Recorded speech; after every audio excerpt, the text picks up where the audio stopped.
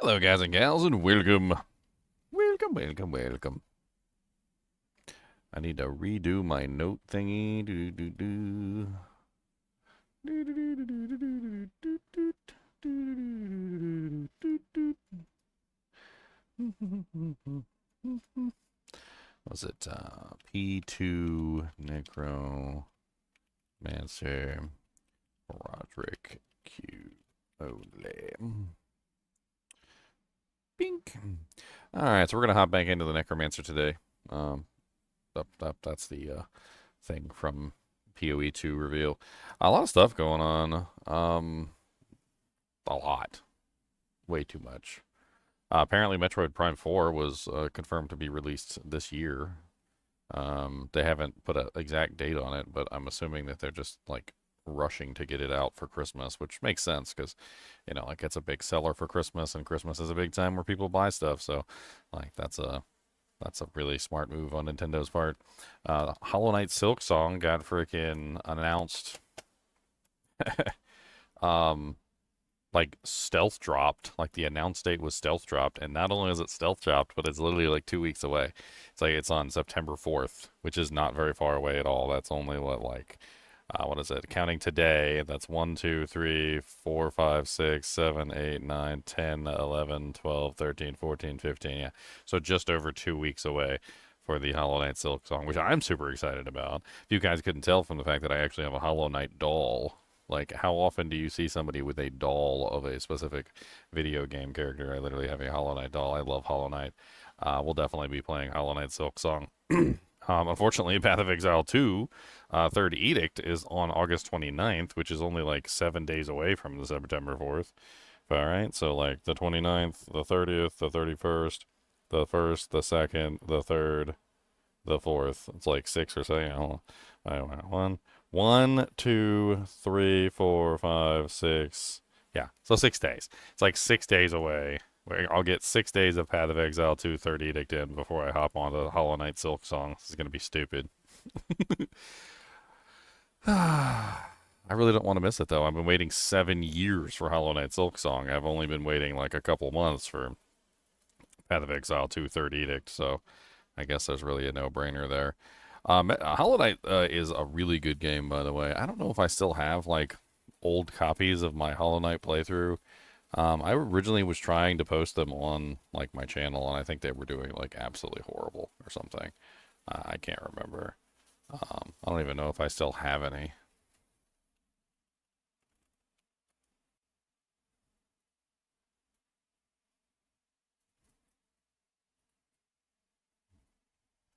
There's definitely nothing on this computer for Hollow Knight. I mean, I don't think this computer even existed back then, but I may have hooked up the hard drive. In fact, there are two hard drives that I just disconnected that might actually have the data on them. I don't know. Anyway, let's get started today. Let me hit the intro button and boop.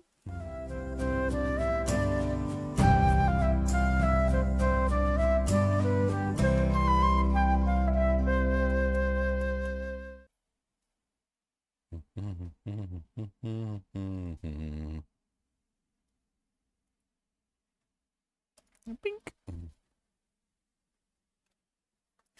Booting up the D2, that is what we do. Booting up the D2, gonna boot for you. My last water? Is that literally my last water? It's upsetting. Let me go see if I have another thing of waters over there. I need water. I need water. These nuts. These nuts.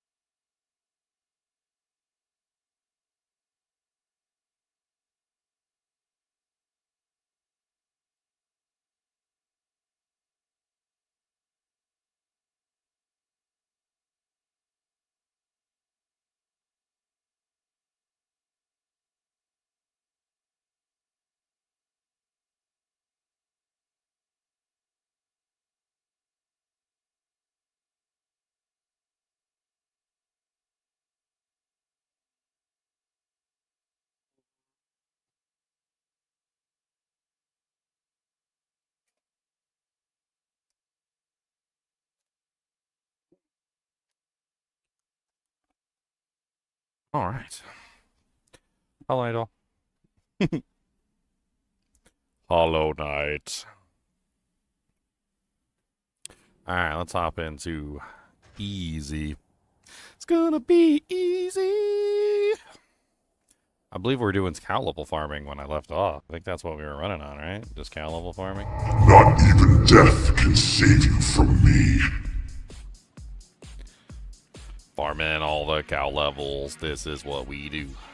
Farming all the cow levels just for you. Farming all the cow levels. Gonna farm them, yeah. Gonna kill the moo cows and make some steaks. We like steaks because they're delicious. Delicious steaks. They're so delicious. Oh, baby, delicious. So delicious.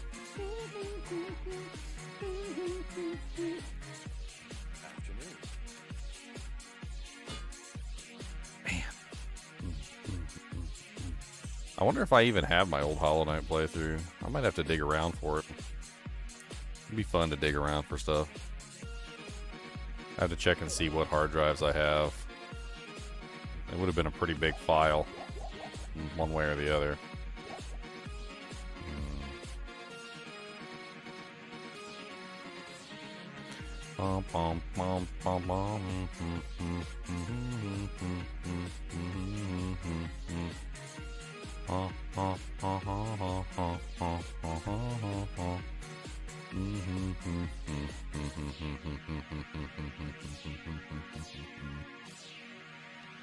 I mean, looks like I pretty much deleted everything on any of the hard drives that were actually active. I think a lot of the stuff that was inactive is probably where the stuff was sitting. It's probably sitting on one of the inactive drives. For a while, I used to try and record, like, everything. Like, I legitimately used to record, like, every single file, and it was just really stupid, and I don't know why I ever did it. Because, like, it just didn't make a whole lot of sense, to be perfectly honest. Like, I mean, that's a lot of data. That's a lot of data, and it's gonna be real fat. That's a lot of data taking up my tracks. Don't know what to tell you. All this data is whack. Gotta get the data and put it on back. What is that over there? Just a random flame sitting in the sky. I think it's lame, but I don't know why it's there, and it's not in the classic. I don't know why the flame is there. It's just a random flame coming out of a stone. Stab it and it's gonna take you home. And then I stabbed it and it disappeared, and I don't know why. I don't know why. Come on, Mr. Hungry Dead, I'm turning you into the dead of skeletons are coming round and hanging with me. I'm gonna free you of your fleshy substance and make you run around like a runner. You gonna be all skin and bones. Yup, skin and bones. Come on down and get some skin and bones.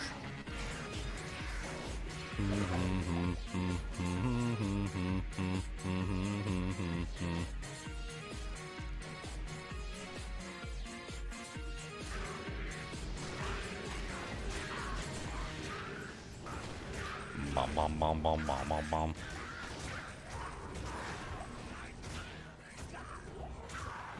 What's the best weapon for Tiger Strike Dragon Tail set? If you're just talking about maximum damage output, it's going to be a Phoenix.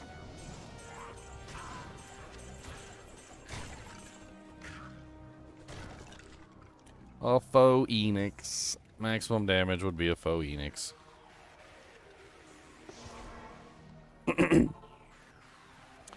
I use a Mosaic, though, because I don't like to have to rebuild the charges, which works just fine. But maximum damage output is definitely a Phoenix. A Phoenix something, like a sword or phase blade or something. My category is still PoE. I could have sworn I changed the category, but thank you. I appreciate it.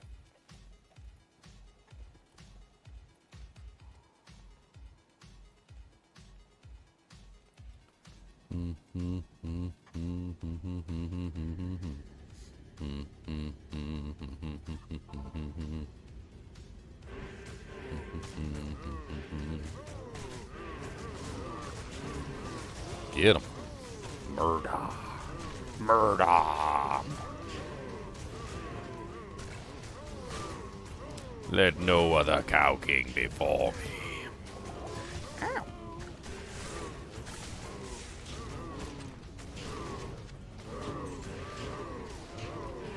Man, them fireballs is legit in here. Poor little murky murk. It's a halfway decent little belt. We can't use it right now, but it's a halfway decent belt. If we get some upgrade runes, we could potentially upgrade it.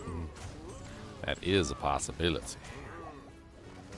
So, for those of you who don't know, I know this challenge has been rather disjointed, and it's probably going to be even more disjointed with all of the stuff coming up. So, if we don't finish it before, like, PoE 2 launch, for instance, it's going to get even more, like, split up into pieces. And, yeah. So, yeah. I'll do a quick explanation of, like, what this run is so that you guys know. So this is a challenge run, and we do randomizers to figure out what we're going to be doing. And this particular challenge run only really has like one set of rules. And I got so many like doojanks up here. That one doesn't really matter. Okay, that one can go. This is my cipher stuff. I've actually figured out more about the Karma AREG game, which is really cool for those of you who are interested in the Karma AREG game. I figured out it's what's called an ADFGVX cipher, which was apparently used in World War I. Pretty interesting stuff. And apparently during World War I, it was able to be broken. It was broken by a scientist, a cryptologist. He was in France in 1918, and apparently the puzzle clues in this ARG are encrypted using the same ADFGVX cipher, which is pretty cool. I've actually been reading up on the ADF GVX cipher. Like, there's some interesting stuff out there. Like, this is a person like going over the cipher and like talking about how it works and whatnot. So I'm trying to see if I can break that. So that's what that is. You can literally see me talking about the cipher here.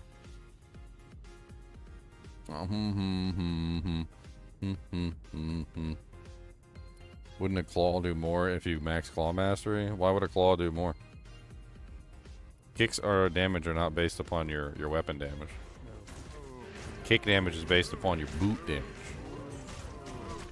So when you look at a pair of boots, like if you look at say Gore Riders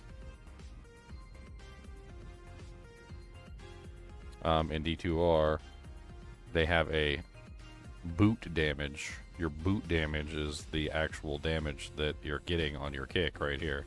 So what you want is you want the highest boot damage that you can get. The highest boot damage is literally the Myrmidon Greaves. And there's two options for Myrmidon Greaves for kickers. One is the unique Myrmidon Greaves, which is assassin kick damage of 83 to 149. And the other one is the Gore Riders, which you upgrade into the Myrmidon Greaves, which has the same kick damage. There are some other like mediocre options, but like you don't get your damage from kicking from your weapon. Your weapon is merely there as a stat stick to enhance your kick in some way, shape, or form. The reason why Phoenix is the best option for a Dragon Tail kicker, the ones that's using the fire damage with the physical damage, is because you want a lot of negative fire res, and you want a lot of negative physical res to make the attack work. Because you have to hit the target with the physical part first, and then the fire damage is based on the physical part after you hit the target. So in other words, if you kick the target for 1,000 damage and you've got 500% fire damage, then your 500% fire damage will be 500% of your 1,000, which is 5,000, or 6,000 if you count the original 1,000. When you're talking about this particular effect, like, you need as much negative fire res as you can get, and you need as much negative physical res you can get. Increasing the damage of the ability, like with, say, Phoenix Shield, is 300% enhanced damage, which is really nice. That increases your physical. And then the negative resistance on Phoenix is also good. But the negative resistance on the Phoenix weapon would also help. So that would be like a nice double-edged sword there. But I don't necessarily recommend using the Phoenix weapon. I use the Mosaic Claw because I want the ability to have my attacks last longer. So if you use the Phoenix weapon and the Phoenix shield together, you will have harder hitting attacks if you build all 3 charges. But as soon as you kick one time, you're going to lose your 3rd charge and you're going to have to rebuild it. If you run at least one Mosaic, you get a 50% chance not to burn the charge, and you're going to be able to kick a lot more times before you have to rebuild your charges. It's just honestly a better setup in general. But it's up to you how you want to set up the character. I've already set up a character with that build, and you do not need to go for max damage. I can literally one-shot pretty much any pack I come to. So, like, I don't really care about max damage. I'm trying to make the build actually functional in terms of, you know, like, fluidness and how it actually functions, like, on the battlefield. So at a certain point, like, you give up on maximum damage and you work towards something else. I also don't think it's a good idea to go any higher than the damage that I currently have on mine, because there seems to be some sort of backflow thing where the damage actually loops back in on itself. I was looking into it on Diablo 2, and, like, apparently there's some sort of mechanic in Diablo 2 where if you go over a certain number, it actually goes, like, back around the merry-go-round, and you end up back down at 0, which is not a good idea.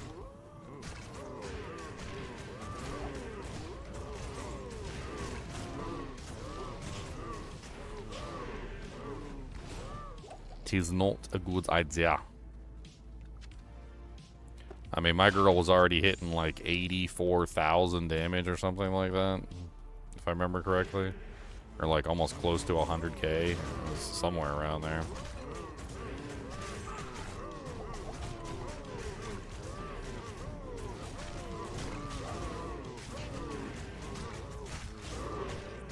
Fool Rune.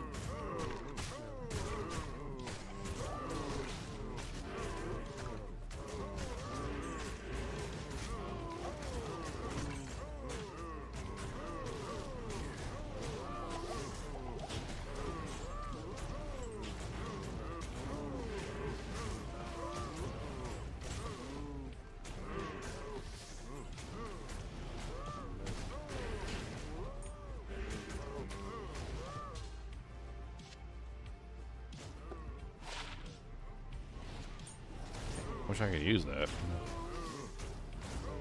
And nothing's really worth re-rolling until we get to like the skiller range, so. Plus I don't really have the perfects to re-roll anything right now anyway.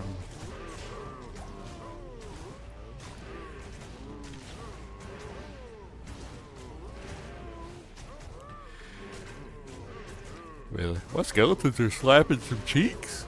Pretty good. Got some some cheek slapping skeletons here. Impressive.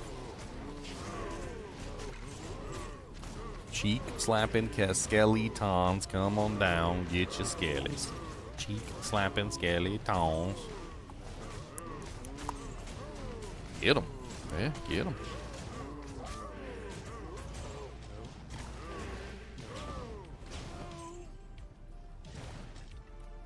What Merc up to? 15 to 22 fire, 65% attack rating.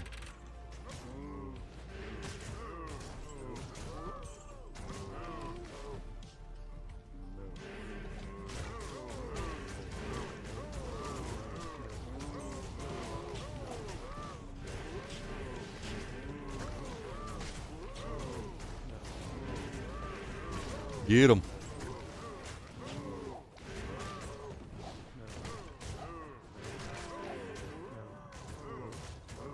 And yesterday's stream on PoE 2 reveal was a lot. That was a lot.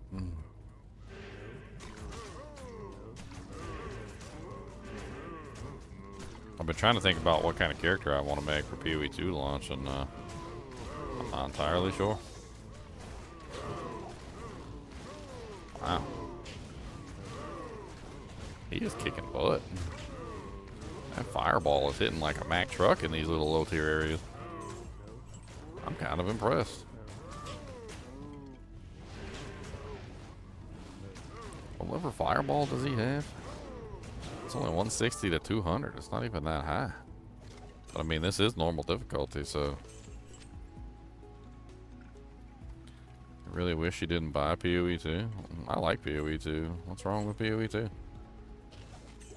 I think it's way better than PoE 1.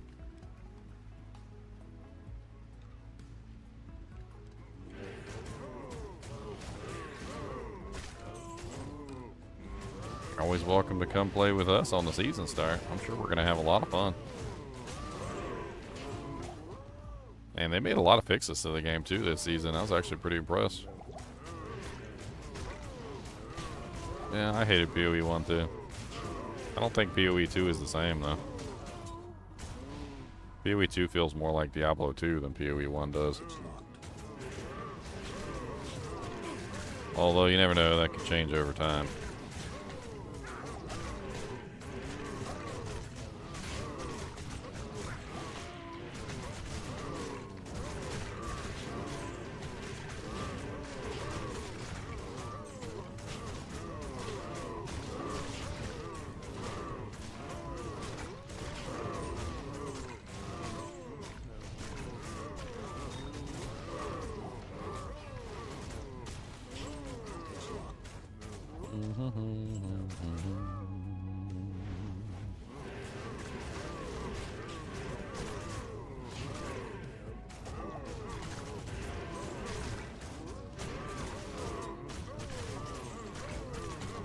Ring? I need all the rings and all the amulets I can get. Pick up every single one.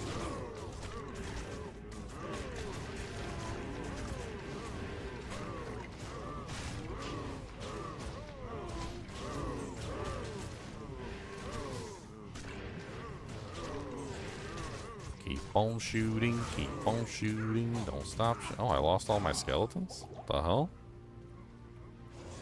Must be something special in there. I just wasn't paying attention to the HP loss. I hadn't been having any trouble up until that point. Not a single bit of trouble, and now all of a sudden they in trouble.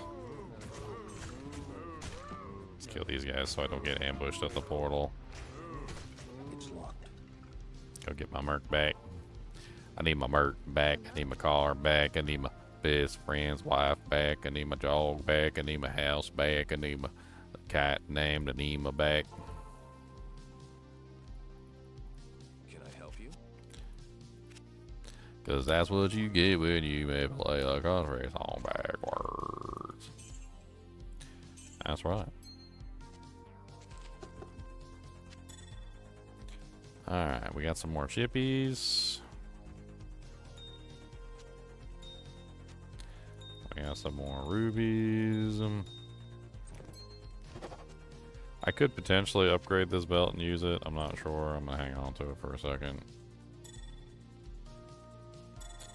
3 roll amulets into a ring. +1 to maximum damage. That's garbage. +1 summoning skills druid. Rude. That's so rude. That is high level rudeness was what that is. That's not even. That's just rude. That's just rude. Alright, what do we got for ring? Ring-a-ding-ding-dang-dongs. Ring-a-ding-ding-dang-doons. Ring-a-ding-ding-dang-dings. Can I make any perfects?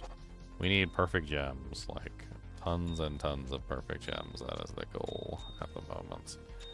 Every perfect gem we can get is another. We need chippies too, so let's put the chippies to the side. We need all the chippies we can get. All the chippies that we can get. We need all the chippies. Chippy bo bips. Chippy bippy bippies. We need all of these. Chippy bippy bippies. We need the chips. Chippy bippies. Chippies for me. We need some chippies. Some chippies, you see. Wait, no, that's L rune. We don't have any L runes, do we?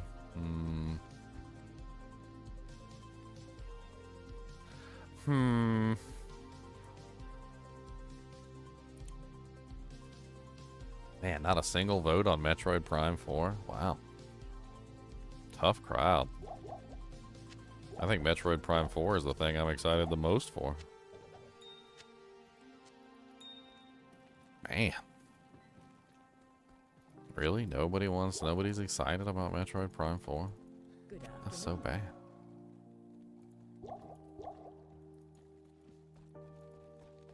Y'all make me lose faith in humanity. Y'all made me losing faith in humanity over here. I'm losing faith.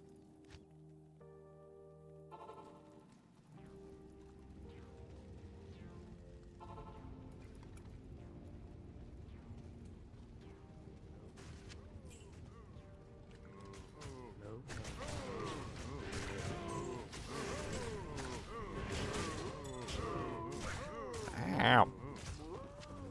Stupid evil cows, you stupid evil cow faces, you stupid evil cow moms, you stupid evil cow dads.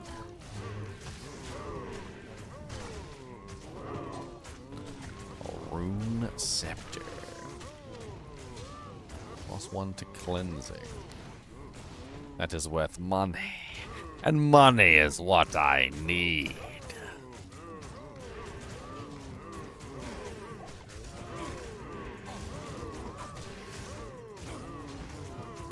Boy, if you don't get out of the center of all the cows. Now you know that that shield is for show, okay? You know that shield is for show and you're not supposed to actually be using it, alright? You get a dent on that thing, you're gonna get fined 600 gold coins. And you know that's the case. They gonna have to bang out the dent in that shield that you created because you an idiot and you know you're not a melee character. Alright, get your butt out the melee ring. You ain't a melee character.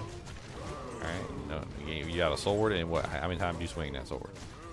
You don't even know proper sword technique.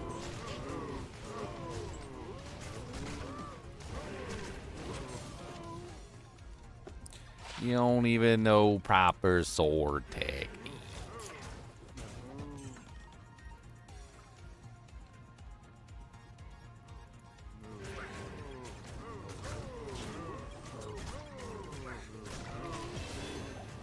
Plated belt.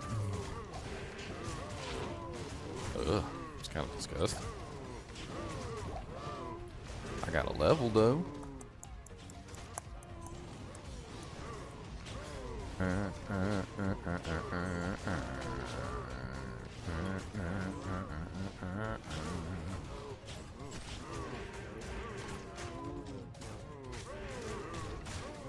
Skeletons are pretty much the only way I'm doing anything right now. My poor necromancer and his naked butt. I mean, right now he looks like if you ever saw my necromancer in real life, you'd be like, oh man, is that some sort of like dominatrix, like gimp? Because all my boy has on is 2 rings, an amulet, a belt. He's holding a preserved head in a jar, and he has a dagger in his hand. No shirt, no pants, no helmet, no gloves, no boots. Probably looks like a gimp.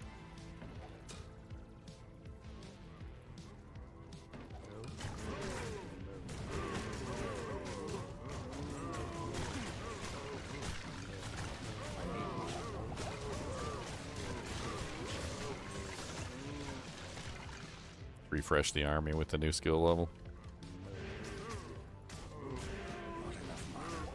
Gotta refresh the army, yeah. UE2 Smith of Katana.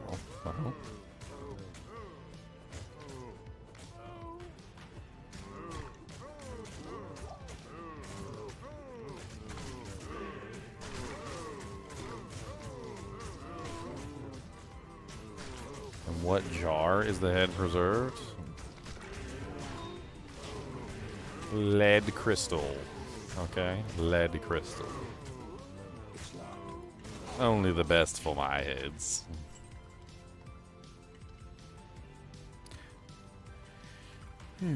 Only the best for my heads. Gonna make everyone dead.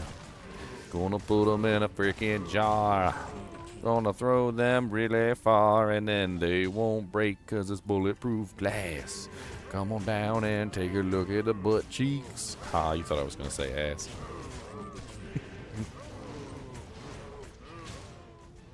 You thought. I know what you thought. I know what you thunked. I know. I know what you thunked. I know what you're thinking. I know where you're thinking at.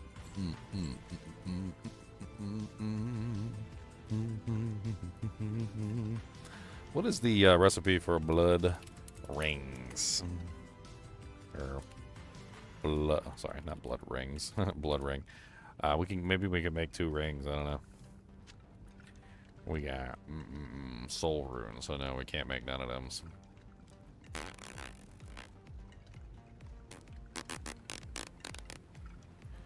A dirk.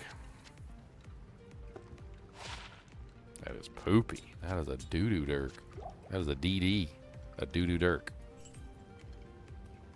Doo-doo-doo-doo-doo-doo dirk. Doo-doo-doo-doo-doo-doo dirk. Doo-doo-doo-doo-doo-doo dirk. Doo-doo-doo-doo-doo-doo dirk.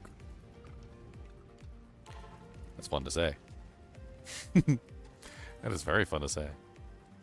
Do do do do do do dirk. Do do do do do do dirk. Do do do do do do dirk. This area is TZ'd. I didn't know this was TZ'd. I forgot I have access to TZ zones.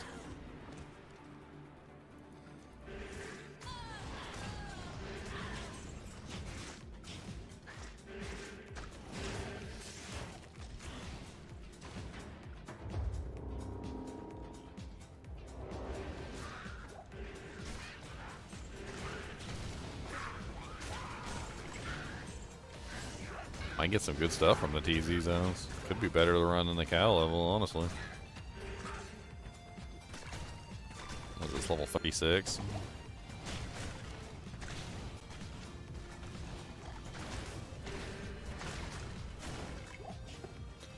It's ethereal. Drop it back on the dirt. Dirt, put it down in the dirt. Dirty down, don't let it tell you nay. Gonna hit you in the sea. Dirty, dirty, dirty boy.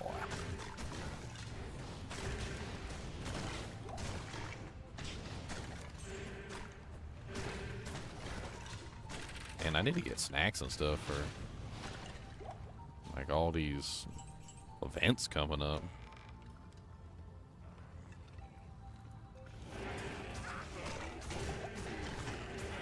I still can't figure out exactly what I want to make in PoE 2 for the new season. I really enjoyed the ice arrow character that I made, basically. Like, I can't remember what the name of the ability is, but there's like a specific ice arrow ability that is pretty darn beast, and I made like a whole character around it, and I loved it. They have really upped like the ice stuff on the ice characters this season, so like there's a lot of like new ice abilities and arrows and little fragments and all sorts of crazy things. And kind of excited about that. Also, like they really revamped the shield abilities and like the shield charge and all sorts of other things, and I'm actually really excited about that too. Can't make up my mind which one I want. Now I do know for a fact that if I want to make a farming character, the ice arrow character is probably the better choice. So maybe I do the ice arrow character first and then start saving up pieces of equipment for my warrior later. Like as I go, so I'll play him second or something. I mean that could be a really solid way of doing it. Like just do the ice arrow character first, and then do the shield character second. That way I have a solid farmer to back up the melee character, which might not be the best farmer, you know, out there, but it's gonna be very tanky though. He gonna be a tanky boy. I gotta figure exactly how I want to build both of them too.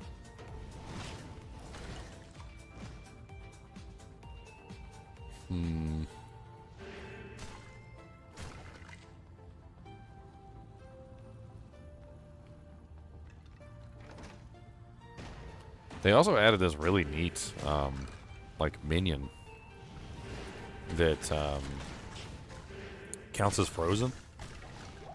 So like in the game when you're playing, there's a lot of the times there's a oh man, frog in the throat. When you play the game, there's these abilities and things you can do to frozen monsters. Yeah, you can do unnatural things to the frozen monsters while they're encased in ice.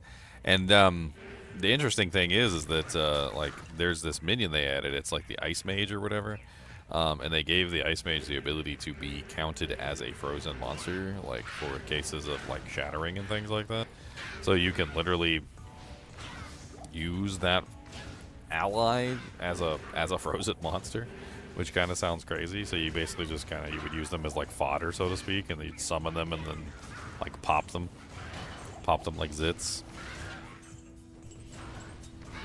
The overhaul they did to the snap ability looks really good, and the negative resistance that they did was really good. Like all of it looks really good, to be honest.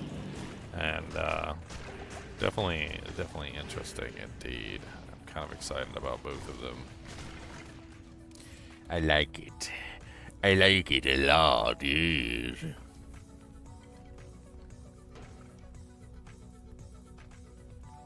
But I got several days to decide, so we can maybe do some theory crafting of some characters eventually.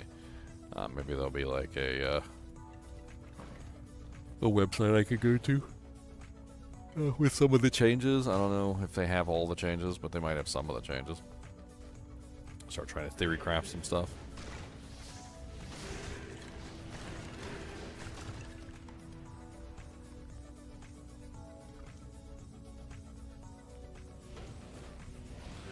Hollow Knight Silksong's gonna be amazing too. I already know. Dude, Hollow Knight I think was one of the best Metroidvanias I've played in a long time. And it's kind of funny because I have Metroid Prime 4 on there as well, which is obviously also a Metroidvania. And like, looks like people are more interested in Silksong than they are in Metroid, which is kind of odd, considering the Metroid literally started the whole franchise of Metroidvanias. Both absolutely amazing Metroidvanias. Of course, the Vania part is the Castlevania, because Castlevania also sort of had a little bit to do with it as well.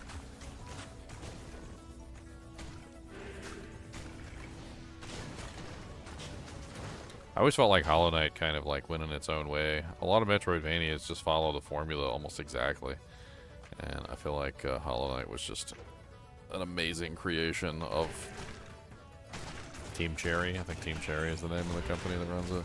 It took them 7 years to make Hollow Knight Silksong. Of course, for those of you who played Hollow Knight, Silksong is based around the character that you meet many times on your journeys. It seems to be another, like, Hollow Knight, I guess. And the Hollow Knight seems to be a female this time, if they even have genders, I don't even know. And they use like a needle and thread to like get around everywhere, like throwing the needle and then like flying away like Batman. It's pretty funny, actually. She's like, until next time, and just throws the needle and then just like flies away. You're like, come back here.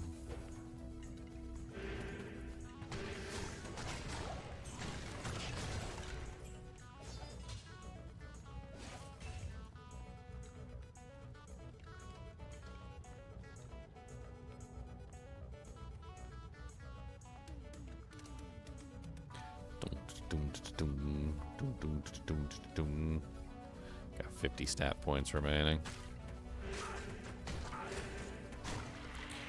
Necromancer's life is so low. It's like baby hit points. It's like little baby hit points. A little baby. I wonder if they have a like an entry up on the Nintendo Switch.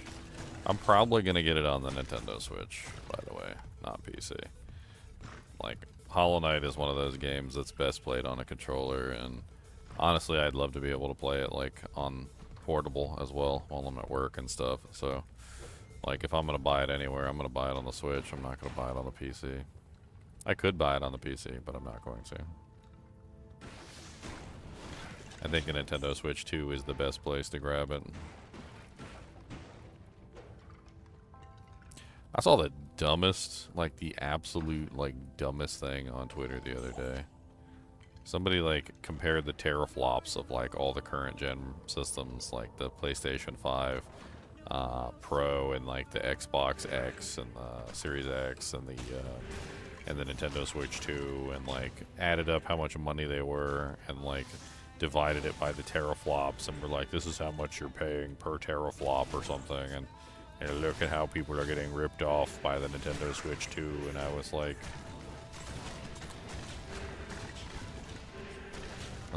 I almost wanted to do the comparison like as a portable unit. I was like, all right, let's do the comparison on a portable unit, and let's wait, that's right, PlayStation 5 and Xbox are not portable. That's right, I forgot. Oh yeah, so 0 teraflops for them, right?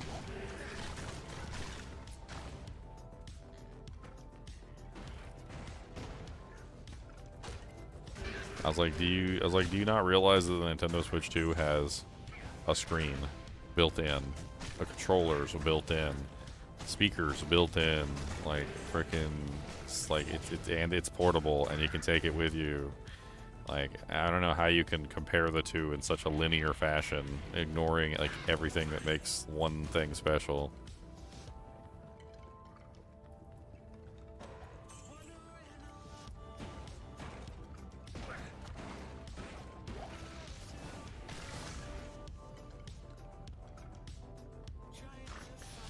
Terrorized level 36 I feel like my EXP is like barely moving. Like little baby jumps. Like little baby. Little baby jumps. I don't know, I think I was getting more gems in cow level, and the density was better, and also I didn't have to like run around in like dead zones all over the place. I think the density in like the jail area is just like one of the worst density zones. It's such a bad density place. I guess technically I could run down here and kill that one elite over and over again. It's kind of a pain in the butt.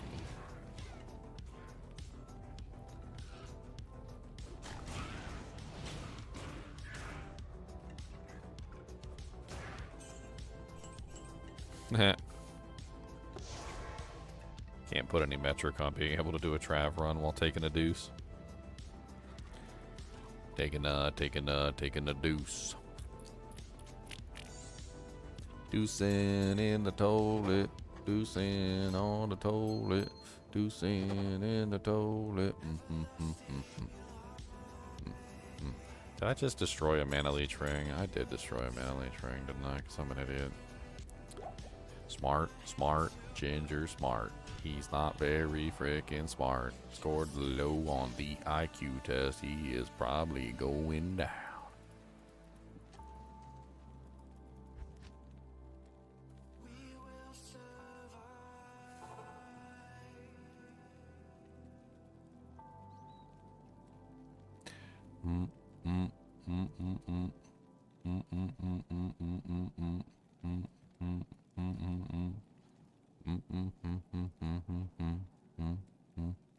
Oh yeah, that's right. Last Epoch launched their season 3 today, didn't they?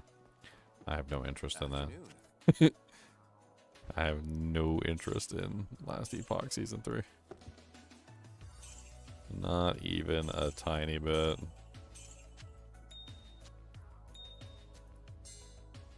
I'll smack talk Last Epoch every chance I get. Like, I don't even care. I will smack talk that game every chance I get.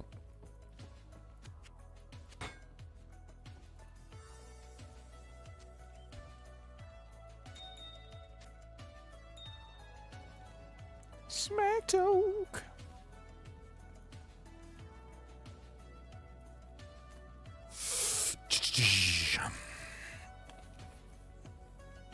Cody's got gas today too. That's right. I was talking about you, gassy boy. The gassiest. A gas so gassy that even other gases run away. That's how gassy you is. You got mountains of gas coming out your ass. And that's grody. That's absolutely grodaculous. That's what you call grodaculous. Coda said, "You better stop with me to me. I was not gonna give you no cuddles no more."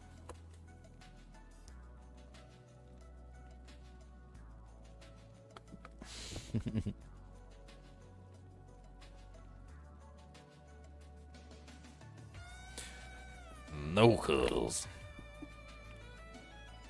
Why do some necro heads sell for 5 digits? You never get that stuff? What are you talking about? Fucking necromancer heads, anything with a skill will sell for like massive amounts of gold. Anything with a skill. It has to do with what level skill it is, right?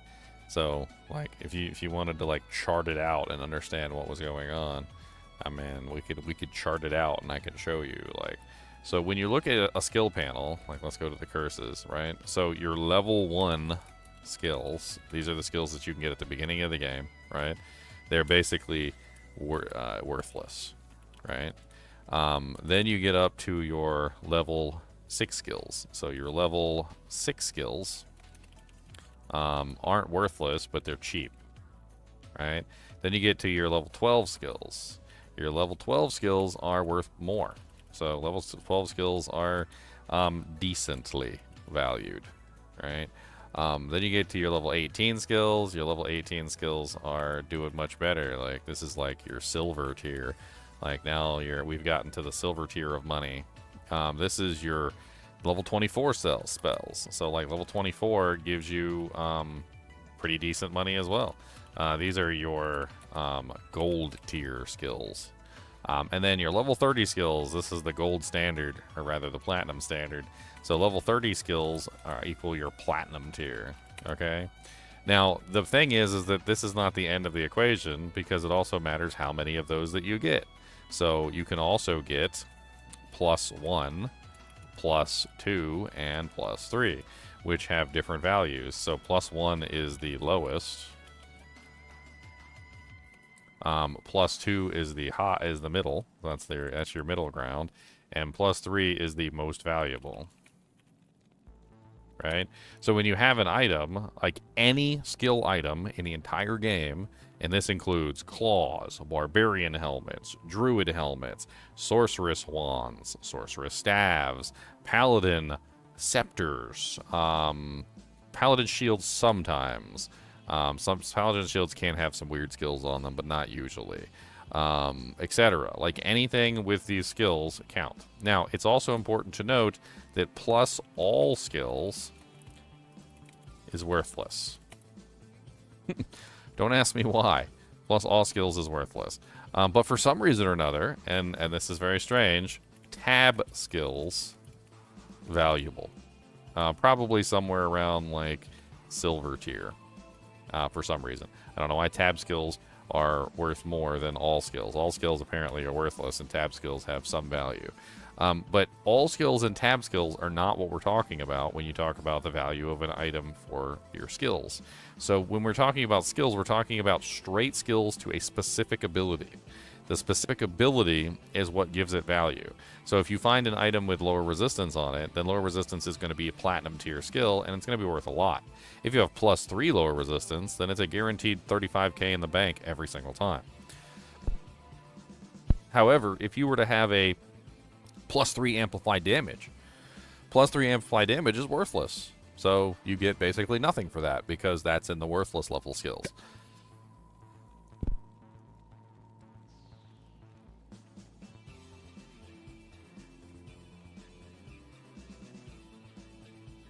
You will see me all the time, grading items by this scale, right? So I pick up an item, and the first thing I do is I look at it and I go, "What is this item?" Let's find an item real quick, and I'll show you based on that grading. So let's just go find one, and then we'll pick it up and we'll grade it, right? Now I do all this in my head, like I don't like do this out loud. Which maybe I should, so that everybody knows what the hell's going on in the background. But it's like instantaneous for me. I know exactly which skills are worth money and which skills are not worth money, because I know what level they are. I'll be like, oh yeah, that's a level 30 skill, that's worth a lot. Or, oh yeah, that's a level 1 skill, that's worthless. Sometimes you'll have a mix of different skills on an item, which can be kind of tricky. Like, you might have a whole bunch of skills on an item, but they're all in, like, the mid-grade. So you're going to bring it and check it out anyway.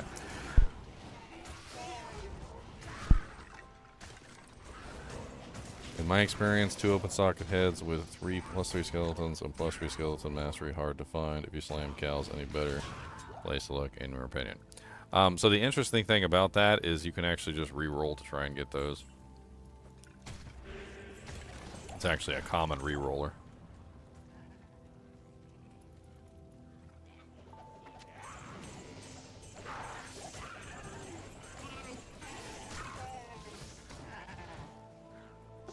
It's actually something that I'm kind of doing right now, but I don't have enough L runes. I need more L runes. I need all the L runes I can get. Basically how it works is when you have a low-level head like this, it doesn't matter what level it is. When you have a crude, or cracked, or like broken head of some kind like this, you can just simply take the head, put it into your cube with a L rune and a chipped anything, and it repairs it. When it repairs it, it sets the eye level of the item to 1, and it also re-rolls the stats, which includes re-rolling the skills. Now, the interesting thing about this is because it sets the eye level to 1, it tends to re-roll low-level skills. And Skeleton Mastery and Skeleton Raised Skeleton are both level 1 skills. So it's actually very common for you to get heads re-rolled this way with those particular skills. There's only a certain number of level 1 skills. There's Skeleton Mastery, Raised Skeleton, Teeth, Bone Armor, and Amplify Damage. I believe it can also get access to the next tier, which is the level 6 skills, which is Weaken, Dim Vision, Corpse Explosion, Poison Dagger, and Clay Golem. But I think that's essentially the limit. So when you re-roll something with an L rune and the chip, there's a very good chance you can end up with Raised Skeleton and Skeleton Mastery, which allows you to sit there and just re-roll crude and cracked skulls until eventually you get one. It'll always socket to 2 sockets because heads don't go beyond 2 sockets. So if you take it to Larzik, it'll go to 2 sockets. So if you happen to re-roll one and it gets you +3/+3, and you could potentially even get like another like skill on there, like Bone Armor or something like that, and then you just take it to Larzik, get you 2 sockets, and move on.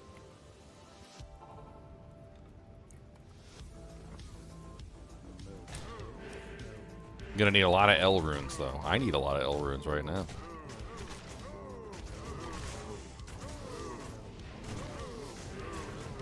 I mean, you can also just run around the early areas and just farm low-level heads. I mean, that's also potentially an option. Just go farm all the little baby heads. Take off all your magic find too, so you don't get any white or blues. You don't want blues. I need to put my heads back. I'm saving these heads for repairs, and I don't want to accidentally lose them. What's up, Lauren? I got tons of tips. Well, how many tips you want? I got all the tips in all the world is what I got. So many tips coming from my channel. I got tips. Giggity. Not that tip. You don't get that tip. That is not the tip you get. That one belongs to my girlfriend. You get other tips that are not those.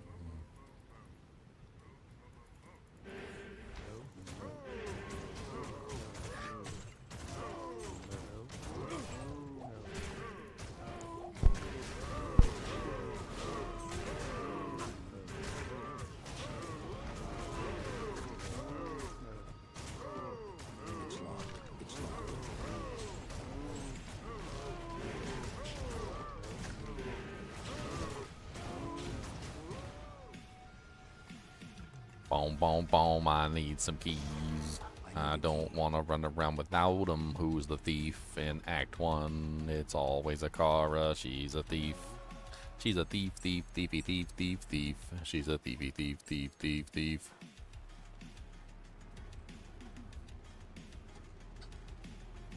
How do you get rid of mana problems with Mavina, your Frost Maiden, if I don't want to use Insight? With Insight, it is great, but the mana drinks while Infinity are killing me. Well, first off, with a Frost Maiden, I would never choose to use Mavinas. That's a death sentence. There's too many monsters in the game that require large amounts of negative resistance, and you really just don't get enough negative resistance with Mavinas. It's an okay set, like, blandly okay, and it will work in, like, the most mediocre of fashions. But I would highly recommend that you do not use Mavinas with a Frost Maiden.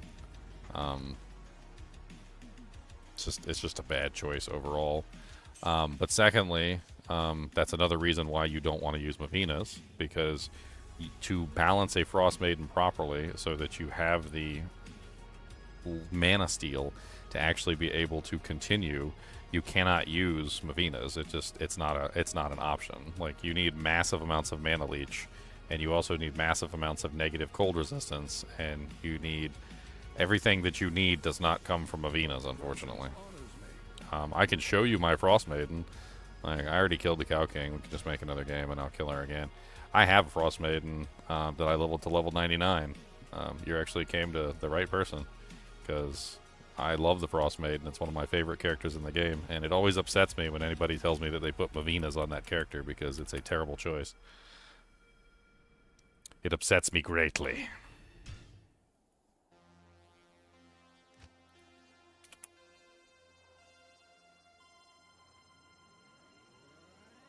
What's up, Hybrid 4250? From Portugal. Crazy stuff, Portugal. I always thought it'd be fun to, like, fly around the world and visit lots of places. I ain't got the money for that, though. Maybe one day I'd be rich enough to actually have the money to fly around to various places and do stuff like that. I guess it's gonna fail creating the game. Failure, failure, failure, failure to create.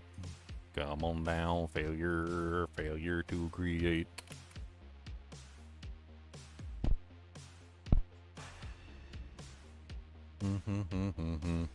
As you can see, I have no insight.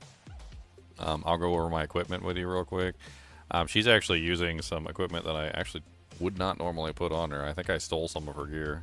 I'm pretty sure she's supposed to have Chains of Honor on. So she is currently using an ice bow, which, if you don't have an ice bow, the easiest and the best bow to use in place of ice bow, in fact, it's actually better damage than ice bow, is the Wizendraw, which is fully upgraded. So you want to fully upgrade the Wizendraw. You want to get a good version of it that has the highest negative enemy cold resistance that you can get, which is 35%. You want to socket it, and you want to put another facet in it, which is going to bring you to a rather massive negative 40% enemy cold resistance, which is another reason why Mavinas is literally the worst option for a Cold Maiden, because the best bow in the game for a Cold Maiden is literally this bow. And if you use Mavinas, you can't use this bow. So it's stupid to put Mavinas on an Ice Maiden.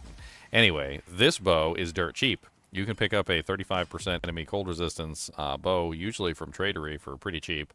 You can farm it fairly effectively, and it is, as you can see here, Wizendraw is particularly useful to Amazons that specialize in Ice Arrow or Freezing Arrow. So if you don't have the runes to make yourself one of these, don't even worry about it, because the Wizendraw is literally better than this against all monsters that are immune to cold. This one is only better against monsters that are not immune to cold. I use a Crown of Ages with 2 cold facets in it, and I also use a +2 Amazon amulet with Mana Leech. I also use the Chains of Honor, or most of the time I think I actually was using a, what is it called? Arcane's Valor. And I use another cold facet in the Arcane's Valor, because you need as much negative cold res as you can get. I'm pretty sure I stole the Arcane's Valor and put it onto another character, so don't mind that. I also use Silkweave Boots for the +5 mana to after each kill. I use Ravenfrost. I have a Gold Wrap for increased attack speed here, but I'm pretty sure I used something else. A lot of my equipment got stolen because I bogart it for other characters. I use a Mana Leech Ring, as well as you can see, it has plus mana on it. and then I have plus mana on this as well. So you see I have plus 80 mana here.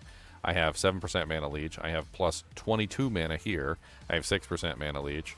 I have plus 2 crossbow with 20% IAS, and guess what? More mana leech, which is also extremely important. So you need mana leech, mana leech, mana leech. You need as much mana leech as you can possibly get, and you need as much plus to mana as you can possibly get.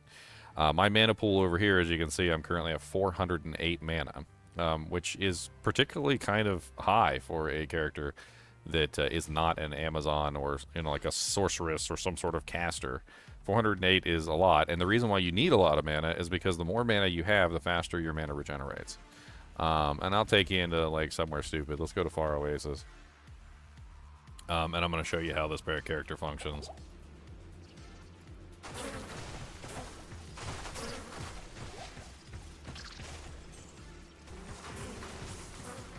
As you can see, my mana is constantly floating up and down. I have enough mana to be able to like maintain for the most part.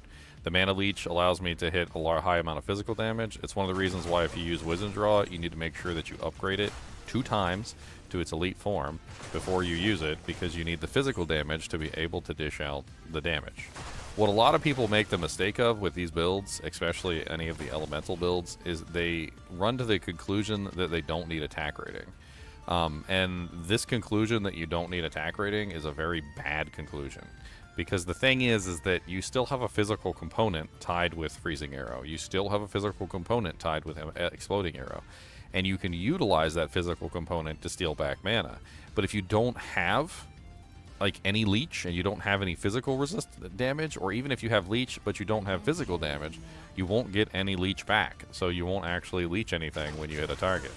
And in this particular case, as you can see, I'm able to leech back essentially the majority of my mana every single time I fire a shot. And I can kill targets with relative ease because of the large amounts of negative resistance that I'm currently running. And I'm missing some of my negative res, if that tells you anything. So in this particular case, you can see that I'm spending 18.5 mana per shot, and I'm able to get back essentially every single bit of that mana per shot on every single target that I shoot. So I'm just firing down a line, and you can see I spend the mana, but it comes right back. Insight is a crutch for Freezing Arrow Amazons, because it completely throws you into like a spiral, essentially. You're relying on insight to keep your mana up, and you're not building your character properly. Mavina's is also a crutch for Freezing Arrows-ons, because the proper and best build for all Ice Maidens does not revolve around the stupid Mavina's set, which is not a good set. The only thing Mavina's has on it, which is even remotely okay for Freezing Arrows on, is a small amount of increased cold damage. But the problem is that there are so many monsters in the game that are essentially immune to cold. Cold is one of the silliest immunities for Diablo 2, because the majority of monsters in the game have cold resistance, and the majority of the monsters in the game are also immune to cold. And the majority of those monsters that are immune to cold are also immune to cold, which means that if you want to do good damage against any monsters in Diablo 2, you generally need some sort of negative resistance for cold, which is why the Sorceress has Cold Mastery. Cold Mastery is a huge amount of negative resistance for cold, right? So she has hers built in, but the Frost Maiden does not. So if you want the Frost Maiden to work, you have to get your cold resistance. And it's stupid, because the easiest item in the game to get with the most ridiculous amount of negative cold res, like, there is no item in the game that has this much negative cold res. Or negative res, period. Like, it's actually kind of insane when you think about it, because, like, Crescent Moon has negative 35% lightning, right? But Crescent Moon is a rune word, which means you can't put any more into it. And there are other items that have negative res, like 20% or 22% or like 24% or something, or they got like 15 or 20. But not a single item in the game has negative 35 and also lets you put a facet in it to bring that up to negative 40. Wisdom Draw is literally like the king of negative resistance, and it was custom made tailor for this build. The only reason I'm not using one is because at the end of this character's lifespan, which once I hit level 99, I've never really played it anymore, I just gave it away to somebody else who was running a Frost Maiden, because I figured, hey, I'd rather see the item, get put to use as opposed to, like, just languishing around on a character, rotting away like a rust bucket.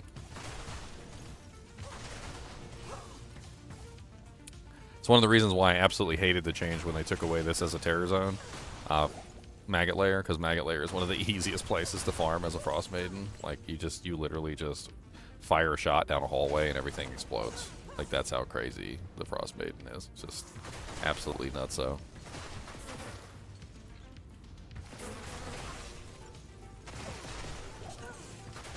Like, some people hate this zone because it's, you know, it's horrible and, like, they can't use their hammered in here, or like, the monsters block everything and they can't use their army because they're a necromancer, and, like, you know what the Frost Maiden thinks of those people?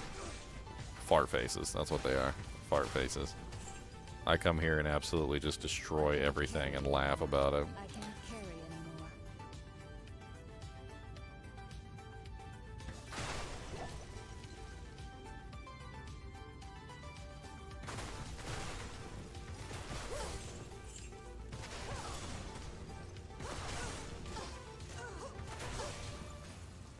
I have a whole video up about this character. I'm pretty sure on my YouTube channel if you want to check it out. I go over, like, the details of how the character functions, like what skill points you want, what charms you want to use, why you want to use specific charms over other charms, why you need large amounts of mana leech, what the barrier is for mana leech so that you know you have enough, how much mana you need, etc, etc, etc. Like, you need a large amount of mana to really make this character function. You can use Insight for a while, but even Insight requires a large amount of mana. So the way that mana regeneration works is the more mana that you have, the faster your mana regenerates. And if you don't have a large amount of mana, then Insight is particularly useless to you. Early on, when you're doing a Frost Maiden, I highly recommend that you just put some points into energy. You can take them out later when you do your final respec, but in the beginning of the game, like, as a Frost Maiden, if you have a relatively small mana pool, even Insight's not going to be able to help you. You're going to be running out of mana constantly, and it has to do with the way that mana regeneration functions based on your available mana pool and your total mana regeneration in combination with each other. So, like, once you get to the point where you can understand, like, the mana regeneration system in this game, you'll be a lot better off because you'll know exactly how you need to, like, bring your mana pool up to dish out damage. To dish out damage, because no mana means no damage. Let me kill her real quick, and I'll show you the mana regeneration chart.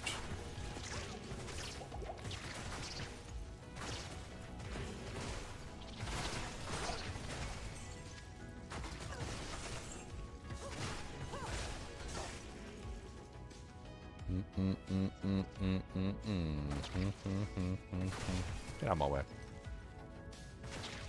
What's up, cold immune monster? So, how do we deal with cold immune monsters? Oh, I have no arrows. We deal with them like this.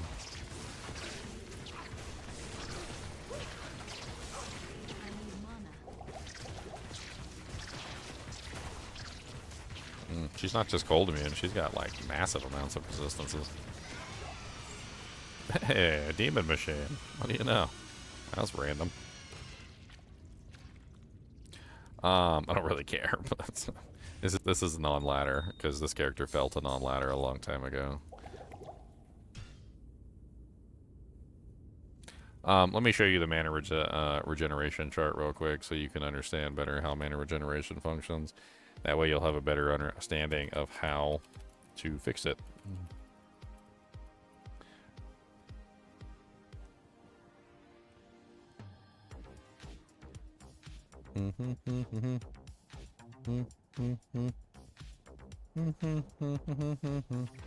Alright, so this is the mana regeneration chart, and this is the easiest way to explain how mana regeneration functions. So mana regeneration, like Insight, gives you a mana regeneration stat. The mana regeneration stat, however, is based off of your available mana pool, which does not increase, like, unless your mana pool increases. So in the case of Insight, let's pretend you have an Insight with 350% regeneration. Well, if you have 35 mana, which is a very low mana pool, you only get 1.3 mana per second. As you can see from my my freezing arrows, it's 18.5 mana per cast, which means that to be able to cast another ability in that same time frame, like if we were relying on our mana regeneration alone, like that's 18.5 divided by 1.3, which means it would take me roughly 14.2 seconds to fire off another freezing arrow in that same time period, which is terrible. Right? So insight by itself doesn't really do anything. You also need a mana pool to be able to potentially like work that out. Now, if you look at my current character on that I was just showing you, you could see that I was sitting at somewhere around 400 plus mana, right? So at 400 plus mana with an insight, you're sitting at 14.9. And 14.9 mana is a hell of a lot better per second. Now you divide that into the 18.9 mana that it was costing me per shot, and 14.9, you get roughly 1.26 shots per second just from regeneration, not including your mana leech. Your mana leech is coming from physical damage, which is very important, and you need high physical damage to make the mana leech work as well, which is also going to help you out here, so you can add that into the total. In my particular case, I'm not using Insight anymore, but I do have a rather large mana pool, and I'm also using a large amount of mana leech. This is also kind of important too, though, when it comes to mana leech, because your mana is like a battery, right? So there's going to be times where you're not able to leech. And those moments that you're not able to leech, you kind of need a significant battery to be able to fire a certain number of shots so that you can potentially keep firing, even under the cases where you don't get any leech back, like for instance if a monster is immune to physical damage. So in the case of 400 mana, if we divide that by 18.5, and actually we also probably need to add in the regeneration too, but that's okay. So we're going to get roughly about 21.6 shots, probably about 22 shots, and then we add in the regeneration and we get a couple more before we run out completely. So having this large amount of mana pool allows us to fire a large number of shots before we run out in the case of a like physically immune monster or someone that's mostly resistant or nearly immune to physical damage, so that we're not entirely relying on mana leech and we have a battery to essentially pull from. This also helps us out when we're using potions as well. So when you use those blue potions, if you have a relatively small mana pool, like 35 or something, and you divide that by 18.5, you're going to barely even get any attacks off. So 35 divided by 18.5, you're going to get like 1.89 attacks off, so you're not even going to get 2 attacks off before you run out. And even if you use a potion with 35 mana, or you have insight with 35 mana, you're going to get nothing, right? So the higher your mana pool, the bigger your battery. The higher your mana pool, the better your regeneration. The higher the mana pool, the more mana you can leech. And the higher your mana pool, the more you can fire off shots in the situations where you're not going to be able to leech back. And there's other ways that you can potentially restore your mana as well. Like, for instance, mana after each kill is also really useful in certain situations where a lot of the monsters are immune to physical. So I'm using, in particular, Silk Weaves on that particular character to arrest some more of the regeneration problems in situations where monsters are immune to physical. So if they're immune to physical, I'm getting 5 mana after each kill. Which essentially refunds me a small portion of the 18.9 that I'm spending every single time that I'm using my ability. So this whole sequence of things, like you're using multiple ways to like fix your regeneration problems. You're using leech to bring in from physical damage. You're using mana after each kill to bring in when you kill targets. You're using your regeneration to get your mana back. You're using your large mana pool to have a larger battery. You're using things like Insight so that you can get more regeneration, but you also have a larger mana pool so that your regeneration functions better. And all of it ties together to make the character function without Insight.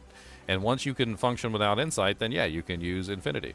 But drop the Mavina's set. It's holding you back.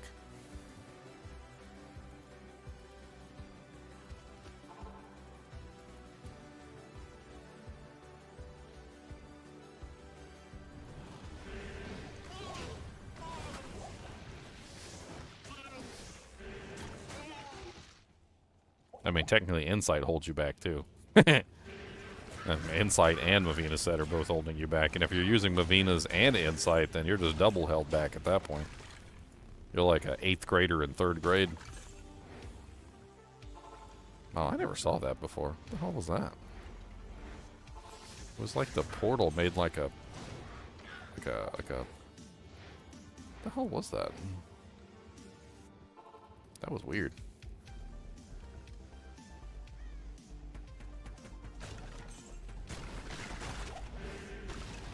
Yeah, Singer Barb is kind of unique. Singer Barb uses so much mana so fast, and I don't know why people enjoy that character. Like, I've talked about Singer Barb before, and I just don't really understand the appeal.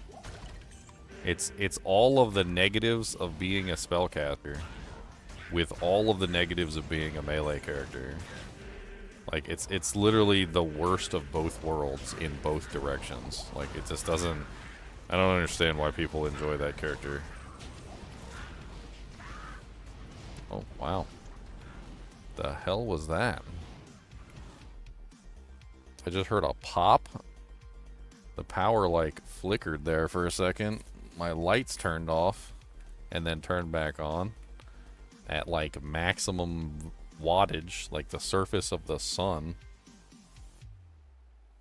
Oh, I've tried Singer Barb. I don't see the appeal. I mean, like, I can literally sit here and like plot out for you like all the terrible things of the character, and people will be like, yeah, but you know, like I mean, like number one, it has no range. So it's a spell that's a melee spell. So it's basically a melee spell, which is the weirdest thing in existence. So it has, like, literally no range. You have to stand right next to the monster up their butt crack to be able to hit anything. Number two, it's a melee attack that's not a melee attack. Like, this is a really bad thing, because this means that it doesn't get access to Crushing Blow. It doesn't get access to Open Wounds. It doesn't get access to basically any of the good things, like Prevent Monster Heal, or Deadly Strike.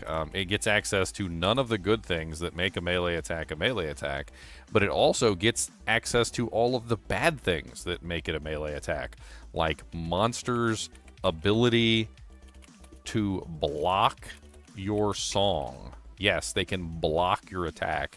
And its physical damage, which is every single monster in the game pretty much has a 50% or greater physical resistance, which is insane. And there are tons of monsters that are immune to physical damage as well. It also has, number three, the highest mana cost per cast of pretty much any ability in the game, which means it consumes so much mana that you need every single source of regeneration and mana that you can ever possibly obtain.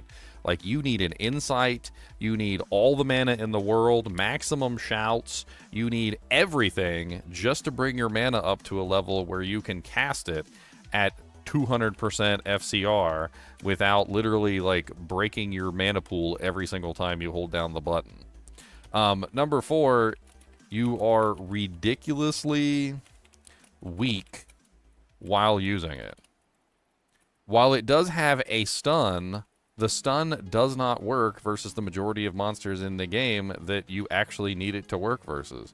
There's a lot of monsters in the game that you can't stun, and you have to stand within melee range with an ability that literally doesn't stun some monsters. There are a huge cacophony of monsters that literally are immune to this stun. And on top of this, because it's a melee ability that gets none of the benefits of melee, it has no life leech, no mana leech, and doesn't keep you alive, essentially. So it won't keep you alive. It also doesn't interact with life tap either. So it's literally a melee spell that has all the negatives of being a spell, because it doesn't get access to any of the positives of being a melee ability. And it's a spell that has all the negatives of being a melee ability, that monsters can block it, and also that monsters literally have the highest physical resistance in the game. It just doesn't, it's not an appealing skill to me in any way, shape, or form. Its range is terrible. Its mana cost is atrocious. Its damage isn't even that great. Like, the only really good thing it does is stun monsters, but if you want to stun monsters, you could probably do it better on, like, a druid werebear casting the, like, ridiculous stun wave. I can't even remember what the name of the ability is right this second. Like, it's just not a good ability, like, in any way, shape, or form. It doesn't function well as a spell. It doesn't function well as a melee attack. And it has literally all the negatives of being a spell and all the negatives of being a melee attack all at the same time. It's terrible. Don't do it.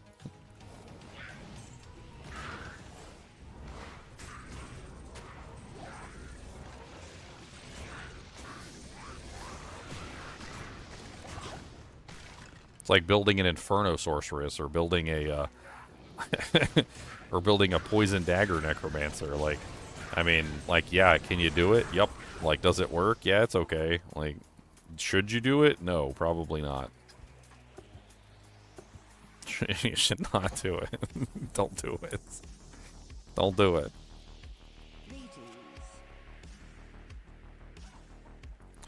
Don't do it. Don't do it. Don't do it. Don't do it.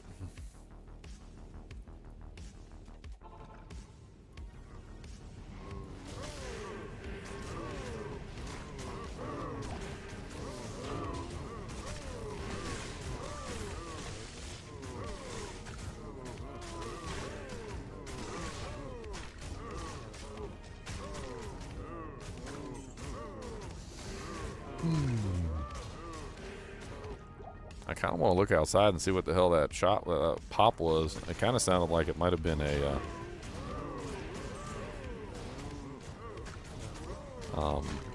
what's the term? A transformer. Kind of sounded like it was a transformer, and it also kind of smells like something's on fire. I think I might need to go outside real quick and just take a quick look, because like for me to smell the burning smell inside means that maybe the pole is on fire for all I know.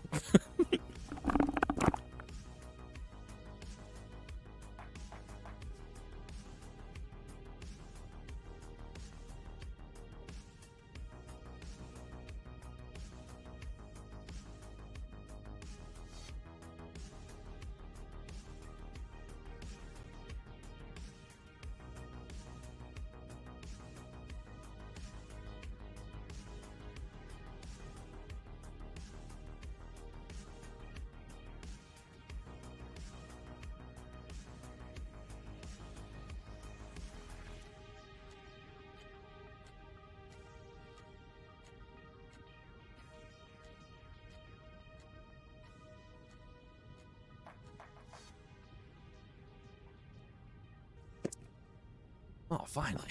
Some people actually voted for Metroid Prime 4. You guys are making me have faith in humanity again.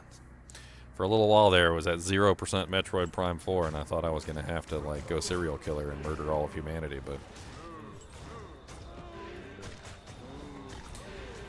but you guys have been saved. The 11% of you have saved the other 89% of you. Congratulations.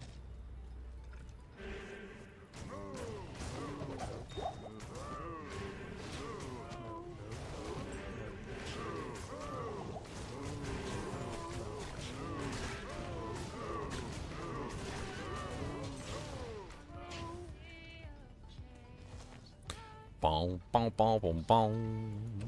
Chippies. Chippy, chippy, chippy, chippy, chippies for days. Chippy, chippy, chippy, chippy, chippies get paid. Chippy, chippy, chippy, chippy, chippies for me. Chippy, chippy, chippy, chippy, chippies a fee. Chip, chippy, chippy, chippy, chip. Okay, so I said we were going to rate an item when we find an item. Alright, so this is an item we can rate. Alright, so let's pull up the rate panel. And let's do a quick rating of this particular item. So we're gonna rate it. All right, so +2 to energy shield. Energy shield is a level 24 skill or 28 skill. I can't remember. It's either 24 or 28. So +2 to energy shield. That's within like the gold tier. It's either gold or silver, so that's pretty good. Thunderstorm. Thunderstorm is also like a level 24 skill, so that's also within the silver or gold tier. Meteor is a level 28 skill, if I remember correctly, right? It's not 30, but it's high level. So that's in the gold tier, 24 skill. That's in the gold tier. So we've got what? 2 level 18 skills and 1 level 24 skill with multiple ranks to the 24 skill and multiple ranks to the level 18 skill. Which means that this is easily easily a 35,000 gold in the bank item. Now, if we take this to Larzik real quick and we sell it, or we take it to one of the vendors that actually has some room, we can determine the actual price. And if you wanted to understand exactly how much the item's worth, you can like look at how much they want to sell it back to you for. Let's see if Mala has room in her shop. So a lot of times she doesn't have no room in here. Okay, so she actually has room, so we're going to sell it to her. And, of course, it's 25,000, exactly as I knew it was going to be. We're going to sell it, and she's selling it back for 226,304. So that exact combination of skills, plus 2 energy shield, plus 1 thunderstorm, plus 2 meteor, is 226,304 gold. And if you use this chart, it's really freaking easy. Like, it's not really a super hard way to, like, judge the value of an item. You just pick it up, look at the item, what level are these skills? Okay, those are low-level skills. That's trash. Oh, these are high-level skills. That's worth money. It's got like +3 to like a level 18 skill. That's probably worth a lot of money. It's a level 30 skill. Level 30 skills are almost always cap gold. Don't ask me why, but level 30 skills are almost always cap. Like if you find an item that has a, like, for instance, looking at my panel, like Lore Resistance, Bone Spirit, Poison Nova, Fire Golem, or Revive. Like, these are almost always cap gold. Now, another thing that I could potentially add to this is you can add in ethereal. So if an item is ethereal, the value is divided by 2, essentially. So it's divided by 2.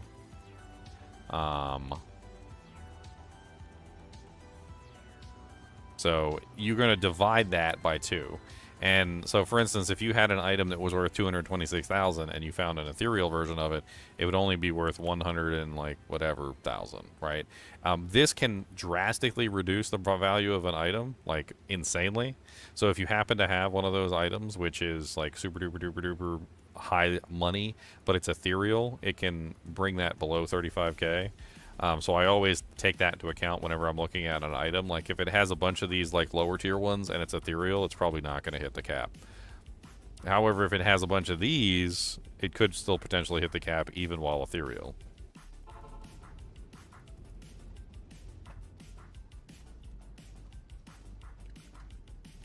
Money, money, money, money in the bank. Money, money, money, money in the tank. I need some money. I need some jank. I need some money, money, money for the bank.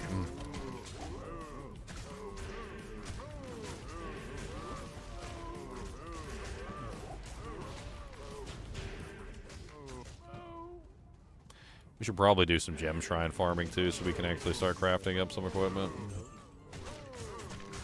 That would be the goal.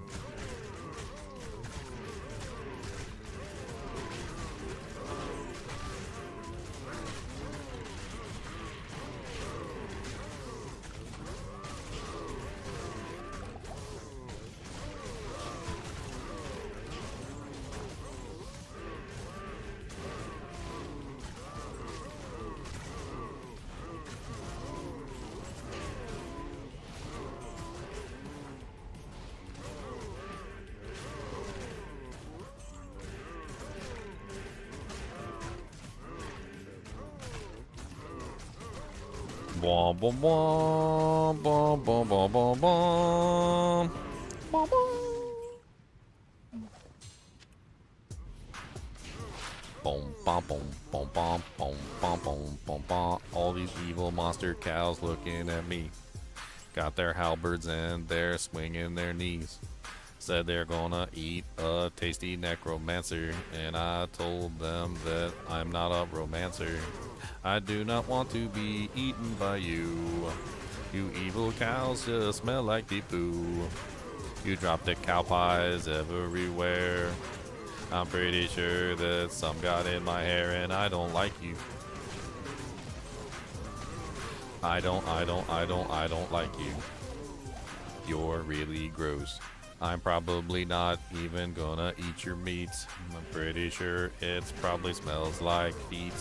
You've been eating people and humans and cows, and I don't think it's good to eat your meat now, cause you've been contaminated with all the fleas and all of the monsters that you ate, please. And I don't like that you're walking on 2 legs, no. I'm pretty sure that you've got to go, so we are gonna make all of you extinct. So all the walking cows, they are dead. I don't care that you want to kill me now, because I'm gonna kill you all anyway. Murdering cows is what I'm doing today. Murder, murder, murdering. Murder, murder, murdering.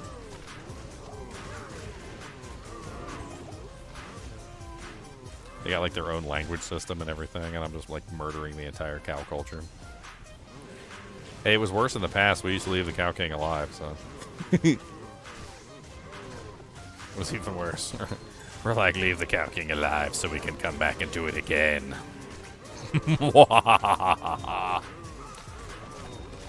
Cow King's just like crying. Like, why would they do this to me? Boom, boom, boom, boom, boom, boom, boom.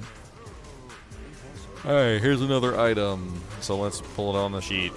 Shiver armor. It's like level 6 or something like that. Or level 12. Not really that great. That's a cheaper, a decent. So ignore that one. Firewall is, what is that, a level 18? It's okay. Enchant is a level 6 or something. It has 2 ranks in enchant and 2 ranks in shiver armor, which can make a cheap one worth a little bit more. I'm not entirely sure that one's actually going to be 25k, to be honest. The firewall might pull it out of the gutter. Like, it might pull it out of the gutter, but the firewall, unfortunately, isn't really that high level of a skill. It's on the medium, it's on the schmedium end, and the schmedium is not really that valuable. But the combination of all the plus to ranks, since it has so many plus to ranks, could push it over the edge.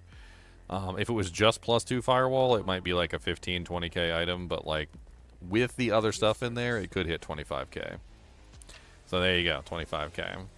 And that's how I do it every single time. I look at the items, judge them, like, but I do it instantaneously. I don't work it out in my head, you know, like say it out loud for anybody to hear. Like I'm working it out like in the background. Like I look at the item and instantly just go, yep, that's crap, or yep, that's worth money, or that could be worth taking back to town, maybe, I guess.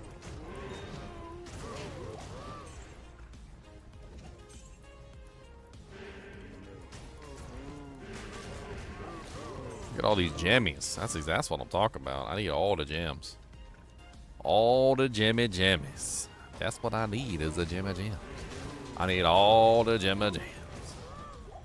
And the good Lord saith that the gems are the gem land. So Grand Scepter, no skills, worthless.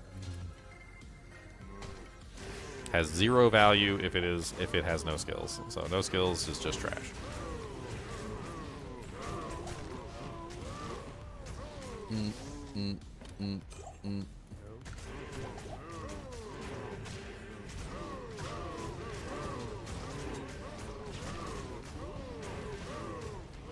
boom, boom, boom, boom, boom, boom. No, I'm running out of mana. I hate doing normal cow level, because in normal cow level, like, you can't buy potions. You gotta go to Act 5 to buy potions. So you either hope they drop on the ground, or you just don't get any.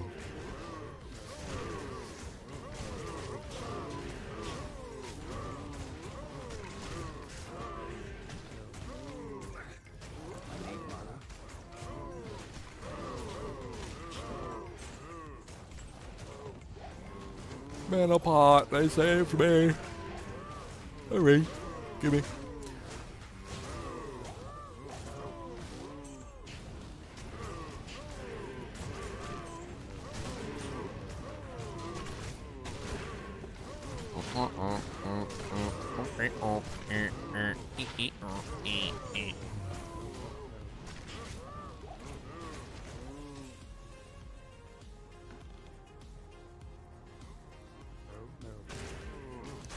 Man, I'm so hungry.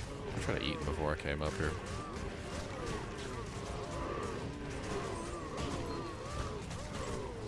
I had a chocolate chip pancake. It's a nice ring. Can't use it, but it's a nice ring. Oh, I was gonna tell you guys about the challenge, and I never did tell you guys about the challenge, did I? I'm pretty sure I was supposed to do that, and I totally forgot to do it. So what is the challenge that we're on right now? The challenge is the Horadric Cube Challenge. And the Horadric Cube Challenge is everything I equip must be sanctified by the Horadric Cube first. And the second rule is that the name of the item must change.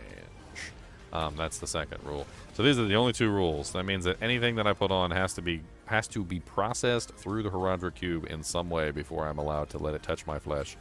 I am allergic to all non-Horadric Cube sanctified items, and if a non-Horadric Cube sanctified item touches my skin, I will break out in rash, and prolonged exposure may even lead to death.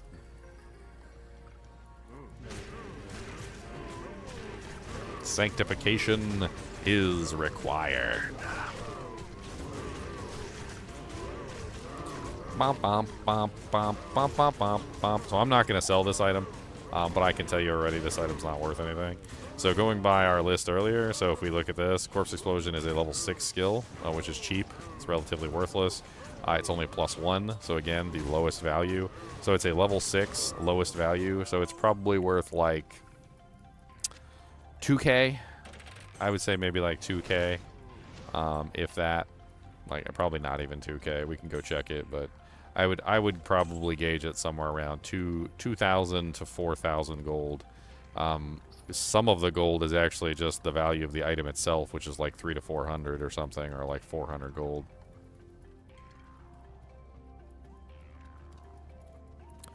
Can I make a rune word using an item that you socketed using the cube?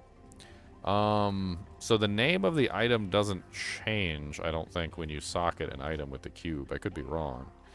But there is a way that you could potentially make a base functional as a rune word base. We had discussed that. So there you go, 732. So like I said it was what, around 2k, probably less. And it ended up being 732, and most of that is the value of the item. Now, the reason why I'm going to hang on to this is because I want to re-roll these. I need L runes to re-roll all of these. It's actually going to be something that I think we might have to, like, spend some time with. Re-rolling heads. I've got quite a few heads here to re-roll.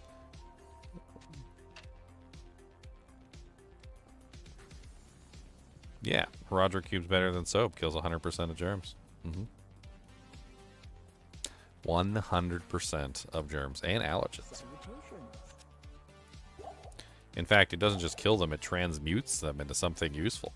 So no naughty germ corpses left. No. These are 100% germ corpse free.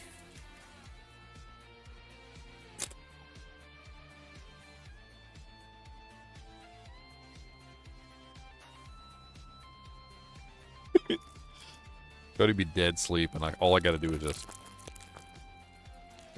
crinkle a wrapper, and his eyeballs just like, he'd be like that. It's hilarious, because you see his eyes, he's like that.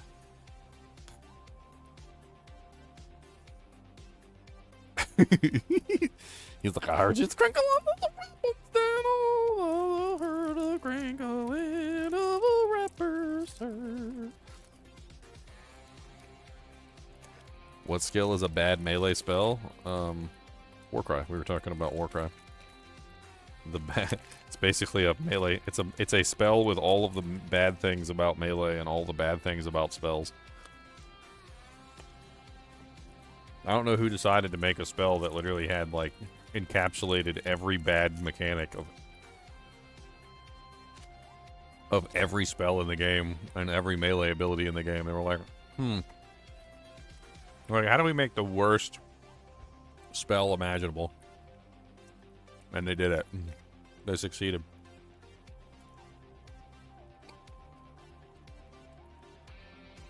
They succeeded.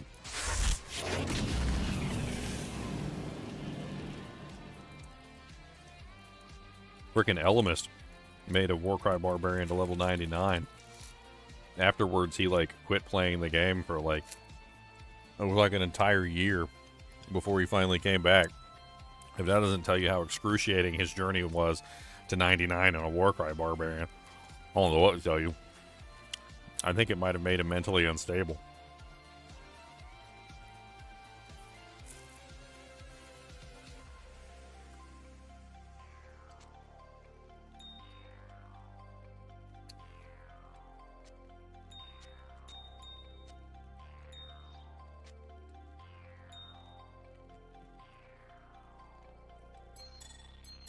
Declone spawned in your game. Can someone kill it for me? What's your game name, sir?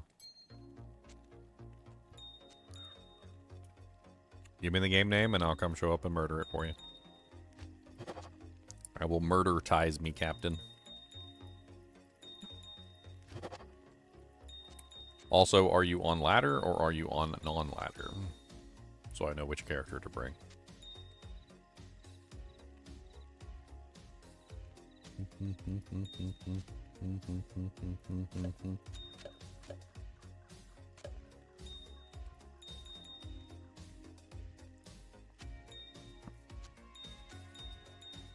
need to do some gem shrine farming. That's actually kind of a really important thing that I need to do for this character.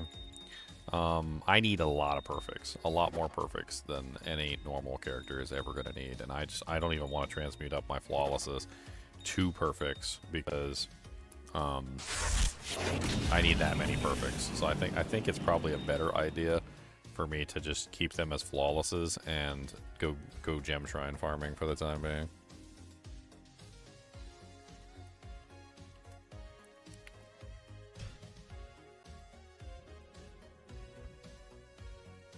Who do I bring? I have so many choices. I haven't killed the declone on Trader in a while. That sounds like a fun one. He's not exactly the best choice, but a fun choice nonetheless.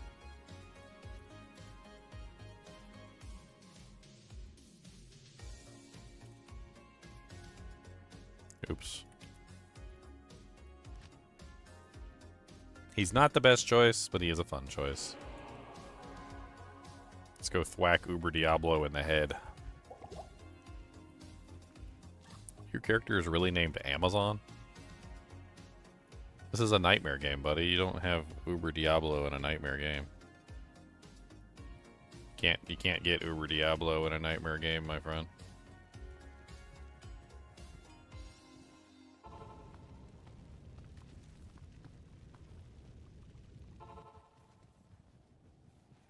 You have to be in a hell game to get access to Uber Diablo.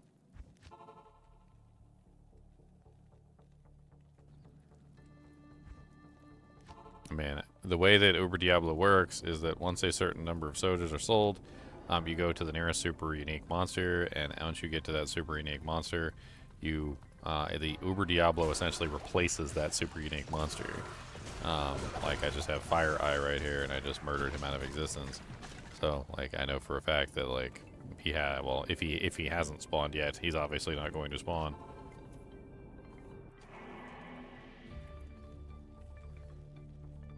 Not sure exactly what you was hoping for. I mean, do you want a free Annie? I can give you a free Annie here. What do I got in here? I got some good ones. I got an 18-13, a 16-15-10. There you go. Have an Annie. Get out of here, kid. You bother me.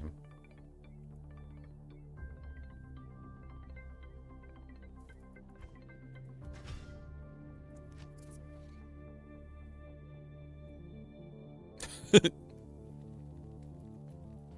can't even use it yet anyway. Even if you did have a declone spawn, you can't even use it. You don't have a high enough level character to use it. That thing's like, what is it, like level 80 something? I can't even remember. 75 or 70? I think it's 70, isn't it?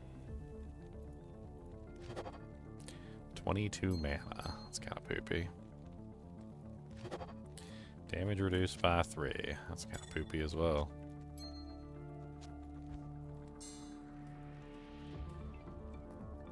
Yeah, he did invade, but he didn't invade your game because you're not in hell difficulty. You gotta be in hell difficulty for him to invade. I was excited too. I was gonna go kill a Doojankin, you know. He don't even hand it. I need him to be yeah. All right, so there's one there. Does Darkwood have one nearby? Okay, Darkwood has 2, right? Okay, so there's Darkwood. We're gonna start doing some gem shrine farming. This one is down here.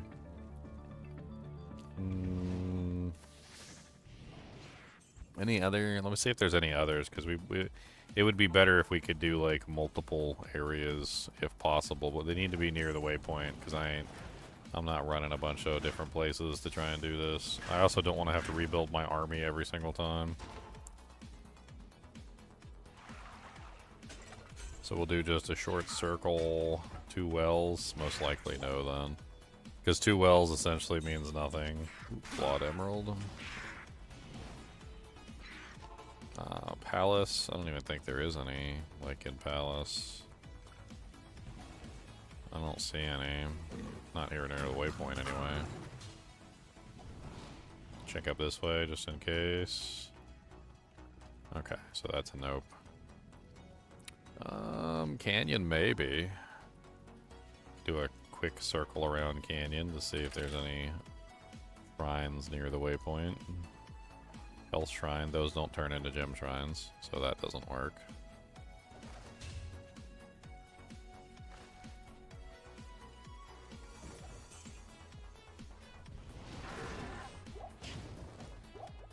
And a Mana Shrine, those don't turn into healthy shrines either.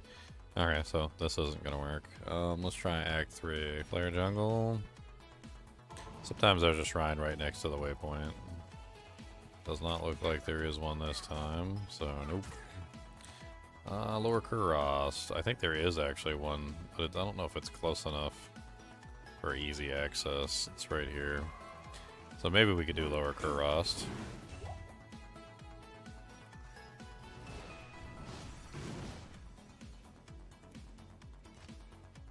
Travancore. There is one right outside of Trav. That will work. River of Flame. There's one right beside River of Flame. Okay.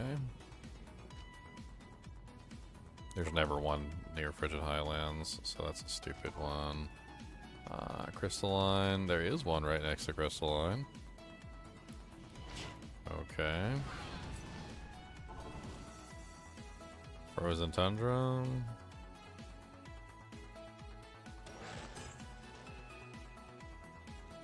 Nope. Health Shrine. Poopy. Ancient Sway. There is, but it's a health shrine, so no good.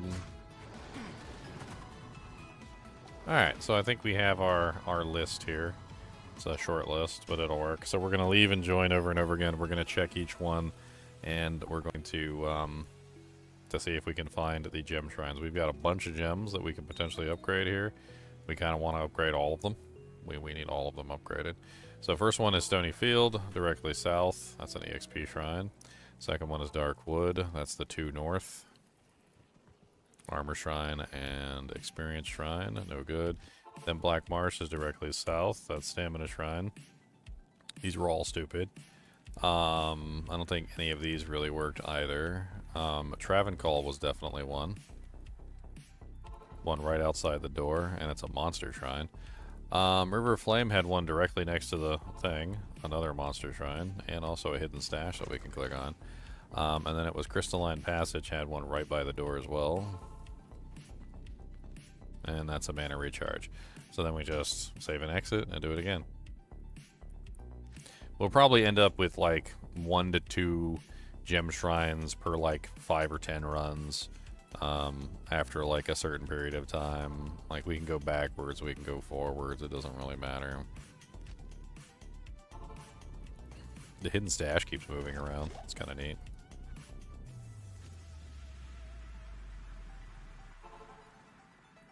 Resist lightning, and then I go backwards to Black Marsh. Skill Shrine, Dark Wood. Skill Shrine and Armor Shrine.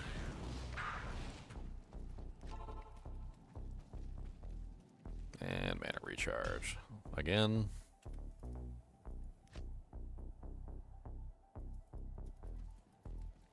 We might actually be able to get some equipment on our nipples. We might actually have some equipment for our nipples. Napoli. It's a bit Napoli in here. Gem Shrine. Alright, we're going to leave it to fate. Alright, first one is a perfect emerald. Nice. Alright, Act 3 Trav. Skill Shrine. Act 4 River of Flame. Armor Shrine. Crystalline Passage. With the amount of shrines that we're checking, we could potentially get lucky and get more than one gem shrine. We could also get really unlucky and never get a gem shrine at all, but hopefully the latter.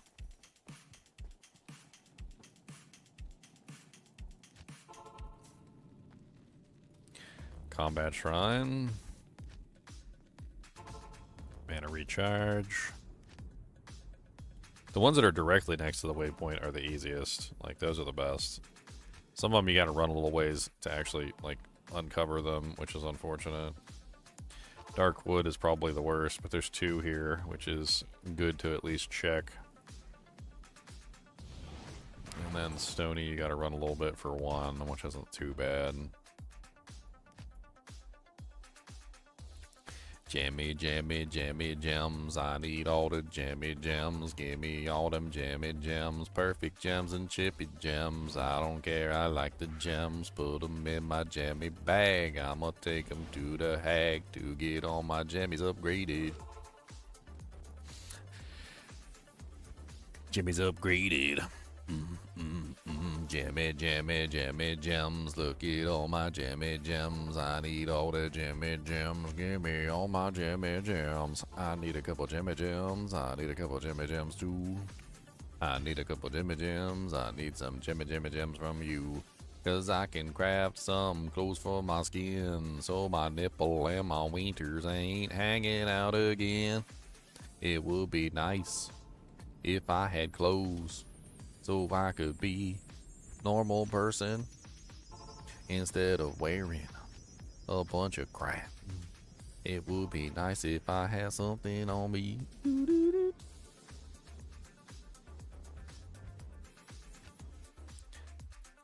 Naked, naked, naked boy. Naked, naked, naked boy. Stamina boulder. I look for chippies. Experience Shrine. Guided Bodge. That's what it is. Guided Bodge.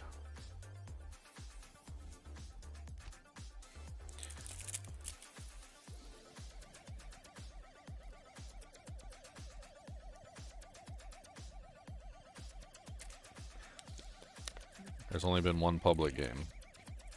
So let me address all of your questions at once, because you're asking like multiple questions at the same time. So number 1, you are looking at a situation from the outside where most people play in private games. So most people who play Diablo 2 play in private games with other people who have those passwords. So looking at the public game list and only saying one game isn't very indicative of anything, because a lot of people that are playing by themselves. Number 2, yes, crossplay doesn't work on consoles.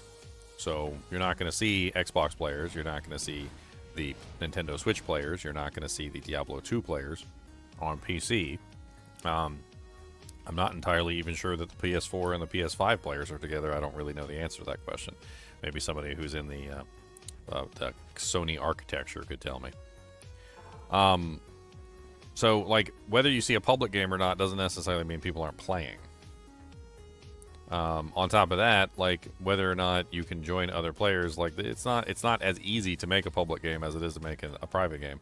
So, like, if you make a public game, you could better gauge to see how many people join you, but at the same time, most people are more willing to play in a private game with other people, especially on hardcore.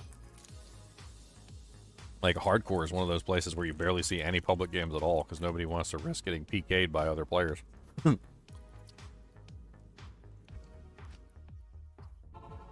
Gem Shrine.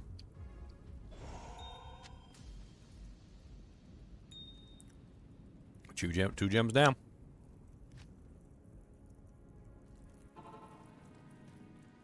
Combat Shrine. There's also cross progression. So this is another facet to your question.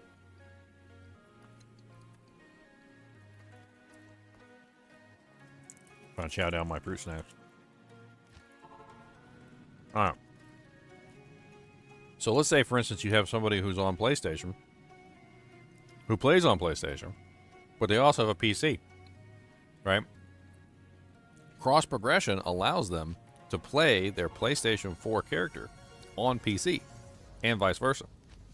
Which means that if they happen to be, you know, in range of a computer, or they're downstairs at that particular moment, and they're more in range of their PlayStation, you know, and like their PlayStation's hooked up to their TV, like their main TV or something, like they're gonna flip flop back and forth, and they don't need to necessarily worry about what console they're playing on, because you can play your character on any version of the game that you have access to.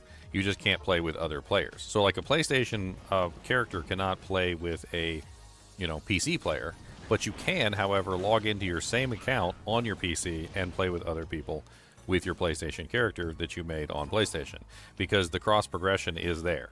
So you can still cross progress, you just can't play with other players directly. So at the same time, like, number one, a lot of people are generally playing in offline games, or they're playing in private games with other people because they would rather not be interrupted by random pubbies. Number two, you have people who are playing on PlayStation who are also playing on PC, who are using cross progression so that they can get their account on two different places. It's not as easy of an answer. I really wish they did have cross-play, because cross-play would be better. But if you're looking for a community to play with, like if you want to play with a large community, I would rather recommend that you play on PC. Also, point number, what am I at, 4 now? Point number 4. Ladder versus non-ladder. Okay? So in general, when it comes to Diablo, right, ladder is where most people are. So this is the bulk of the player base. Okay? Now, if you are not playing on ladder, this means that you're either playing offline, or you're playing non-ladder, okay? And offline and non-ladder have the smallest player bases out of the lot. Now, granted, offline is not something that you can see, so you don't get to see the offline player base, right? And that means that if you're playing and you're looking at pub games and you're not on ladder, then you're probably looking at the smallest player base that you're ever going to look at. So the number of games that you see on non-ladder is going to be infinitesimally small compared to the number on ladder. Now, ladder, specifically, is something that populates and depopulates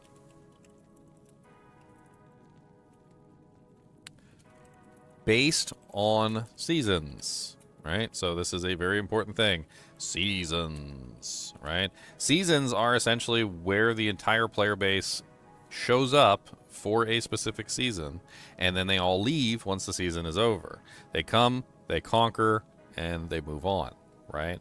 If you look at Diablo 2, Diablo 2 most recently had a season. In fact, I did the entire seasonal content for Diablo 2 around when the season started. So if we look up my playlists, or my live streams, and let's just go season. Alright, so here we go. So scrolling down, we have Diablo 2 Season 11. So Season 11 started on June 21st, 2025, right? So we are currently, June 21st to July 21st, July 21st to August 21st. So we are 2 months after the start of the season. So even if you're playing on ladder right now, you're going to see a much lower number of players because the season has been going on for 2 months. So 2+ months at this particular point. It's starting to wane away. The highest population of Diablo 2 is always at the beginning of a season, on ladder, and you will see a massive number of games. the population slowly decreases as the season continues up until the point where eventually nobody wants to play anymore because the next season is about to start. Which means that the graph always looks like this.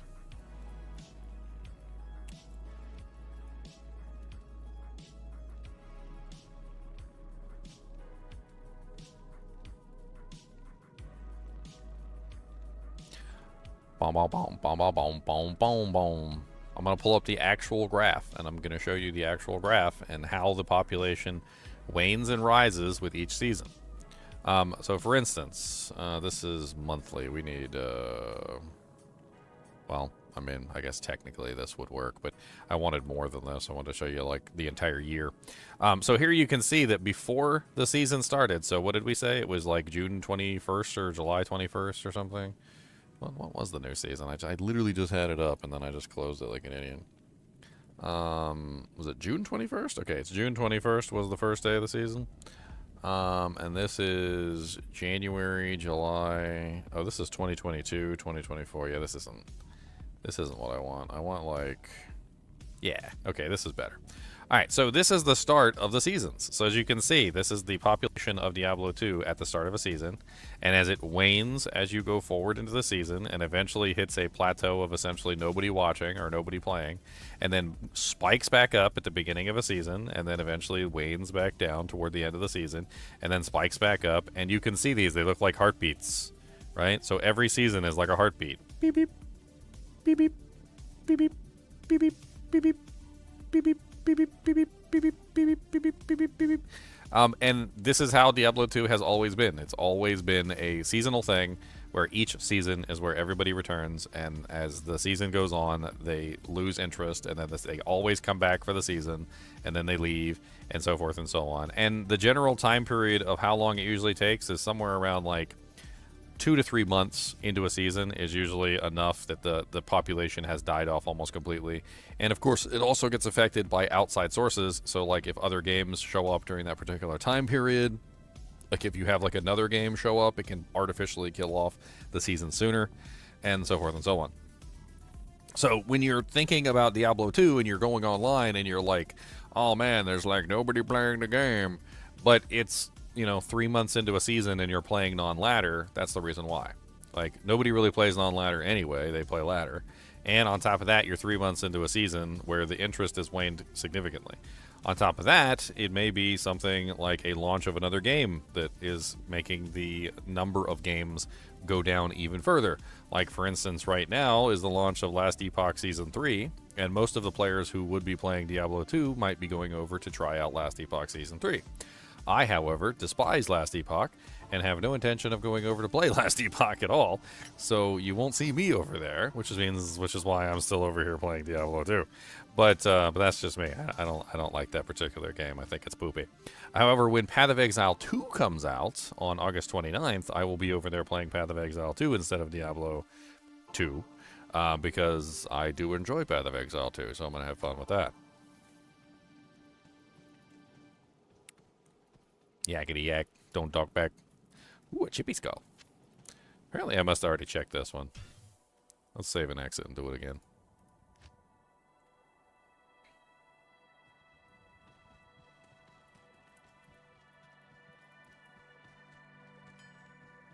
But one thing I would tell you for certain is if you're on PlayStation right now and you want to see actually people playing the game, I would recommend that you go make sure that your character is a ladder character.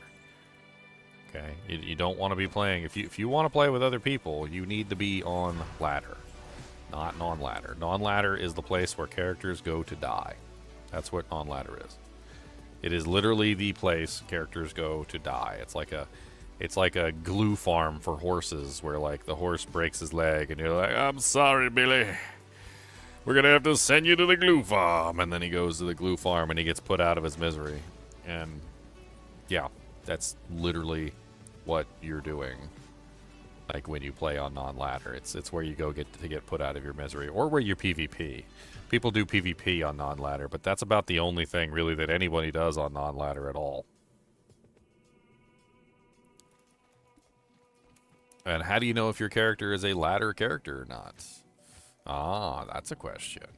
How do you know whether you've made a ladder character? How do you know if your character is still a ladder character? Well, the answer to that question is a little tiny flag that sits next to your character's name. It's a green flag. And if you see the green flag, then your character is a ladder character. And if you don't see the green flag, then your character is no longer a ladder character. Ladder characters at the end of a season roll over to non-ladder, which means that even if your character was once a ladder character, it can be removed from ladder at the end of that particular season and may have lost its flag.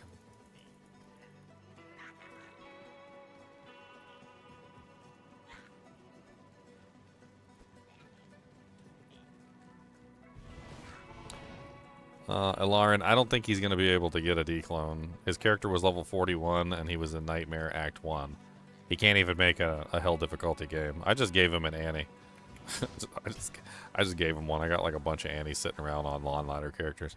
To give you a tutorial here, when you go to create a character, there is this little button down here, this little flag. See this little flag? Little cute little flag down there next to the chinchillas and the bat. This is the ladder flag, okay? And the ladder flag sets you as a ladder character. When you go and you look in your panel here, if your character has a flag next to its name, you can see the flag right here. You see it? See the flaggy? See the little flaggy flag next to my head? This particular character, Sanic Thor, my barbarian, he's a ladder character. All of my other characters here, every single one of the characters that you see on this list, were all once ladder characters. They all rolled off of ladder onto non-ladder at the end of the season. I have 1, 2, 3, 4, 5, 6, 7, 8, 9, 10, 11, 12, 13, 14, 15, 16, 17, 18, 19, 20, 21, 22, 23 non-ladder characters on here. And I've deleted several of them, by the way. And these have gone over the multiple seasons that Diablo 2 is, you know, like, has done. Like, there's so many seasons.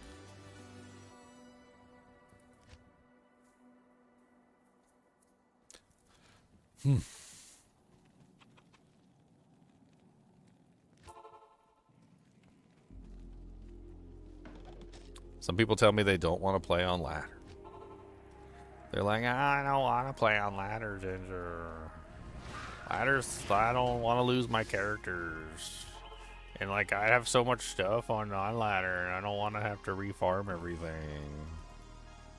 I don't want to have to refarm everything, Ginger. They're like, I don't want to. I got my character slots are full, and I can't delete any characters because my character slots are full. So I can't make a ladder character anyway because I can't make a ladder character because my character slots are full. The number of excuses I get are hilarious, and I come up with solutions to the problems every single time, but people don't want solutions, they want problems. Like, solution to having your characters full. Like, my characters are full right now. So how am I going to make my next seasonal character if my characters are full? Well, one of the easiest ways to do that is to take a character that I'd like to remake, because I've made pretty much everything, and take that equipment and put it somewhere else, like on a mule. Delete that character, make it again on ladder.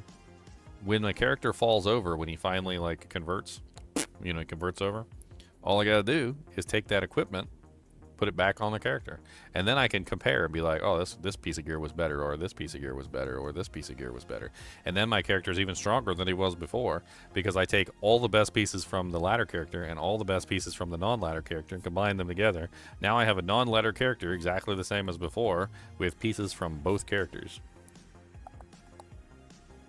Here is a church and here is the steeple. Open the doors, but where are the people?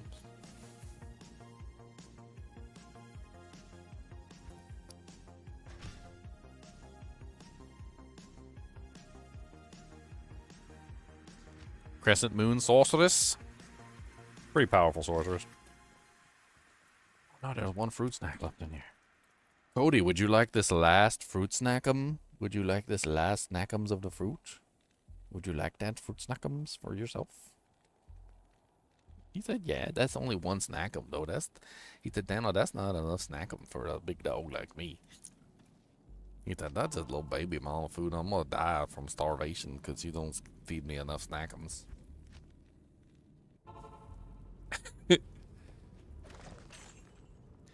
Ooh, a damaged Grimwand.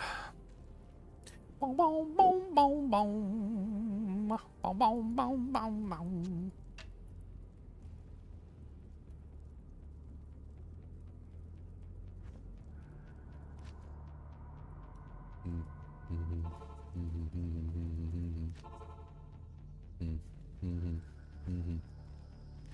I don't know. I also kind of consider, and this is just me, but I also kind of consider non-ladder to be cheating.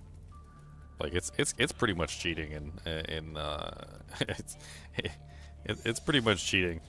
Like non-ladder is just is one of those things that's just like. So to understand why I consider non-ladder to be cheating, you have to understand like what non-ladder represents and how it functions, right? So imagine, if you will, that you are, you know, like, I don't know, like He-Man, and you've got like the Masters of the Universe sword, right? And you're literally like the most powerful creature in existence. You've got, you know, adamantite armor, and you've got like all sorts of crazy gear, and your sword is the sword of the heavens, you know, and you can say, by the power of Grayskull, and you transform into a god among men, right?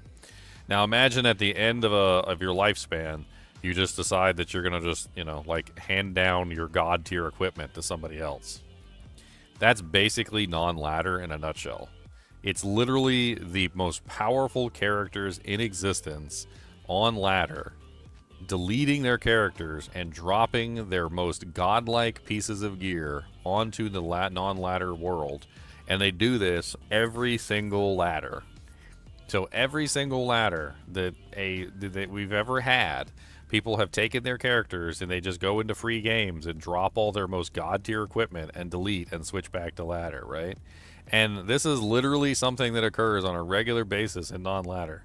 And all you have to do is just like sit in a free game, and people will come in and just rain enigmas and freaking Tyrael's mites and like all sorts of Griffin's Eye diadems and facets and things on your head, and it's cheating. Like non-ladder is without a doubt, like, and by its very definition, essentially cheating. It's unfortunate, but that's just the case. The entire economy is littered and flooded with tons of items that weren't earned in any way, shape, or form, that were literally just given for free. It would be no different than if I pulled up Hero Editor and just edited myself in a whole bunch of equipment. And the economy over on non-ladder is so screwed up by all these items being constantly dropped on things that, like, the price of items is absolutely silly on non-ladder. Like, if you want to trade for items on non-ladder, like, the prices are just the silliest prices. They're like, oh, well, how much do you want for this, you know, such and such? And they're like, oh, like 50 burr runes. Oh, yeah. Because so many burr runes have been flooded into the non-ladder market that literally to buy an item that would normally cost you maybe like 1 burr rune, it's like 50 burr runes. Because, well, people have like an infinite amount of burr runes, so, you know, like the cost of things goes up proportionally to the amount of burr runes that people have access to. And so, like, you're sitting there trading like more burr runes than you could fit into a trade panel for like a single item, which is really dumb. And then on top of that, some of the rarest items in the game are basically worthless. And some of the most common items in the game actually have value because nobody drops those items on the ground. Like we don't drop like full Saigon sets from like non-ladder, like ladder into non-ladder. Like we don't care about that crap.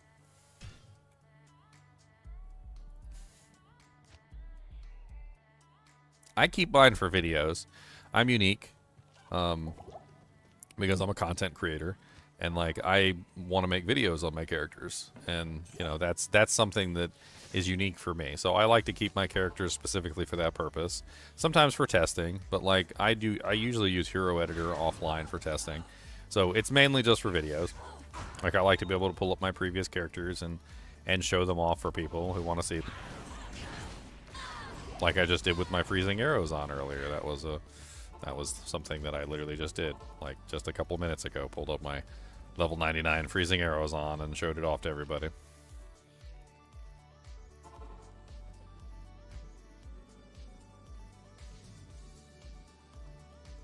River of Flame. I'm losing my train of thought here. Gotta get that chip gem out of my inventory just in case we find a shrine. The worst part about gem shrine hunting is you also pick up anything else along the way that is useful, including chips and flauds and stuff, and you might accidentally use your gem shrine, your precious gem shrine, on like a chippy, which is stupid. You don't want to use your precious gem shrine on a chippy. That would be very dumb. That would be very stupid. That would be very not smart. That would be very, very poopy. Let's take these chippies and put them in here. We're going to be using those for stuff later. So we've got 3 perfect emeralds. That's 3 safety items that we can potentially craft. And we still got more gems that we can upgrade.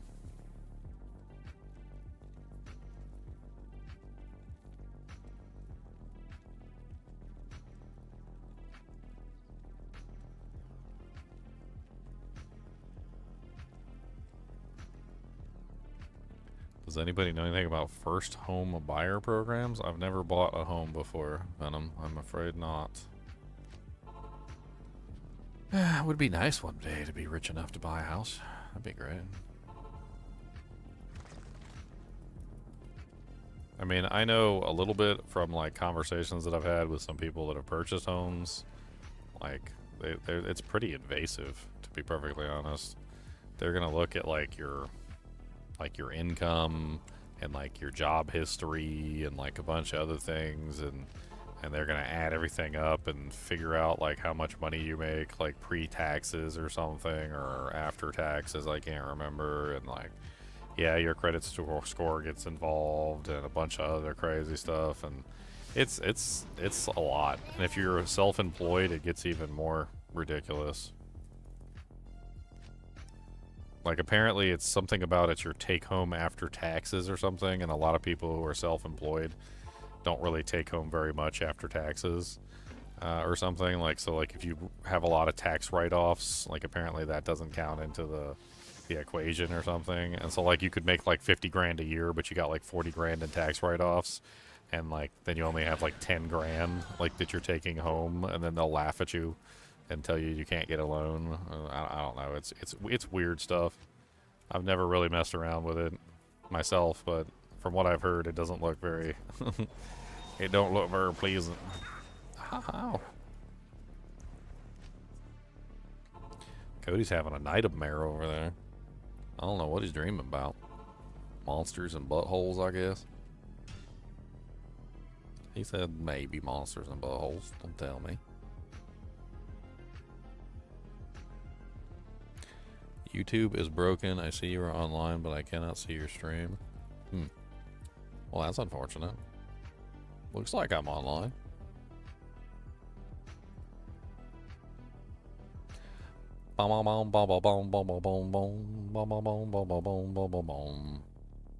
Let's take a look at the channel, shall we? Yeah, it's right there. D2R Challenge Randomizer episode 33.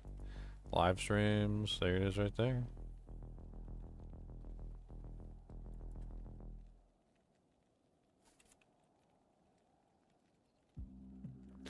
D2R Challenge Randomizer. Hey, look, there it is right there. Seems to be working okay.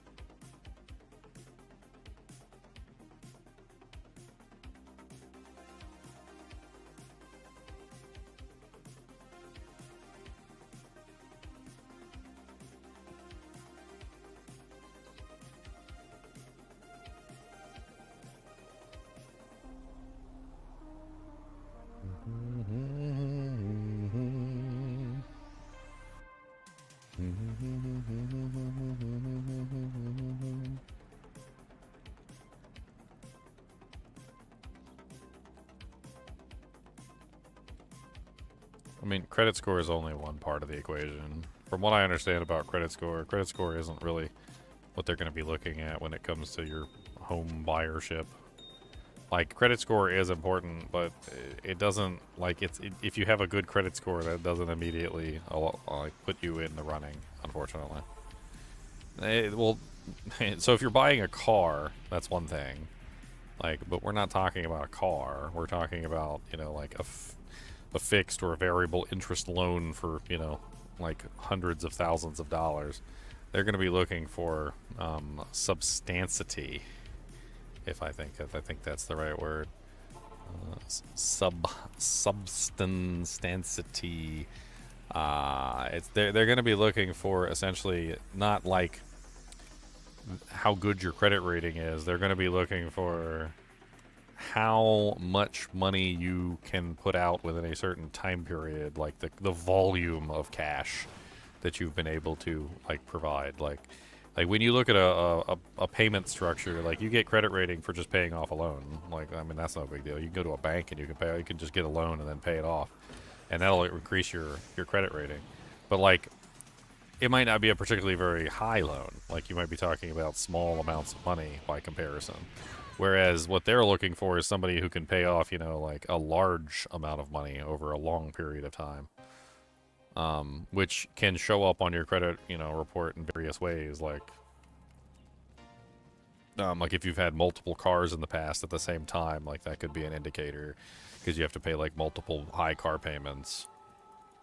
A lot of things, like when it comes to, it's almost like a resume. Like when you go to a resume and you have like a dead spot on your resume, and they're like, so what did you do for these 5 years when you were unemployed? Like, they want to see that you have a history of paying off things. And they want to see, like, that you're paying off things that are actually substantive in nature. Not just, like, little piddly things, like, oh, like $59 here or, like, $100 here. Like, you can probably look at your credit report, and I think, like, some of those free credit report apps usually cover that stuff and show off your various accounts on the credit report. And then the accounts that are actually contributing to your credit report and what you paid off and like how much you paid and stuff like that, which can better show like what I'm talking about.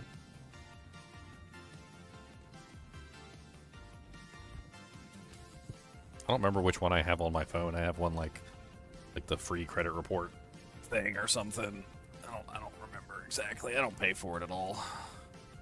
It shows like a massive amount of information.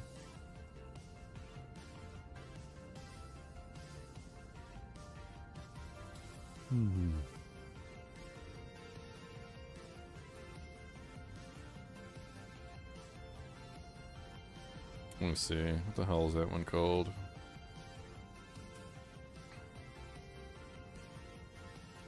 I don't remember what it's called. I don't remember what it's called.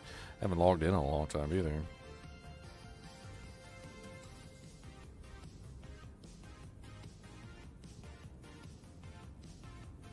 $1,200. What are you talking about?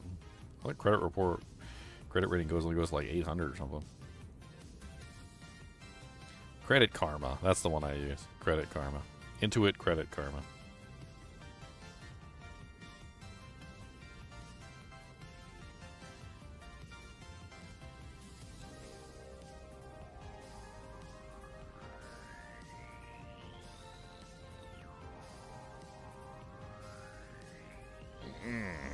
Yeah, I have 769 credit rating. Pretty nice. 769.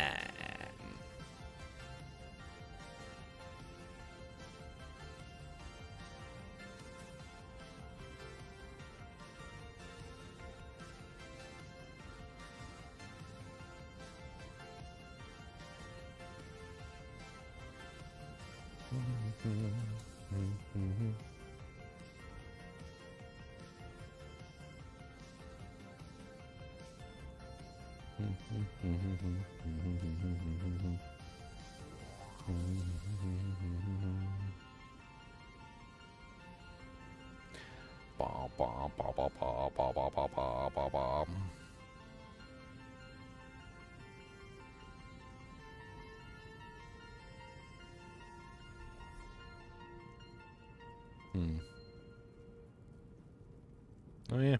Home buying potential is listed on the Credit Karma app. You should check it out. It says buying potential, your estimated maximum purchasing power for buying a home. Yeah, you should check it out. It has home stuff in there.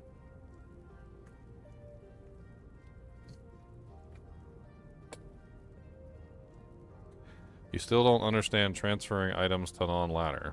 What's hard to understand about transferring items to non-ladder? Every single item that you have on ladder transfers to non-ladder at the end of the ladder. So when the next ladder begins, at the same day that the next ladder starts, all of the ladder characters transfer to non-ladder, and then a new season begins. So at the beginning of every season, the old season characters transfer over to non-ladder.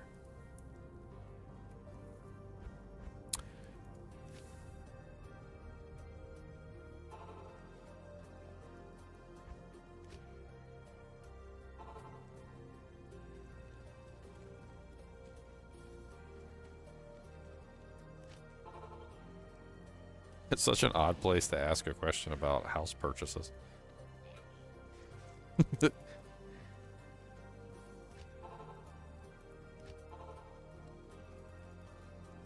so silly.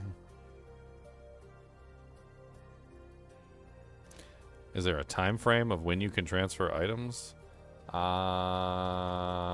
Yes, the entire next season.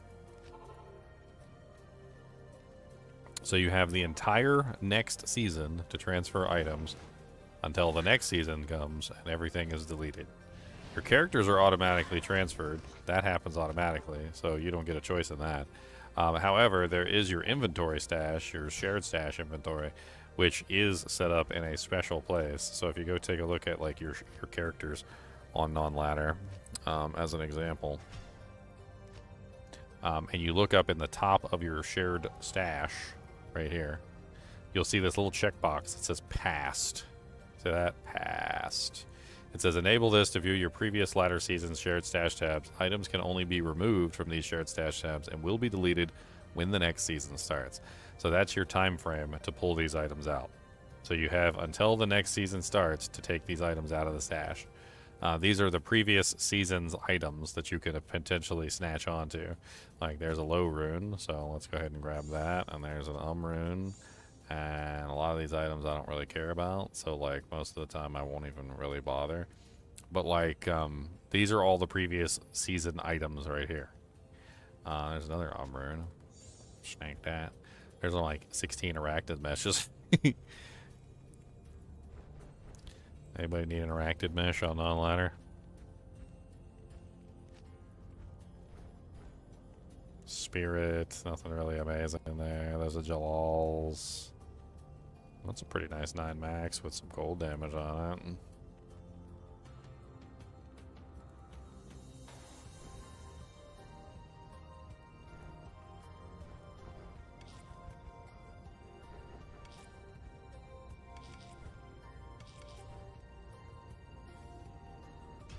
Is D2R getting any major updates ever? I have no clue. Don't ask me, ask Blizzard.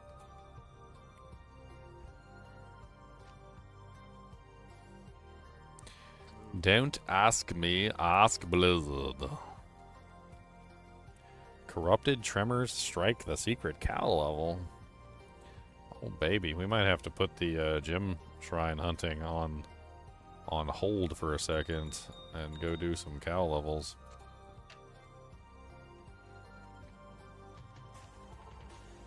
Oh baby, baby, I need some cow levels. I just need some levels.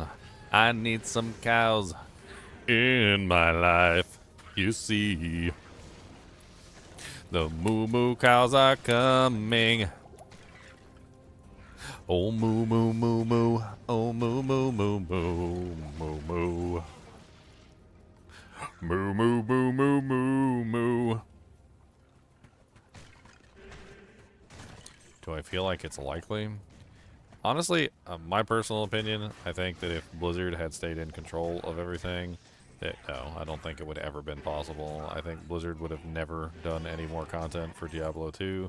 I think Blizzard's entire goal for making Diablo 2 Resurrected was no other reason other than to bring hype to Diablo 4 in advance of Diablo 4's release, which worked absolutely excellently and was exactly as they had prepared. And I think that when Diablo 4 released, they had every intention of never returning to Diablo 2 in any way, shape, or form, because Diablo 4 became the focus, and Diablo 2 was there for no other reason other than as a PR stunt specifically to enhance Diablo 4's sales. However, now that Microsoft has purchased Blizzard, and Microsoft is usually very unwilling to let any of their properties languish, I have every inkling of an idea that Microsoft may potentially do something with Diablo 2 in the future, but the integration and actuation of Microsoft's mechanizations are slow. Very slow.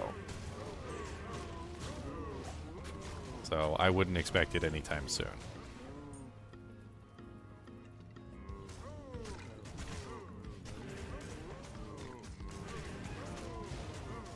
Yep, that was Bovine Spears. Milk me, baby, one more time. My moo cows are threatening me. They have halberds and try to kill me. I do not like it when they swing at me, so I kill them. Milk me, baby, one more time.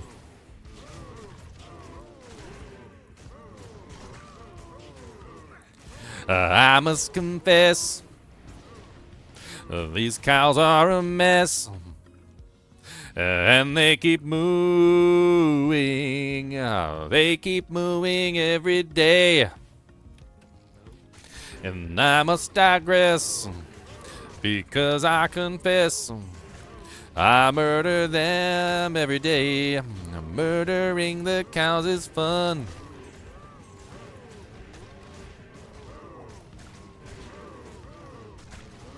That's right.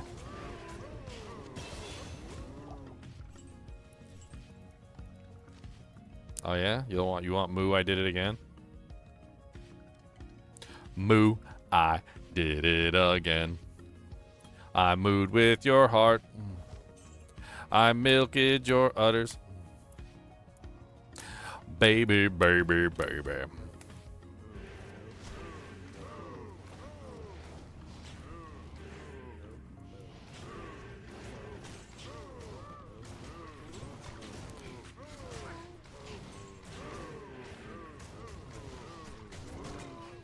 Of course, we could also go with a classic. Moo moo moo moo moo moo moo moo moo moo moo moo moo.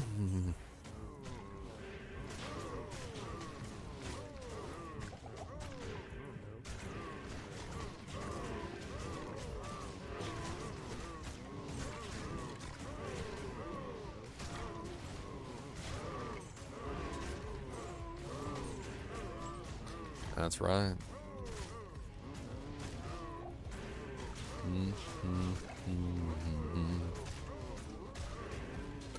Oh, I got Britney Spears stuck in my head. What the hell? Who did that to me? What monster? What monster?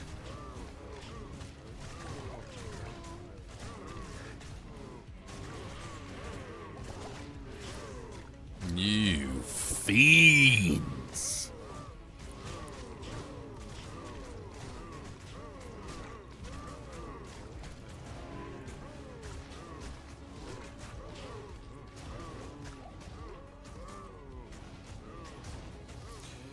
All these emails I get, and every single one of these emails are just like so obviously not legitimate, and I don't know what they're like trying to achieve.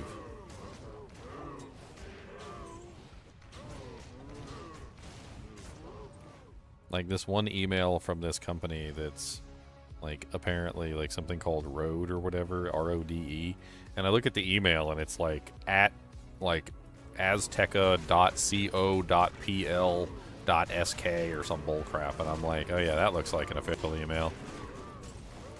Or it's like a law firm, and it'll be like from John Snokes Balls at gmail.com, and I'm like here at the law firm of Allison and Allison, and then I look at the email address, and it's legitimately like the worst email address I think I've ever seen. Like some of these, I don't even understand like how they think anybody is gonna fall for this. I guess some people are just really dumb. That's right. I said it. Like, what's this one? This one's at FFO Order. We're a drop shipping company with 8 years of experience. Okay, that one actually is FForder.com. Okay. This guy is at Glarent.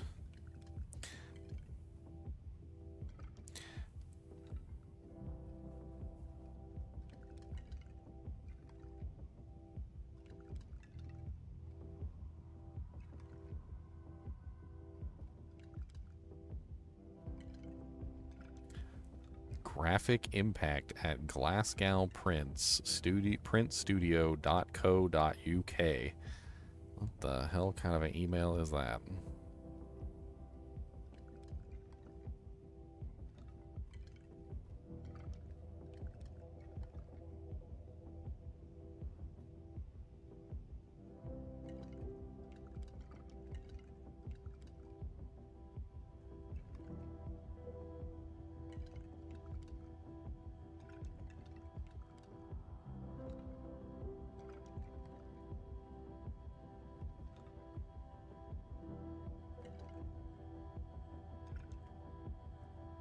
Whap.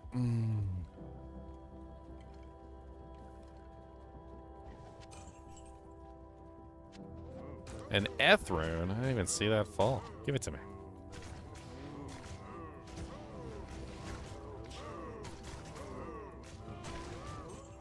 I had one of my customers that literally got like sucked into it too, and they were like, "We have nude pictures of you, and if you don't send us a certain amount of money within a certain time frame, we're gonna put your nude pictures online for everybody to see." And I'm like, they're like, "I'm so afraid they're gonna do it," and I'm like, "Tell them to do it." I was like, "Tell them to do it. Let's do it. Let's go ahead and do it." Do it. Send the nudes. It's like they probably do not have your nudes, first off. And second off, like, the more access you give them to the computer, the more likely possibility that they are going to get access to your nudes. I was like, any kind of communication with these people in any way, shape, or form does nothing but lead to a bad result. I'm like, your best option, your best solution is just simply to tell them to go ahead and do it and to leave you alone. Like, I don't care. Just go do it. Like, put them up there. Like, what website are you gonna put them on so I can take a look too? Let me share it with my viewers. At a certain point, like, you got to be fearless with these people. Like, they're trying to scam you, and they're trying to get your information. They're trying to get any access they can. They're gonna try and get anything they can out of you. Any conversation with them is just a method that they can potentially use to procure more information. Like, any information that you give them, your name, address, your telephone number, anything, is literally just going to be used against you in the court of scams. Like, that's how they work. Don't give them anything. Nothing.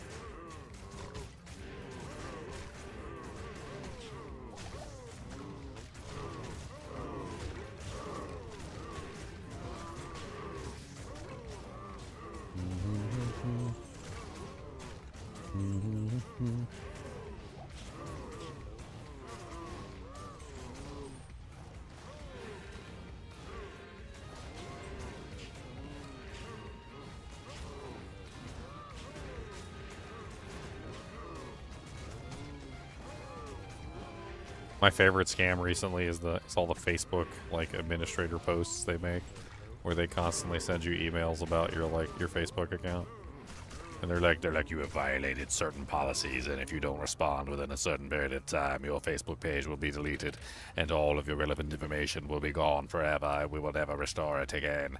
So you must fill out this form within 24 hours or 48 hours, or we will destroy everything that you ever loved and owned. And I'm like, I don't even have a Facebook account on this email. I was like, this email isn't even hooked up to a Facebook account. Like, it's like you failed on like the first like level. Like, you didn't even email somebody who actually had a Facebook account on that email. Failure number 1. Also, I'm pretty sure the official Facebook email isn't at metateams.ads.co.pl.uk.17.penis. Like, and then I look at the email address and I'm like, oh yeah, I'm pretty sure that's not an official email address.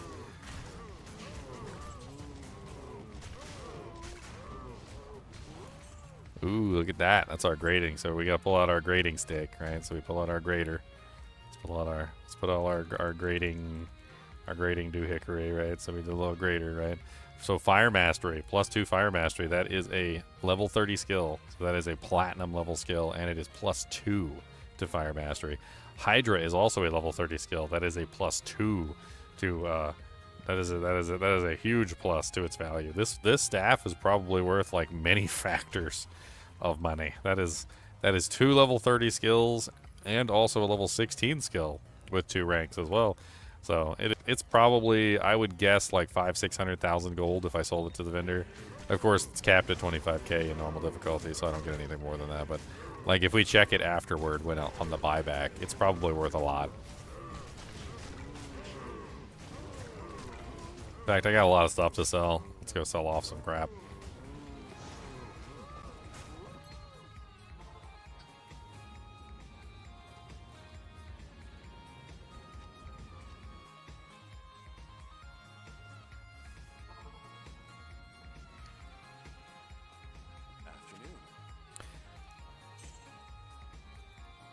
Probably won't be able to buy it back from him, so I won't sell it to him.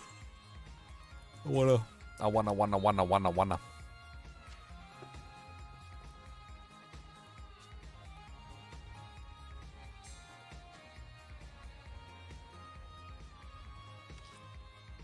Put that chippy up there. We got an Ethid room. Boom, boom, boom, boom. Good afternoon. Might as well pick up potions while I'm here. Alright.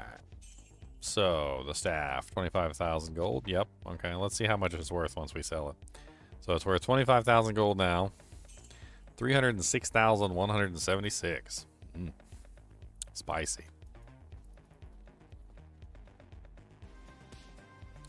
That'd be a spicy meatball to try and buy back.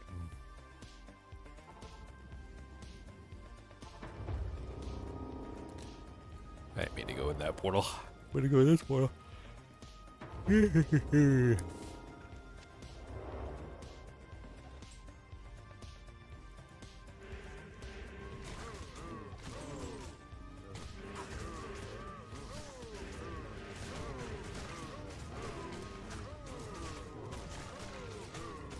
Unravel ahead. Blood Golem, Bone Spear, and Confuse. That's probably 25k.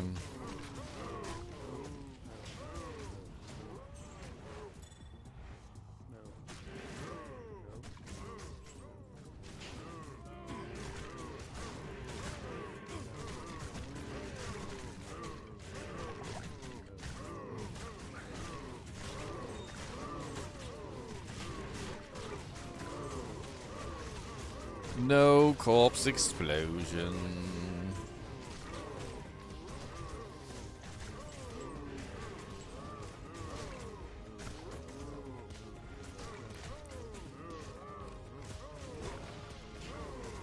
Yes, Flutter Beam. I will take every gem that I can get, literally. All gemalems.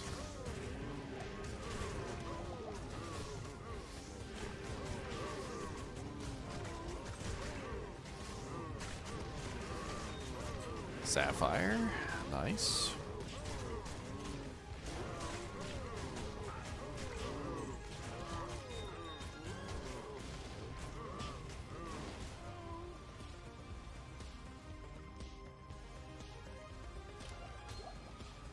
Another ring. Ringly, ringly rings. A ring of ring and ring. I think that's pretty much it for this one, right?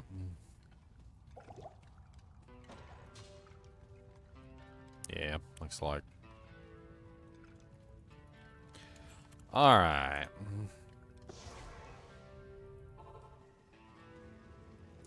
Boom, boom, boom, boom, boom, boom.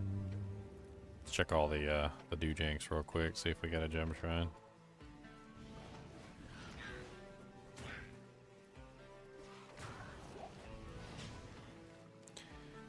Boom, boom, boom, boom, boom, boom. Skill shrine. Traven Calm.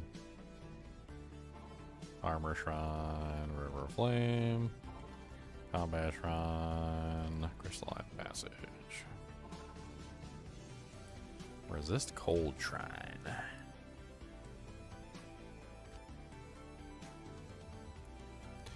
I don't know. It didn't really seem like I got as much EXP in there as I would have wanted, so maybe I just go back to farming the shrines. I think equipment is more important than anything else right now. We just need gear so we're not naked. I need to not be naked. That would be great. Clothes for the poor. Clothes for the poor.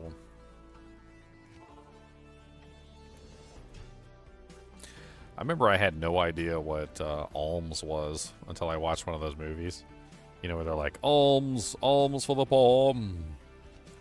And they all just kind of like stand out there and they beg for change. I didn't know like what the hell that was. Apparently that was like a whole thing called alms, and it wasn't necessarily poor begging. It was more than that. Like,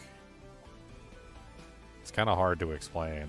Like, there was basically at some days during the church or whatever, like the people would line up kind of like outside the church and they would beg for alms.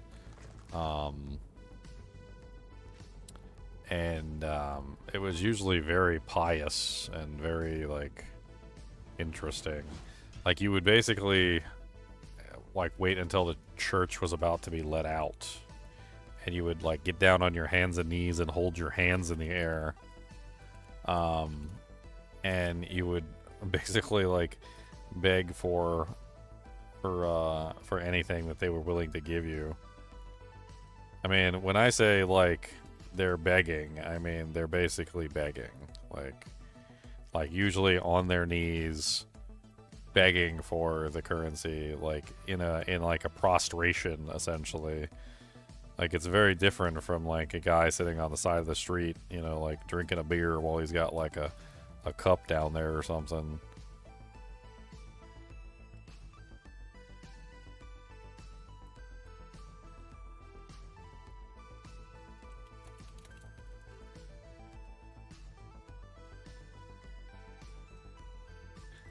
I think there's a couple, like, paintings of it.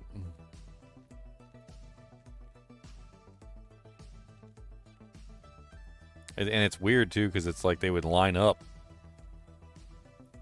Like, I'm not even joking. Like, they would line up outside the church, and they would, you know, like, beg for alms. There's a couple, like, odd pictures here. Not all of them are in the same time period, but, like, here's kind of, like, an image of them literally lining up. Like, they're all on the ground, on their knees, and they're all lining up, and they all have, like baskets out or whatever. And, like, and then the people, as they come out of the church, like, pass the line of people who are begging, right? And they're all on their knees, and a lot of the times they have their head down and their thing up like this, and they're all, like, begging for alms, essentially. It was really weird the first time I encountered it. I was like, I didn't know this was actually a thing. Like, I know people beg on the streets. Like, that's not what's interesting about it. What's interesting was it was almost like a line. It was like a line of people would just line up at the church and they would just beg for money. And it was like a thing that happened often enough that it got its own terminology, where literally, like, you would have this just like this giant row of people, like, that you would walk past, and then you would beg for alms, like, from the churchgoers as they went past the baskets. It was like a gauntlet of poor people all begging for money, and, like, all begging for food and anything that you can give them. And you had to, like, walk past the gauntlet of poor people to get out of the church, almost like they were trying to make sure that you didn't get out without giving any money away. They're like, oh yeah, you don't think the poor people need your money? It's like, aha, look at this, a gauntlet of poor people. I dare you to pass these people without giving alms. It's like the Klingon pain stick thing, but with poor people. Like, and they're all like holding their hands out, asking for anything you can give them, and you reach in and pull out some bubble gum. You're like, it's all I have. I didn't realize I wanted to give alms at church today. I'm gonna give them a king size payday. I got a king size payday up here.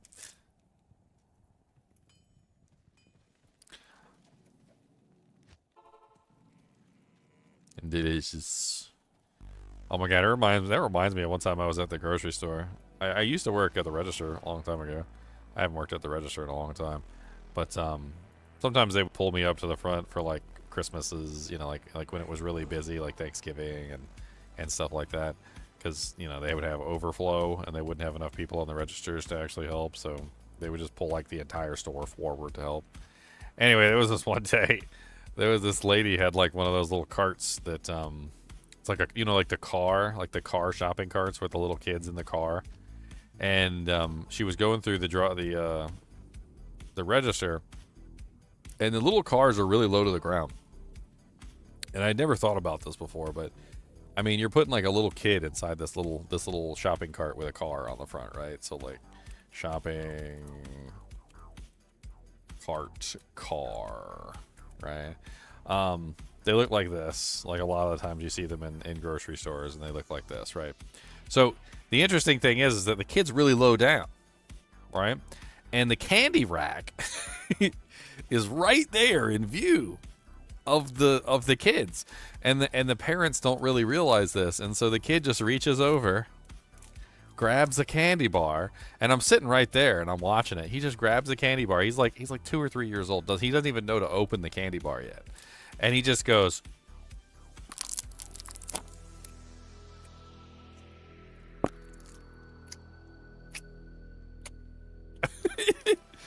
and I was like, ma'am, your kid is eating a Snickers bar inside the wrapper. She's like, what? I was like, yeah, he's literally eating a Snickers bar inside the wrappers. She looks down there and she's like, William.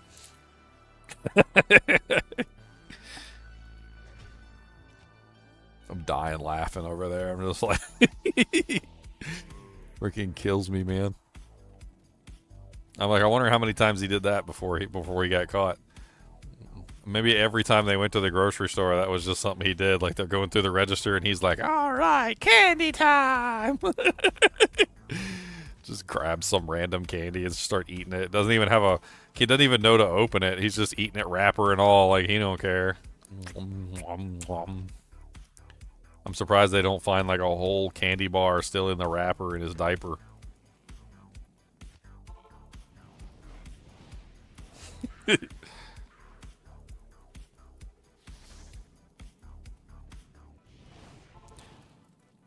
Refilling shrine.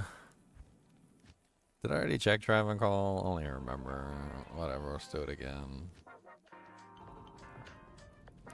It doesn't matter. Just a little bit of a waste of a time. Yeah, I must have already done it because they charged me. They charged me.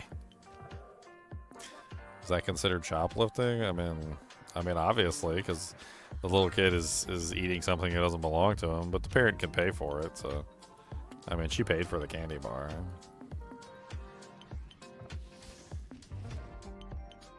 Of course, if she doesn't know. It's also not technically shoplifting, at least in the United States. It's not shoplifting until you leave the store. So, like, you technically haven't shoplifted anything unless you leave the store without paying for it. Like, you can take a drink and you can open it up and you can drink the drink and you can eat a candy bar and you can do the whole works like in the store as long as you pay for it before you leave. If you walk out of the store and you haven't paid for it, well then, obviously at that point it's stealing. I see the craziest things at Kroger, though. Like, I don't really work there very much anymore. I work like 2 days a week part-time. It's just to help, you know, get like the bills through. And it also helps to get exercise, to be perfectly honest, because I sit in this chair all the time. I think it's probably a good thing that I get out and do some exercise now and then. But like, man, I see the craziest things. Like, people will get like a thing of chicken and they'll go over to like a random aisle and they will eat like the entire package of chicken, like, you know, like a rotisserie chicken or something. They'll eat the whole rotisserie chicken and leave the bones there. And like the bones will just be like on the floor. Like, they must eat the chicken. It's like the fastest chicken eating that I've ever seen. Like, they should go enter into chicken eating contests or something, because like the speed at which they must have eaten that chicken was like light speed or something. Like, they go over to the aisle and we look for people to see if anybody's watching, and then they're just like and there's like bones everywhere and little bits of meat all over the floor. Like, I don't even understand. Like, it's crazy.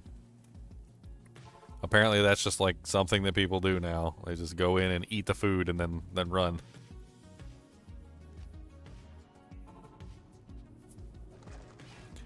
And it happens with tons of stuff.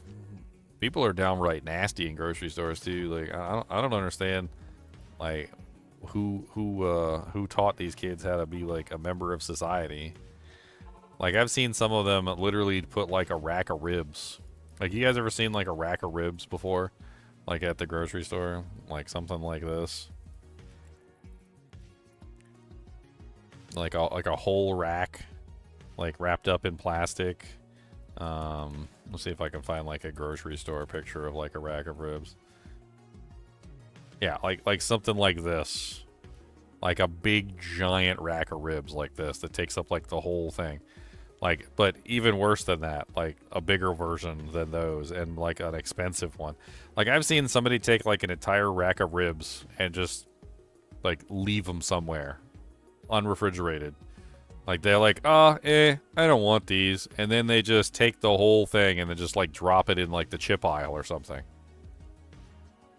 Absolutely disgusting. Like, some of the things that like people would do in the grocery store are just disgusting. Like, a whole chicken just like dumped in like the shampoo aisle and it's like rotting.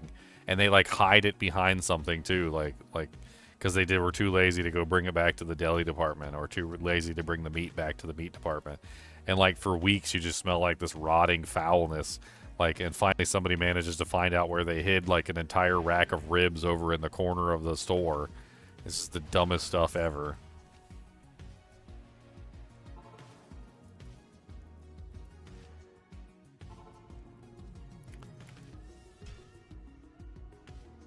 Ice cream, all sorts of stuff.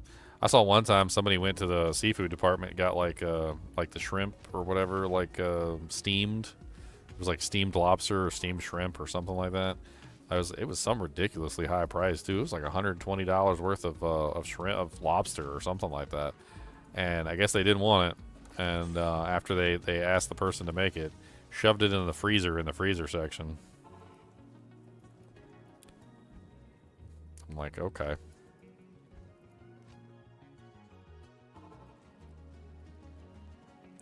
And you got to understand that, like, they cook them. So like when you buy it, you can ask them to steam it. So they'll steam it and they put the seasoning on there and everything. Like they'll put the Old Bay seasoning on it, and after it's steamed and seasoned, like throwing it in the freezer, I'm pretty sure just probably ruins it at that point. I'm fairly certain it can't be sold at the very least at that point. Maybe somebody will take it home and reheat it. Most likely it just got thrown away.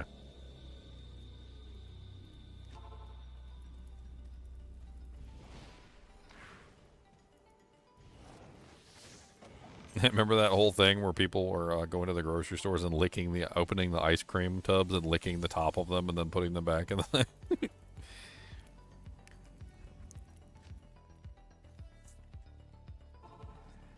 Yeah.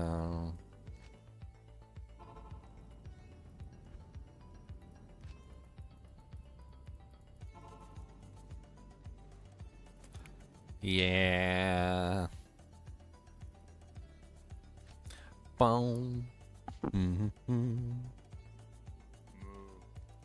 Moo, moo, moo, moo, moo, moo, moo, moo, moo, moo. I need some more gems, okay? I need more gems, more gems, more gems. I got a bunch of rings. Can I do some rerolls?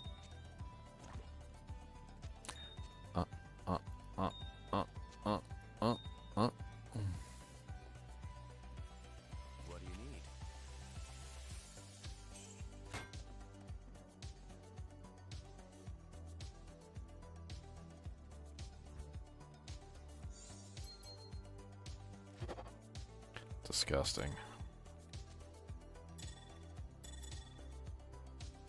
What's up, Santos? I'm pretty sure I said hi. If I didn't say hi, I'm sorry. What's up, Santos? I was probably busy ranting about something. You know me.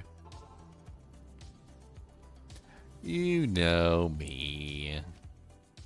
Ranting, ranting, ranting for days. Ranting, ranting, ranting in a haze. Ranting, ranting all the time. Because I like to rant and that's my rhyme. Doing a little rant every which way. Ow, ow, ow, ow, ow. What the ham biscuit?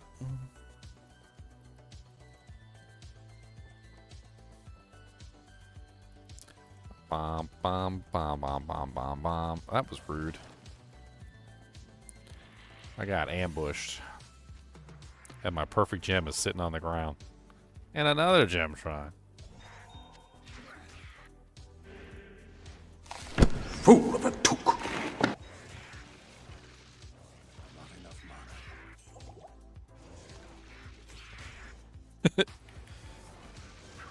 Dead Totk. Fool of a dead Totk. Alright, I'm going to get my body back. 2 gem shrines and a murder.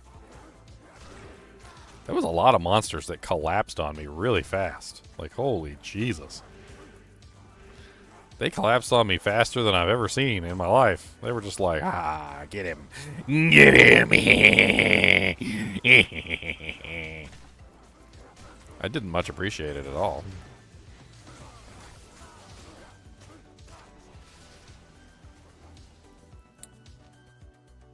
Bom, bom, bom, bom, bom, bom. Okay, so we got a perfect Rubio, a perfect Sapphire, and we have 3 perfect Gemeralds. Quantum Gemeralds.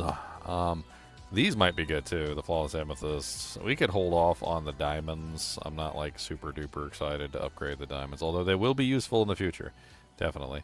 But not right this second. I don't think we need them right this second.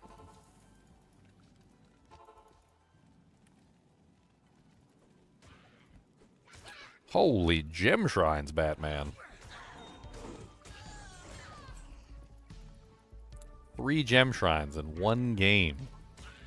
Nuts. Nutty. Nutty, nutty, nut, nut. Whoa, giggity.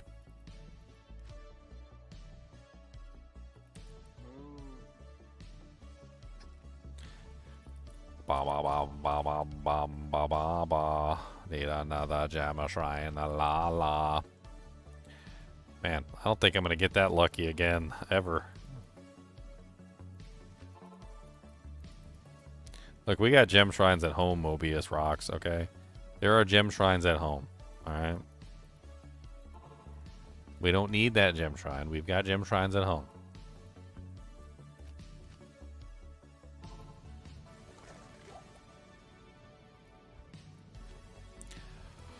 Hurragatham! Codiferous the monster dog. He's a big gold monster hog. He's a codifery, a codiferoo. He's a codiferous monster poo. He said, yeah, that's me. Sometimes I talk to Cody while he's sleeping just to see if I can make him have weird dreams. Like I start saying words like snacks, popcorns, popcorns. Oh no, there's popcorns and tacos. You want to eat some tacos? Do you like tacos? Tacos are good. This is very crunchy. Oh, that's a crunchy taco. You can see his mouth going.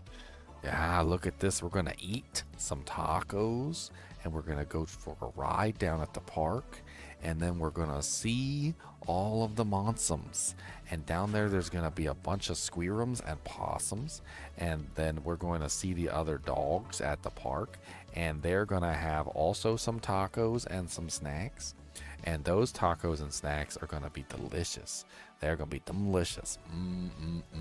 Delicious tacos. He's having a pretty good dream right now about tacos and snacks. He's like, oh man, there's so many tacos here. And there's cheese, and there's beef sticks, and there's also some peanut butters, and some jolloms, and there's some cookies and some biscuits. There's biscuits there too, and there's his eye opened a little bit there. I might have went too far with the biscuits. He said, oh man, not biscuits too. He said, oh, these are good. He said, I got some biscuits. He said, those are real good biscuits too. His eyes opened. So he said, you better stop messing with me. I'm gonna come over there and fart in your face. What you doing, buddy? Did you have a good dream about tacos and snacks? He said, where are these tacos at? He said, I don't see none. He said, that's not true for them. I got your nose. What you gonna do about that? Got your nose. Oh no. Got your nose. And I'm rip it off.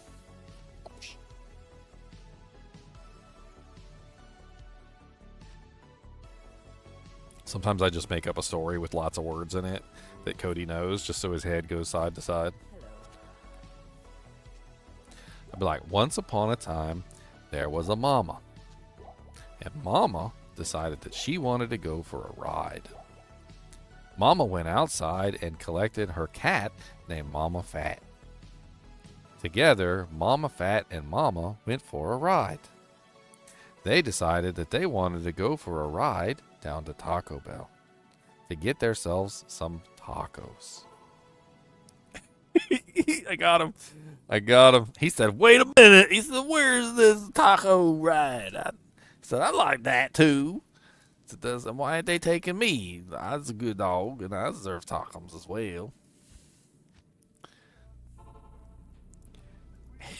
He said, you better stop messing with me. I'm trying to go sleep and stuff.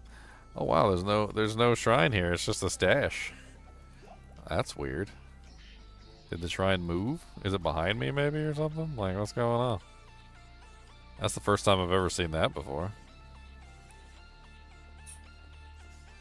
Like the shrine's just missing? Okay. I didn't know that the shrine could change positions. News to me. I thought once the shrine was there, it's always there.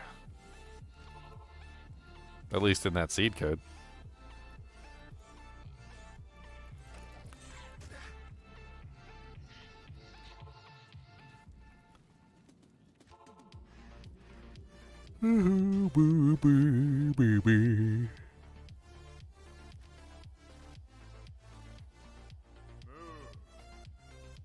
Where'd you go, Cody? Cody's upset with me. He's gonna go somewhere else. He said, I'm sick of you. Yes? He said, I'm sick of you. I'm sick of you. Why don't you come up here? Come on. Come on. Come on up here. Come on. Come on up here. Come on up here. Come on. He said, you ain't got no snacks. I don't care if you ain't got no snacks.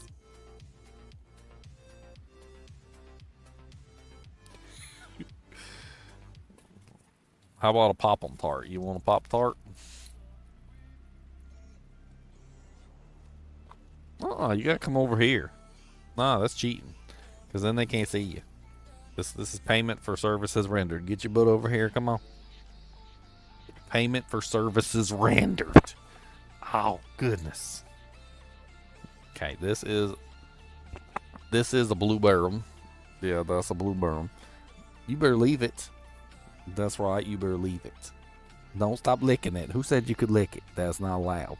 Well, that's not for you. And then you just licked it and you're marking it for territory. That's rude. He said, give it here. Shut up.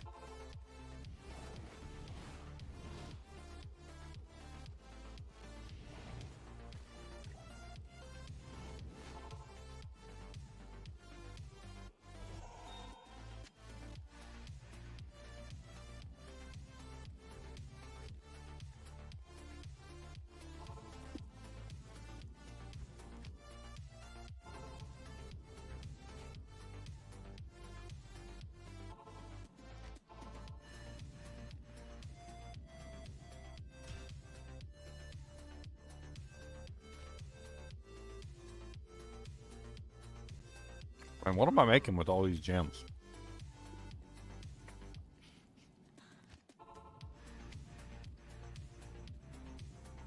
I need to put some thought into that. I can't just waste them willy-nilly.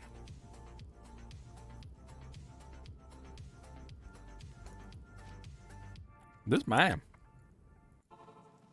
You already got yours, sir. Don't get fought. I fight dogs. I fight cats. I fight squirrels. I fight chinchillas. And I fight all the animals. I fight you especially. I'll wrestle you to the dirt. I don't care how big you is. You don't scare me. You not scary. I'll beat you up. I'll rip off a nipple. How about that? And then what you gonna do? You ain't gonna have no nipple. I'll give it to the chinchillas. I'll let them eat it. I'll rip it off, and then I'll let the chinchillas eat it. And then, if you're bad, I'll rip off another one, because I know you got more than one. That's right. And once you run out of those, I'll rip off your nose. How about that? And then you won't be able to smell nothing no more, because you won't have your nostrils. You big old dog nostrils. Yeah. Don't fight me. I fight dirty. I bite. I'm a biter.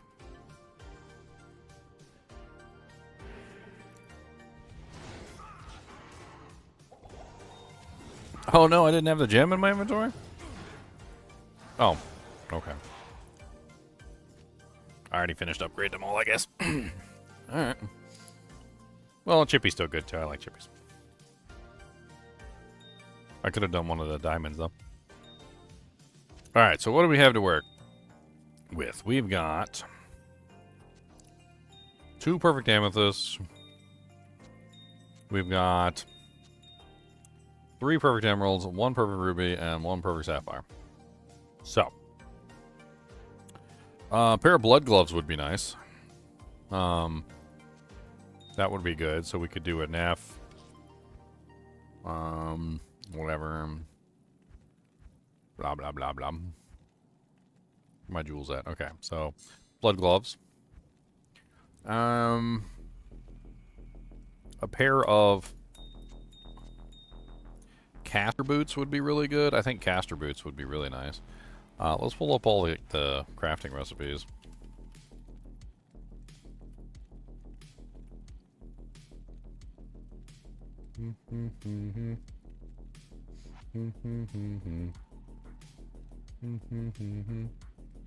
Alright, so what do we got? Ba-ba boom, ba-ba beam, ba-ba boom, ba. Ba-ba beam, ba-ba boom, ba-ba beam, ba.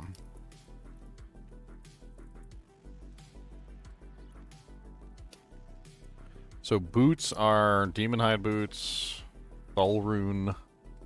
Okay, so a Thull Rune. We get maximum mana, regenerate mana, and mana. I mean, could be nice. Might be terrible. So Thull Rune.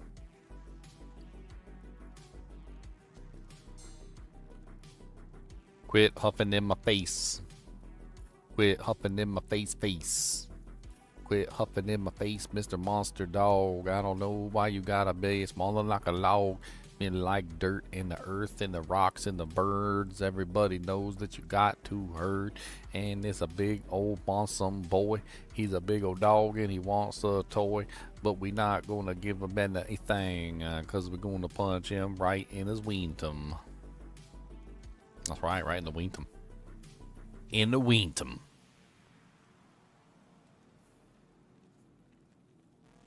I think a safety breastplate could be kind of interesting.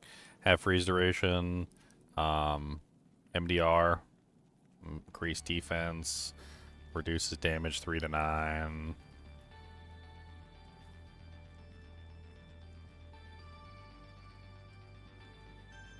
Maybe. I don't know.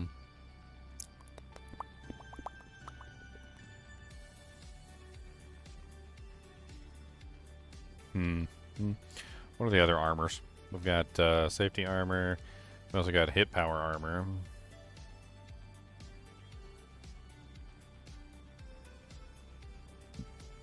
Faster hit recovery. That's kind of nice.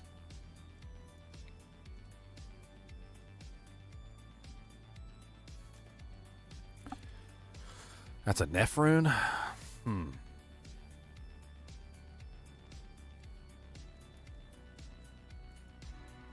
I like that. Let's do that.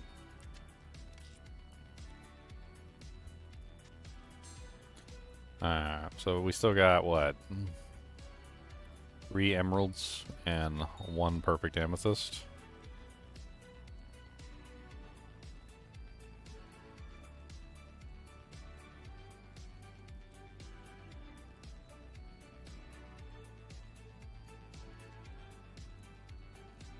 Crown, jewel, ith, perfect emerald.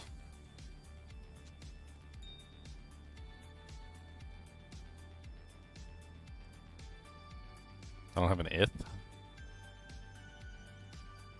What? No iths? Probably 3 elds to an ith, right?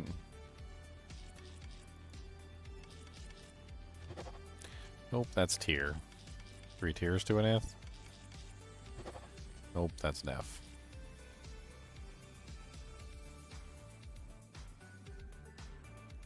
Eld, tier, Nef. So it's 3 Nefs? Is that what it is?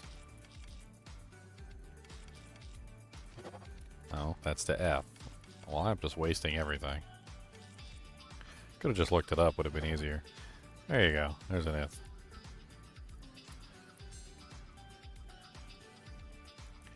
Alright, that leaves 2 perfect emeralds and 1 amethyst.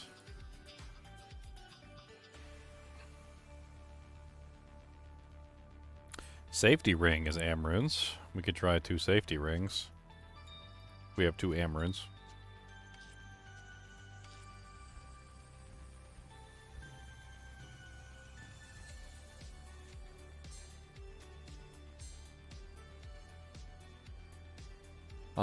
What does that give us? I think one of them is a wand, right? I was gonna roll a wand, now that I remember it. It's a caster wand, I think. Caster weapon is what it is. Yeah, caster weapon. Magical rod any, which also includes wands.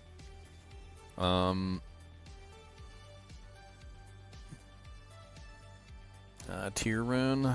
Jewel plus tier rune.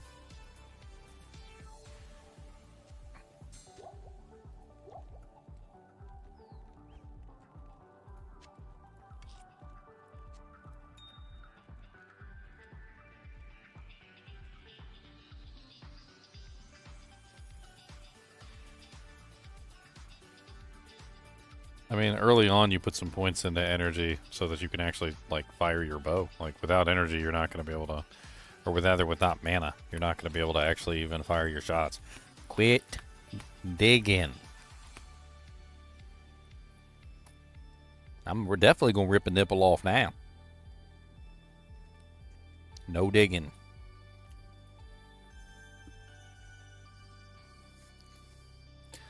I'll bite. I'll bite. I'm a biter. I'll do some biting.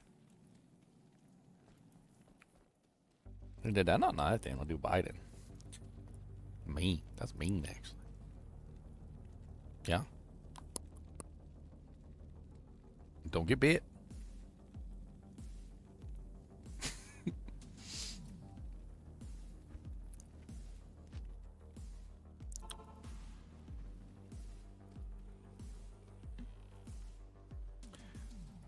I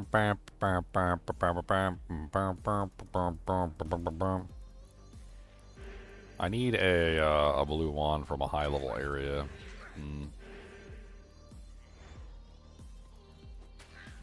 I wonder if this wouldn't be the appropriate time to move to Nightmare. Now that I have enough equipment to actually make gear for Nightmare difficulty. That way I can get some levels real quick before we actually start crafting, so that the equipment actually has a higher level requirements. Also, we could end up with higher bases too, which would be good. So, We have this stuff prepared and ready to craft, but getting a higher level would help with the crafting tremendously. Give us access to more potential options for plus the skills, higher stats, better resistances, etc, etc, etc. Yeah. Alright, so this is what we're gonna do. We're gonna transfer these back in here in order so we know exactly what we're making.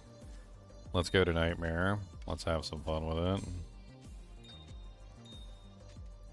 That way we can get a couple levels real quick and we can craft these once we have the right items. We also need to find a blue wand that has a high eye level so that we can try to craft ourselves a wand as well. Which will also be helpful. And get our merc back here. Let's go.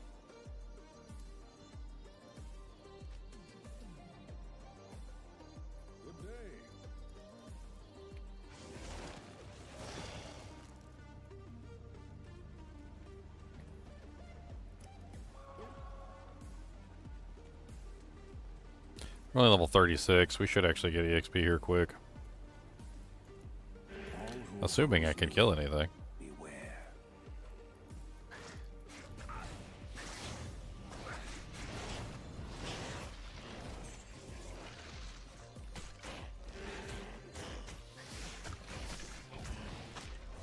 Yeah, not bad.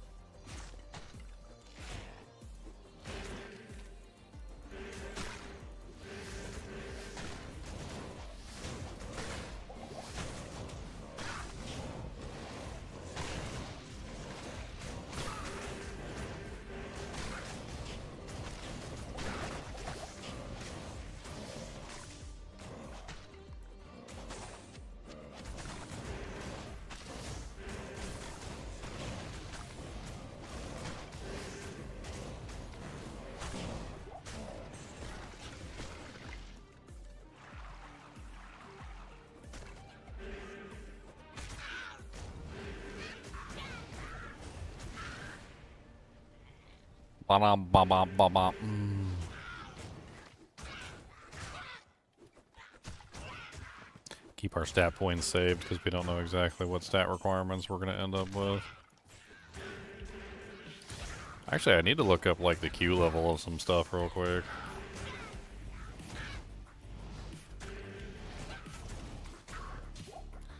Let's look up the TC classes and Q levels of some items real quick.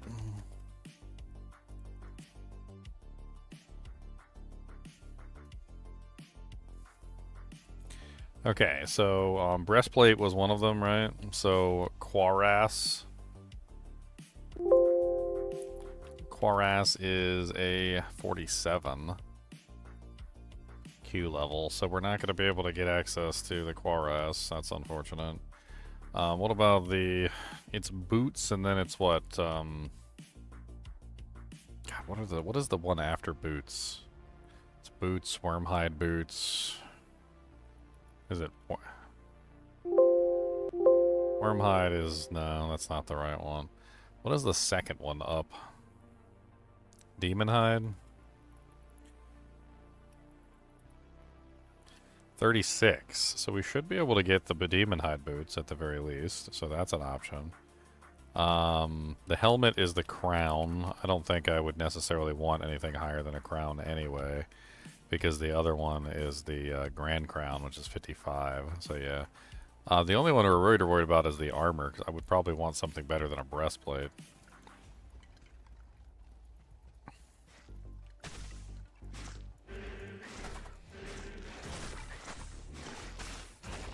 Seems like getting 37 would be good at the very least.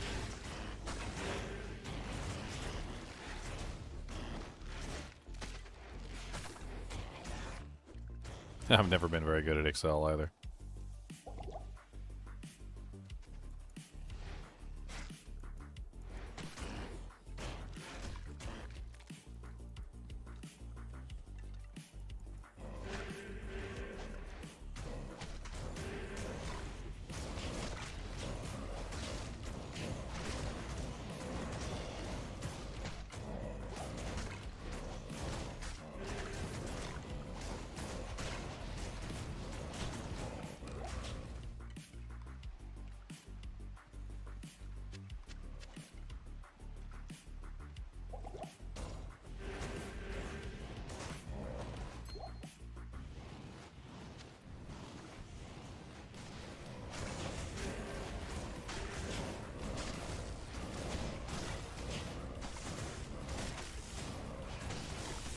Fanaticism.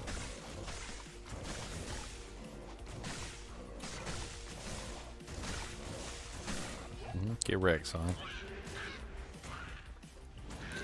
Get wrecked, son.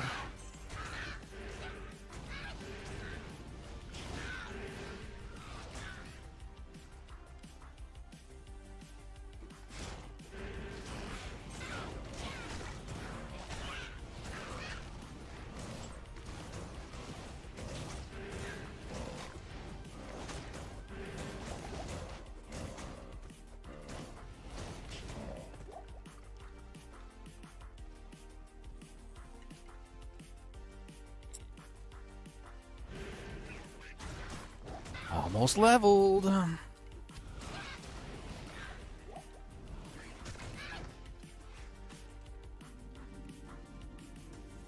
sense death within this place.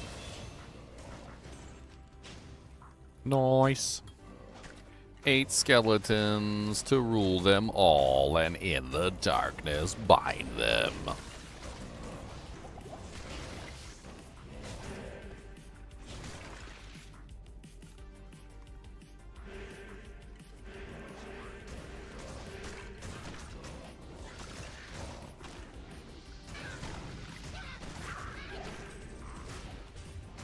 I need my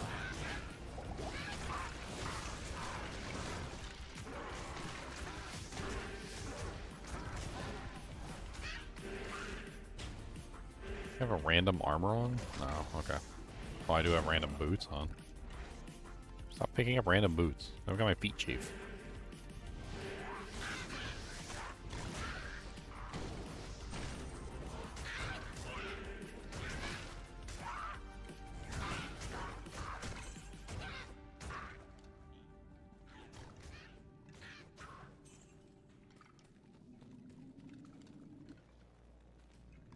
Okay.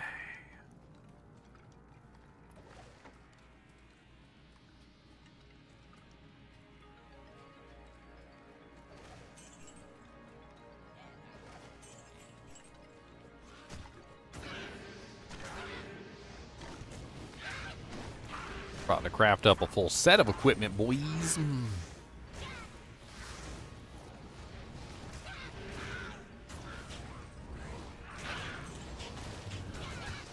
That's sad, but I should have D2R. That's very sad indeed.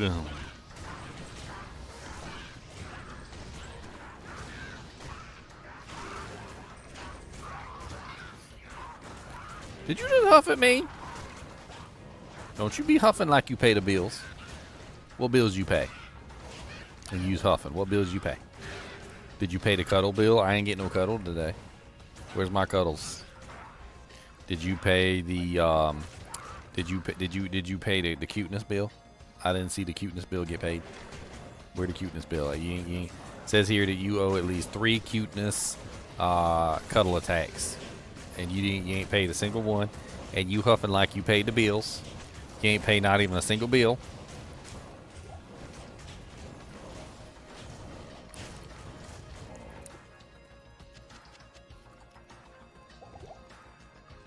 You ain't pay not even a single bill. That's right. Get out my face.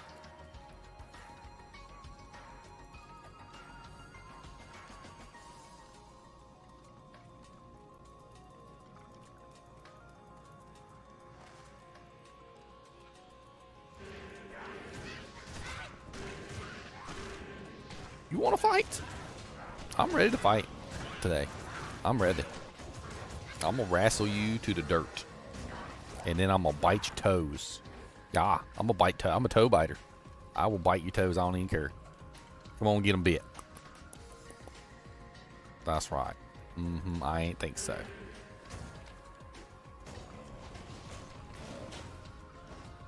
Is that enough to earn the rogue's trust? What do you want? Let me get this ear. How about I bite this? Can I bite this ear? Give me that ear. I'm gonna bite it. I'm gonna bite it, and it's gonna be mine. Give me this. Give me this ear. I'm gonna bite it. So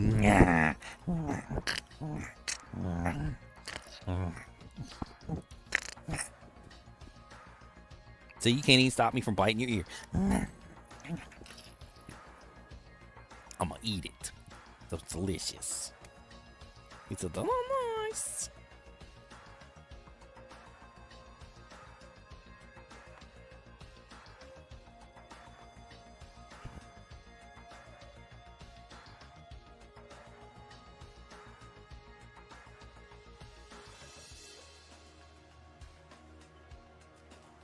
I'm gonna fight you. How about date? How about date? Sorry, just beating up a dog. Beating up my dog, beating up my dog. Ha ha ha, just beating up my dog.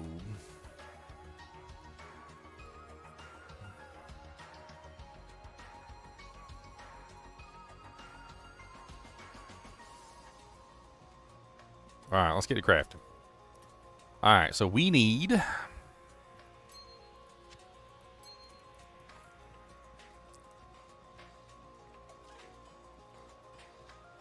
a great many things. First off, we need a pair of boots. We need a breastplate.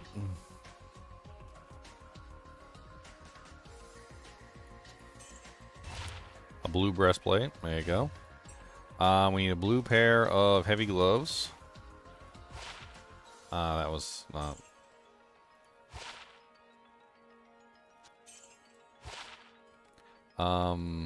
Can we even get... Like... Let me pull that list back up. Wonder if we can even get shark skins. I don't think we can get shark skins. My assumption would be no. My assumption would be no. Shark skin gloves 39. Maybe. Maybe. Actually, we could potentially give that a try. There is a possibility of getting some shark skins. I don't know how much gold I want to waste on it, but...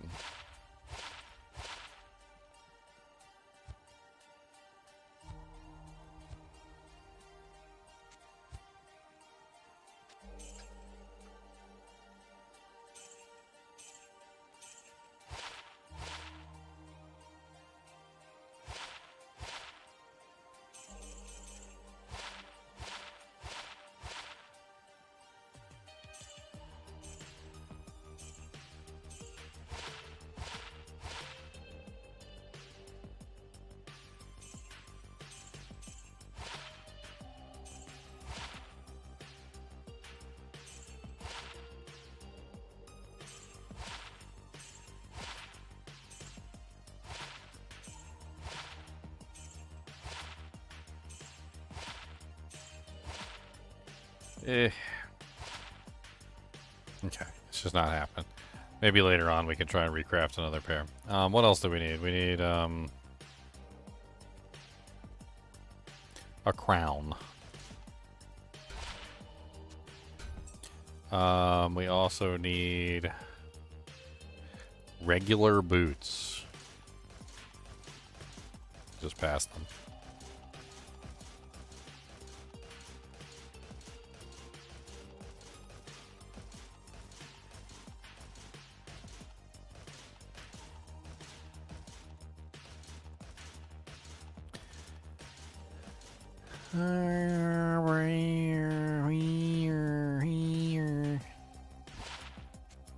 Okay. What else are we crafting? I can't remember. We got a lot more than that. So we've got the armor for the... We got the helmet, we got the booties, we got the gloves. Let's go ahead and start crafting some of this stuff and see what we get. So, blood gloves. Crushing blow, life, lightning. No IAS. Okay, whatever. Better than nothing in that slot. The boots.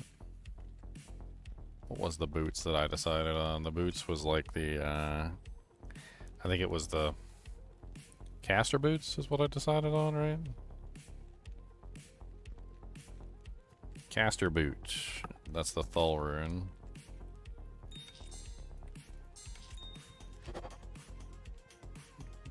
The cold resistance. Half freeze duration. Extra gold for monsters. No run speed. Sucks. But whatever.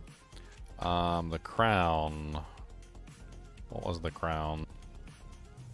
Crown was the Jewel, Ithrune, and Perfect Emerald.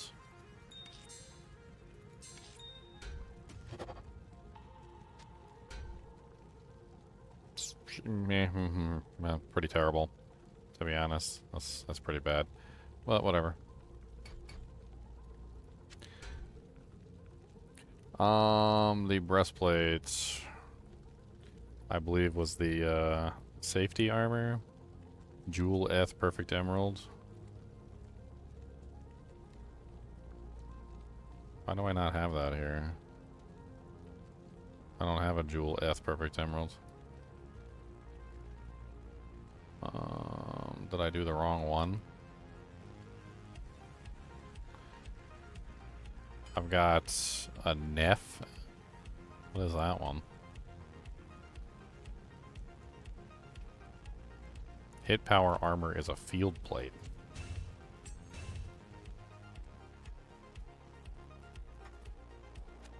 Apparently I was doing a field plate.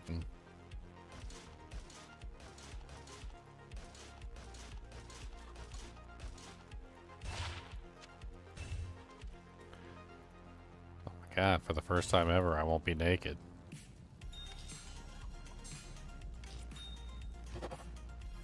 Oh, fire res, faster hit recovery. That ain't bad. 2 rings, right? 2 safety rings.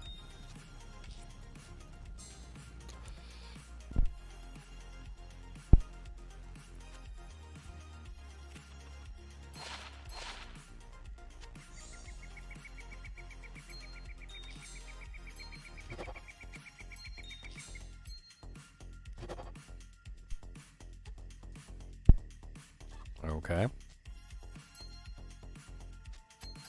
4 vitality, 22 lightning res, damage reduced by 2, magic damage reduced by 2, poison length reduced by 25%. Grim Loop, level 38. It's 1 level higher than me. 4 strength, 4 vitality, 4 energy, DR1, MDR2, charge bolt when struck. That is a really weird ring. That is a very strange ring indeed.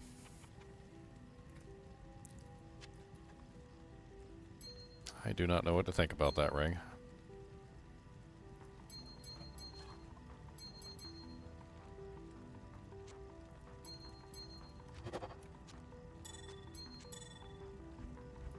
Alright, so that leaves the wand. We need to find a blue wand. I don't believe we can gamble. Actually, no, we don't need to find a blue wand. We can buy one. I can just buy a random blue wand from Akara.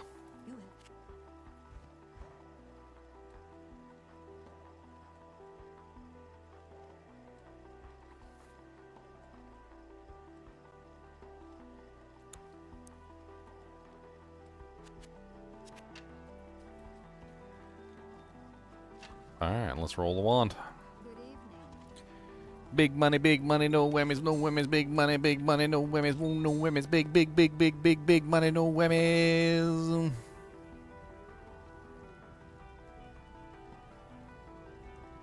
That's a whammy. Look at that frickin' fire damage and poison damage on it, so. Well, that's sucky. That's the poops. Them's the poops.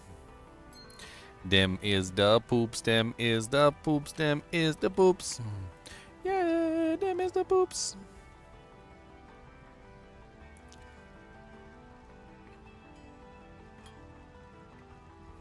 Alright, so we currently have a Raven Shroud Field Plate, 5% chance to cast, level 4 Frost Nova when struck, 12% faster hit recovery, 5 to mana, 24% fire res, 8 attacker takes damage of. A Viper Horn Crown, 57 enhanced defense, +1 life, 6% lightning res, DR3 magic damage reduced by 1.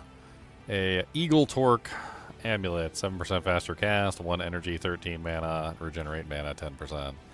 A Hailstone Blazer Boots, 15 mana, increase maximum mana 5%, regenerate mana 10%, cold resist 26%, half restoration, 54% extra gold from monsters. An Ochre Ring of Chance, 15 light, 8% lightning res, 10% magic items. Dire Fringe Belt, 1% life leech, 8% chance of open wounds, 40.5% enhanced defense, 4 strength, 37 life. Corruption Hold Ring, required level 32, 4 vitality, 22 lightning res, DR2, MDR2, poison length reduced by 25. Stormfinger Heavy Gloves, 2% life stolen per hit, 9% chance of crushing blow, 13% enhanced defense, 12 to life, 8 maximum stamina, and 13% lightning res. And our weapon of choice at the moment is a Deadly Blade of the Bat, which is, yeah, not really all that amazing.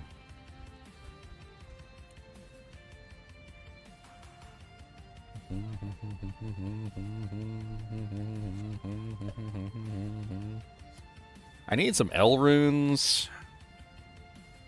It might behoove us to go and do a little bit of Countess farming to try and get some L runes for some potential rerolls on heads, which could potentially give us a pretty big buff and plus to skills.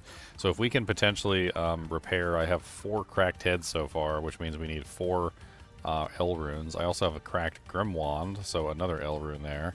I have a cracked regular wand, so another L rune there. And then, yeah, I mean, like, we basically need like 4, 5, 6. I need like 6 L runes. Poison Explosion? Poison Explosion isn't even a good skill. I mean, other than the 34% fire res, that's pretty much the only, like, good stat on there. Yes, if you repair an item with the L rune, it will reroll. It's not the same thing as the repair recipe, which is the Ral or the Ort rune. This is a recipe that specifically rerolls the item based on that stat. It also has a negative connotation as well, though. So it's not just a positive connotation, it's a negative connotation as well. So there's 2 things that happens. Number 1, it rerolls the item as if it were a level 1 piece of equipment. And it sets the eye level of the item to level 1, which restricts the total number of sockets for the item to 3. So the item can no longer roll past 3 sockets. For some items where you don't really care about that, and like you don't have to have any kind of like maximum number of sockets on there, you don't really care. But like, for instance, let's say you wanted to like fix a Monarch that dropped on the ground. Well, it would go from 4 sockets cap to 3 sockets cap.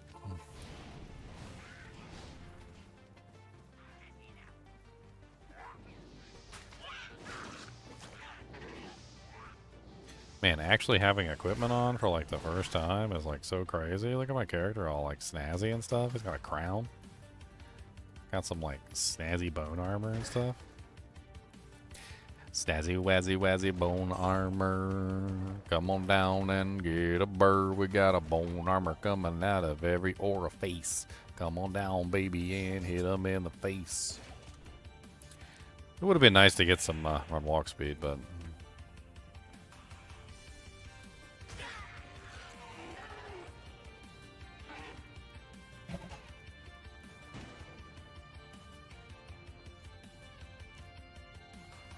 let's go murder the Countess a couple times. Ooh, a chippy.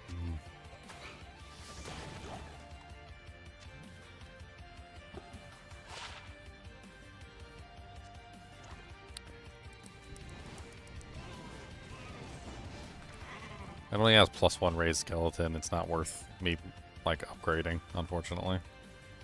So I can upgrade an item, and like that could potentially be something that I could get some good equipment from, but if it's not worth the runes to upgrade it, then I'm not going to do so.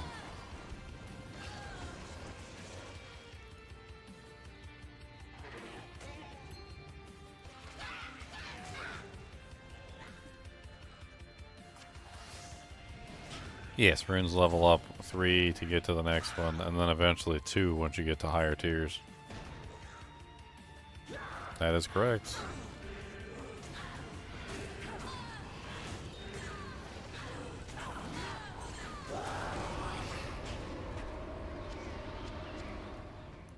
Except for Elrune.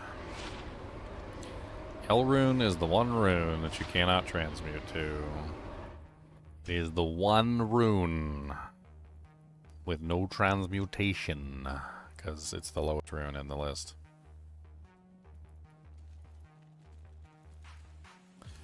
The Dragon Shang Spear.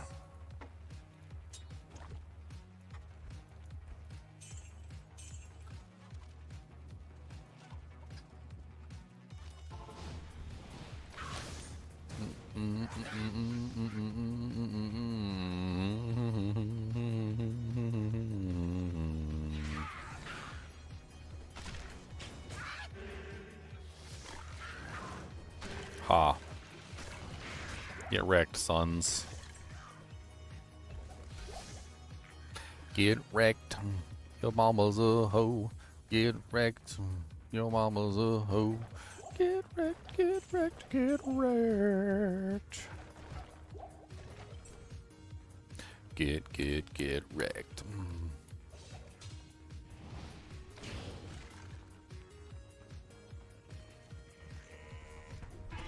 You need 3 eth for 1 ist? What the hell? Dude, if you can get an ist from 3 eths, I mean, that's like Richie Rich level right there. But no, that does not work that way.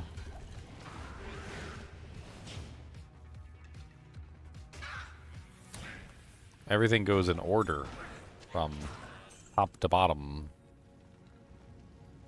So you need 3 of the previous rune below the ist rune, which is the Mal rune, to be able to make an ist.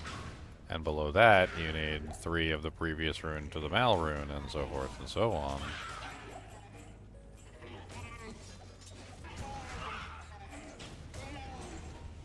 The order is El rune, Eld rune, Tyr rune, Neph rune, Eth rune, then Ith rune, then I think it goes to Tal, then Ral, then after Ral is Ort, then Thul, then eventually it goes to Am, then Sol, then Shale, then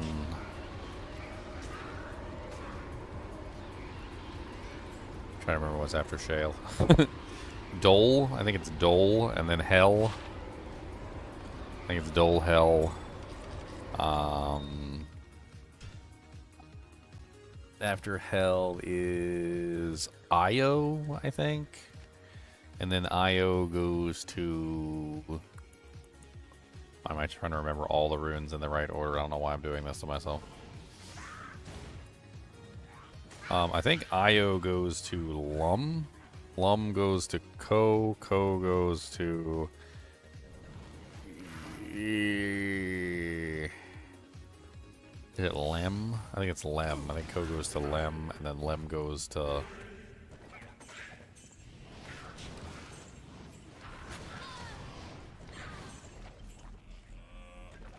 Ooh, another damaged head.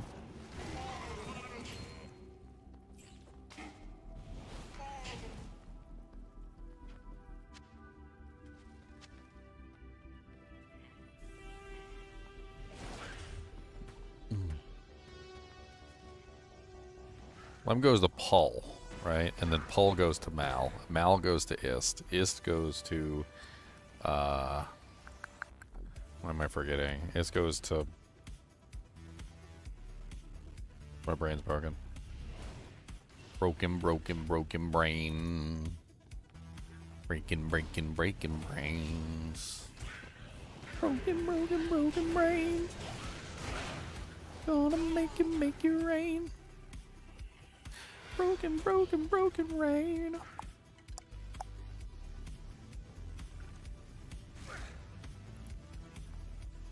I want to say it's Ist to Gull. And then Gull to Vex, and then Vex to Ohm, and then Ohm to Low, and Low to Sir, and Sir to Jaw, Burr, and Burr to Jaw, and Jaw to Cham and Chamdazad, I think. I think I got them all.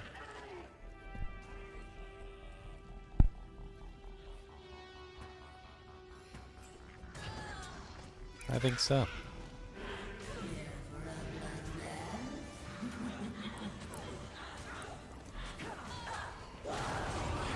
An Rune, the most preciousest of runes.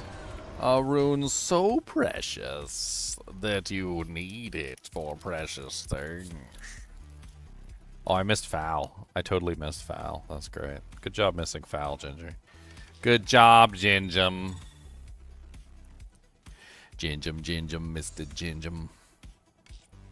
Ginger missed it, Eza missed it.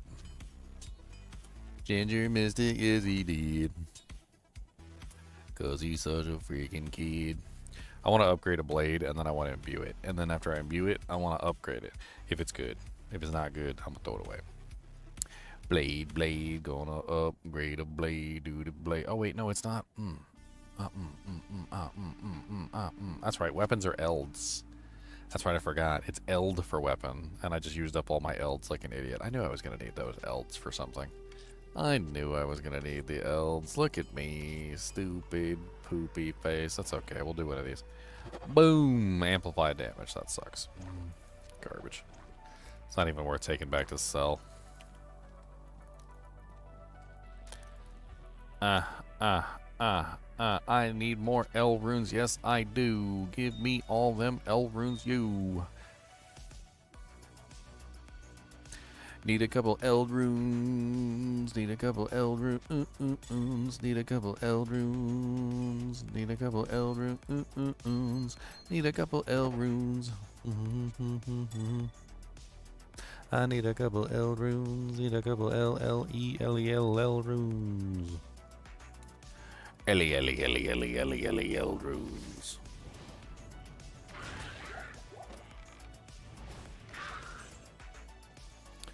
Merc is just demolishing this difficulty. He didn't even care. Unfortunately, they don't even drop from anything in this area. Because in normal difficulty, none of the monsters in normal difficulty will drop. Like anything, essentially. Maybe I would just be better off, like, going for a Nightmare Countess. I don't know. Might be better.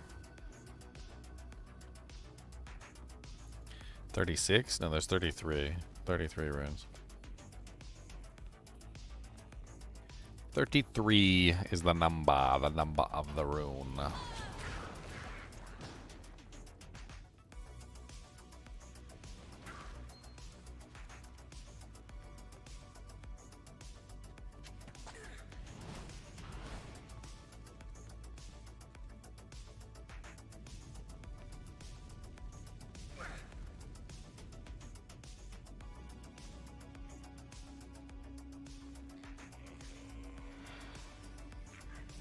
Finally have clothes on. Finally have clothes on. Finally have clothes on. Prowl F. I need more baby runes. Give me all your baby runes. I need all your baby runes. Give me every single rune. I don't care what you got to freaking say. I just need some baby runes today. If you won't give me, I will not. Oh, take a bloodbath, you out ass hot. Ow.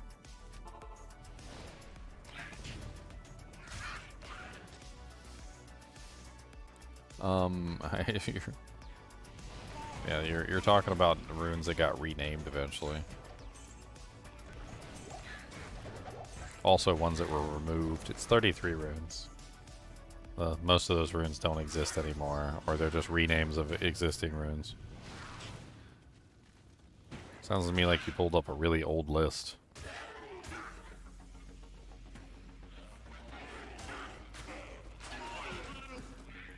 The oldest of lists.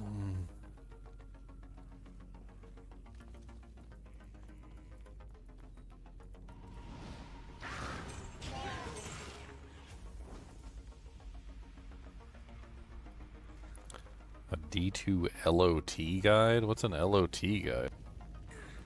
Lord of Terror?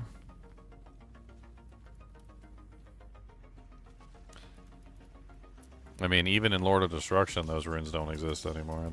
They weren't just something that were removed in Diablo 2 Resurrected. In Lord of Destruction, they also do not exist.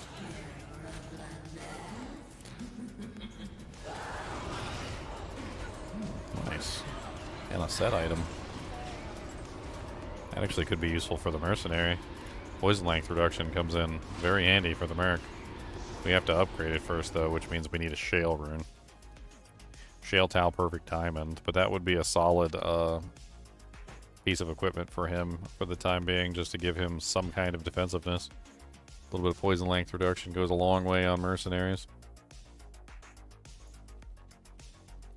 Certainly wouldn't be mad at it. I wouldn't be mad. I wouldn't be sad.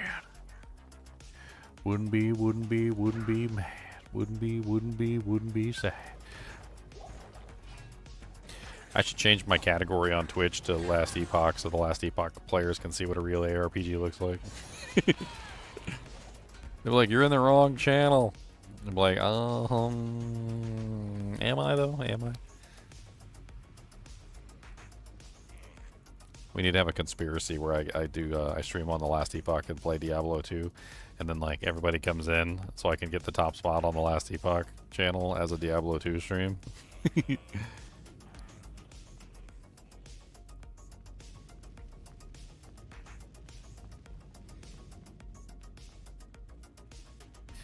Boom, boom, boom, boom.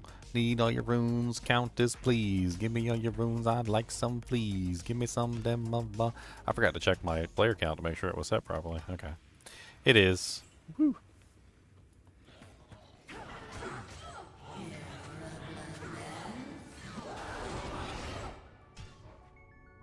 I'm literally just farming runes. That's all I'm doing. I just used up so many runes. Gotta replenish the horde. Gonna be using a lot more before the game's over, too. We need tons of runes. I need shales and bales and whales and hails and dales and dales and pails and tails and hails and bales and dale and tail and pail and kale and kale. And rows and towels and howls and pals and zows and zows and zoos and zods and zeeds and zoods and zeeds and peeds. I need everything.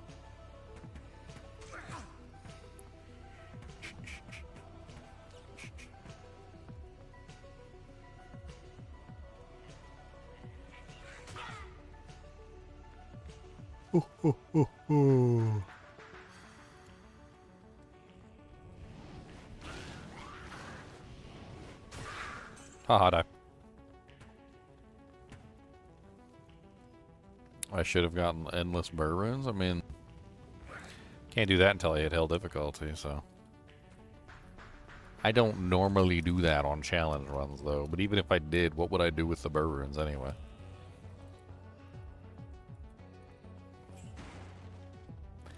Like, let's be perfectly honest with ourselves. Pretend I did have unlimited burr runes right now. What would I even do with them?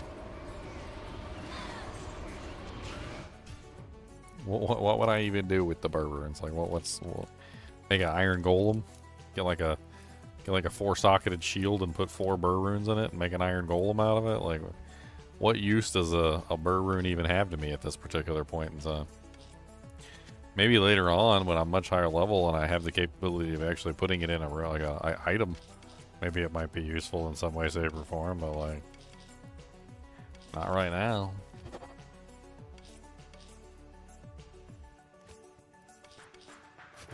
It would be useless to me. Useless. So very useless. I mean, not even just level 65. Like, think about, like, all the rune words that use a burr rune, right? Burr mal, burr ist. So I would need a mal rune and an ist rune to be able to make that rune word. Chains of Honor. It's a burr rune. It's an ist rune. Like, I would need another ist rune to be able to make that, right? What other runes have burr rune in it? Rune words have burr rune in it. Like, Like most of the rune words that you would want to make with a burr rune, like as far as I know, there's hardly any of those rune words that don't also include some sort of like supplementary, like mid-range or other high rune to actually make the item. Most of them are like impossible to create.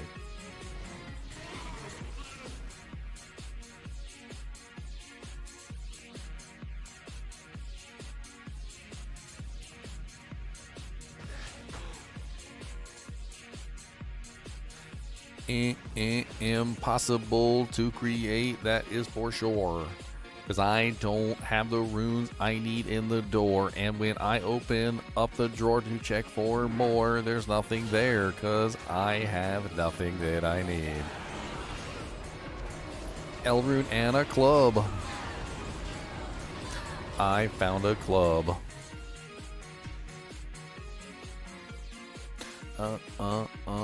Another L rune for the bank. Felloak? Felloak. A really nice club that I could potentially even use if I upgrade it. It does have 60% lightning res, which is fairly useful, and it also has 20% fire resistance. So, like, as a res stick, just as a resistance stick, that's actually kind of a decent little item. It's decent. Alright, let's take this L rune and let's repair another head. Repairing necromancer heads so we can try to get some reroll threads. We want the skeleton mastery and the skeleton so we can get all the buffs, my friend. A +3 in the skeleton mastery, please, and a +3 in the raised skeleton too. That would be really great. And maybe some bone armor, because bone armor's nice when you're in the thick of it. +2 to teeth was not correct. We do not want that garbage skill. Put it back in the dirt. 3 more heads to re-roll, and that's what we're gonna do, because we need them all, and we might get some good skills, but we might not. So we're gonna keep on rolling and hot.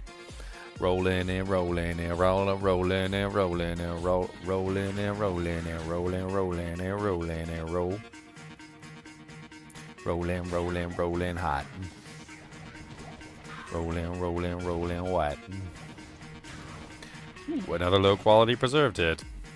Exactly what I needed if I get another rune. Another L rune, and we'll take it to the room. See if we can re-roll it with some garbage stats. But we really want the ones that are really hats.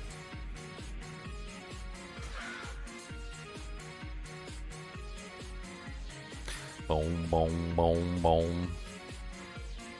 Hey, hey, hey, hey. Doom, doom, doom, doom, doom, doom, doom. That's right.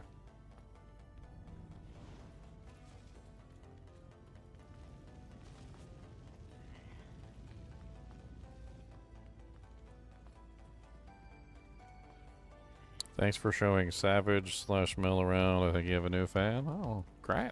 Great. Sounds like he likes Diablo. I like Diablo.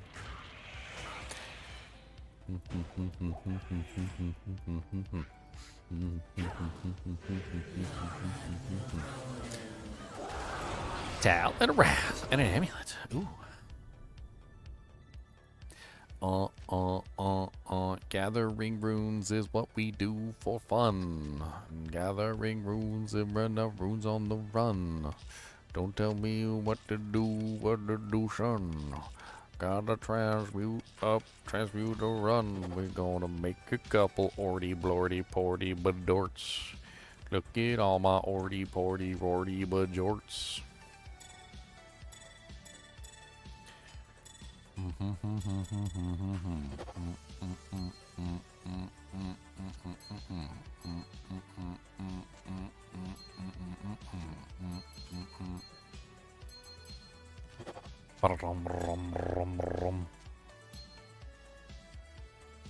Alright. Ding, ding, ding, ding. Time to try re-rolling some wands. Alright, we want to re-roll once. We've got enough chippies. I think it's a good time for re-rolling wands. We might be able to get something decent. Let's go to Haragath so we can get some higher level wands. I don't think it really matters, but... Savage is a girl. Melanie. Oh, nice. Don't get a lot of girl viewers. I'm definitely on the low side of girl viewers. My channel is 99.99999999999% male. Primarily male, okay, primarily. Good afternoon. Nobody watches my channel for my good looks, okay, or my handsome beard. All right, nobody watches for the handsome beard.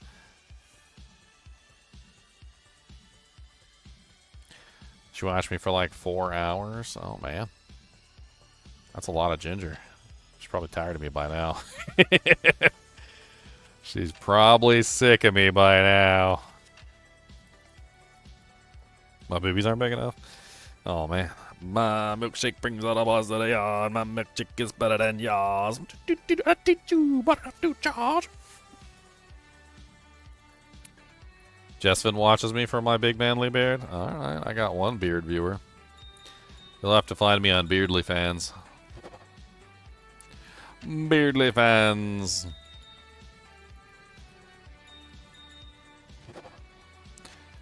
Raise, Skeletal Mage, and Bone Wall.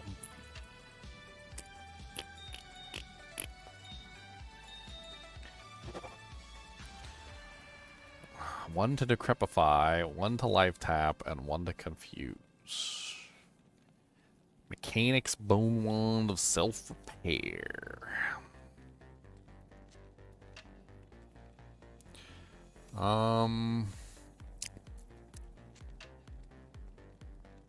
This one's useless. I think I already had a Decrepify one in here. I did. So this one's better. Has Life Tap on it.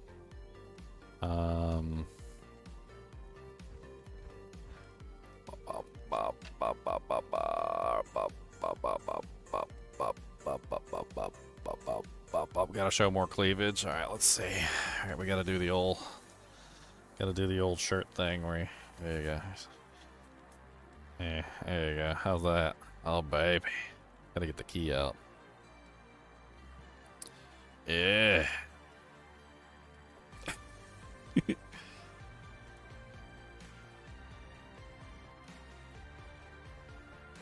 I help you? That's garbage. Confuse and Division.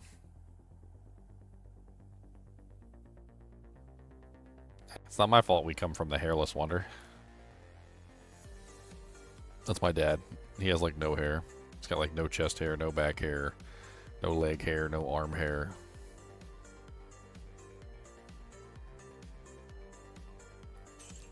Oh man, that's just the way the cookie crumbles sometimes. Oh yeah, but he does have head hair though. He has lots of head. He never went bald. Meanwhile, my brother-in-law David, he has all the hair on his back, all the hair on his chest, all the hair on his arms, all the hair on his legs, and none of the hair on his head.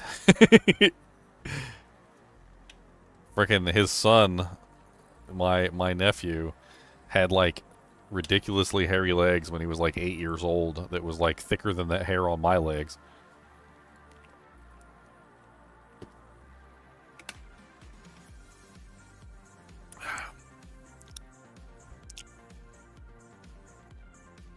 Well, your hair might fall out, but I think I'm okay.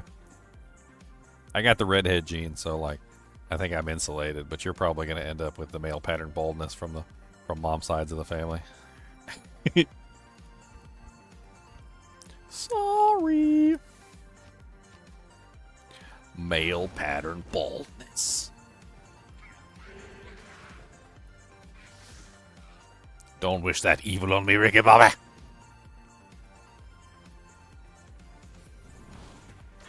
Now you just got to embrace it, and then you like get some of that like turtle wax for your head, and you just shine your head up so much that you're like blinding. It's like blindingly bright. Like you move your head the wrong way, and people are like, "Oh God, ah, ah, ah!" And then nobody's gonna care that you're bald because they won't be able to see. Like, ah, man, I can't look directly at him. It's so bright. Shing.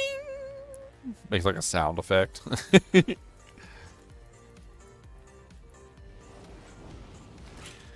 of like when I go outside with shorts on, and my legs are like blindingly white.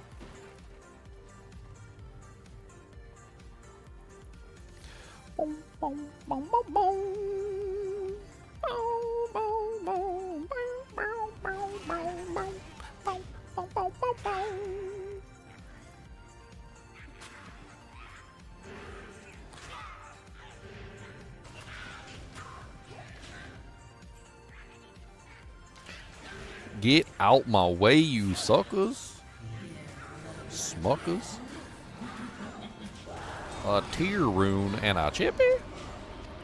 I do like a chippies. 2 chippies. Dang. Chippy, bippy, boy. Chippy, bippy, boy. My beard's really curly, but it doesn't grow in the middle for some reason. Like, I don't know why my beard doesn't grow right here, like in the center. It, like, barely grows at all right here.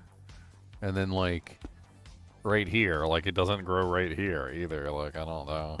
I get, like, a little tiny little, like, goatee-looking thing right here, and that's about it.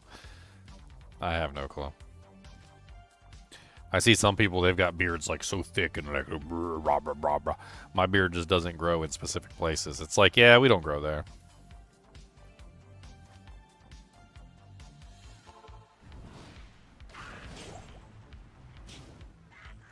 I don't shave my beard. Shaving, who shaves beards? I pluck it out like a man, 1 hair at a time.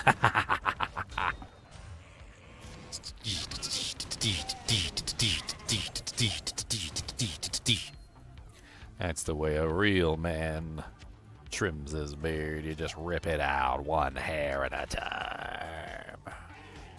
Why 1 hair? Because it hurts more. Yeah, twit.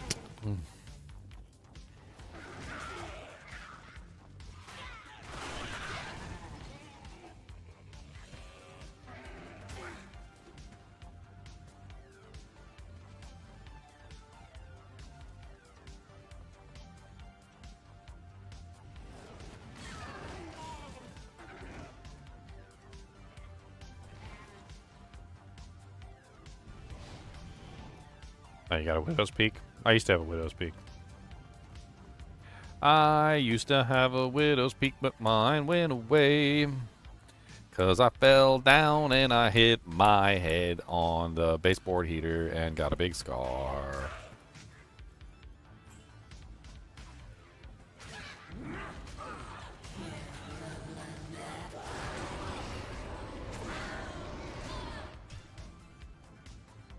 It's like I fell and I smacked my head like right here, and like it cut the widow's peak. It doesn't grow anymore. It's when I was really young. We didn't have like central heat or central air or anything in my house growing up, but we did have baseboard heaters. I don't know if you guys ever seen baseboard heaters. I don't think they actually work or are hooked up to anything anymore.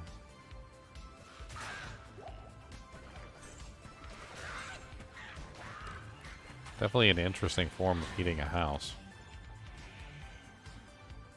Melted a couple couches with them things.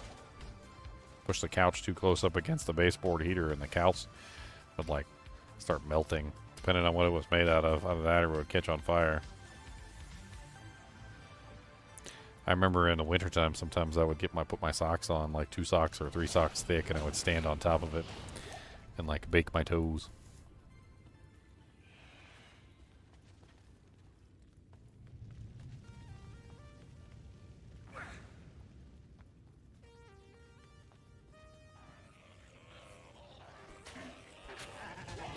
I want to suck your blood. I want to suck your blood.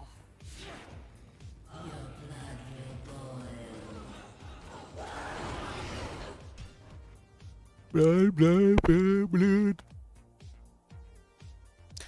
Blood, bloody, bloody, blood, blood, blood. Bloody, bloody, bloody, blood.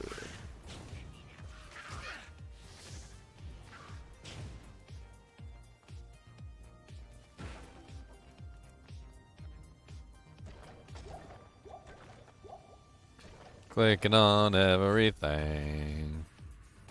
Clicking on, clicking on. Clicking on, clicking songs. Clicking on, clicking songs. Clicking, clicking, clicking on.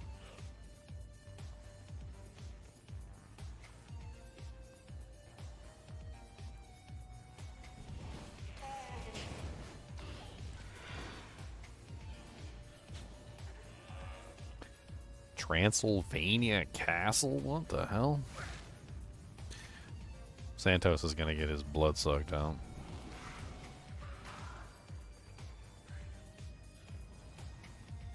If you stop showing up one day, Santos, I'm just gonna assume the Dracula got you, so.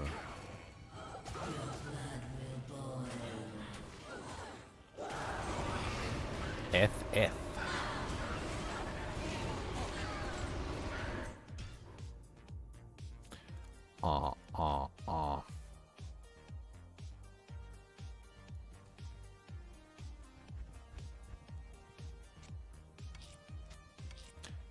Vlad the Impaler.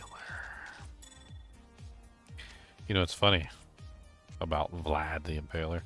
I was actually reading about him. So, he's a horrible, like, person. Like, if you look at the history of him, he's a horrible person. So, before I even start, let me just specify that he's a horrible person. But, it's actually quite interesting. I was reading a thing about, like, the history of, like, the Muslim conquest of Europe. And how the Muslims were essentially, like, forcing their way into Europe and taking over country by country after, like, a conquest. You know, they were literally going through the process of just conquering, like, country after country. And come to find out, it was actually Vlad the Impaler that stopped them. Like, he was one of the most influential people in that particular time period that essentially did the most to stop the Muslim invasion of Europe. It was a combination of Vlad the Impaler, and it was also a combination of the Crusades. Like, because once the Muslims got to a specific point, I think it was once they took Constantinople, the Crusades finally started to happen. But it was actually Vlad the Impaler that pushed back against the Muslims' invasion of Europe during that particular time period. And if it wasn't for him, according to what I was reading in the books, like, as awful as he was, like, that entire area probably would have ended up under Muslim control as well as a lot of the other countries that got taken over by the Muslims at that particular time period and eventually converted into slavery. If you weren't a Muslim, if you were like a Christian or any other denomination, like, you weren't treated very well at that particular time period. Like, they would take your possessions, they would turn you into a slave. There was all sorts of various things. Like, they had like Christian cards. Like, you had to have your, like, Christian identity card. And that was before they started just outright kicking you out of the country. But I mean, like, I was surprised to find out that Vlad the Impaler was so influential at that particular time period of, you know, essentially preventing the conquest of that particular area.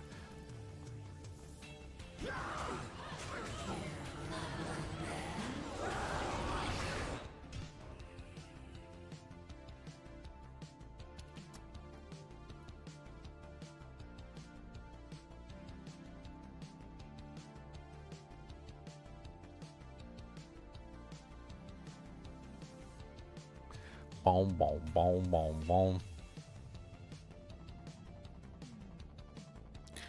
Vlad the Impaler did not fully prevent the Muslim invasion. Never said he did. But his brutal tactics, particularly the widespread impalement of thousands of Ottoman soldiers and civilians, created such a horrific and repulsive spectacle that it psychologically shocked the invading army and contributed to the initial withdrawal of the Sultan of Mehmed II's forces from Wallachia in 1462. While he failed to decisively defeat the large Ottoman army, his campaign of terror, which included a surprise night attack, made the invasion difficult and ultimately led to Mehmed II's retreat. Vlad the Impaler, the real Dracula.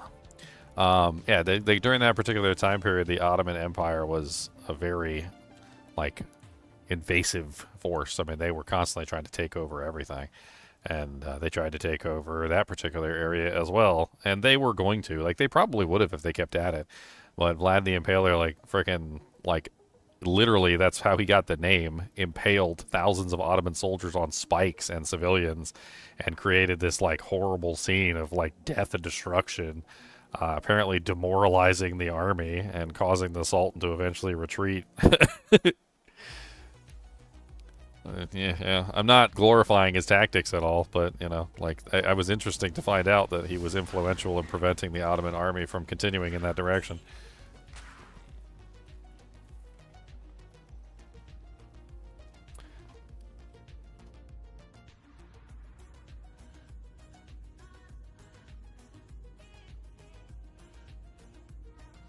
Oh, nice, JV Gamers. That's a good setup. Yeah, nice setup. I kind of got annoyed at Hustle on the Mercenary, though, with my Necromancer. It wasn't really very fun. The sound of the aura turning on and off was annoying the crap out of it, because it's such a small radius. People in chat actually complained about it, too, believe it or not. But Bramble's amazing. Bramble is amazing.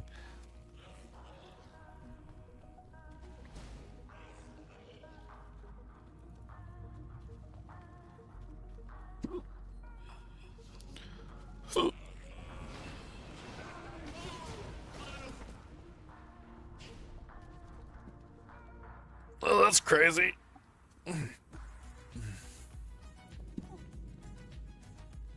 Dang it, got the hiccups.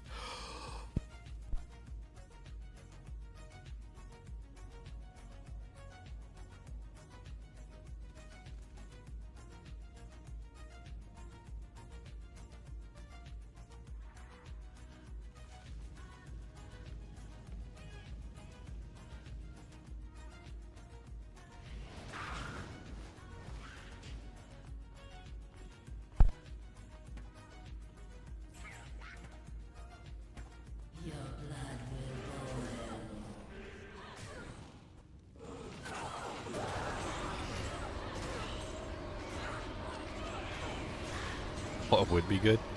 I mean, Hustle's not a bad choice. It's just not, like, the fanaticism aura only works when you're, like, teleporting. I mean, do you have an Enigma? Are you teleporting around and stuff? I mean, if you are, then I guess it probably still is working pretty well. It's just very short distance. So, like, if you don't have an Enigma and you're not teleporting, like, it's the Hustle weapon's not really all that useful.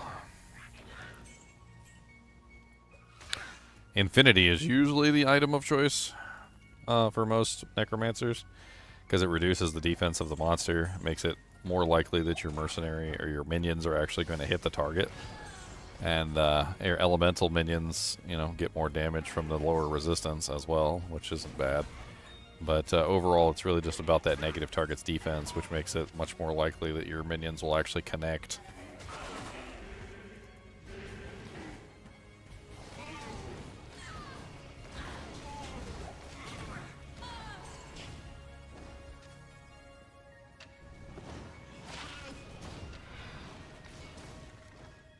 I don't normally recommend Enigma for any characters, honestly, but, like, Summon Necromancer needs it to be able to reposition his army. You don't need an Enigma, you just need a teleport item of some type, like a teleport amulet or a teleport circlet, preferably. You just need to be able to reposition your army as needed. Enigma just gives you unlimited repositions, which is also nice.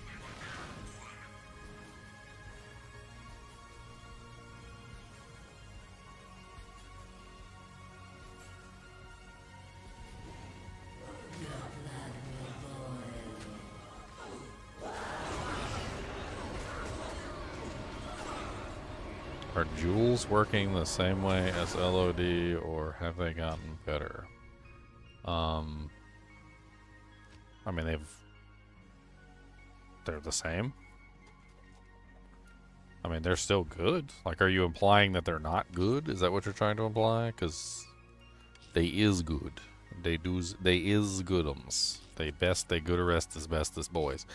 You just have to find the right ones with the right stats. Like,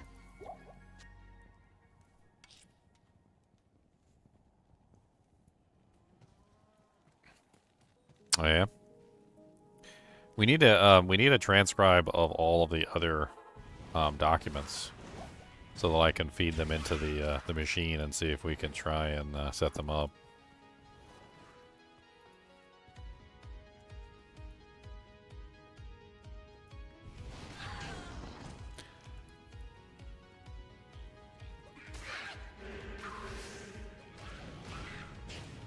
One of the cipher tests should be easier to solve. Yeah, so that's probably the one that has the note on it. Did you watch the video from the lady talking about how to decipher the ADFGVX ciphers? Did you watch it? Okay. So in the cipher, she talks about how there's often a simple keyword or a phrase that can be given to translate the thing, right? So the thing is that one of the key code passages has writing on it. So it says, tell my daughter I love her, H, right? So that very well could be either A, the key code, or it could be B, the Polybius square. So the Polybius square is usually formed by creating, by using a simple phrase. That could be the phrase that creates the Polybius square. So it might not be using that Polybius square at all. Or it could be a column thing, and that is probably the hint for the column. So if you're wondering about which one is the easiest one to translate, it's probably that one that has the writing on it, because the writing is probably the key.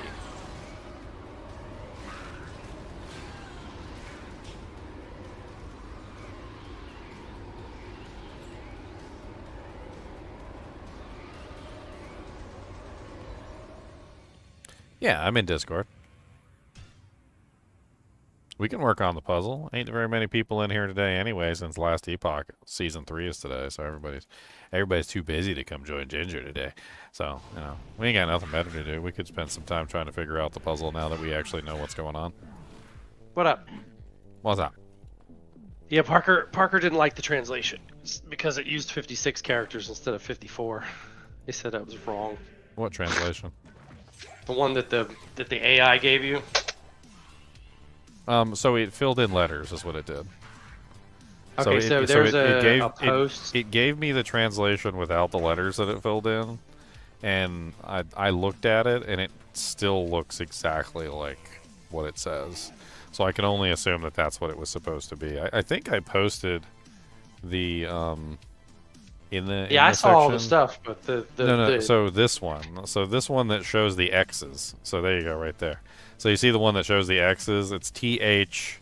So what you would assume means the, and it says current with an X in the place where the E is. So it's current, and then dot instead of date, and then it's XS instead of is, and then it's like August where the I mean, even if you take the X's out, it still looks like the current date is August 25.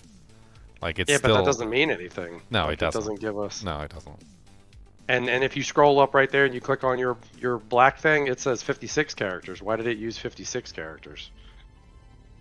Like where your writing is, where you came from the machine. By dividing the ciphertext into columns, key lengths, 7 or 8 columns, as they divide the 56 symbols. It says 56 symbols. There's not 56 symbols. There's only 54. And even if you count the dash doesn't count as one of the symbols. Did I put in more than 56? Let me see. I mean, I don't know. I mean, we sat there and we used it right here. A whole bunch of stuff. So 1, 2, 3, 4, 5, 6, 7, 8, 9, 10, 11, 12, It's 54. 13, we counted 14, it like 15, a million times. 16, 17, 18, 19, 20, 21, 22, 23, 24, 25, 26, 27, 28. So 28 times 2. Yeah, 54. That's 56. Oh, unless we completely missed the set, I think you put in too many characters because we counted it right off the scratchings. Well, this is what I fed into the machine. So I I know, copied I it. know. I copied this, and that's what I fed into the machine. So I fed in 56. Yeah, but it's not. It's 3 rows of 14, which is 42, and then run one section of 12 as the last row.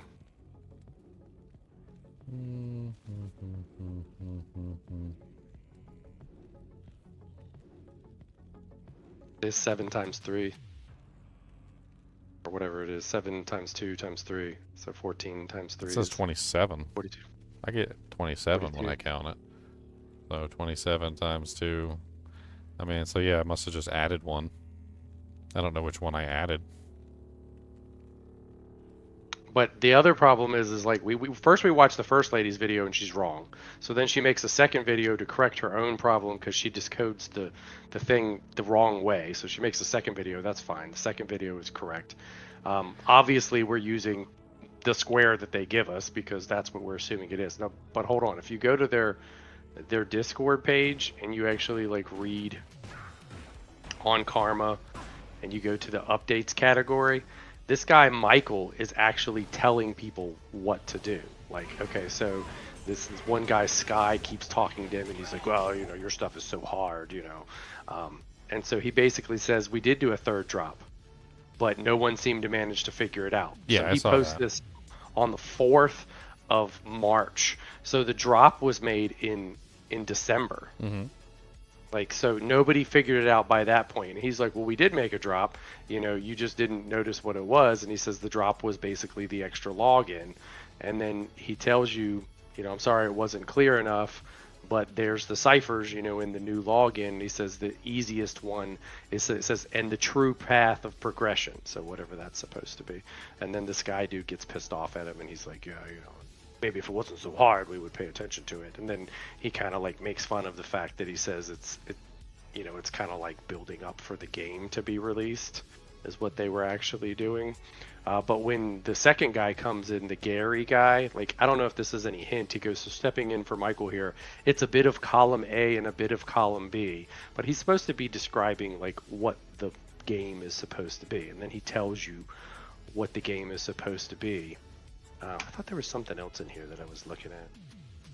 He says that they're going to give you a hint or something. Well, I mean, when he He says says- column A and column B, like, he's talking about, like, Yeah. the true purpose of the ARPG, or the ARG, and the side quest. So Michael here says that he said the drop includes a side quest. That's what he says. Yeah, So- that too. So I'm looking at that. And he says, I'm surprised if anybody solved it. And he says it's supposed to be over Christmas, which is literally like 3 months ago. And nobody had figured it out. Now we're 8 months away from Christmas, and still nobody's figured it out. Nobody's figured out what the cipher means, whether one was easy or not. I do like what you were saying. We don't know if anybody's figured it out. I would assume that they don't know either, because, like, this is all, like, you know, hand on paper kind of a situation. So unless they come in here and, like, shout it from the rooftops that they figured it out, then nobody's going to know, unless they're keeping track of where people are logging in. But do you see where he says, if you go back up, he says that they will, like, if you would mind stepping aside or something like that, he says that, well, I'm trying to read your screen instead of my own screen. Where does he say it? He says something about that they'll be, like, they're going to help. If folks are happy to step aside from it for a second, we don't mind giving a gentle rolling start to get the progression on one that is actually going to take the first step on the drop that was too opaque. So, you know, the word opaque could be a cue, but it could be nothing. But Where we are you need to reading look that around. at? I don't even see That's it. from the beginning of Wired Gary. It's the second line down. First time Wired Gary steps in. So it's like as you get the smiley face, eyeballs. Nope, go up a little bit. It says thanks for the heads up of the previous direction, and then it But he says doesn't. But he doesn't give a hint, though. Unfortunately. But we don't know because it's not here. So he wouldn't give the hint here. They would give it somewhere else. So that's March 4th, 2025. So we need to look on like the media resources, you know, like Twitter and Facebook and all that other stuff, and see if there was some type of gentle rolling start, because it's not here. It's not anywhere in here. Did you see that there was a guy on here that turned around and he had like a Google document with everything that they had up to this point? Mm-mm.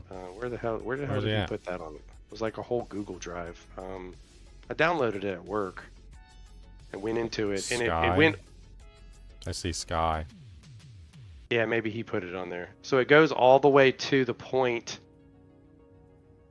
It looks like where we're currently at. He doesn't. Yeah, have but if you that. go all the way down to the bottom, the only thing that he has that's different is basically where we got the letters for that file. Like, if I had seen this first, I wouldn't have figured out half the stuff I figured out myself, all by myself. But anyway, I was kind of trepidatious as going through it because I didn't want it to Okay, like. so he has the trader thing, and then there's the spectrogram. Yeah, we got that code. That's the reversed audio. This one is what we couldn't figure out, was from the spectrogram, and somebody gave it to us, but they didn't give us the OP quiet manifest. But I thought you downloaded that file because I could have swore I read it. But he does have this Rot 13 Quenkref. It turns into the word shepherd, and apparently there's a shepherd Discord account that's supposed to be giving information to help us out, and so I'm wondering if maybe that's what leaked around March. Oh, they even have was the Leipzig, Germany thing. They Yeah, have but the- that's wrong. If you go back and you look at ours, that's not the same one as ours. It looks like the same building, but for some reason the coordinates are off. Because I went back and looked at your post. So they don't. which- They don't have the. They don't have But I the click on that translation of document. any of the things. Like they gave up. They must have given up on this because they don't have any of the translations. Translations of what? None of the images that we have. Like they got none of it. This is all the easy stuff that we already figured out ourselves. I know, but at the bottom we didn't figure out that file because we didn't know what the Which so this one? is just a What file? transcription of the message. When you shepherd? back to the main, I mean, we don't necessarily know if the shepherd thing is anything. but that one, that OP quiet manifest, that file. I don't remember And us. Rot 13 is a shift, so he shifted the letters of Quenkruf, and that's something that you can do. So you can put that through a shifter, and it's Dreyfus, and then it's backwards, it's Shepherd.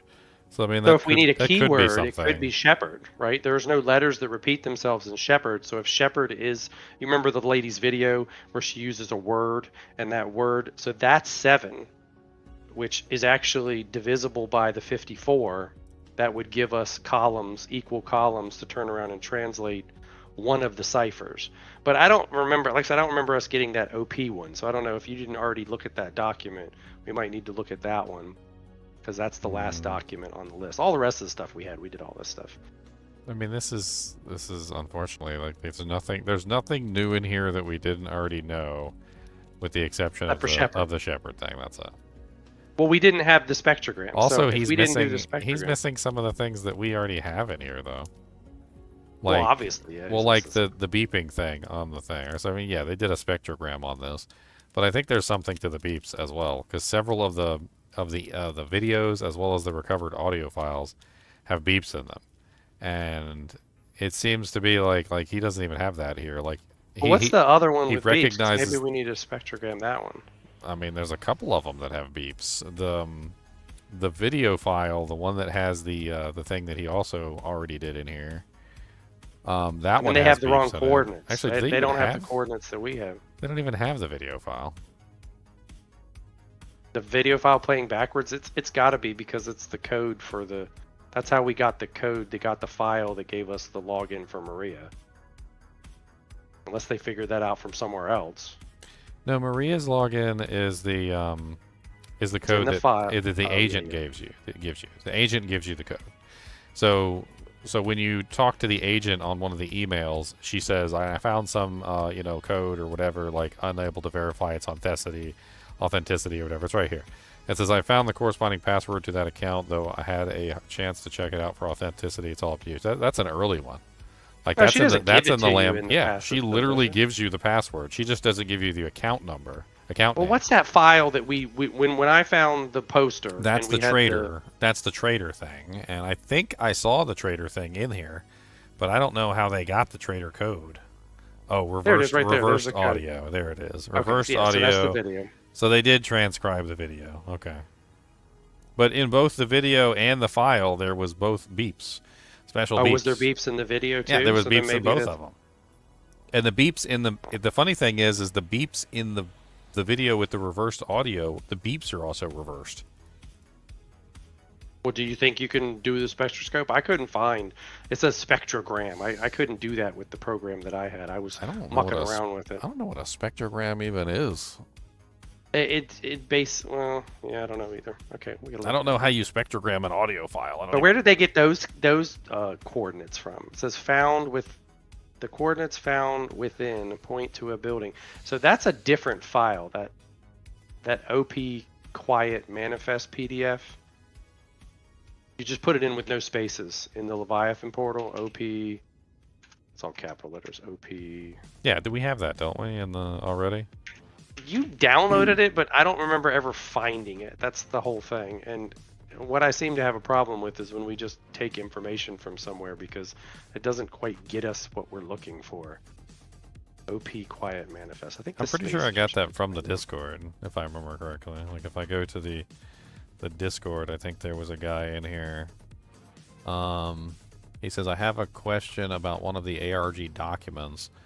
At the last document of ARG, OP quiet manifest, we got coordinates. I don't know where that document even came from. Like, he doesn't even specify where it came from at all. Neither does that file that you're looking at. Well, I just typed it in Leviathan and it comes up. You have to just put in spaces. I think it's spaces or it's underscores. No, it's underscores.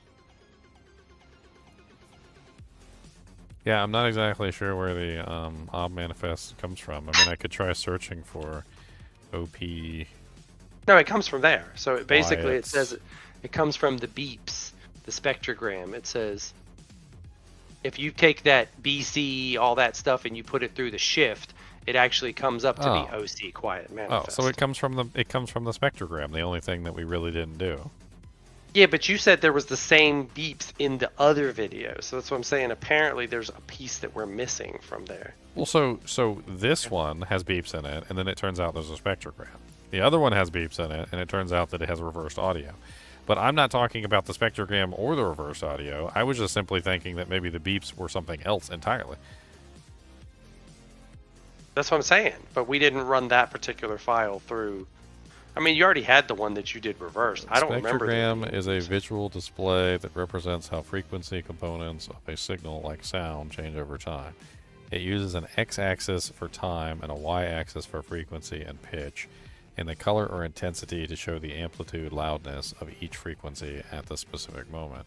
Spectrograms are used in audio editing, machine learning, scientific analysis to identify noise, understand music, and decode animal communication. Okay, so basically it's a graph of like the time and the frequency pitch together, which then basically shows a number or a letter in this particular case. Yeah. And his coordinates are wrong. And These are the lazy coordinates. We're also seeing them using ROT 13 a lot. Apparently, ROT 13 isn't really all that important or silly. It's like it's very easy to do. If you go to like a cipher cracker, it's one of the most basic types of cipher. You could do it manually if you want to. It's basically just when you take an alphabet and you just shift it. So all you're doing really is you're just shifting something. Like if I typed in, like hello. Put in the thing that's on there. Put in the. So you can shift any number of times that you want to. So like these are Caesar cipher rots, and each one of these will shift the letters a certain number of times. This is an 18. This is a 47. None of these are especially like special or anything. It's just how many times you're shifting the letter. Like ROT 13 A, B, C, D, E, F, right? So A, B, C, D, E, F, right? That's 5. So that would be a ROT 5. So if you shift A to F, then now you have a ROT 5. It's literally just shifting the letters of the alphabet and then just changing the word. Okay, well put in the capitalization letters that I put in the thing. Hold on. Let me find where it was. I put them in yours. The ones that are in the name of the capitalized letters that are hiding in the message, the very first message. Remember I said they capitalized all the letters. Hold on, let me find it. I wonder if you used the ROT cipher on that thing that I got. Because it didn't make any sense. Like, what it says doesn't make any sense, but obviously they seem to be Oh, I using- didn't see your thing about Heather stuff, gear or candy. Well, so we were talking about how this works and how the column key is generally derived from a word, right? So the column key could be derived from a word, and the word is probably inside the drawer. That's probably why they included the picture of the drawer in the first place. So the column key is probably one of those words, like key or gear or pen or whatever, or lighter. When you go and you do like a ADF of GVX cipher like decoding. Yeah, we were doing it. It asks you for two things. It asks you for your Polybius square wording, key, yeah. which we don't have, or we don't think we have. But see how it anyway. says "I love you," "Hi mom, I love you." So it's kind of coincidental. When did they make this YouTube video? I mean, it's old enough that they could have assumed that we would go looking. It's old for it enough and that we the find this. developers could have found this to make it in the first place. Which is the reason why it says "Mom, I love you." See, put that word I put in, the GOTHSS. See if you could put that through the Hold on, rot let me thing. grab. Trying to figure out what. Trying you to messed grab up on. the thing real quick. So thanks. The current date is 25. I just want to say. Oh, the other thing that Parker pointed out is there was a message on Twitter that talked about basically the fact that they were coming out with the ARG, and in the wording they used 3s for the E's. So is it possible that the reason why there's X's on those is because they came up as blanks on the chart? Could be, yeah. He said maybe it's supposed to be thoughts, but you're missing the T. Oh, this GUOTHS. These are the capital letters that were in the very first Leviathan portal where he gives you the cipher. So when they give you the cube cipher, down at the bottom of it is this motto that is in a whole bunch of other emails, but in this one and only one place, the first letters of each one of them are not capitalized. So then in the later ones, when they are capitalized, those are the letters that I pulled out. And it's actually, I did it wrong. It's actually GUOTWS.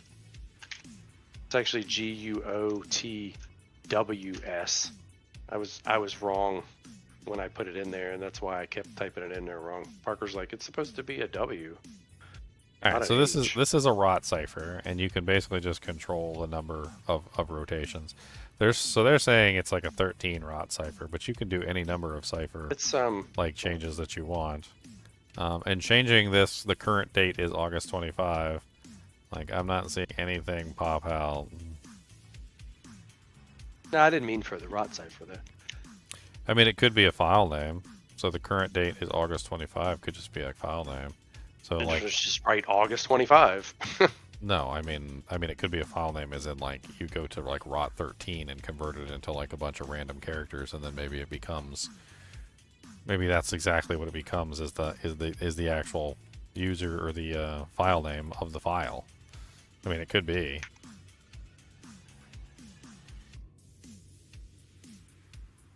August 25 doesn't. No, I already tried that. That was basic. Everything that they've done so far has been not basic. Like we were assuming that what they were going to give us was what they were going to give us, and that was it. But when you look at that, the thing that came out of the spectrograph had to be decoded. Like the freaking, like everything that they came up had to be like run through a rot cipher at some point, or I don't know. It's weird. So I was thinking maybe it needs to be run through a rot cipher too. Like, I mean, it's potentially an option. I don't know why rot 13 is the one they keep using. It was only on two things, but yeah, I mean, I guess it was probably because the first one was supposed to be easy. That Quencroft was just a weird thing that didn't make sense. So I guess if you tried to decipher that. I'm looking on their Twitter page because basically skipped a whole entire. I mean, we also have to assume that some of these accounts, these lower accounts, might not have access to some of these files either. I mean, Maria Hen seems to be the one that has the highest social rank, which probably gives her access to the most stuff, depending on, like, if there's rank requirements for accessing these files, which I don't know. And that's what he guess. says in the Discord. He basically says, just giving you more and more access as you go up along the way. But I don't know. I don't think they thought it was going to be so hard, and they don't really just want to tell people what the answer is, apparently. So, I mean, I don't think it's overly difficult. I do think what was happening was, according to what they were complaining about, was it wasn't coming out all at once. So we have it all at once. Like this is the difference that we currently have. We have everything all at once because they've put out everything as far as we're aware. But if you look in there, there's quite a few people that are complaining, and what they're complaining about is that there's not a drop. So like they keep asking for another drop. They keep asking for another drop over and over and over again. And apparently, like when the game released, the ARG wasn't complete. And they keep asking, like, when is the next drop going to be? Has there been another drop? Like we're getting frustrated waiting. And then like they do the first drop, and then the first drop comes and then out, Sky gives them a bunch of complaining, and they solve it almost immediately, is what they said. And then they drop the second drop, and then they solve that almost immediately as well. And so basically they were getting kind of frustrated with the fact that everybody was solving the drops so quickly. And then according to what, like, I was following the timeline, they dropped the next one, and it wasn't so easy. It was December. They dropped it at Christmas time. Yeah, it wasn't so easy. And apparently people were complaining it was too hard or something. But, like, it doesn't seem to be too hard. It's just not easy like all the other ones. Yeah, there it is right there. So that's basically when that dropped is when we found out what the employee name was. And that was the last login. That was the last drop that was ever made. That file that's the sound file that has the spectrogram, that's not in Thomas 40, is it? Like, which one was that in? Because then if we go to that OP Quiet Manifest, they don't give us something that doesn't have something in it, right? So if they gave us something, we should be able to get something from that particular file. Yeah, so it says we did do a third content drop, but it seems no one managed to figure it out. We definitely raised the difficulty since you did the last drops quicker than we expected. And then so like this guy says that it's not really that easy. I mean, not that hard. The one of the 3 ciphertext should be easier to solve and the true path of progression. So we just need to figure out which one of the ciphertexts is the easier one to solve, and then go from there. That's the start of the entire thing. My assumption is, and this is just my thinking on this, is that the easiest one to solve is the one that includes text with it. The other, so like the rat scratchings is a completely different one, unassociated with Heather. We don't even know what that one applies to yet, and it's for technically after, right? It's after that one. I think so, but she's first. For all we know, that could be the correct translation. We just don't know what it applies to or what we need to use it for, right? But this one has no text with it. It just seems to be on the fridge. They said fridge, which maybe fridge could potentially be the code. I don't know.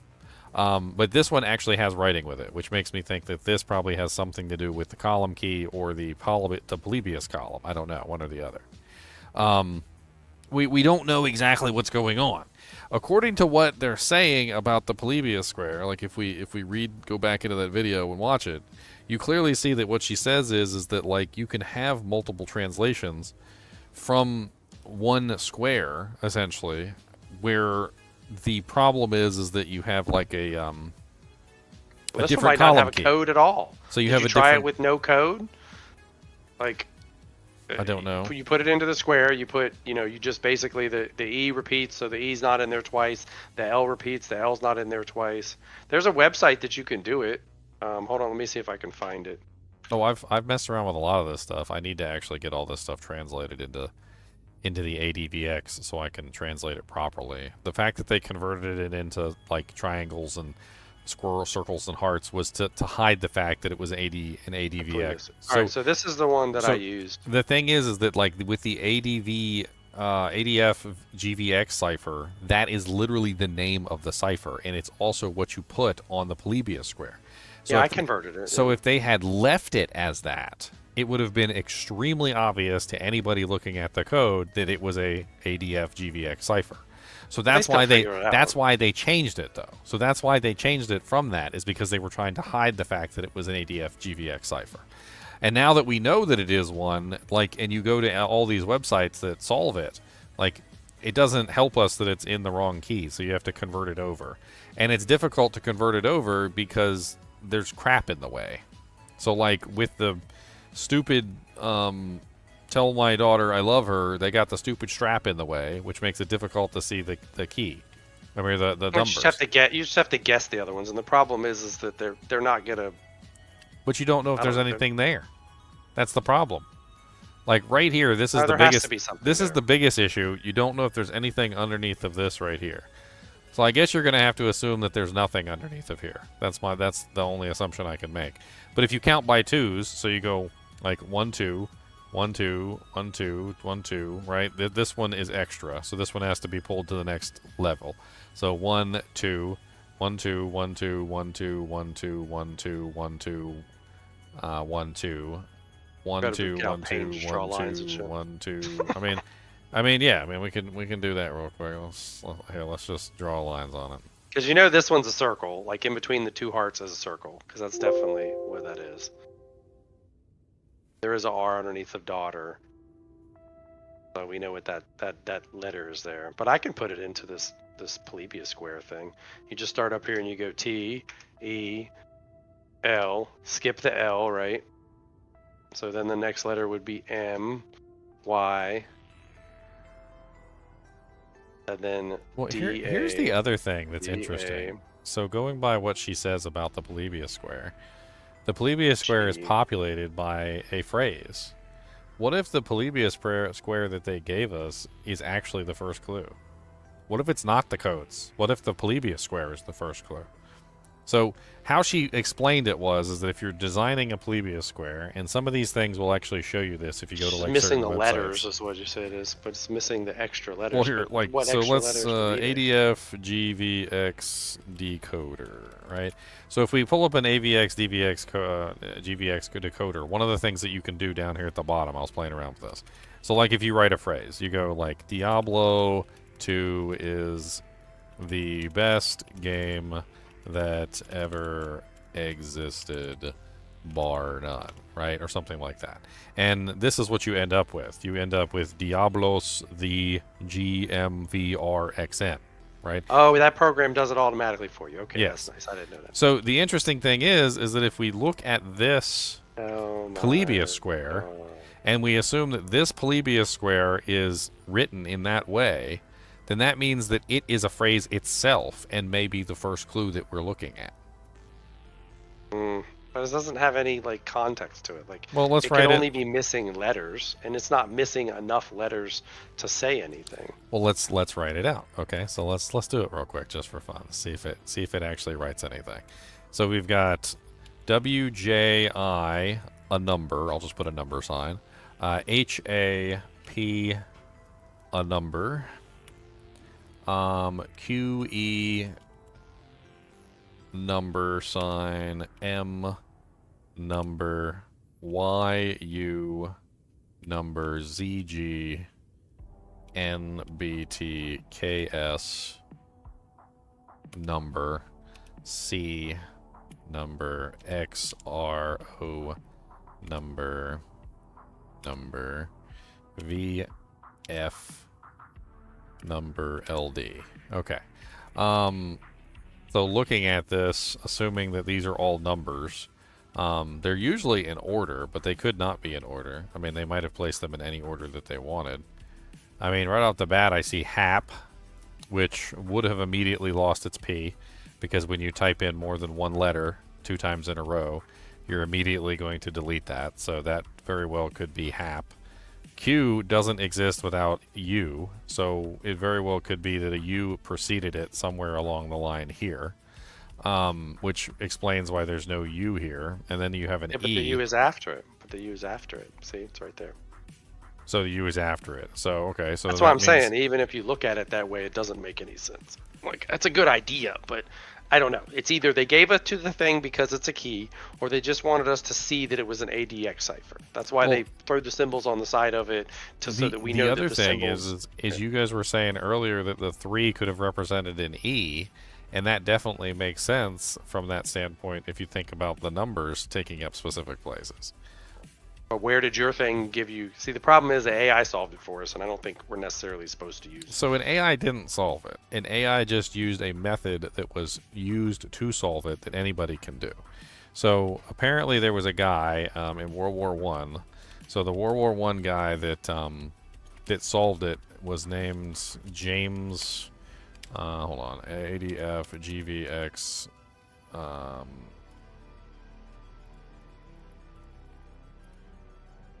He actually wrote a paper on it.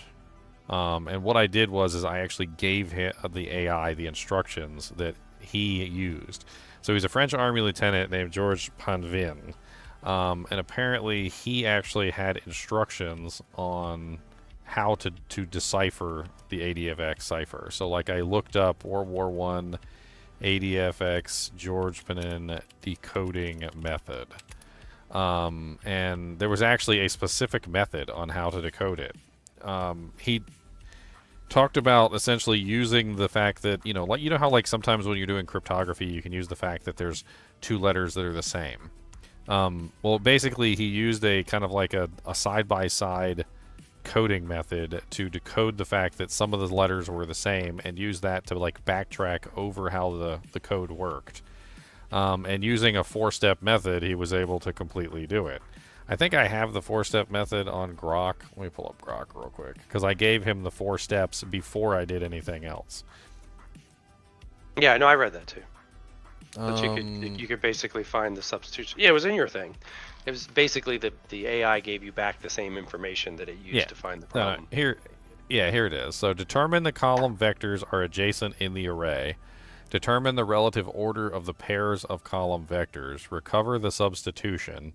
Recover the transposition order of the columns in the array. So basically you have to follow these 4 steps and you can essentially decode any ADV-GVX cipher. It just takes you a long time.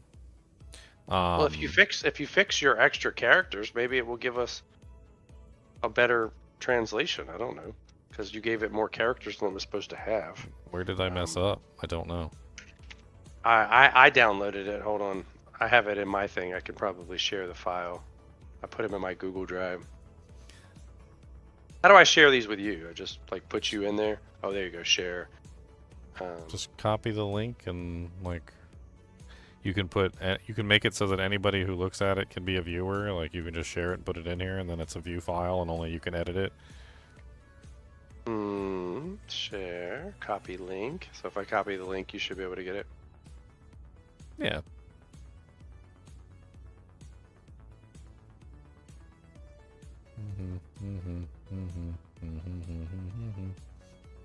I don't know where it is I messed up.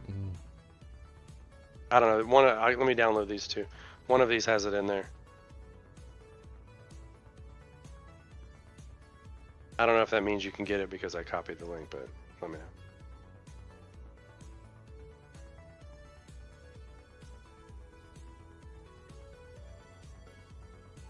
We was trying. The problem is it wasn't. If we didn't have the key, we couldn't figure it out. And if we didn't have the correct polybus square, we couldn't figure it out. Gibberish when we put it in there. Yes, that is correct. So I mean, if you go with this, you don't need the Polybius square or the key. You just need to have it translated properly and use the steps to try and crack it. And we were basically like World War One, like cryptologists at this particular point. Like we're essentially going through the process. I mean, we can do this too. I could see if I could look up exactly how to decode this, and take some time with the actual like process of decoding it. I'd have to figure out exactly what they mean by adjacent column vectors, and order the pairs, and like it might take a little while, but I could probably do it too. I was just using a bigger brain to handle it. This is our letters. Yours were longer. I didn't notice what you did differently, but that was what we transcribed from the actual. And then okay, V V G G G D D F V G Parker fact checked mine. X X. Oh, you got a GG in yours. It's not there. And then I got the dash in here. Let me see if I can do yours. This is yours. Here, I'll just have it run yours. Let's see. I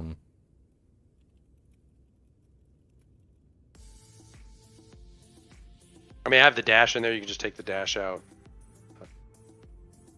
But I like your idea. I think I should run it through with the code that you just gave me.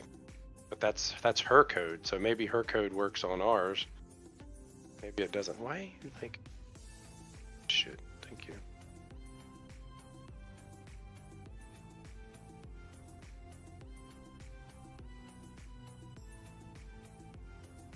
It still has the dash in there. That's gonna take some time.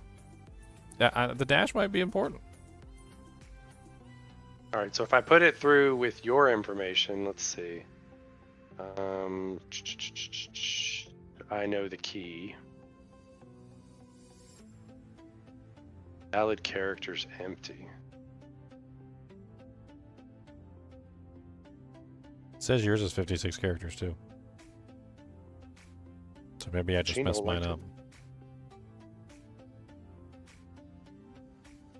You'd have 2 GGs in one spot. Okay, well, I'm just gonna let The this 4 run. hour, the 4 hour walkthrough for the game. It's the game has nothing to do with the cipher.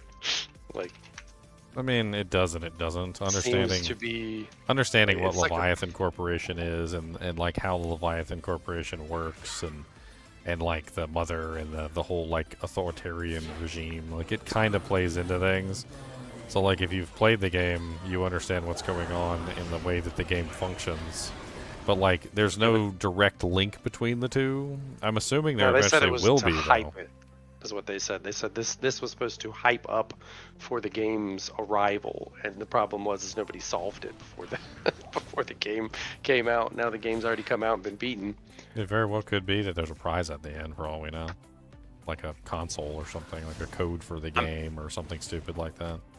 The fact that they're not giving out any more answers kind of leads us to believe that. All right, why did this thing tell me that I had characters in it? It didn't like. Invalid characters empty. Oh, that's because I didn't put in the ADGAF. Okay, I'm sorry. What is it? What are you What are the letters? ADGAF or something like that? you're talking about the main letters? Yeah. What are the It's main letters? ADFGVX. That's the name of the cipher. Okay. F. On that website, it just automatically puts them in as numbers, and it's like, well, there's no numbers in your command. I'm like, yeah, my bad. Sorry. God.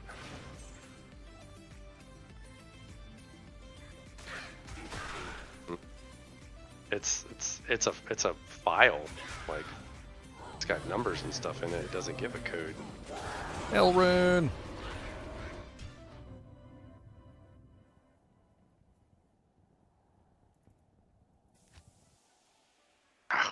Didn't you figure out that you could paste into this, but it only works in Chrome? No, I couldn't paste it to anything. People were complaining about that too. Somebody said they fixed it. I use Firefox because it lags up on Chrome. I can't even use Chrome with it.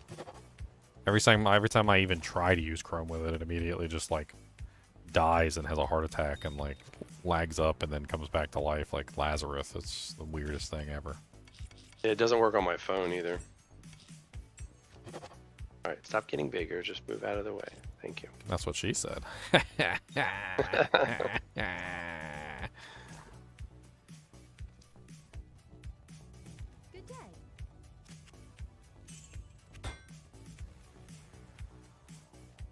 Problem is I'm running the wrong code through this cipher. Like, should be the code for the node, right? I'm just letting the AI do its thing. I think the easiest way to do it is just give it the rules that I found from the original cryptologist. So use those 4 rules. If you want me to paste them in here, I can paste them in here for you. And then just tell the AI to use these rules specifically, and then it will slowly start to like work based on that recovery method. I mean, it works. It takes a long time. Like it's essentially like doing a pen and paper route of trying to like crack the code, which I would do all the time anyway, like when I was cracking codes. I remember back in the day, I used to sit there and like, you know, okay, look, there's 2 repeating letters here. This is probably, you know, either like foot or, or meat or whatever. And you would start to work backwards from that point, assuming the double letters equal like specific things. And that's essentially all it's doing. It's doing the same thing I'd do on a piece of paper. It's just letting me not do it. I know the rules. Thanks to a 1918 French cryptologist. Apparently he was pretty famous for breaking that cipher. And there's also something interesting. So I was trying to figure out how August 25 came into things. And so he's French. It was during World War I. And apparently there was a specific message that was deciphered on August 25th that had to do with the victory in Paris. Apparently that was the day that Paris was liberated or something like that, and there was a message that went out. And I think that might have something to do with it. I don't know. Side quest. Could be a side quest. I think the rat scratching says the side quest, to be perfectly honest. That was 1944. You're talking about something different than World War II, right? Well, it's World War One, but this is World War One, and it's also Germany. Like that seems to be the kind of like the hint here is that it's in Germany. It's World War One. It's like moving forward from that place in Germany from World War One. Not entirely sure exactly how things push forward from there. Well, you should be able to find the message if you decoded. Skeleton mastery. It's better than bone armor. George's Pavine, right? For what? The guy you're talking about. Yeah, Georges Pavine. Yeah, he's French. So it's probably like Georges or something.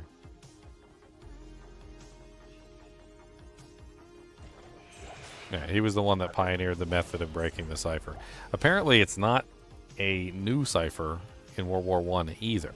So according to what I understand, the Polybius square was an old cipher that was originally used in like Roman times and like Greek times and stuff like that.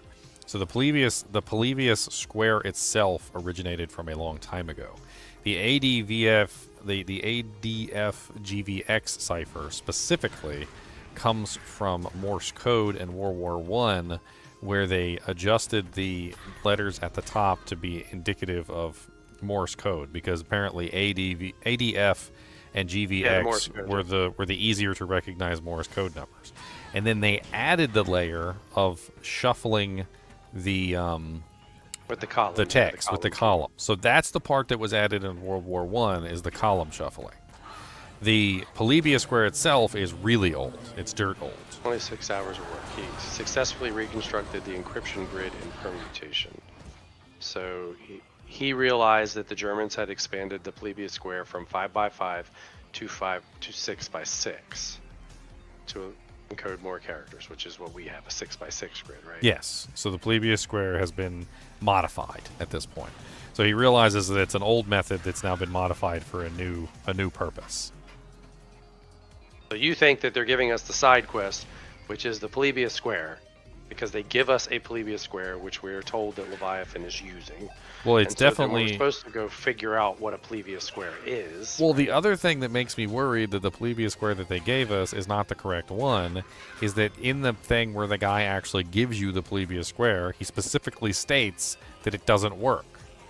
Right? He's saying that this should be the decoding method, but it doesn't work. Which makes me think we need to actually make a new Polybius square using a phrase. The phrase that I thought would make the Polybius square might necessarily be what's written on the first thing that we get that comes with a Polybius square message, which is why I was thinking that perhaps that is how you create the first Polybius square.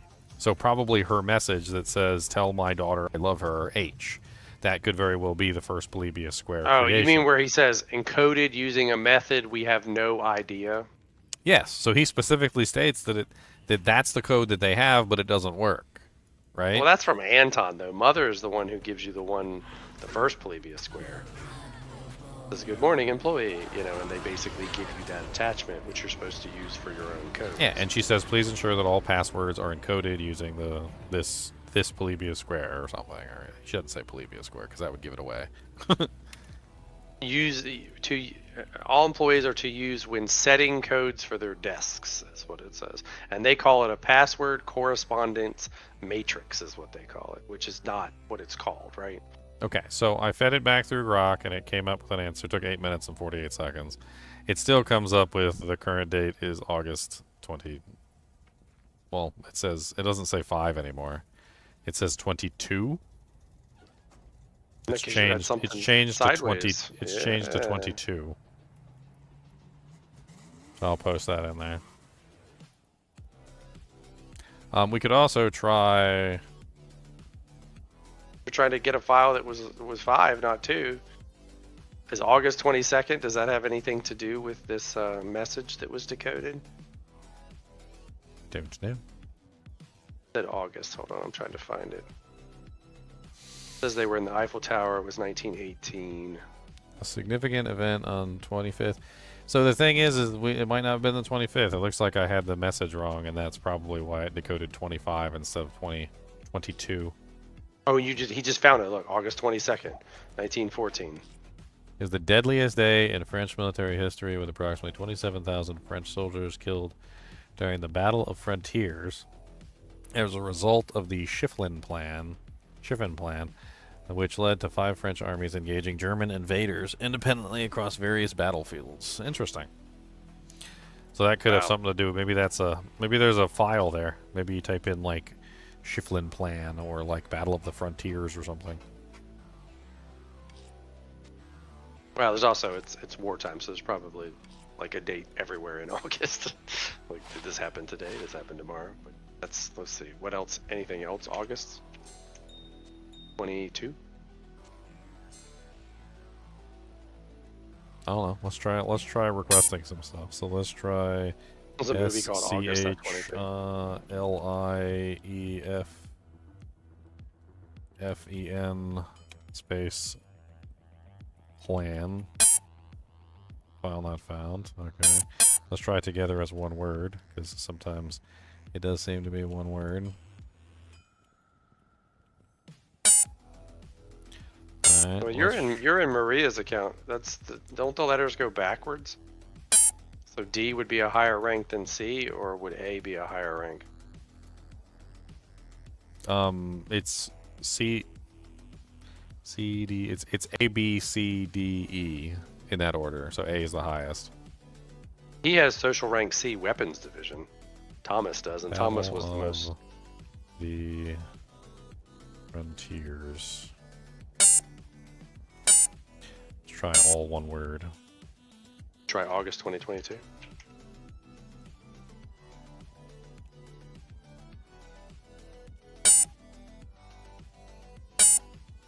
August 22. August 22.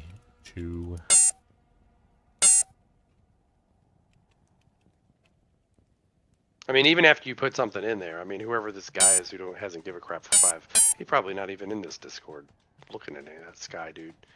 Basically said his messages were open and somebody could send him messages if they.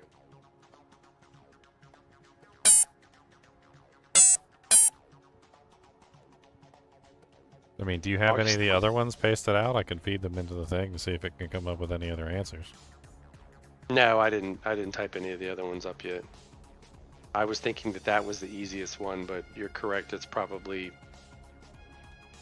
not the easiest one. I mean, another thing that I can potentially do is I can try and feed Grok the plebia square that we have. I don't know if feeding it the plebia square that we have is going to help at all, but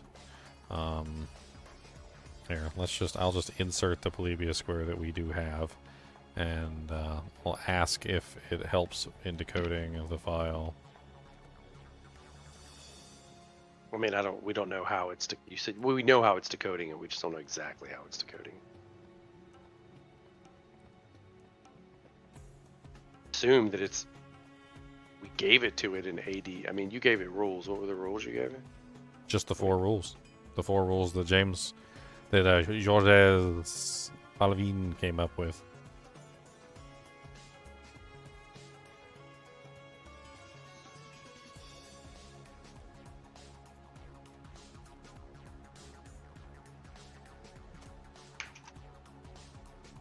What was the message that he decoded?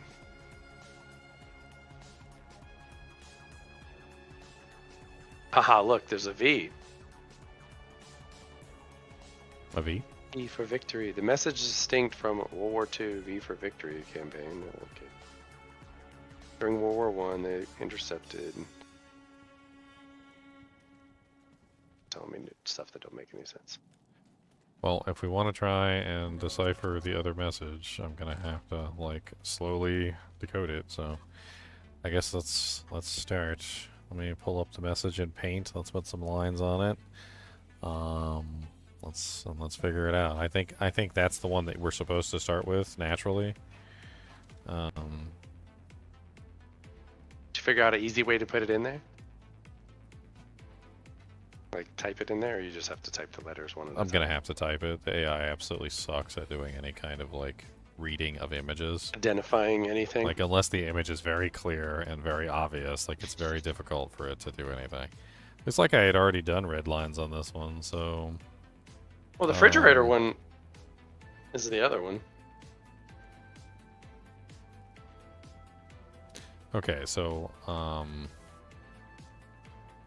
1, 2, 3, 4. I think the refrigerator one is meant to be more difficult because there's no text with it. 1, 2, 3, 4, 5, 6, 7, 8, 9, 10, 11, 12, 13, 14, 15, 16, 17, 18, 19, 20. And then Well, Parker and I, we were using the word 21, mother. 22, 23, 24, 25, 26, 27, 28. And then we also 29, tried using 30, 31, 32, 33, 34, 35, 36, 37, 38, 39, 40, 41, 42, 43, 44, 45, 46. This one's difficult right here. I don't know about this one. Like, I don't know if this is 2 or 1 or what's going on there. I think that's where things kind of break down. Well, that's a circle, not a heart. The other one, I don't know what that one is. And you think these other two are part of the twos. So what's wrong with... So there's something underneath the diamond, and there's something... 54, 55, 56, 57, 58, 59. I mean, I basically discovered that there's got to be something there. We just don't know what it is. Because, like, I counted the total number, and as I counted the total number, like, they're all in pairs, so there has to be a pair of each. And I think when I went through the entire thing and I checked it multiple times, going back and forth, that I basically determined that there has to be something there. Because if there's not something there, then there's not enough to actually make another pair. So I see a circle between the hearts. So I'm pretty sure that's a circle. And then it seems like it's a circle next to the other circle at the bottom. So I'm going to say circle for both of those. Now, if you say the top two are not missing at all, then that only leaves the one next to the diamond that we have to guess. That's pretty much it. Is that we have to guess what the diamond is. But the other one does look like a curvature. I mean, it's one letter missing. I don't think we really need it. Yeah, see, the other one looks like it's also a circle. I don't know, is circle a code? Is there any circles in the rest of the whole entire thing? Because if there's no other circles, then that might not even be one. Nope, that's not a circle. All right, so let's do this. I'm gonna start decoding it based on the ADF, VG, and GVX, so I can actually feed it into the thing properly, and that way I don't have to worry about the symbols. So that is G.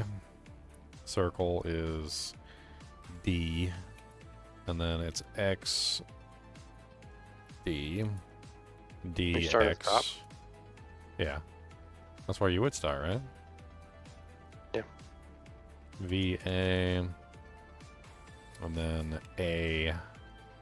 So let's just do this. That'll make it easier on me too, as I'll just break to the next line. That way I'm not mixing up lines, and that way each one will be broken and I know where to start. When you put all the spaces in there, you gotta take it back out anyway. So it's like, yeah. unless the grog doesn't care. V, and then VV, and then it's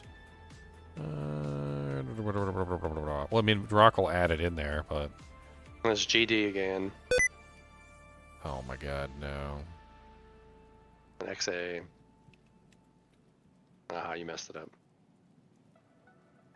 I mean, it's hard because I got to keep my eyes on, like, Put your mouse typing, on make top. sure I'm typing it right, and also making sure that I'm not messing up the order. So XA was what? Heart, square. Yeah, and then so now XF. we're XF for diamond, heart diamond. there. You read them off, and I'll write them down. Okay, star is VA, V square, yeah. And then the next one is square star, so it's the opposite direction. It's AV. Mm-hmm. The last one is just a square, so it's A. Okay, so A, so line break. All right, next. And the next you got two triangles, so GG or G space G. I have them on the screen there, but I gotta look The at other them. one's a That's my circle, so problem. it's a D. And then the next one is heart, so X square, XA. Then XF. And then DF. Then XD. AG. G. What? G? And we got VG. VG, so AG and then VG. Yeah, because it's a triangle both times. Then the next one is a square, which is a A. And then the other one, is it a circle or a heart? I want to guess by the way she's drawn her hearts that it's a circle. Look at all the circles. She always ends the circle at the top, which is stupid. Like she ends Okay, the so- circle the same way she ends the hearts. Like she So goes then it's starts. So then it's AD. So the last one's AD, and then it's line break. Okay, line break.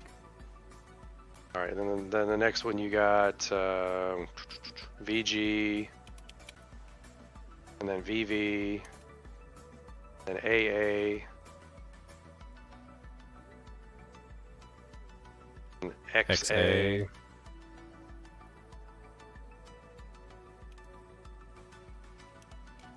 Yeah, okay, because the next one's a star. All right, sorry. And then, V triangle, VG, GV, and FA.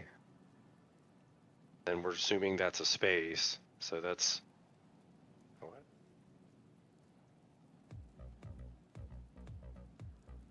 I mean, it doesn't Oh, make yeah, any yeah, it sense is if there's FA. anything there. And then, yeah, then the next one is AX, and then it's line break. Okay. Because none of these are like the same size or anything. Next line you got AX, XX, DF, G, A, GX, AF, AV, BX, and then we're D- guessing that's a DX? circle. No, V, VX. it's a star. Okay. Yeah, VX, and then the next one is probably DX, and then it's line break. Okay, and then we got just a square. Oh, what is that? No, we already did that one. So we got a circle. Let's say DG, BD, Venereal disease. XV, XX. Oh, those aren't hearts. Never mind. Sorry. VV, not XX. VV. And VX.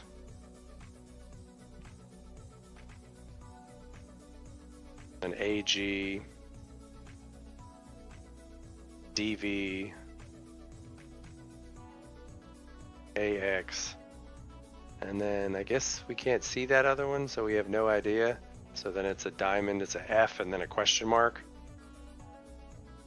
And the last one is a triangle, unless there's just a big ass space right there. Well, there's a heart. Oh, wait, no, yeah, you're right, Yeah, triangle. So G.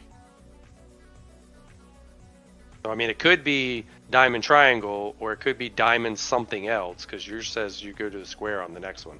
So then the next So- line is the square. So the reason why I don't think it's diamond triangle is 'Cause because it doesn't have enough pairs. there's not enough pairs. So if you include diamond triangle and you assume that there's nothing there, then you end up with one symbol at the end that doesn't fit. Well, unless underneath of, like, between the square and the heart, there's actually a symbol. If there's a symbol between the square and the heart, but I just then think that it's too doesn't big make of any it's too big of an area. Like you can clearly see that like the thing is covering up a whole symbol in several places. Like it covers up the whole circle in that one area, and then down toward the bottom it covers up a whole something there too. Yep. All right. So the next line is A space. Then you got VX. And then AG. And then DV. And then AX. I don't have two AXs. Oh, AG and then A. DV and then AX. Yeah, AX. AX is a square heart. And then with diamonds, so it's FA, GA, DF, DF. no, VF. V is V. Victor, VF. Okay. DG, and then circle question mark. So D and then a question mark. But it looks like a circle, so I'm going to say DD. The problem is there's no other circles in the entire thing. So I want to think it's not a circle, which would mean the only other curvature would be a heart, right? Do we have circle hearts anywhere? Yeah, we do have a So- circle heart right in the beginning. So that last one's probably DX, I would say, is that last one. The next line. Yeah, there's only like 4 on the next line. Wow. I got Your thing D went to the question next mark line. X. That's what I got. Oh, I would do a heart as the question mark that's right there. So heart is X. So DXX. I mean, you could like put it as an X and then put like an underline under it or something, because we don't know, but you can see a little bit of a curve right there, can't you? Mm. But there are no OOs anywhere else in the thing. None of the rest of it has any OOs in it. So it would be unlikely that that letter would be in there. Okay, let's just So put it then as a the- heart. All right, so we're at. We've So got the bottom row is FX. Last row. There's like 4 in the last row. And then Oh, you scroll down. I can't see it anymore. FX D A F V. It's not hexadecimal. This is ADF GVX is what this is called. ADF VGX. He said maybe it's in hexadecimal.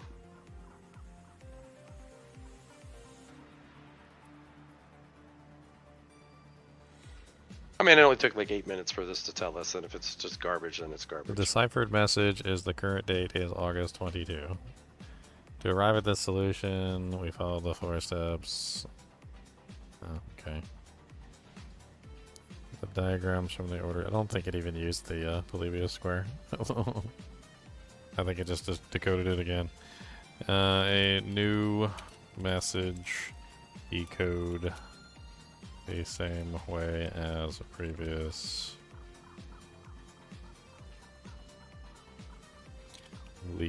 Done.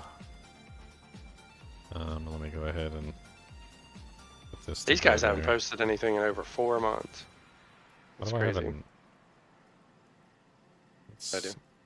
Trying to like figure out why I have like a random letter here. You got a random letter at the end of there, and it's not in there. The G goes to the A. Oh, I don't know what that random X is. I'm trying to like put it all together right now. Hold on. Where's your cheat sheet with the lines in it?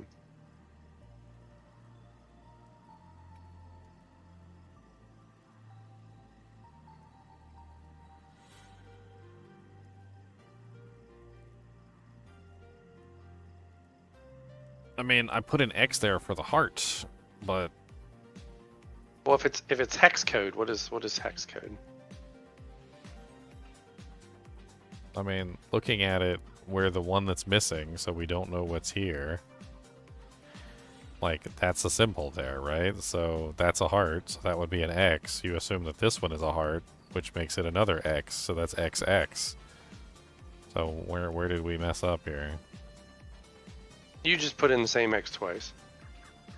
No, There I should be didn't two put in the X's, right? same X twice. I put in an X for this one, and I put in an X for this one, because you said that one was supposed to be a heart. They're both hearts. Okay, well then there is nothing there in the middle. Then there's just a space there. Because if there's no extra pair that's orphaned, then it has to just be a space. The problem is she doesn't do that anywhere else. I mean, you look at every single one of her characters, and they're butted almost completely next to each other, with very little spaces between them. Not big enough to be that big. That's obviously too big. Unless there's something here as well. Underneath of the next to the square and the heart, there's got to be one there. Which would screw everything up if there was one there. But Well, I it mean, screws everything what up can that we even have. go there? The size of these letters that she draws, like if you look A at diamond. if you It would look be at a diamond them, or a like, triangle. yeah, the only thing that could even go there is a diamond.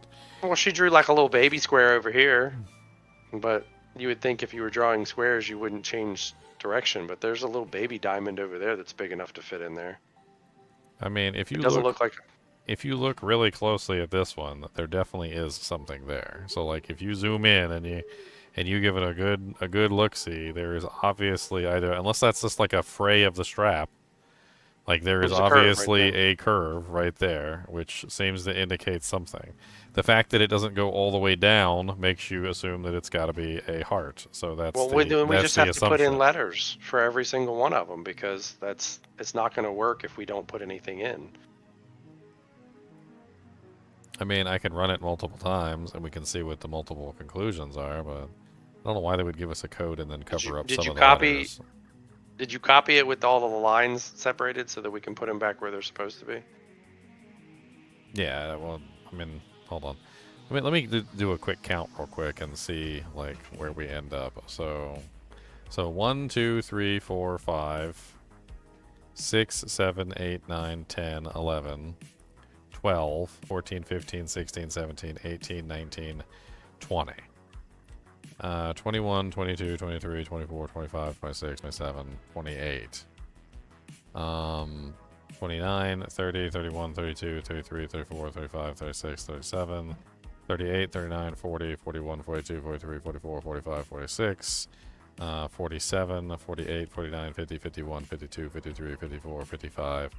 And if this is 56, then 57, which we don't have so we don't have whatever it needs to go here, unfortunately. Well, that's because you drew the lines. I mean, wouldn't they be off?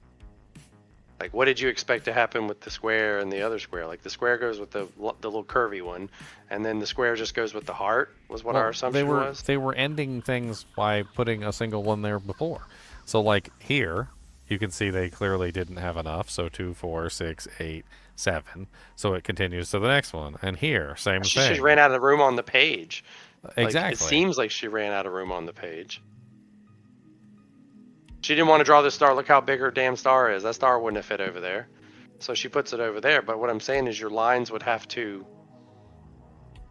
Like, yeah, the square ends and then picks up the triangle. Yes, we got that. So then the third row keeps on going. Bam, bam, bam, bam, bam. It goes to the end. It meets a pair. So you have a pair over there, right? And then you start the next line with another pair. So basically, when you get here, this heart has to be part of the next pair with the mystery character underneath. So if you do that, and you What's up, you 60 like, watt? and you like edit it and give me a shout out. What am I gonna shout out? But make a line right there after the square and make the heart go on to the next one. Just like copy your picture and then like fuck that one up. Can you like erase it? No, you can't erase it, can you? I'll put in a blue line there. So if we put a line there, then that throws off everything on the next one, but maybe it corrects it with the ones that we're missing.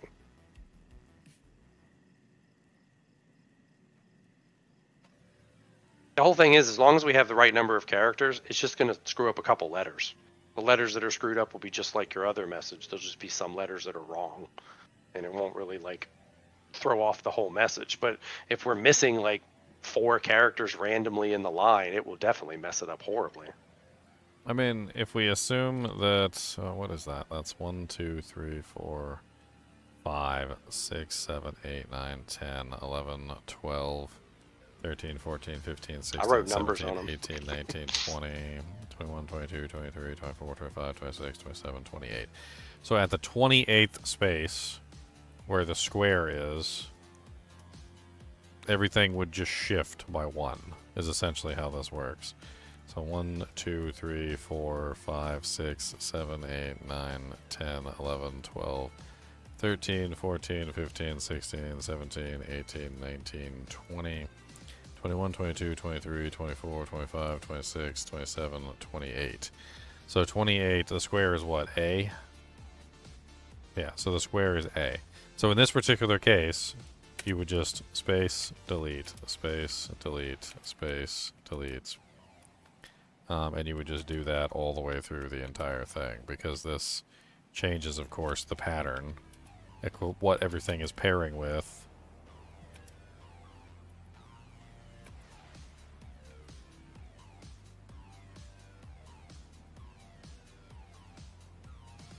Yeah. And I'll put lines on it too.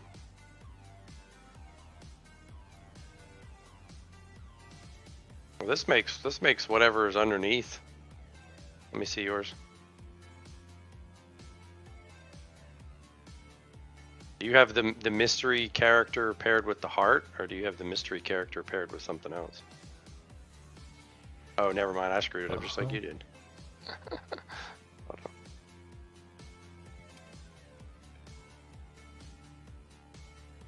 Because this goes here. Heart goes with the other one.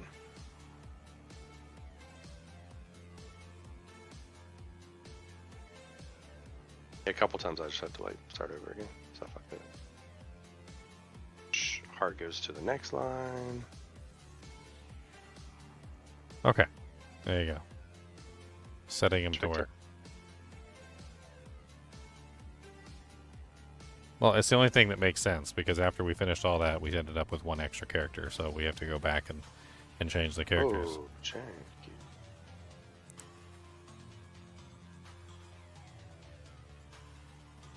Greetings. You got 1 extra character. I don't have an extra character anymore. Because you made up the other ones? No, I just put in a, what was it? I got 1 extra character. We put in a diamond or whatever, is what we did here. Which shifted everything over. I'm pretty sure that's what we did. We put in a diamond for the 28th place. So in the 28th place, we added an F. So instead of going from A, it was going, what was it, AX or something like that. 1, 2, 3, 4, 5, 6, 7, 8, 10, 11, 12, Forgot 13, that- 14, you forgot 15, that heart, 16, though. 17, 18, 19, 20, 21. Rock has been disconnected. What the hell?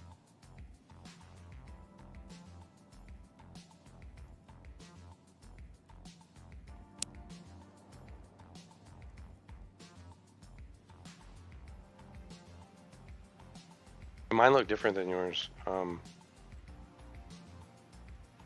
If like, okay, so the first row where the little line is, right, where the band-aid thing is a square, and then there's something underneath that. That's paired together. Then the one below it has a square with a mystery character. Then the heart's by itself. Join the heart, you didn't pick it up on the next line. So you just said there's nothing there between the square and the heart? No, I said that there was a diamond. Because we said that the diamond was the only thing that would have fit. All right, If so he then had if you written a look at square, your, it would have stuck out. If he written a heart, it would have stuck out. If he written a circle, it would have stuck out. So we put a diamond in that place, and I have it on the grok thing. I just didn't do it on the actual sheet yet. Oh, so where the heart is right there, the heart doesn't have a pairing on the next side. That's all I was saying. Yes, and then it gets shifted. So everything got shifted by one, essentially. So because if you add that one, you have to basically shift everything, because the square was originally being paired with the heart. So now the square is being paired with the diamond, and then the heart get paired with the next square, and then that heart gets paired with the heart, and then so forth and so on.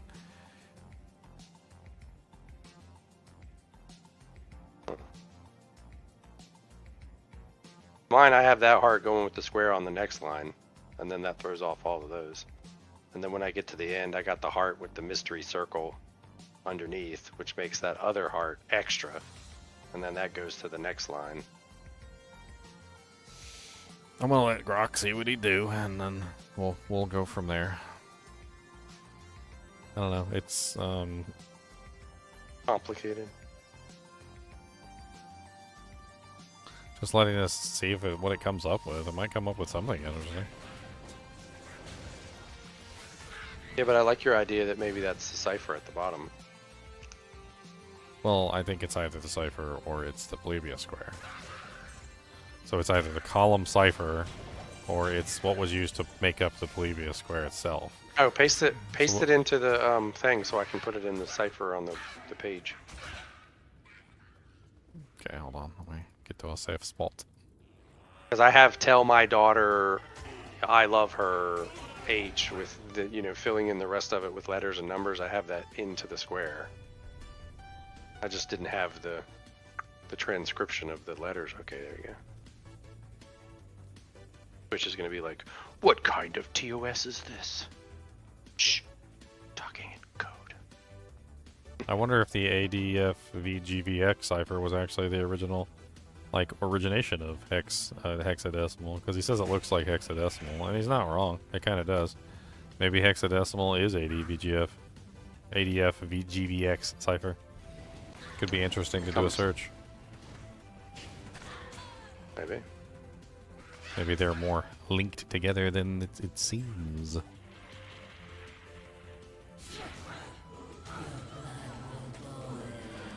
It fills it in with numbers and then it gives me a bunch of trash back as numbers. So the thing about that is that unless you have both sides, so you need to have the Plebeius square, and you also need to have the cipher key. And if you have the cipher key but not the square, then that doesn't work. And if you have the cipher or the square but not the cipher key, then that also doesn't work, because then you can't decode the message, because then it comes out as gobbledygook. Telling me this needs to go through the other one and we don't know what that word is. You need both, not one or the other. So if I, tell her I love you is the Plebeius square, then that's one thing. Or tell her I love you could be the decoding tool that is used to decode the columns, which could be either way. So what do we think the word is? Because Parker and I were toying with it being different things. So the other file, I don't know if you got either one of the files that I linked you. The other one is basically just a spreadsheet where you take the columns and you just paste these after you divide them into however many they need to be divided to, just like the lady told us on the video. Clueless on the discussion. We're doing an ARG. It's an augmented reality game. It's pretty cool. We've been messing around with the augmented reality game for a while. So this is the augmented reality game channel right here. This is the actual login for the augmented reality game. So if you go here, you can actually log into the terminal in the augmented reality game. That's that right there. And in the augmented reality game, there are various logins. These are logins that we've managed to discover so far. Using those logins, you can go into and read emails and discover clues. The clues that we've discovered have led us to various things throughout, like videos with reversed audio and all sorts of other crazy stuff. Right now, we're working on a code, essentially. This is a cipher. And the cipher is actually a cipher from 1918. It's called an ADF-GVX cipher. It was actually something that was co-opted from an older version of a cipher called a Plebeius square. They eventually, we figured this out because they gave us a Plebeius square. But this is not a Plebeius square. This is the modified Plebeius square that was designed for World War I. And basically what we're trying to do is we're trying to decode these messages. That's literally what we're trying to do. So we're trying to put these into the thing and figure out how to decode them And we're using a couple different various methods. Okay. I think I'm gonna have to reset Grok because he's having a heart attack. Let's go ahead and I'm gonna start exactly the same way I did before, and we're gonna do a new message.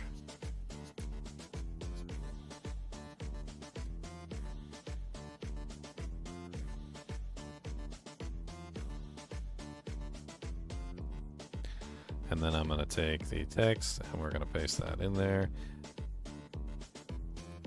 Maybe the August 22 is the key. Too long. Maybe it's just August. Okay, I've got it going on this one again because it like spazzed out. I'm also curious about the hexadecimal thing. Is hexadecimal based on the ADF GVX cipher?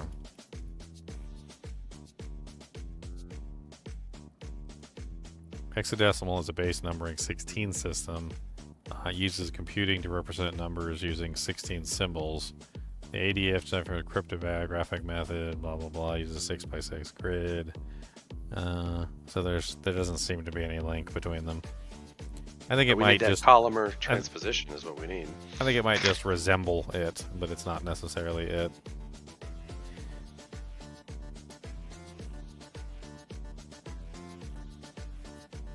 How many characters did you end up with? Oh, you have a question mark in there. Yeah, because we don't know what it is. Probably why the program got mad at me.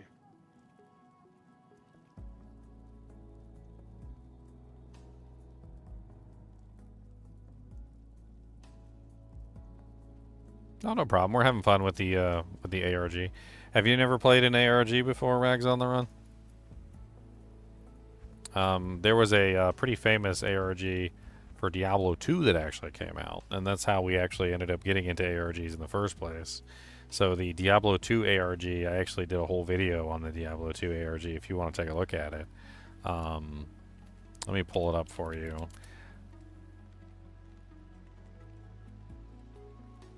So this is the All-Seeing Eye ARG that ended up being an Ottendorf cipher. And if you want to take a look at that video, this is the video I actually made of going over the Ottendorf cipher and how we managed to solve it.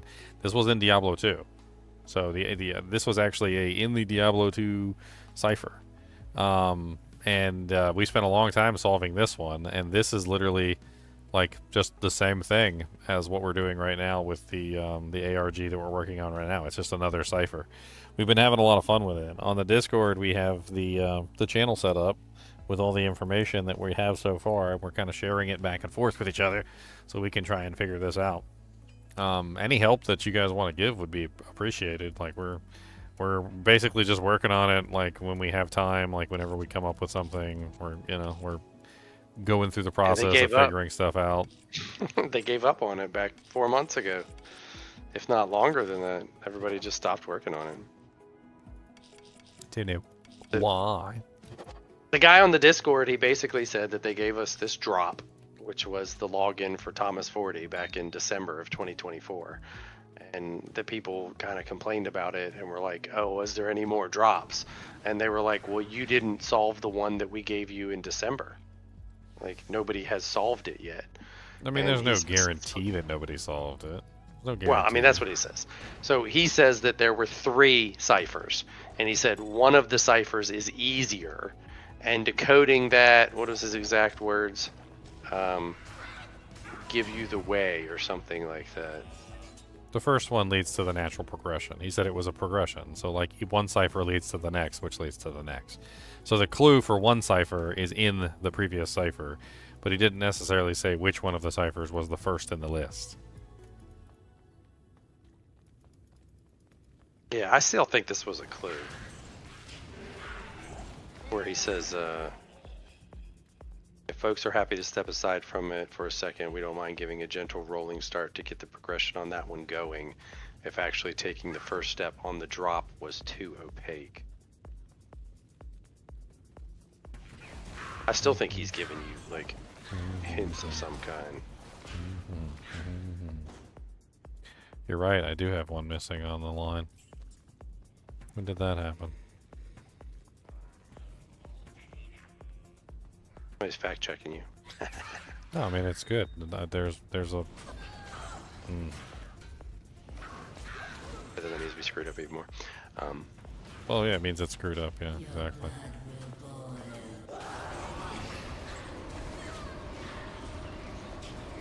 The true path of progression. One of the cipher texts should be easier to solve, and the true path of progression.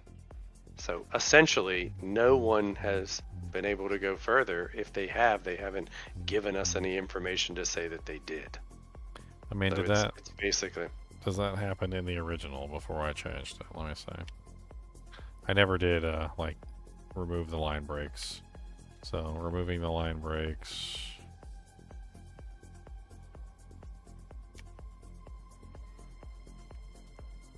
I mean, if I remove the line breaks, I just have the extra heart, which is the X, which is currently there.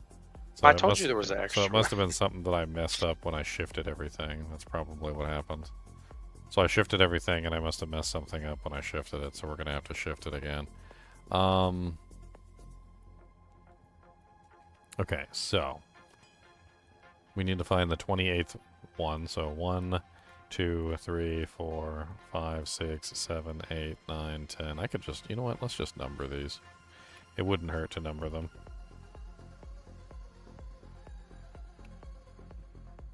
I can number them on the map too. Did that earlier with mine.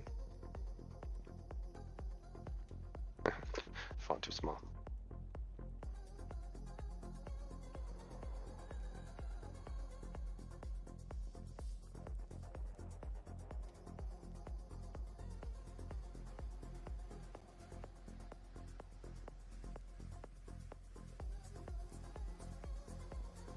I think it's supposed to be AA. I think that's what it is. What's AA?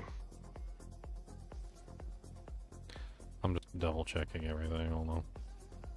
27, 28, 29, 30, 31, 32, 33, 34, 35, 36, 37.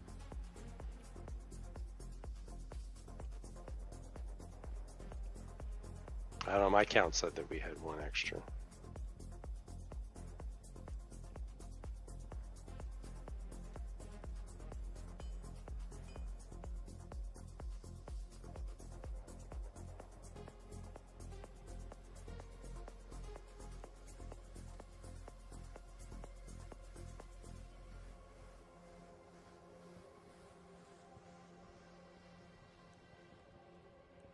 Okay, so the X is most likely, like, this is where things gets confusing, because there was it's not necessarily there's an error on our part. This is a problem with the code having something hidden.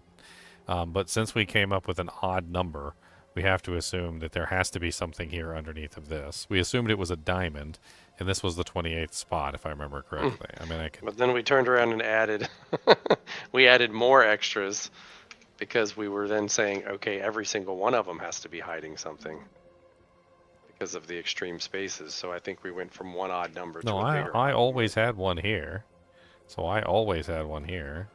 And then, like, I always had one here too. So the only one that ended up getting added was this one because we had already counted this one as something.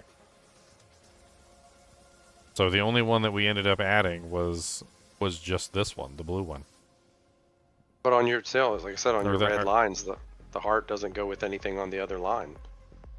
The heart goes The heart down was here, going and with the then there's square. So before I changed it, the heart was going with the square. That's why I added a blue line here to signify that I had changed it so that the heart would not be going with anything.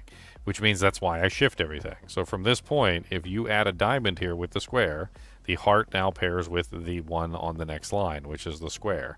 And then the heart here pairs with the heart. And then that heart pairs with the circle, and so forth and so on. And it shifts everything down. Yeah, Because I did that on mine.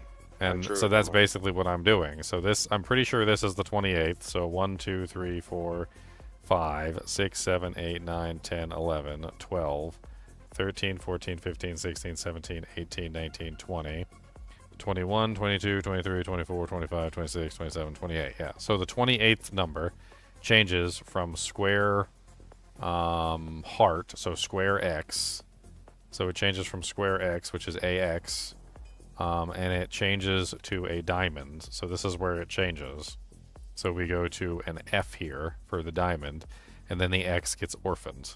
Then we take the X and we have to shift that forward again. So it does this all over the entire thing. So we shift the X here, and then the X here has to be shifted to this one, which then becomes an X, which then that gets to be shifted here with the D, and then the F gets shifted with the G, and the A gets shifted with the G here, and this X gets shifted with the A, and we just continue all the way down. So F goes to A, V goes to V, X goes to D, X goes to G, D, G goes to V, D goes to X, V goes to V, goes to the other V, X goes to A, G goes to D, V goes to A, and we just continue this. The question mark goes to the G,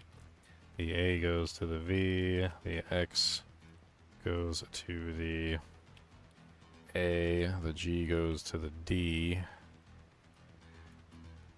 the V goes with the F, the A goes with the AG, the A goes with the V, the F goes with the D, the G goes with the D, and then the X goes with the X, forming number 57, which then brings us to 58, 59, and then finally 60. So there should be 60 digits, 60 double digits.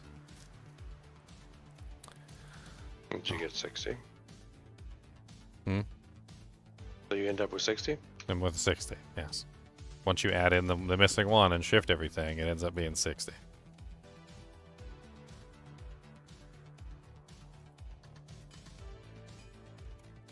I mean, I already have Grok working on this one. I guess I could open up a second Grok window and try and work on like a second one.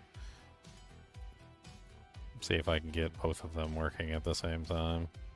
Do some parallel tasking. Yeah. I need the original rules that I gave it.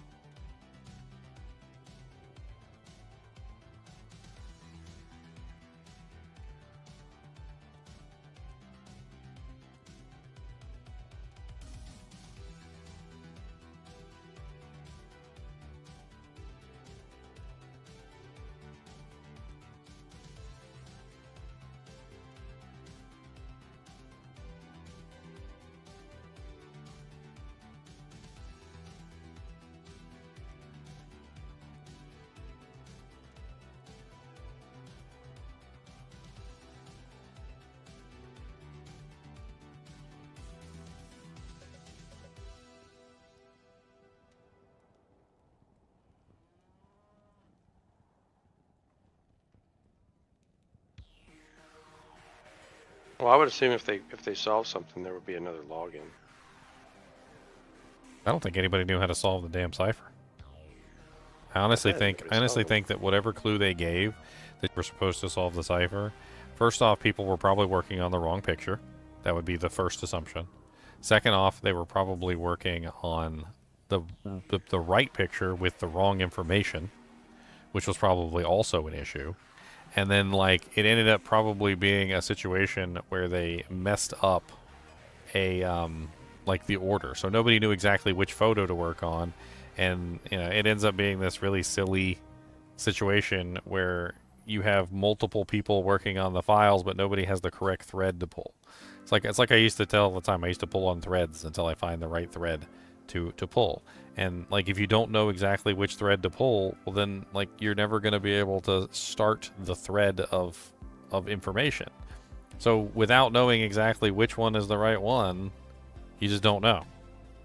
So they probably got stuck because they gave them a cipher that they didn't have the actual key code to undo, which is why I started going in the other direction. So at first I started doing it exactly as you're doing it, trying to like figure out the key code and figure out the thing. But we don't know what that is. And at the end of the day, like, unless we know what the exact cipher message is or whether it's using that Plebia square, it might not even be using that Plebia square. It might be using a different Plebia square. And we don't have the decode key. I think that's where they failed. I think they failed to properly give the decode key or the Plebia square to people. And that's where it ended up really... We just didn't find it. Yeah, that's where it ended up really silly. Well, I don't know if that's the case, because it should have been in there somewhere. And that's why I said, is that last file like a breadcrumb that goes forward from where we need to be? What's up, Gymnasium? Thanks for the 65 freaking Raiders, my friend. Hell yeah. Hell to the yeez all. I'm doing a little bit of farming for my I'm doing a little bit of farming for my Necromancer, and on this weird challenge run we're doing, which is Herodric Cube only. Which really only has 2 rules. Everything has to be like sanctified by the Herodric Cube, and the name of the item must change. So I'm not allowed to wear any piece of equipment that doesn't go through the Herodric Cube at some point, which is really weird, and it's... you should see my equipment. It's all garbage. It's all garbage, my friends. All garbage. Mega garbage, that's what it is. It's mega garbage. Mega garbage. You put your stream to sleep with 11.5 hours of speed running? That's okay. I'll tuck him into bed for you. Shh, 99.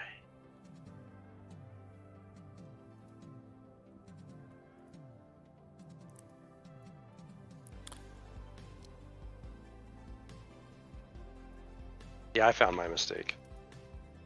I was like underneath of something.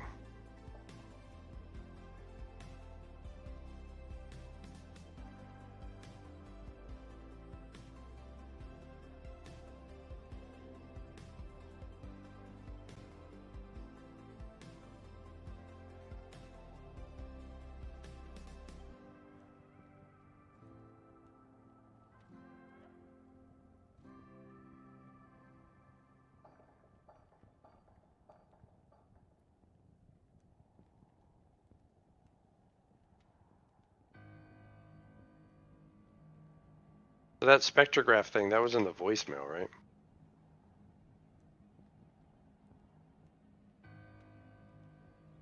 I think so.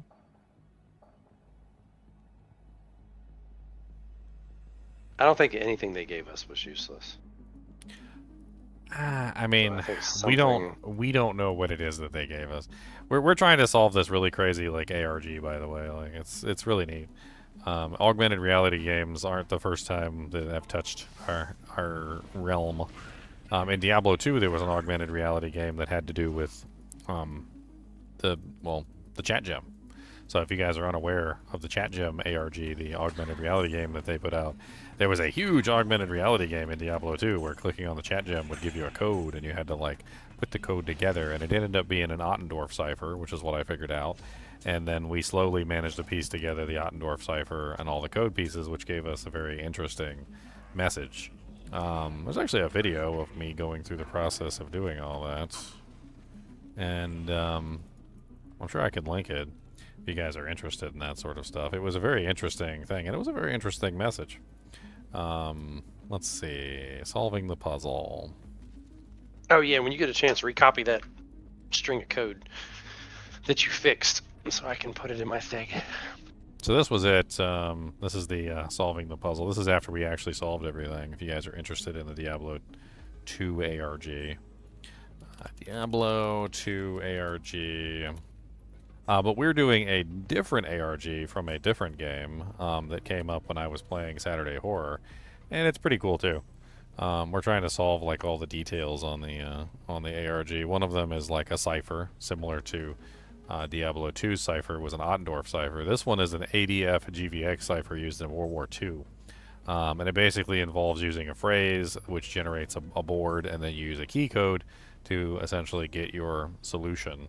And they're kind of difficult. Like they're not easy. I don't even know if we think we may have decoded one, but we don't even really know if that's an actual decoding. The message in that one was the current date is August 22nd, which I don't even know what that means. Santos looked up a thing about August 22nd. Apparently it was some sort of like huge French battle, which apparently tons of people died at, so maybe it has something to do with that. I don't know. We're still concocting ideas and trying to figure things out while I farm stuff for my horrible Herodric Cube run, because I need lots of runes for all my Herodric Cube needs. Yeah, he's got a problem. I got a Herodric Cube problem, that's what I got. I need L runes, guys. I've never needed L runes more in my life than I need L runes today. Like, dear Lord Jesus, I need all the L runes I can get. Please, sir, may I have another L rune? I have an L rune addiction at this point.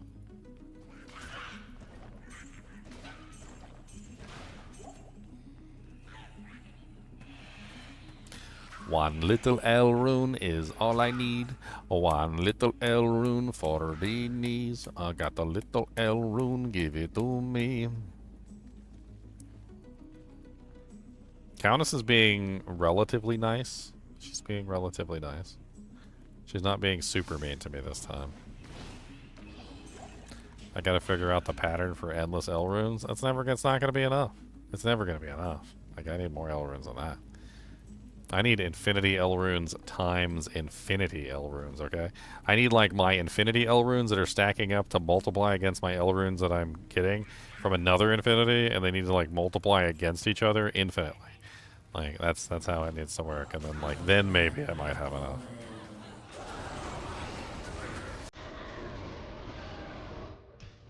Then maybe I might have enough.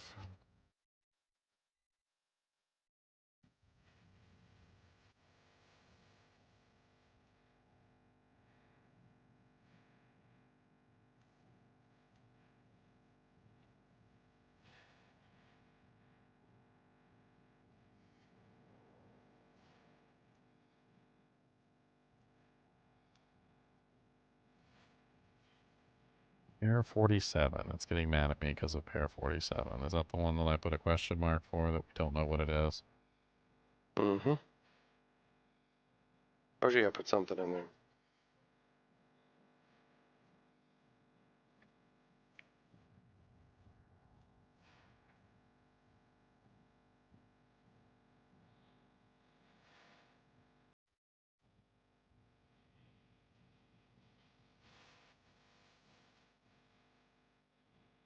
It's doing the math right now. Look at it. Recovering substitution rules. 59 known pairs. Recover the transposition order of the columns in rule number 4. Sure.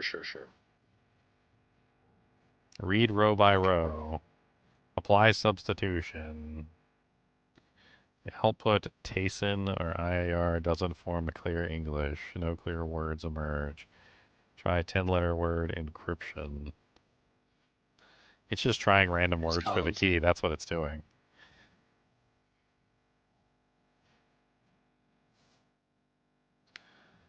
What's this doing? I can see it's doing the same thing Parker and I were doing. It's just using random encryption keys. Oh yeah, I mean, do we have an encryption key that we can potentially test?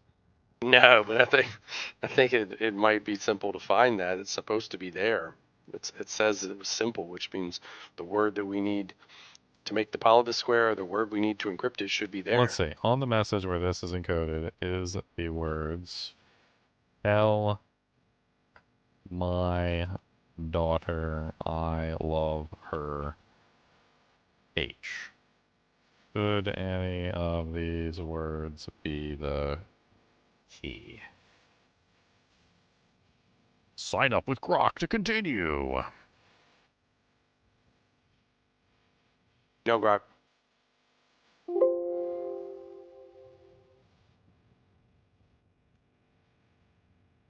I was already signed in. Why am I not signed in? Did I get signed out? Is that what happened?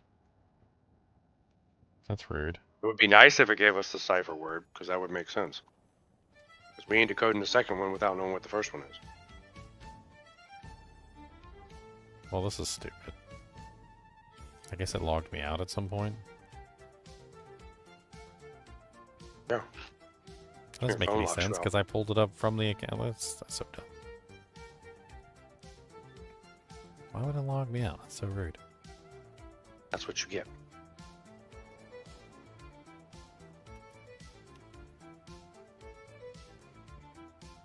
I don't see the word on Thomas 40, but I feel that everything we need should be there. Boom, boom, boom, boom, boom, boom, boom, boom. Like, I wonder what the staging site Nikolai is. Maybe the word is Nikolai. I don't know. It's kind of repeating character in him.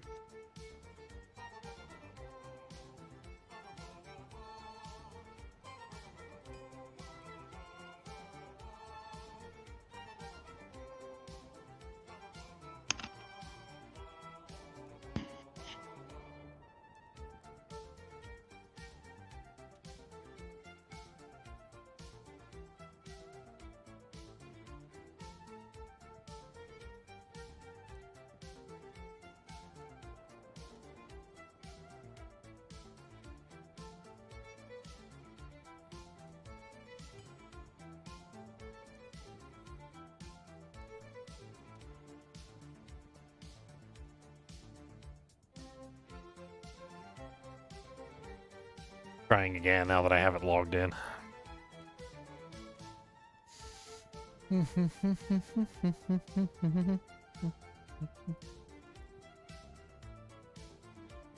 It's so annoying. Like,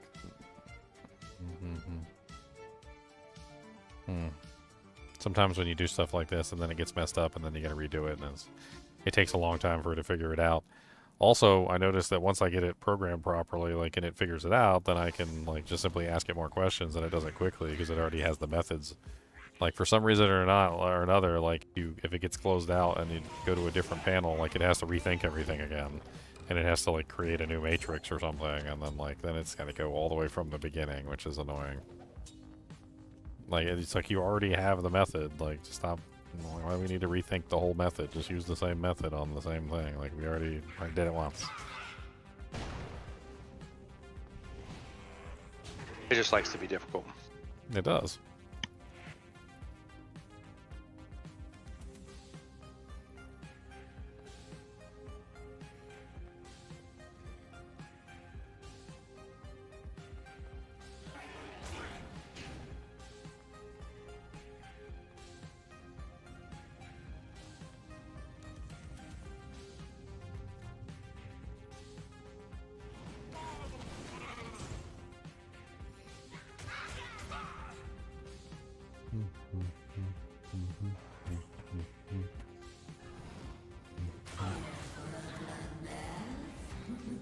I mean, the thing is that, like, with any of the stuff, you don't know what's tied together with what other, like, things you might potentially be using. So, you don't know what clues potentially apply to which ciphers or whatever, right? The only one that we know of that has a clue embedded in it is the fridge note. Or not the fridge note, the one that has the actual message of "Tell my daughter I love her H." Because, like, that's the only one that comes baked in with a clue. Pretty sure that's the clue. But we don't know how it applies.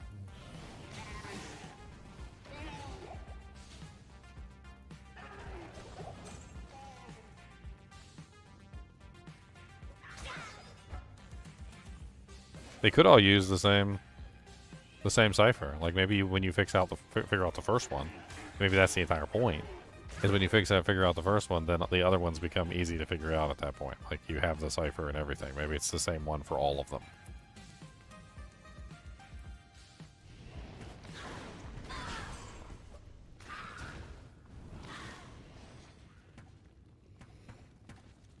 I mean, we did figure out the rat scratchings one, and maybe if I can apply what I learned on the rat scratching one to the others, then I don't know, maybe.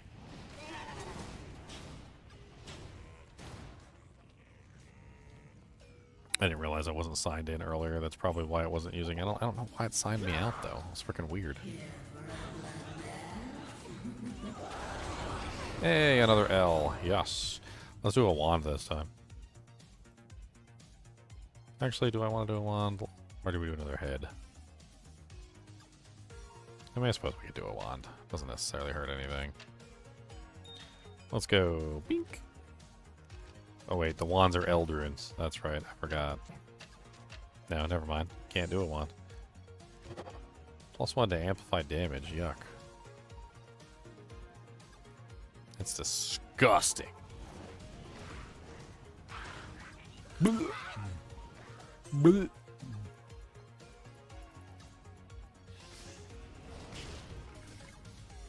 There's also a possibility that whatever output that you get from this might not be plain text. It might have the stupid rot 13 where it shifts the letters, which could also be throwing things off as well.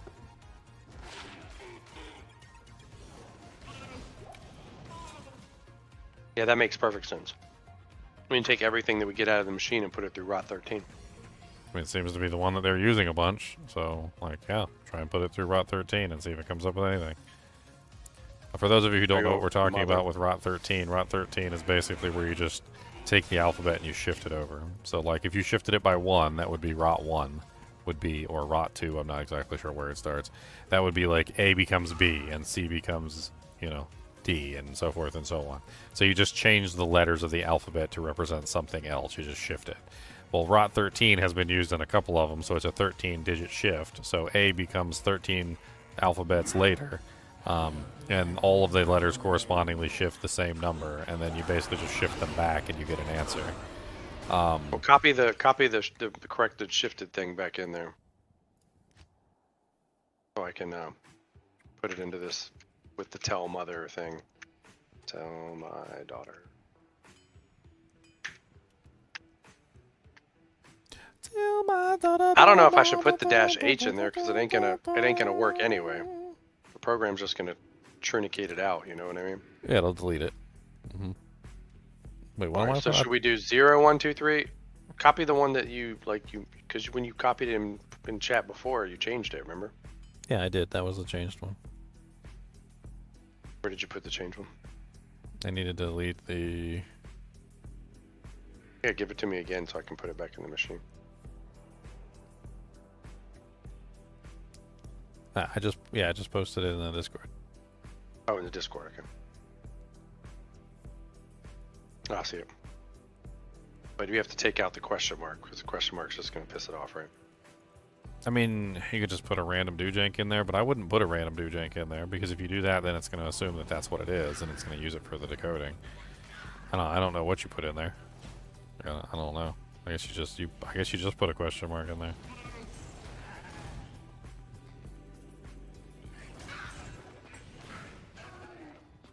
I'm going to say character not found.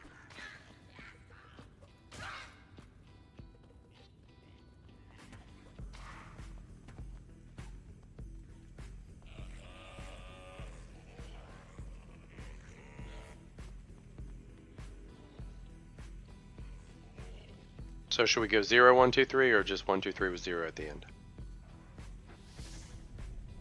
I believe it's 0, 1, 2, 3. It lets you do either one of them. The only thing I was thinking about, like, because, you know, that's her method, and apparently that's how you're supposed to do it when you're sending messages across to abroad to each other, but, like, when you look at the Polybius square that they gave us, their 0 through 9 was just, like, all over the place. Like, they put their 0 through 9 in whatever order they felt like it. Which And they doesn't crossed really... them out. Which does, yeah, because they didn't want us to know there were zeros. Which I think also potentially is a kind of like a hiding thing. They did their best to try and mask what an ADF GVX cipher is what they were trying to do. They didn't want us to know that that's what it was. And if you saw the numbers in there, you would have immediately realized what was going on. And if you saw the ADF GVX in there, you would have immediately known what was going on. Like, they were basically trying their best to, like, remove the numbers from the equation and remove any kind of, like, symbolism that would lead you back to the ADF cipher, which is silly. You know, I can understand why they did it, but they also, in the process, really made it very vague as to what method they were using. Like if that one guy hadn't posted about the ADF in there, I wouldn't have even known to look at it. And if I didn't look at it, I never would have realized that that's what the Plebia square was, that they gave us, and actually started to try and decode it through that method. Because I would have had to have like looked up a whole bunch of different ciphers and tried to figure it out. I mean, he figured out what the cipher was, but he never like said that he actually figured out what it said. He just said he figured out what kind of cipher it was. That was it. Yeah, maybe you can use that to do whatever.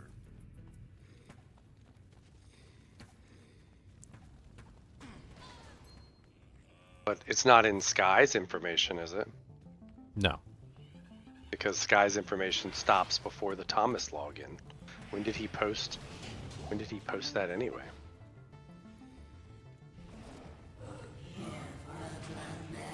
I'll be honest, we didn't really gain a lot from like that at all. I feel like most of that stuff was easy and we were able to determine most of it on our own. I mean, yeah, we kind of cheated a little bit and we got like different logins and stuff, but we eventually came to the same conclusions on pretty much everything. Thomas login is posted for you to access it. Well, the Thomas login isn't posted, but they did give you a hint to the Thomas login, which... Well, they give you most of it, and you just Google the phrase, and you get a poster that has the other password right there on it. Yeah.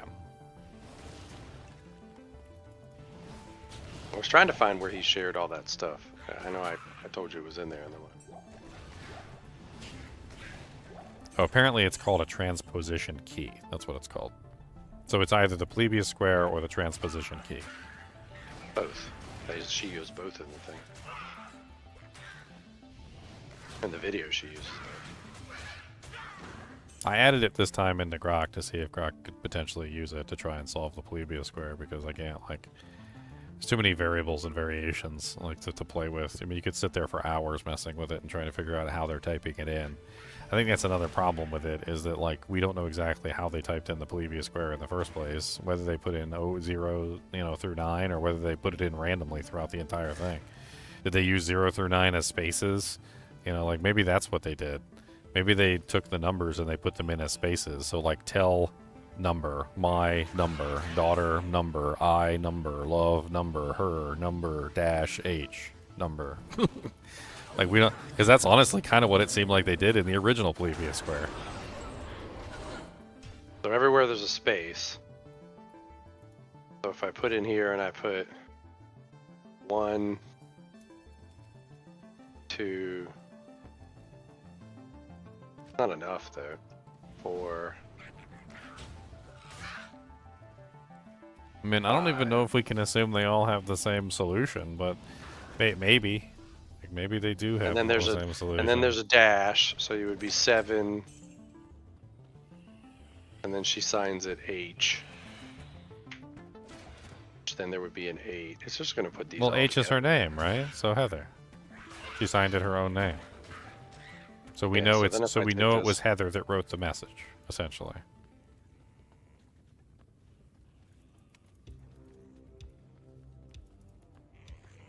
Well, it doesn't have enough. It doesn't have enough characters. I guess if I tell it to go ahead and finish everything, it puts in all letters as the end of it, which is very distinctively different. Because if I put in 1, 2, 3, 4, So the Plebia square has to contain all 26 letters of the alphabet. That's how it works. So when you put in your code, it then fills the remainder of the code with the remainder of the letters that have not been already typed in. Then it also uses the numbers. So the Plebia square is designed to include all 26 characters of the alphabet and all the numbers from 0 to 9. And that's essentially how it works. So if you don't put in the number, like the letter S, for instance, it has to fill in the number S. So the phrase, how she explained it is that if you wanted to like get across to somebody your message, like in World War II or World War I, you would send a radio message and it would say something like, tomorrow is the big payday. And then they would use that to populate the Plebia square and then fill the remainder of the characters with what was left over that wasn't used in your message. So it doesn't necessarily matter that we don't have the full Plebia square, because according to what she said, you'd never get the full Plebia square. no. But like maybe it's the gates of Utopia are open for those who serve. It's literally in the one where they give us the Plebia square. So they have a message talking to the employees. They give us a Plebia square with the cipher, the AGDFX thing cipher in the side of it. So why would they not in that message give us what we need? You know what I mean? You talking about Heather stuff? Because Heather stuff isn't given to us by Heather. Heather stuff is given to us by somebody else who doesn't know what's going on. It's given to us in the Thomas 40 login. So if we see the Thomas 40 login as a drop, and we know that everything in that login is associated within itself, whereas we probably wouldn't be referring to previous login information or previous clues, that everything would either be in this login or it would be on a website somewhere. Because up till this point, we've actually been led to other places. So the STAEM was Steam. It does say it took you to somewhere. They came to the same conclusion in that Google Docs. And then that took you to the code that downloaded the file, that gave us the password, you know, all that kind of stuff. So where is the internet base of this drop? Like, we figure out what a Plebia square is. Like, we look up the code and we look up that box and we go, okay, this is a Plebia square because we can see what it looks like. I don't know. So that's where we go to the internet and we figure out what it is. I mean, we wouldn't just have that in our brain. You wouldn't just go, oh my Jesus, that's a Plebia square. I know what a Plebia square is. No, like you would then go to the internet and you would find that information out. It was funny that like, that actually did happen to me with the previous one. I figured out it was an Ottendorf cipher. well, that's because you previously read that, because we're geeks and we read lots of stuff. So, I mean, that's just what happens. We seek information that nobody cares about, and then all of a sudden it's in our brain for Jeopardy or something. Jeopardy brain. I mean, a lot of times it happens in a book. Jeopardy. Like somebody writes a book or a story or a movie and they decide to use like interesting stuff that not everyone would know about, and because not everyone knows about it, it's more interesting. You know, it's like telling a story.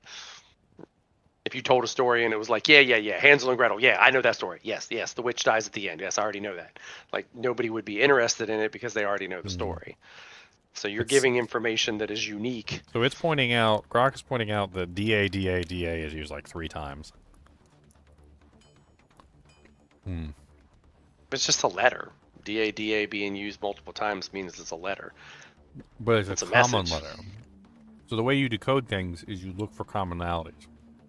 Like how many letters are actually in there. Like when you look at 2 letters repeating, and you know that the word has 2 repeating letters, and so you can start to assume which letter that is.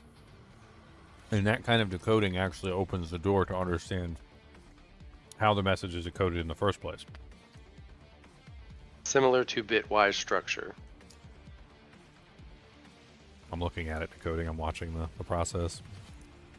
Okay, so anyway, going back to, like, they gave us the answer, and the answer is not a robot. Like, so they gave us the answer, right? So somewhere in here should be the answer. I wonder if I put in the gates of Utopia. Capital letters don't really matter, do they?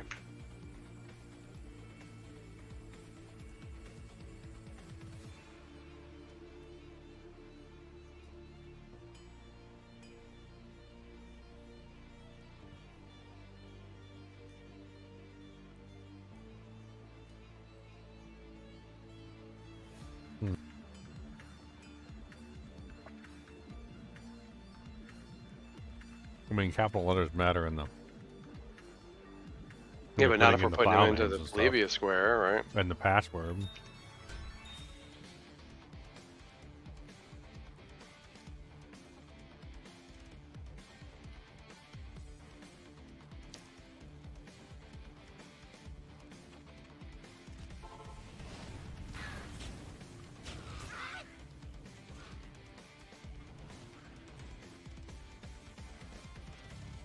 So we're assuming that there's some kind of shift. But the shift was in the last one. Like, are they replicating the same things? Like, is every message backwards?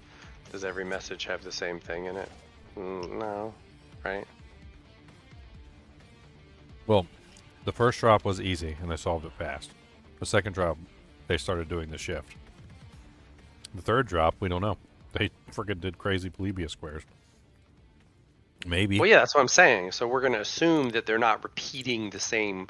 Like when you play hide and go seek, you don't look in the same place every single time. You don't go, oh, they hit under the table, I'm going to look under the table again. But other people will copy it. But that has nothing to do with them. They're not going to be copying their same problems. Well, think about the ADF GVX cipher. It's literally the exact same thing. Like they could put you through this entire thing to like decode something, and then the plebeian square decodes it, but then it's gibberish because you don't have the column cipher, which decodes the decoding. So like it's double decoded. That's exactly what an ADF. But I would say column cipher, not rot. Here's the message that they Transposition cipher is what they call it. This is the message. Rush munitions even by day if not seen. That's what he decoded. The guy you were talking about. Rush munitions. He eventually broke the cipher in June 1918 and the enciphered message read, Rush munitions even by day if not seen. This message indicated where the German offense was to take place, and the Allies managed to defeat the German attack. Presence honors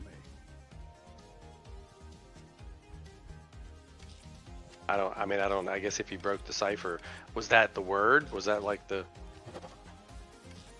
be a square that he used? What do you think? I mean, the message doesn't seem to make sense, does it?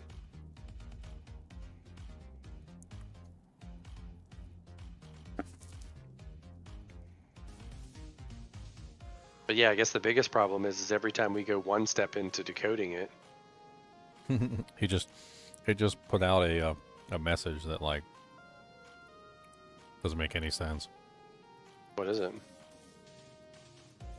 I'm gonna run it through the rot decoder real quick.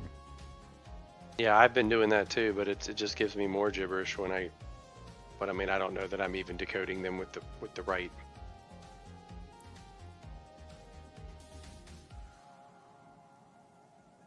No, doesn't really give anything when you decode it with another one.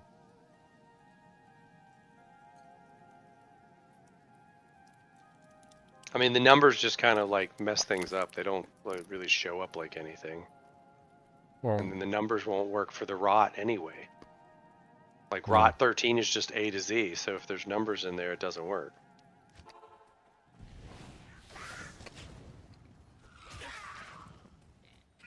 I mean, why would they give you a plebeian square that has stuff scratched out in it?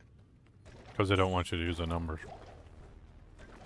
Or what your guess was is they didn't want you to know what they were.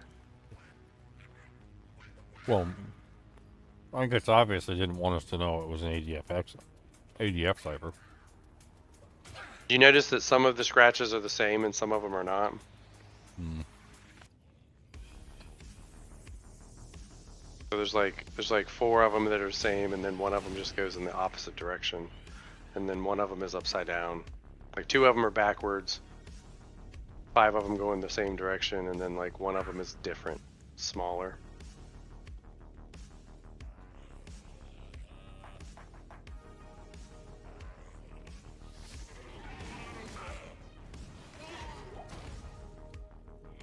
I don't know, I still keep thinking that it's in this login, that the key that we need is in this login.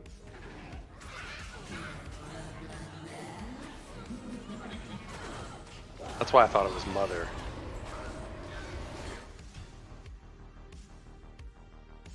They don't mention her anywhere in those The logins. name is in the front.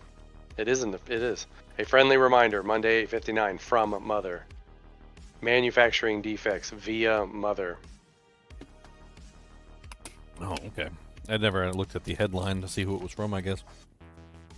Well, see, that's what I'm saying. I'm saying it we're to understand that it is there. Like, you remember that thing in school where they would go, like, read the entire paragraph, read the entire project before you do anything, and when you get to the bottom, the last one says just write your name at the top and turn it in.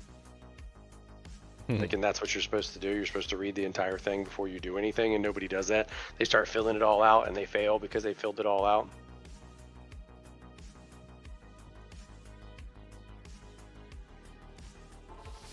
So it's like The answer is there. They gave us the answer. The answer has to be there, or there has to be a link to the answer.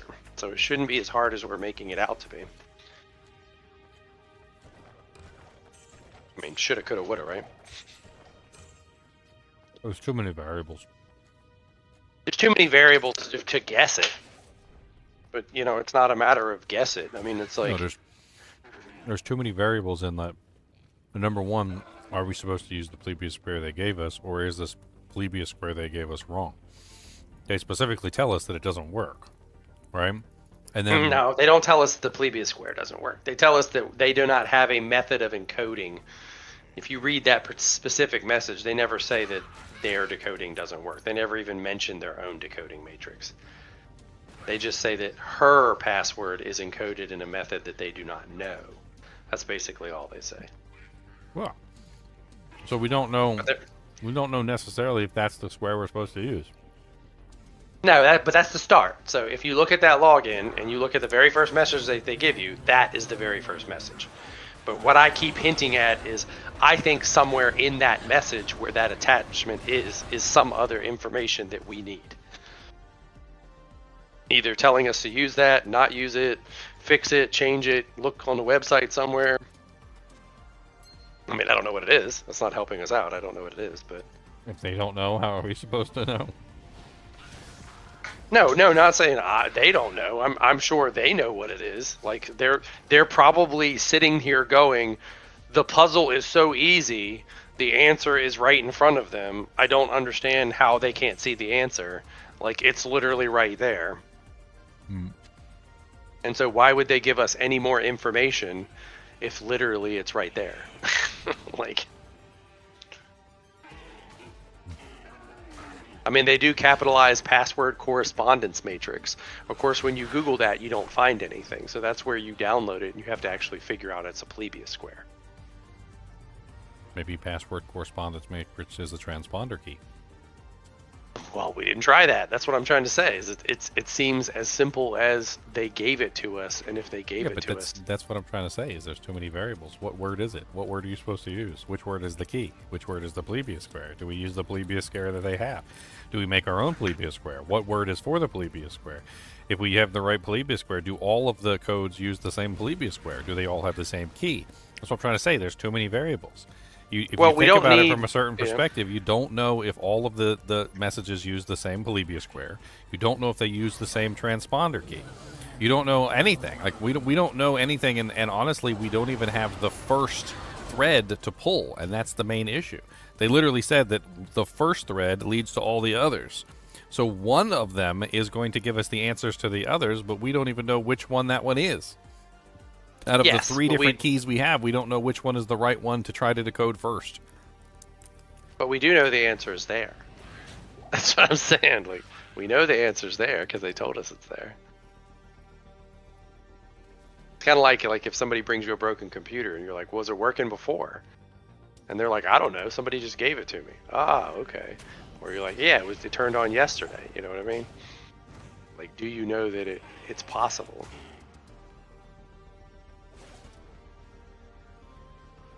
I mean, if it was the plebeian square that they gave us, I think that they would have solved it. The other guys would have solved it. I think they would have solved it. So I like your philosophy that they gave us a plebeian square that is not easily identifiable as a plebeian square, and they mutated it using shapes instead of letters, and marked out the numbers to make it not like a Google searchable item. Because if you Google search the item, you actually get like square letter things that are not plebeian squares. Like you will not get one by just simply reverse image searching it.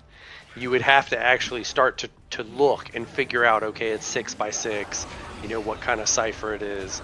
And then you come to the fact that it's a specific type of cipher, you know, the ADGAX. Exactly. I don't think that the plebeian square they gave us is the one that we're supposed to use. I think it's a hint to try and, like, you're supposed to come to the conclusion that it's an ADF VGVF cipher, and I think that's all that is. I think that square is nothing more than a hint to put you in the right direction. Okay, Just like so the then, password with Thomas was careless talk and the password was actually cost lives. The careless talk was just a hint that was supposed to lead you to the actual password. And I think that's exactly what this is. I think it's the same exact thing. They're just hinting that this is what you need to do to solve it, and then you're supposed to figure it out from there. Yeah, so if we skip past that and we know that that's what that is, but it still doesn't excuse anything else that's in this thing, because most of the time these messages have some kind of importance. So if you were to go by that, what's the importance of the manufacturing defect message? Like, does that just nothing? Is it just a random message that's put in there? I mean, it does give us the name of Simon, right? And Simon gets in trouble. His name is Simon Heidloff. Did we ever hear about him before then, right? And then we've got a second name, which is Anton Dunkel. And he's the guy who's telling Tom, which is who we are, we're the login Tom is, right? He's telling him about the files, you know, the ones that we need to encode. And like you said, they are probably the easier one, right? Because they are the first ones that they give us, where the rat scratchings are later in the same message. Okay, let's try this, because Croc just gave me out like some poop is what he did. I'm gonna delete this. Santos says he thinks the date's a big hint. The whole thing is we don't know. I don't know. I'm gonna feed something else in the Croc. Okay, hold on. So we have the original message. Let's assume that it deciphered the original message correctly. Okay, so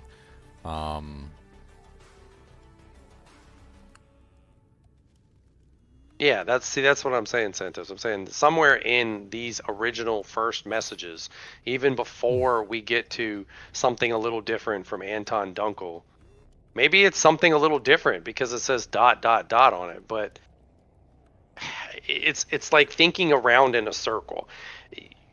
He doesn't know what the code is for the girls' messages, so he can't be giving us the code. But then again, this is fiction. This is a game, so they would obviously hide the stuff there.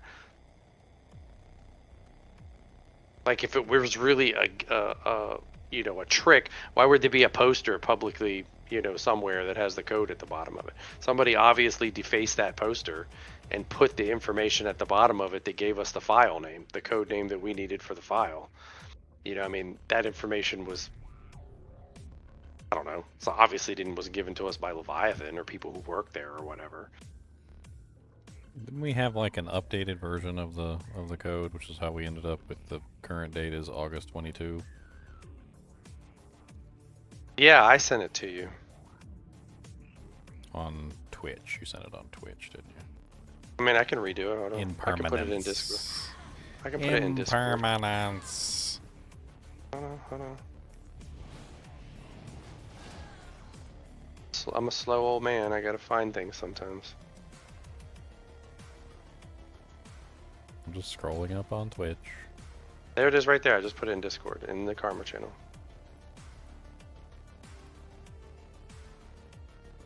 I'm not going to give it the actual output because I feel like every time I give it an output, it does something stupid with it. What do you mean output? So, like, if I tell it anything, like, if I tell the program anything, it always ends up, like, screwing up the thing and just, like, giving me back the same thing that I just told it. Like, if I tell it the message, like, tell her... Oh, I had it like that, too. Tell my daughter I love her or something like that. The AI always just ends up repeating the tell my daughter I love her back to me. Like, it's the weirdest thing ever. It's like it goes through the whole process and then it comes to the conclusion of tell my daughter I love her. And I'm like, what? Like, that's not what it says. No. You're like, you're so smart. Thank you for your stupid. Never, you're stupid. And then we also need to do assume I do not have the polybius square or the transposition key. Yeah, sometimes they don't call it that. They call it columnar transposition. What do they call it?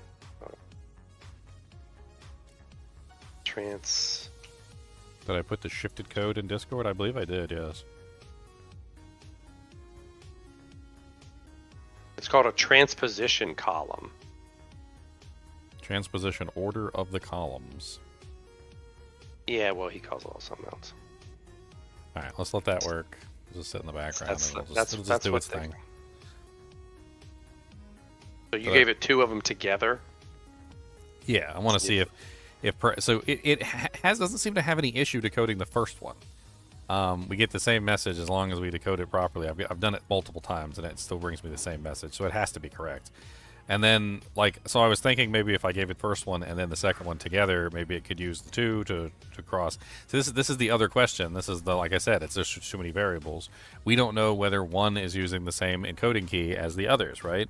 But if the rat scratching is using the same decoding key as the others, then it could potentially make it easier for the AI to decode the others by using the rat scratchings as an example. We don't. It very clearly says that we don't know.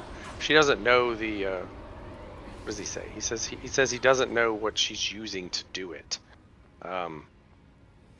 With the string, he says, and our encryption is too strong to be able to decode her password with the string we have. So it almost is indicating that we need a different keyword or something. I don't know. So maybe the rat scratching is the keyword to encode hers, which is what they say to progress forward. I tried that too. I also tried that. Yeah, but you only transposed it just now. I mean, I had like something at the end of it messed up, and it changed one letter. It changed the 5 to a 2 at the very end of the thing, and that was the only thing it changed. So I mean, the ones with the numbers next to it. Let's see. Hold on, let me see. The one with the numbers next to it is just counting the totals. That's all it is.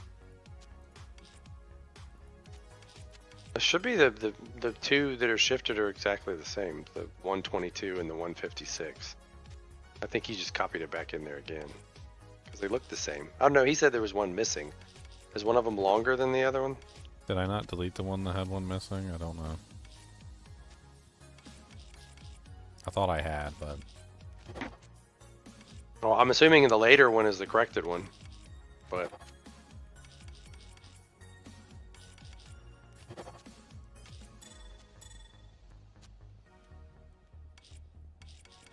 Transpositional code. Yeah, I had 28A only. That was where I shifted it, and there should be the shifted one in there. I don't have the A one in there anymore. Oh. Oh.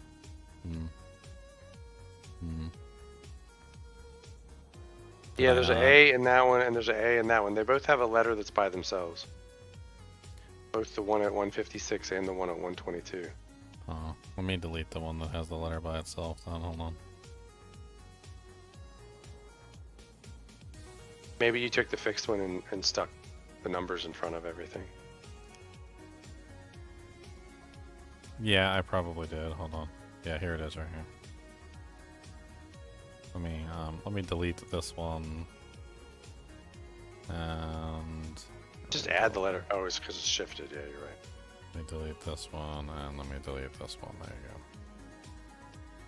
Well, damn, I put that in the machine like 2 times because that's the one you gave me, so. I mean, I fixed it. I shifted it back. Well, it needs to be continuous. If you got numbers in there, I can't throw that in the machine. You got one without numbers in it? I do not. Yeah, because that's what I put into the Plebeius square thing. Basically, I was using a Plebeius square, and then I was using the words, like the mother and those different phrases. Yeah. It also could be something is a little different. And that is exactly what you would have to do, like, because we don't know a lot of the variables. Unfortunately, you could have the right key, which is rather unfortunate. Like, you could literally have the right key, but you might be using the wrong square, and you could have the right square, but you might be using the wrong key. It's stupid. Well, they know, for instance, that we have to turn them into the ADGF because we can't find any internet-based assistance that is going to give us a Plebeius square with symbols on it, unless You change I don't know. It's not going to work. So we would have to basically translate these codes. So it knows we're going to do that. So then we're going to be on the internet because, you know, this is an internet-based game. So we would obviously go to one of these sites, not necessarily Grok, like this one that you had up with the Plebeius square in the middle of it. And all you have to do is punch in your key, and it fills out the grid for you. And then it should give you what the answer is. So we could just be punching in stuff just like we're punching stuff into the file request. You know, so we could just type in file request and see what happens. Even though there's only been like 5 file requests and they're all very, very specific. They had to be something that we found. All the letters are going to be raw. Your mom's wrong. Like that Rot 13 thing. That was like, okay, so you took a random word and then you figured out that that random word that didn't make any sense was Rot 13. That gave you the code of Rot 13. So then when you took the audio thing and like, you know, did all of your audio tricks to try to figure out what were these little blippity blip things that weren't uniform, you know, they weren't the same blip. Well, they weren't the same noise. So, you know, it wasn't like, you know, I know you were counting tones. I just could have swore God that you had 2 different audio files that had 2 different sets of tones in them. I did. It wasn't. I did. It was the audio and it was the video file. One was the advertisement, and one was actually listening to the voicemail message. The voicemail message was the one that they got the spectrogram from, and the video was the one that I played backwards. But I thought it still had tones in it, even after. It did. They both had tones. So nobody has decoded the tones in that one? I wrote down both of the numbers at one point. I think they were still in the Discord. The number of the tones that I did. One was like 238, and the other one was like 65 something or whatever. Like they're both written down in there. But they figured out that they weren't just simply tones. That's the whole thing. There were other things hidden in it, yes. And that's kind of... They were spectrograms. Yeah. What I was thinking is that the two were completely different from each other. Well, maybe it is. Maybe the video file also has... I understand what you're saying. You're thinking put the audio from the video file through the spectrogram like the audio file did and see if there's a code there too as well. But like I don't know. I think I don't know if the beeps are there to actually tell you anything or if they're just there to screw with you. I don't know. Do you have the video file downloaded? Yeah. Or I can go find it. I also reversed it. I put it into the 60 by 10. It.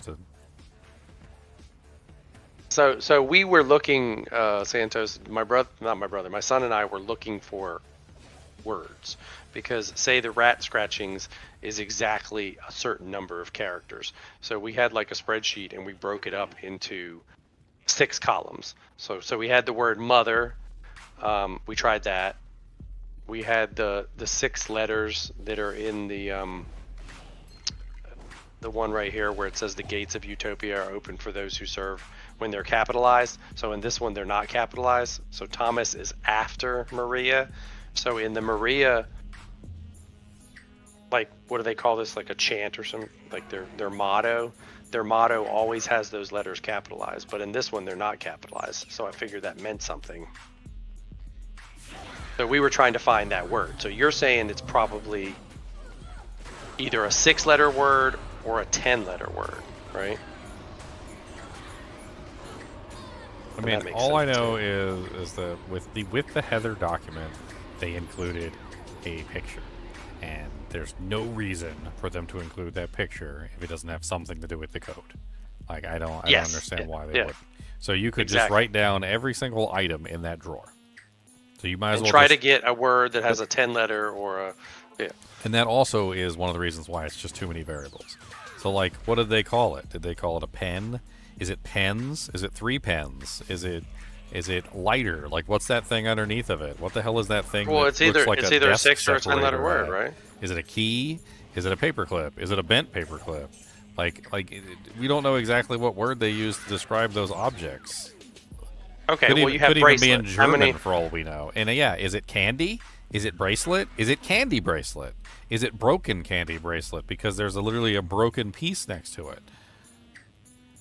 Well, how many letters is bracelet? I don't know. I mean, you write down everything in the drawer, I guess. There's a gear. So we have a bracelet. Was it a Metal Gear?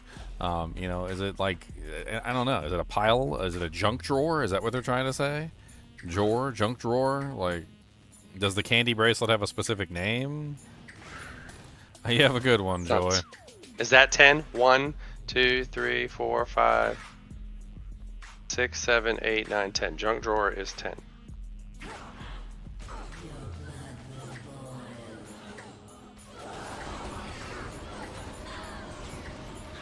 The VVs are very specific.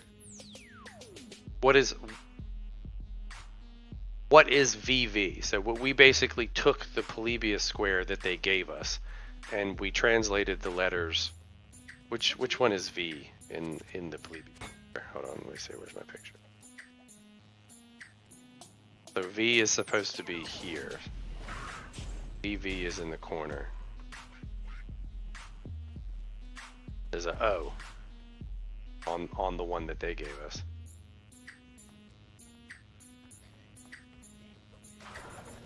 I mean, we need the third message transcribed too, but that one is really difficult. 'Cause Yeah, they're stars. The magnet So covers VV up so much of it. Is a O.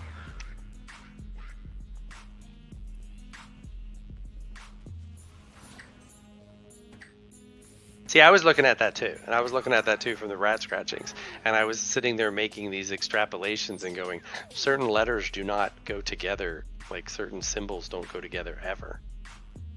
Well, the other problem with that is that two symbols going together might not necessarily mean anything if they were transposed in a column. So, like, you could potentially have two letters next to each other that may not necessarily go next to each other normally because they got transposed. So you might be looking at the beginning of one column and the end of another column touching each other, which could also cause problems. That's why the ADF GVX cipher just is kind of weird in the way that it transposes everything. I can understand why it was somewhat, you know, secure during World War One, like before they figured it out, because it makes sense. Like, it's easy to send. Like, you can encode it on a dime.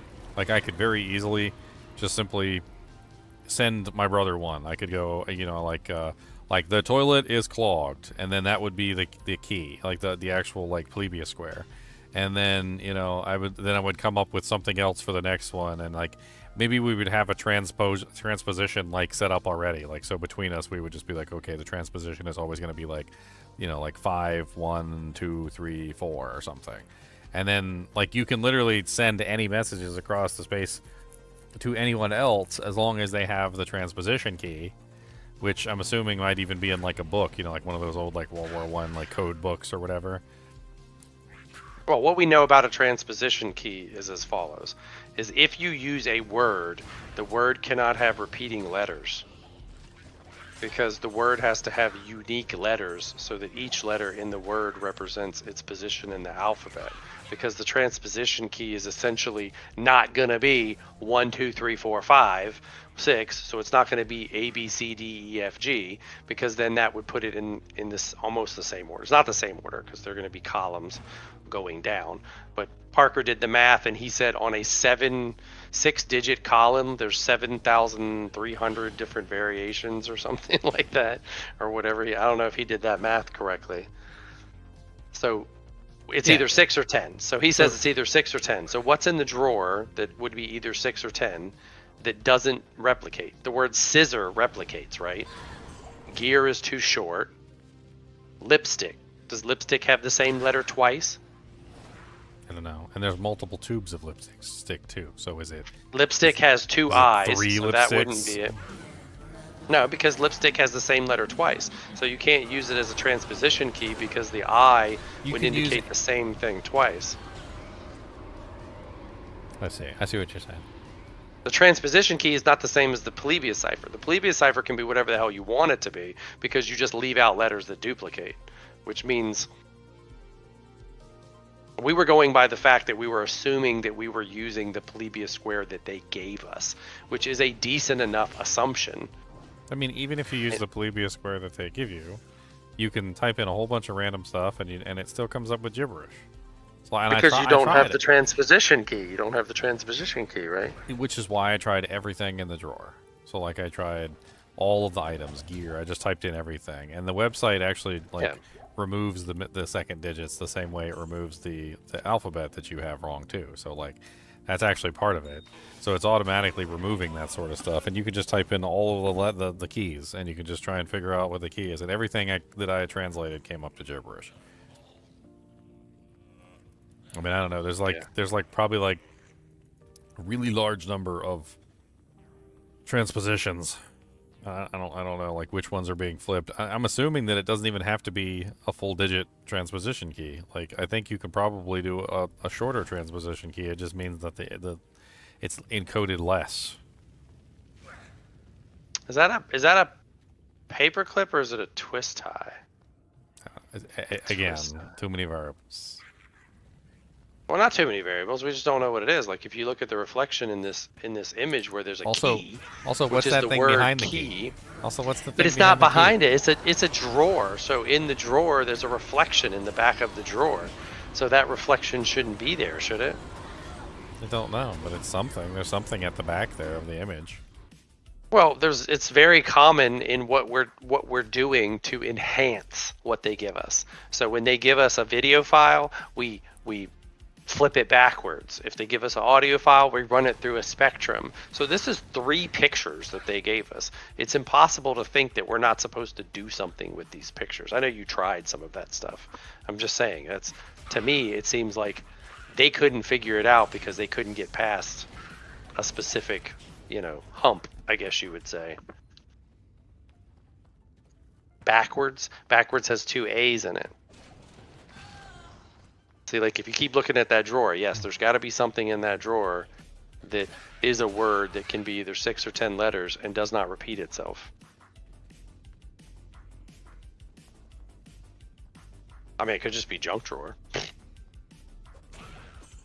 But that would have to go into the Polybia square, right? And it just takes off the R.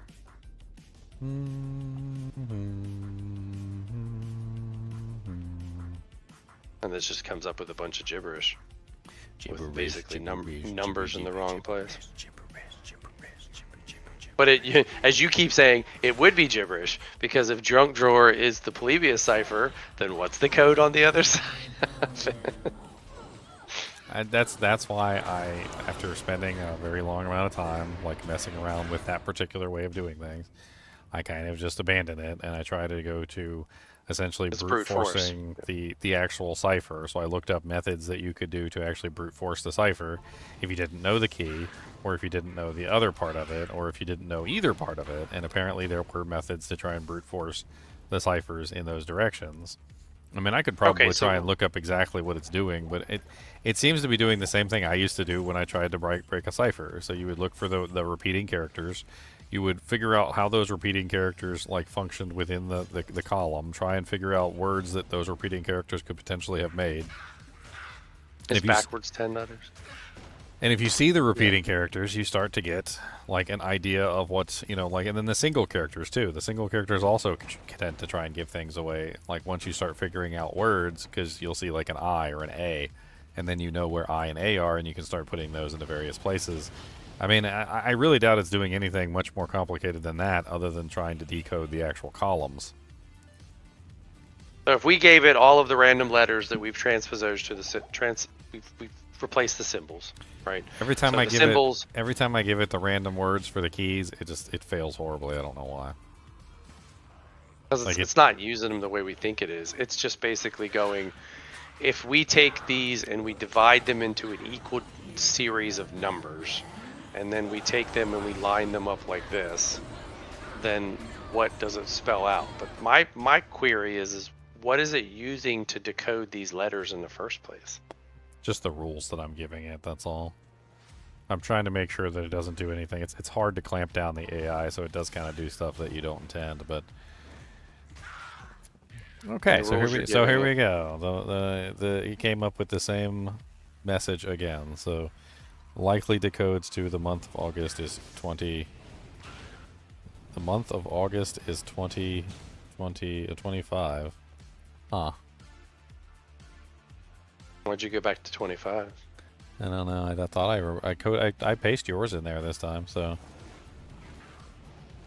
It's just to finish decoding the first message again. So I wanted it to give it the first message as well, so that when it went to do the second message, it could use the same methodology for the second message to see if it maybe was using the same decoding and Polybius square. I don't know. Your message had GG in one place and mine had FF, which I don't know if I was wrong or you were right. I mean, I guess I could go back and look. It doesn't matter. So I'm just gonna let it go. That's close enough that it should be able to get an answer for the other one. Let's see, it's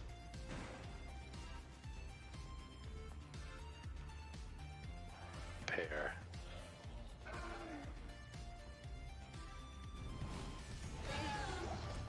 Diamond, diamond.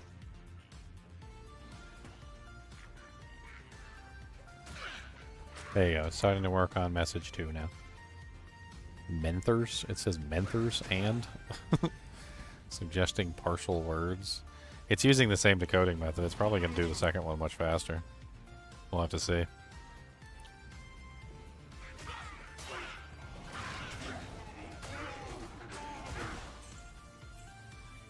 Diamond, diamond is FF. So in my code, I have it as FF, and you have it as GG. That was the only thing that was different.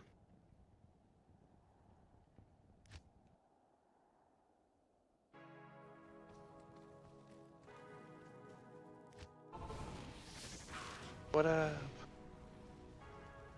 Anyone alive in here? What's up, meow? Yeah, our brains are working extra time. I was just talking about you the other day. I told Gina that you quit smoking, and she was so proud.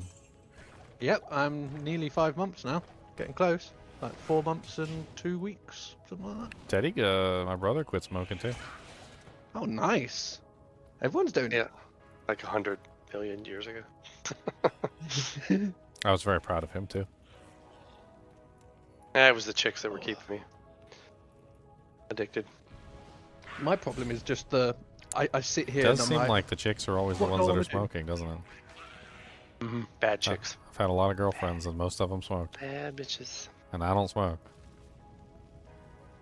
oh, I watched the Path of Exile 2 thing. Did you see my summary and everything, or? Not yet. It was you reading for like 2 hours. No, this morning I was just scrolling through shorts and Asmongold's popped up, and it had a bit of it, and I was like, So I'm gonna watch a load of it in a You're bit. watching that. You're watching the anime. Ah. Tis, tis, tis. Oh, I'm gonna watch all Gingers in a bit, and I'll thumbs it all up and as I always do. Oh, well, it was long. It was really long. We went over the Should patch you notes. get We went thumbs all over up in there? we went over the reveal. It took like 7 hours to go over everything. And then I tried to summarize it all. I did my best to like make like a summary file of like all the It's hard different when they've- changes, and it was still like it's 50 hard. minutes of summary. It's hard when because it's not like D4 where they add 1 or 2 new things. It's ridiculous. We've changed the entire game. Well, they've got rid of Cruel. They've added a new act and then 3 extra bits that will eventually disappear and be put into the next act. They're filler. They're anime filler. That's what Yeah. they are. So it's insane the amount they've put in. Like I was reading through some of it and I'm just like, oh my god. Oh yeah, it's I was impressed. Apparently, it's a lot. There was a large section of the PoE community that was upset with it. They were mad at it. Why? I'm like it's like 94% good stuff. Like that trade system on its own is like worthy of praise. That thing looks immense. amazing. I think they're mad because a lot of Poe players like the one-shot key where they hold their mouse button down, drink in the other hand, and it kills everything. I think that's what's annoying them, is that they want you to not be one skill only. The devs want you to, all the new stuff is all about using multiple elements or multiple attacks and combining them. And I think it upsets the lazy people that just want a one hit and not do anything else. Well, that's interesting. It just came up with a potential message for that one, Teddy. It's not finished yet, but it says you can analyze individual blank user profiles blank and something. I don't know if that's it or not, but that sounds pretty dang Englishy to me. You can analyze individual user profiles? How do you do that? that might be actually be the answer to the question. Maybe you can type in somebody's user profile into the like the panel, like you're actually just pulling up one of the like the PDFs or something. Maybe you should try it. Try just typing in like Thomas 40 PDF or something, or Thomas 40 like JPEG or like PNG, or I don't know what file names you would potentially use, but maybe there's just like you can't put periods in the file request. I'm not talking about file requests. Where do you want me to put it? I'm talking about like it basically was saying you could analyze it by putting in somebody's username into the thing. Like maybe you just go to the Leviathan database and just put in the person's username. Oh, you mean at the end of it?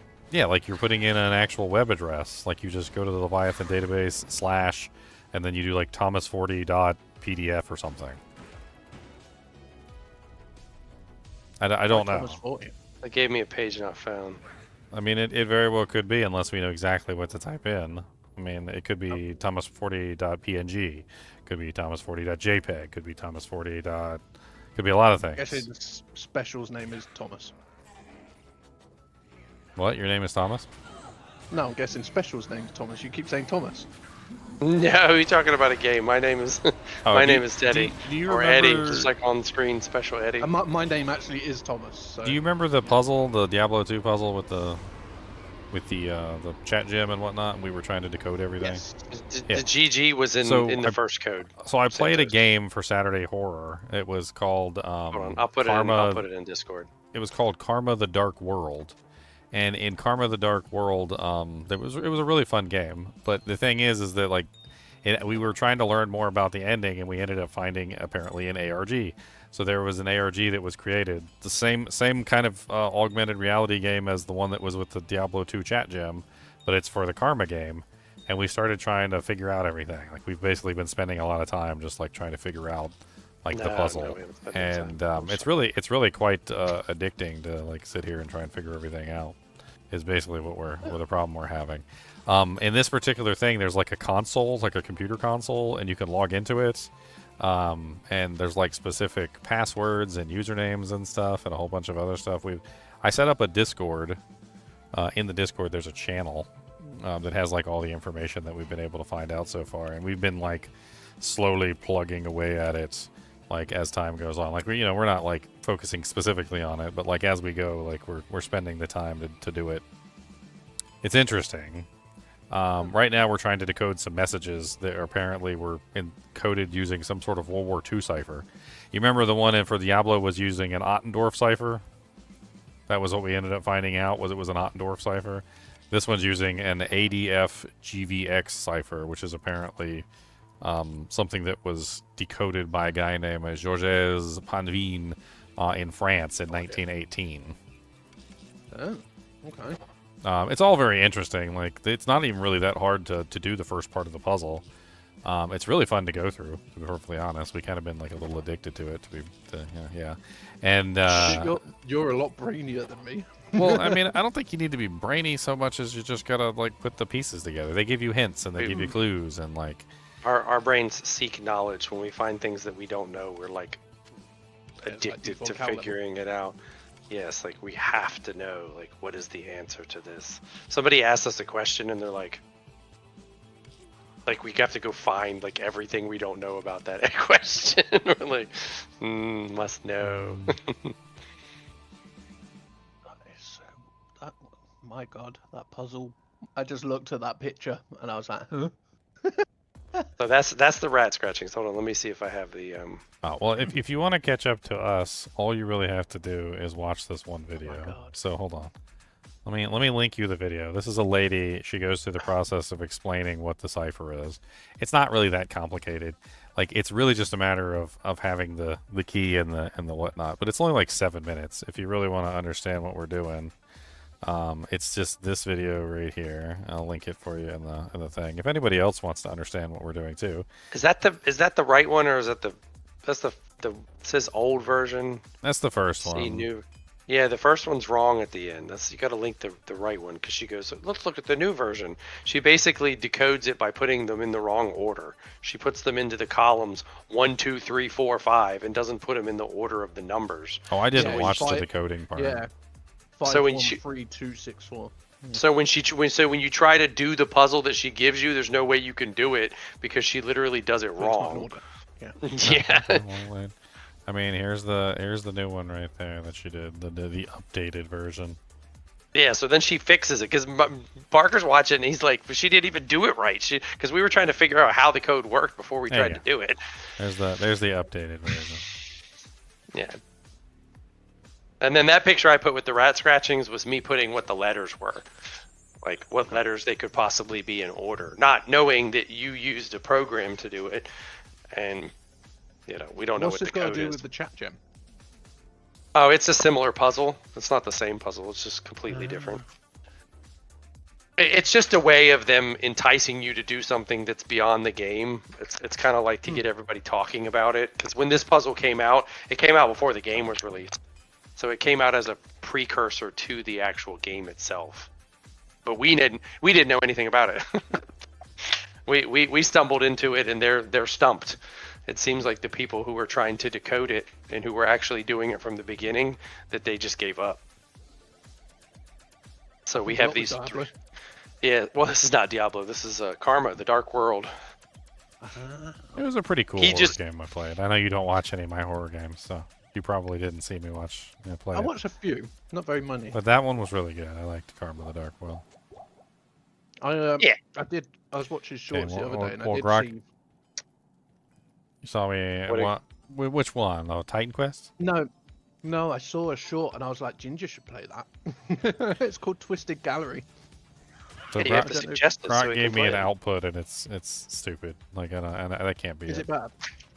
You can't can't- read it. It What, can't. No, it can't be it. Like, this just doesn't. Make what any happened to sense. what it told you before? It gave me the first output of the month of August is 25. But then the second output is literally Grok voice mode is currently only available on Grok iOS and Android apps. Yeah, but that's not what it said before. It said you could analyze the user or something. How did you get to that point? I mean, I can go through the entire thought process here. Hold on. Let me go through the whole thought process to see where it went wrong on that front. My nuts are cheesy. You can analyze individual X user profiles, X posts, and their links. No, it's just putting in random stuff is what it's doing, and it's trying to see if it fits.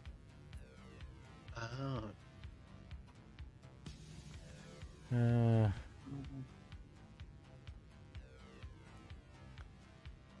Yeah, I don't know if any of this stuff can be trusted. I feel like we're shooting down a rabbit hole here.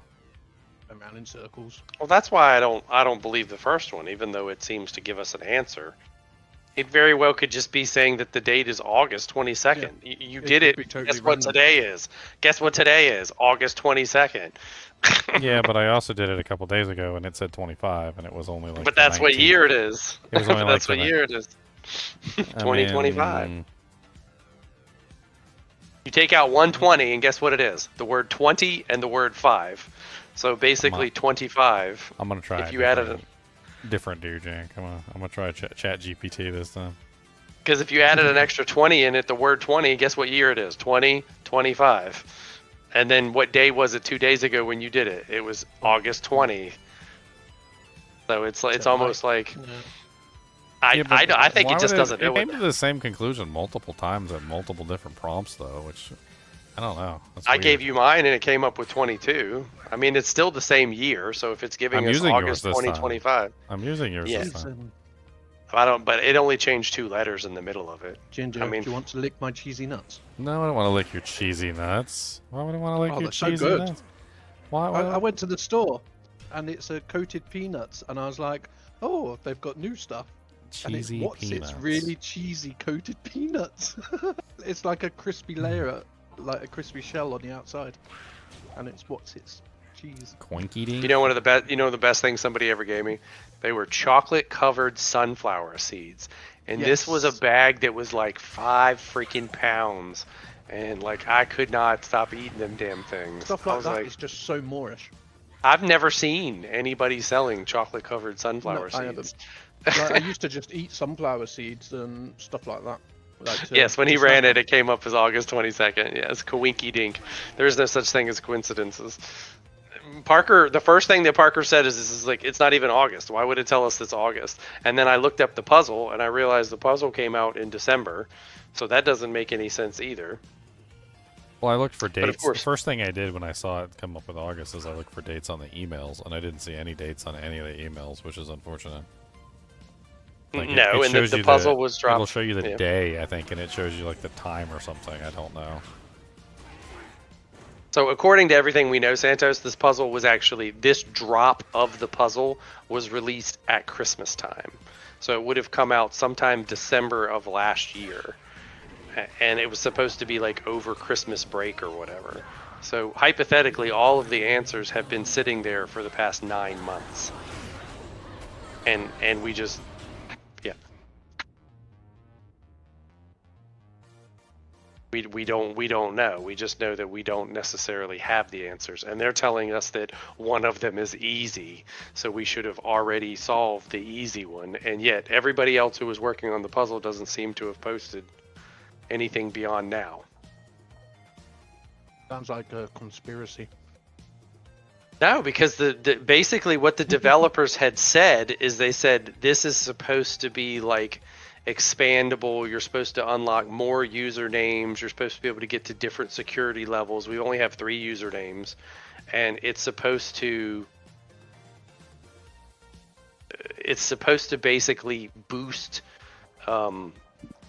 popularity, you know, like for the game, so that people will see like, oh, everybody's all hyped about this game, and then the game's already come out.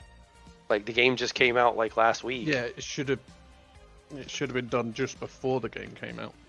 Well, they're releasing it in levels. So there was the first drop, then there was the second drop, and then we're on the third drop. And hypothetically, it would have kept going, but they're not giving us the next phase because no one has solved the phase that we're on. So everything just stalled. And like the guy who was Wired, and it has his name, and he represents the company Wired that makes Dark World, he stopped posting, and then somebody else came in and started posting. It's on, if you go to Discord, you have to actually join the Discord. But there's 2 categories. There's one that's called theory crafting, and there's one that's called updates. And they're basically just like, they stopped responding to us. The guy's like, back in April, he said they just stopped responding to us. But the guy did respond to him in March 4th, 2025, and basically tried to say, you know, because they were crying and they were like, oh, they haven't given us anything. And he's like, no, we did give them something. Like we gave them this drop, and you just haven't figured it out yet. So like, what else are we supposed to give you? He did kind of hint that they were going to help, and that they were going to try to give some kind of help. So I mean, I haven't done that yet. I was going to go try to troll through all of their social media, because one of the posts was on Steam. So it's like, we just don't know. Like we're trying to figure it out with all these different means, and we have all these theories, but we know it's a Plebius square.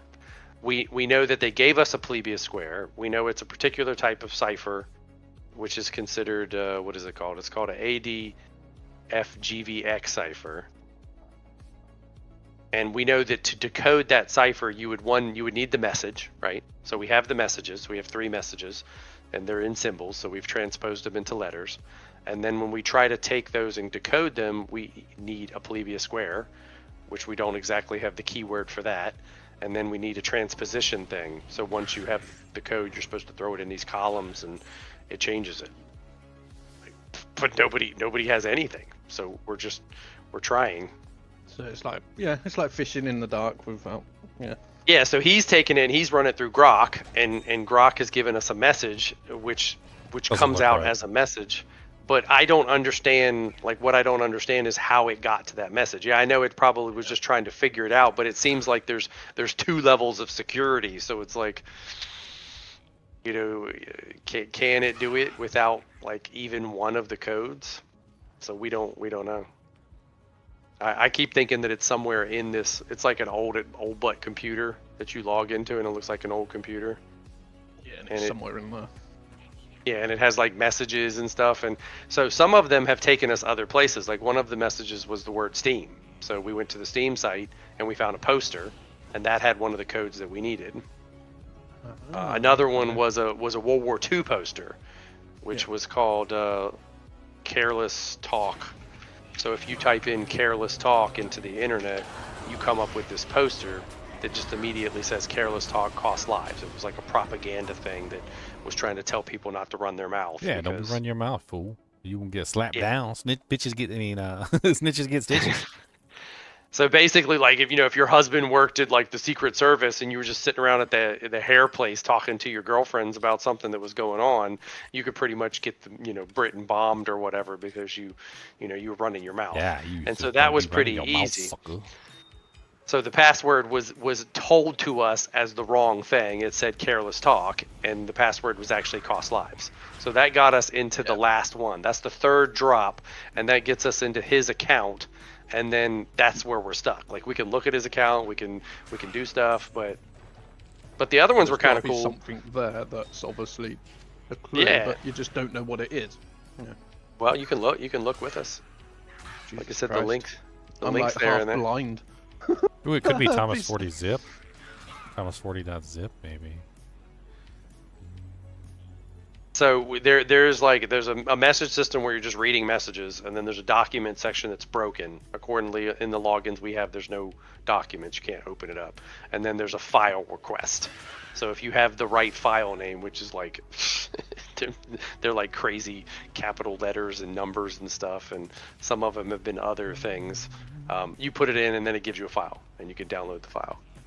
But right now we're literally just looking at the desk drawer picture, the rat scratchings picture, and these like two symbol things, this one letter to the daughter, and we know it's a code, but we don't know what it is. And what's this I mean, zip thing?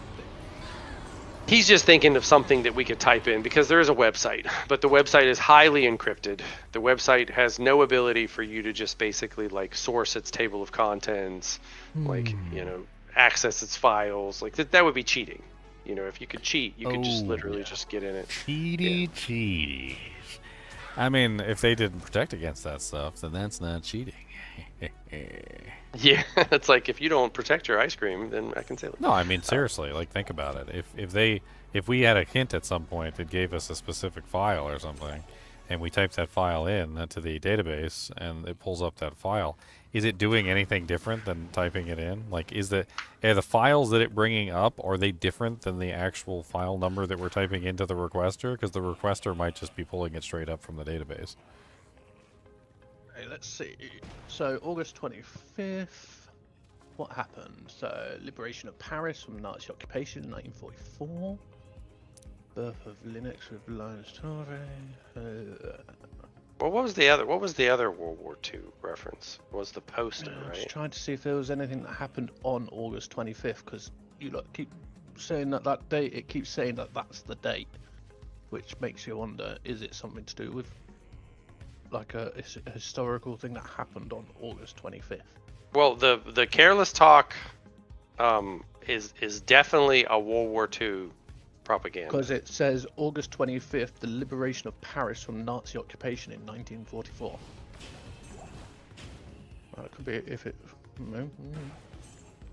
Well, it's definitely around that particular time frame.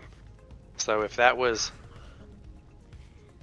That's kind of what I thought too when I looked up August 25th and it came up with So a there World was a War II Yeah. reference, but we don't. so there was a flag flown. It says "Free French troops liberate Paris." And the code is a World War I code, so like that also kind of like ties into some of this stuff. Of course, they have computers, so it's obviously not World War I anymore, because there wasn't really computers in World War I.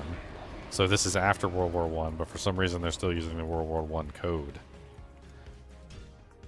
The only 80 other thing is, like, years ago. Yeah. The UN And it's on- Security Council authorizes military action against Iraq for its invasion of Kuwait in 1990. NASA's Voyager 1 spacecraft becomes the first man-made object to enter interstellar space, 2012. Like, the only sort of war thing really is that Allied forces liberate Paris. I mean, they marched through the Arc de Triomphe in Paris. So that literally happened right along. Well, I mean, because they are giving us that password.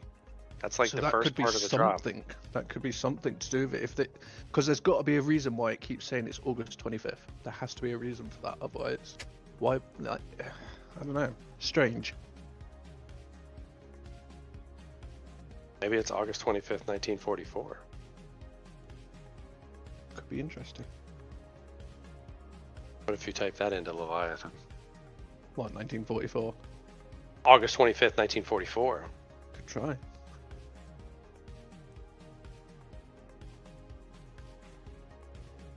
There has to be a reason for it, otherwise why would they choose that date? But then it could just be a coincidence and we might just be overthinking it. No, the whole point that I keep, and Daniel understands exactly what I'm saying is it's not supposed to be this hard. Like literally the answer is supposed to be in there. Yeah, it requires a little bit of thought and everything, like play the thing backwards and, or But it look shouldn't at be a taking spectrograph. weeks. Yeah. But no, it's 8 months later and nobody has figured Oh, this out. Jesus. It's Yeah, 8 months later. That's insane. Like, yeah, maybe a week. But 8 months, yeah, that's... You'd think And they of would have course just the given you guys were, hints. and like Daniel said, the first two drops were too easy.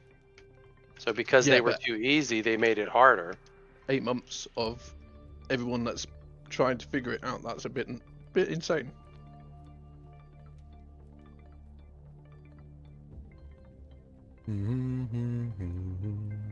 Well, I I mean, can understand if a couple of weeks.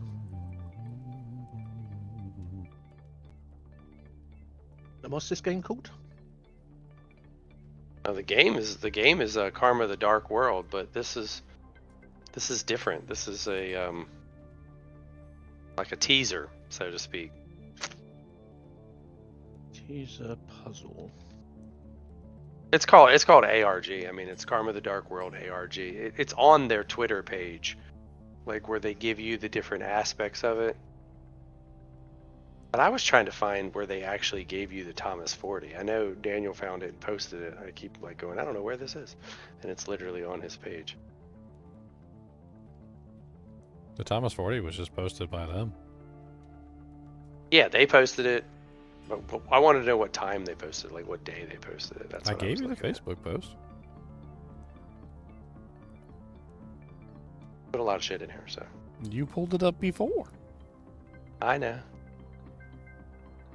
But my brain says I don't know what it is, and then I go looking for it in a Well, that's rude. HD, and I go somewhere else, and then I forget again that I did get the information I was looking for.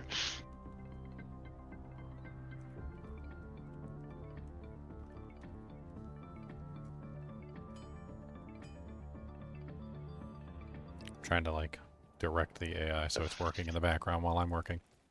You get more runes.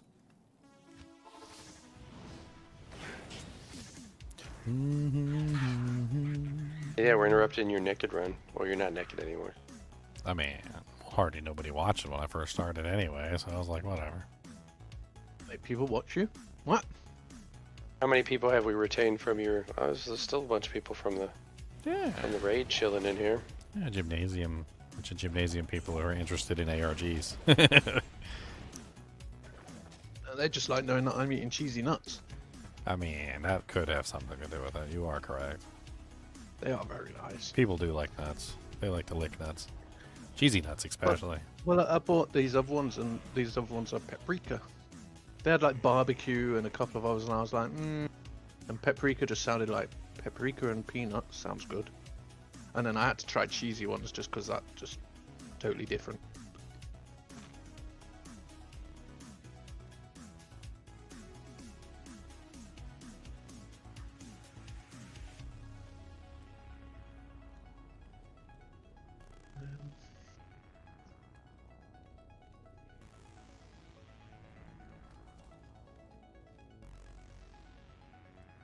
I'm gonna run out of daily attempts on ChatGPT. I don't actually have a account with them. I was using Grok because I have like an X account because I stream on X. Hi X, I'm streaming on X right now. What's X? Twitter. That's Oh, the new. They Yeah, renamed Twitter a long time ago. Yeah, to X for some weird reason. No, it's apparently that's what Elon always wanted to make a company. He had some credit card named X as well.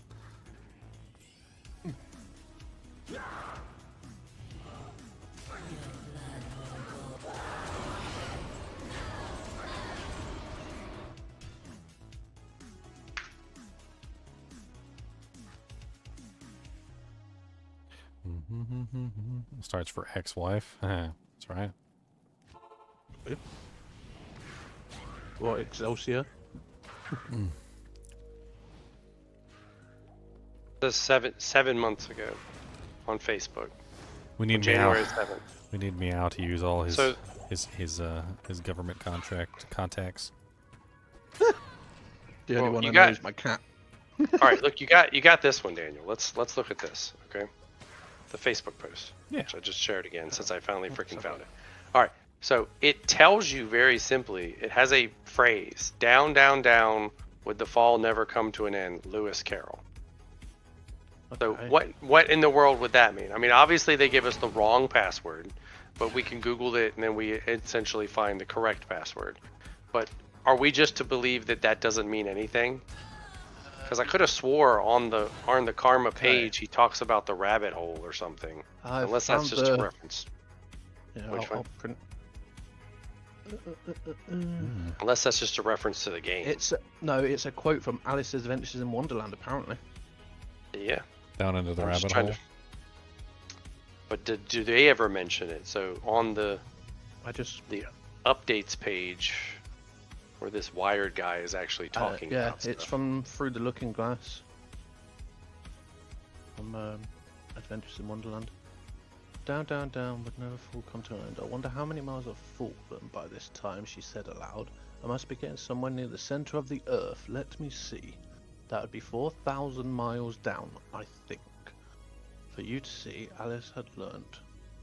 Though this was not a very good opportunity for showing off her knowledge, as there was no one to listen to her. Still, it was good practice to say it over. Yes, that's about the right distance. So, 4,000 miles down. Then I wonder Stage what 1 was latitude October. or longitude I've got to. Stage 2 was November 22nd.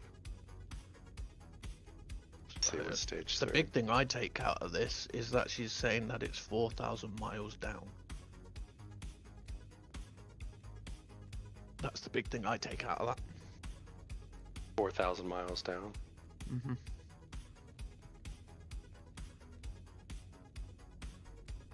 Because she does say she wonders what longitude and latitude she's got to, but she has no idea. So the big thing from that is 4,000 miles down. Did we ever try the shepherd, like, anywhere? Or did we ever find his, there was a Discord that was supposed to be telling us information?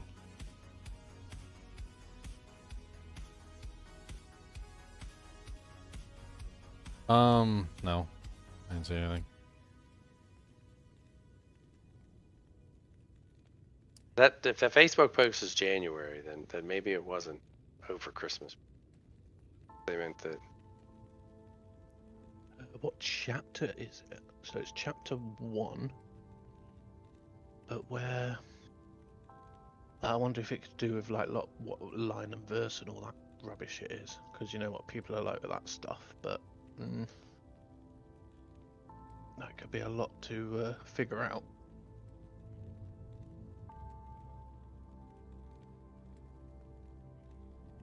Quotes. No, that's the same quote.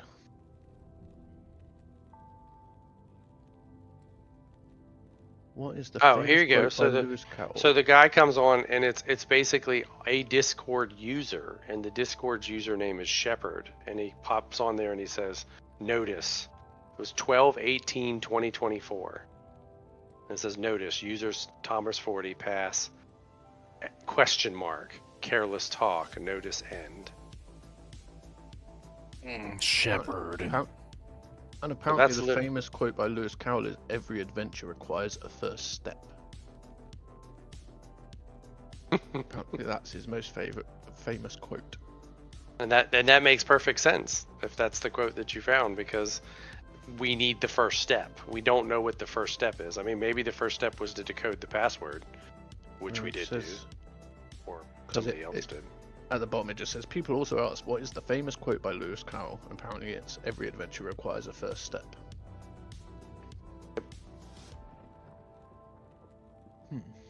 So, if it requires a first step and it's about 4,000 miles, what could that be? Yeah, this. I mean, they give the post on 12/19, 12/18, and then the guy posts basically 6 weeks later. I wish this had more direction. And the guy's like, seems like it's a theme. And then they actually at the guy, and he says, we did do a drop. We did do a drop. You said that the username was wrong. Maybe it's Thomas 4,000. 4,000 miles. 4,000. No, the username is right. We have the username and the password. I'm just kind of backtracking because I'm trying to figure out what did we miss. Like, what steps did we miss that they gave us? Raise the difficulty level. I don't know, that's so confusing on that one. I like this sort of stuff, but it's also one of the worst things in the world because I will be laid there tonight thinking about this rubbish. Yes! We got me out. We hooked him. We hooked him. My brain, I'm ADHD, so my brain will be going. We hooked him. So are we. So we can't even take a shit without thinking of this. I mean, that's just probably what happens. It's gonna be me. Ginger's gonna be like, "What you doing?" Yeah, I'll be like, "I'm pooping." Yep. And You hear that? You hear that plop miles. in the toilet, and you're like, "Oh, wait a minute. Maybe the cipher Did that code go is 4,000?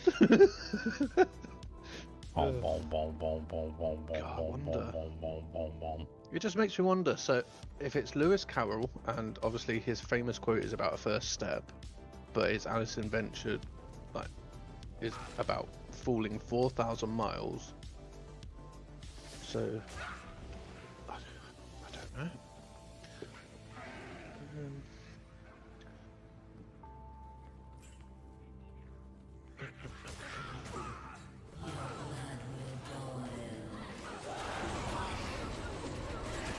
I wonder if Shepard is a bot.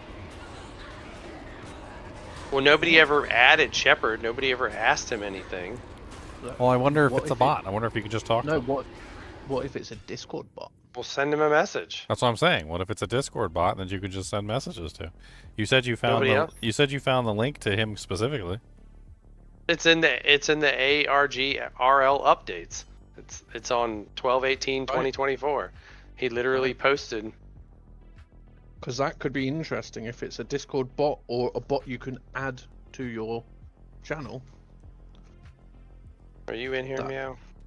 I'm He has in He has a question mark power tied to him. Vampire Bowlers? Is that you? No. Member since what? October 9th, 2024. So he was created on October 9th. Which means he was probably added in with what was going on. He is in no other servers beginning. as me. Yeah, he was in the beginning. He's always been there. But yet they're in here talking to Wired Michael, and then eventually Wired Gary, because Wired Michael gets replaced with Wired Gary. Are you asking if I'm in where? In Discord. Yeah, I'm in the chat with you. Yeah, I get We're one. on voice in Discord. I gotta go find you. Okay, hold on. I was gonna invite you, but I didn't know. Meow 3322. I mean, you already have to be friends with me, I would think. I have no idea. Oh, no, you're not. Okay. There you go. So I added you. Let me go back to the...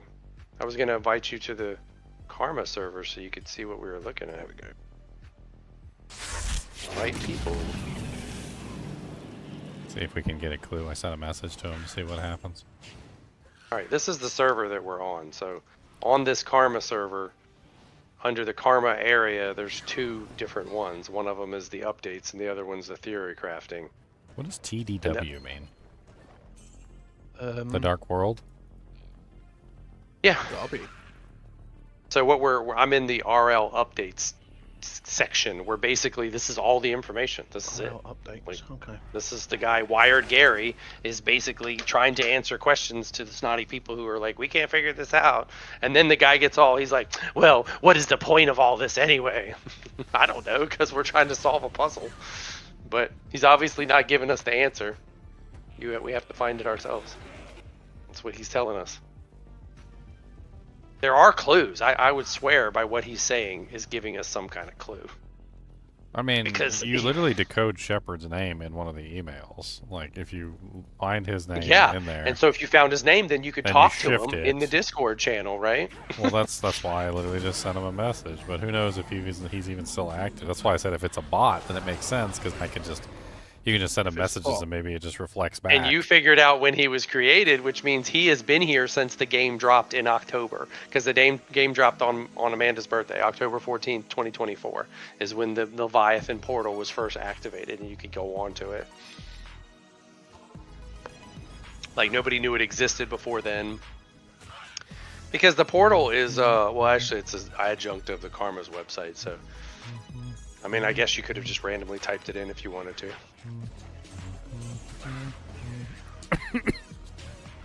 I think they just got pissed off. This guy just went on some big huge rant about how stupid, that they're not releasing things fast enough and all of this other stuff. Well, they should have had it all in place beforehand. Honestly, it should have been all dropped at once. It sounds to me like they dropped it in little bitsy pieces, and it didn't. Like can you imagine if we were solving a puzzle and like you only get like 25% done with the puzzle, and like there's no Yeah, more you pieces? look in the box and there's like 6 pieces missing, and you're like, DLC content. Please come back later for more puzzle pieces. You're not worthy of the pieces. You're not worthy. You cannot handle the pieces. Down, Save would the the fall lives. never come to an end? Lewis Carroll username. But the thing is we have all the puzzle pieces. That's what I'm saying. The next step forward, i.e., the next login, should be clear. Like, we're either downloading a document that gives us something we need, or we're unlocking it in these passwords, these ciphers. Well, like, okay. it has to be here. So let's assume that like there's specific bits that were released at specific times, right? So we don't know exactly if that email came at the same time as everything else. Some of the What stuff, email? the one that gives us the Heather stuff, like the Heather. Oh, it was all there. The Thomas login was the last drop. According to all the information we have, the Thomas drop came out when it tells you, which the Shepherd bot gave it to us. I couldn't find another posting. Basically, one of them was on January something on Facebook, but on the actual Discord, they gave it as early as 12/18/2024, which means at that point, then if you take the gap between there, you're trying to say if they added some of those things. When he updates it on March 4th, he tells you on March 4th that there are 3 ciphers, and one of them is easier to handle. And then he also says there's a side quest. He mentions the side quest separate from the ciphers. So which means there's 2 distinct puzzles that we should be able to solve. There's 2 ciphers that we won't be able to solve until we solve the first one. But there are 2 puzzles. There's a side quest and an easy one, he calls it. Easy my butt. And nobody has been able to solve the easy one. I know Daniel keeps saying, well, somebody probably solved it. Well, nobody's come forward and said they did. I bet someone has, and they're just sat there laughing. Well, I mean, you take laws of probability, and you could look how many people have downloaded the game, and you could assume that, I mean, Daniel didn't know about it. Like, I said something about, what did I say? I was asking you if Mother was actually an AI, because it's mentioned in a couple, like, synopsises, but it's never mentioned in any official capacity Yeah, and I was that looking around the Mother is website. actually an AI. And so he went to the website, and it's like, well, what is this? Like, ancient computer. And we're like computer geeks, so we were like, And then he found the Discord, and we basically, like, baby stepped through step 1 and 2, and then once we figured out stuff on our own, we basically hit the same wall everybody else did. Boom, boom, boom, boom, boom, boom. And now we're basically figuring out that, I mean, it's not like, I don't know. If we hit the wall 3 days ago and somebody else had already solved it, we probably would have stumbled across the solution. But Yeah. we haven't. We're just still sitting at the same wall that they are, and they were obviously all like, well, who gives a crap? And But I also wonder, did they get everything correct in like the stuff they gave you guys to solve? it doesn't seem like it's important, because as Daniel pointed out, every single thing that they figured out, we figured out on our own anyway. So it's like we already figured out the same stuff that they did. The only thing that we didn't figure out is we didn't use a spectrograph to analyze this audio message and figure out a code. But then that code gives us a file that I don't know if it's important. It gives us coordinates to some church in Germany, but That hasn't been figured out. no. But when they talk about the side quest, he's generally referring to this drop. He's talking about the Thomas drop. So we don't know. That definitely never has been figured out. That's The OP one, thing. yeah, the OP one. We don't. I mean, that could potentially be something to look into. Because honestly, I don't know if that specifically is a dead end. Like we haven't done anything with the OP coordinates. file, The yeah. coordinates. Well, we did. We looked them up. To help. Maybe Well, it he helps he has a with Google Drive, and the Google Drive that he has the coordinates. But as I mentioned to Daniel, he cheated. If you punch them into Google, they will immediately correct the coordinates, and they give you the wrong coordinates. You have to find like a different website, and you have to manually put them in the right format, and then it gives you the exact location that we found, Well, it's which a is church, different than the which is location rather they found. interesting. Yes. And it's in Germany. But I mean, of course, this whole game is supposed to take place in 1984 in Germany or something like that. So Wonder why it's a church. and then we didn't figure out Shepherd. Very, very, very early on in one of the first We logins. did figure out Krenkroff. We got that. Is a Anyone name, Figure yeah. out what church it is, because maybe it's someone that was buried there, or Yeah, it's in Daniel's Discord that he made the Karma I wonder. ARG. Yeah, I made my own Discord because I wasn't sure if they were going to start deleting things or what was going on over there, or if anybody. Yeah, because we didn't know it was dead. Like I don't really know what's going on over there, so like I wasn't sure, and I didn't want to like risk having anything that we were progressing with like messed with. so- Deleted. Yeah. So I figured let's just make one on, like my server. That way we can get an idea of what's going on better, and so we don't have to worry about anybody messing with what we're doing. So, I mean, I think it's better that way anyway. We wouldn't have got addicted to this crack if we knew they discontinued it. We would be like, oh, they don't make that. They don't make that crack anymore. I definitely can't start doing that. But yeah, be like you we just didn't. start smoking. Too late and the now, world ends. sucker. Yeah, it's too late now. You better. What was that episode of Seinfeld where she took that special birth control that they stopped making, and so she Like, stocked up special on birth it? And control? Ooh. it was like a. The sponges. The sponges, yeah, worthy. yeah, the They weren't sponges. sponge worthy. I remember. Yeah, they were. So then I she had a remember the limited sponge-worthy amount of episode, them. yeah. Sponge worthy. She'd be like, I don't know about that. You're not sponge worthy. Like, are you sponge worthy? Do they even have that birth control anymore? That was a very weird form of birth control. No idea. I don't I've know been if you're watching sponge. the I don't think you're Strain. sponge worthy. It Have sounds you like it joined the was highly Strain? ineffective. Yeah. What strain? That's what I've been watching. The Strain. It's old. It's like 10 years old. But I just fancied watching something that I could binge. And it's like, Really good one that's like it's foreign, like Dutch or something. no, And- it's and just like, sort of like a it's vampire called gets like the loose rain, I think. and just starts like trying to convert people and eat people. And it's weird. It's different. Well, this It's this like is The a Walking this Dead is a before The horror Walking Dead. a horror movie called The Rain, where like world is like The rain kills yeah, people. I've watched that.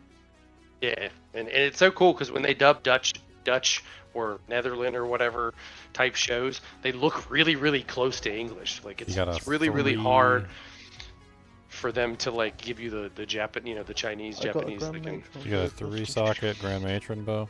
3-socket Grand Matron bow would probably be a hustle. You can make a lot of Amazons use hustles these days for their off swap for the fanaticism aura and also the procking effect. It's not the greatest damage bow in the world, but the procking effect for the burst of speed is very useful for any kind of boson. So yeah, you can do a hustle in it and use it as your off swap bow for procking burst of speed. It's a really good hustle bow. really good hustle though. Oh, Oh, did you ever look at that audio? I mean that video file and see if it had the. I See haven't if pulled maybe. it up. I haven't pulled it up. I don't know how to do a spectrograph anyway. I don't know what one is. Well, we looked it up, but basically it was like a graphical representation of the way the audio like made noise, like almost like an EQ. There we And go. they They're trying to basically hurt our brains. That's all this is. They're just trying to see how many people they can put into a mental institution. well, I think they gave us the video first because the video was I like mean, you know, you're already in one, yeah. So like, you don't count. Oh yeah, true. True. You just got to look at my country. I was wondering why you disappear all the time, and like they allow you to have a cat, but you can't have anything else, and you always eat Yeah, I frozen get- pizzas. And... They put me in the padded room, and then the cat starts scratching it all, so they got to replace the padded walls, and that's when I get let out and I come say hi to you all.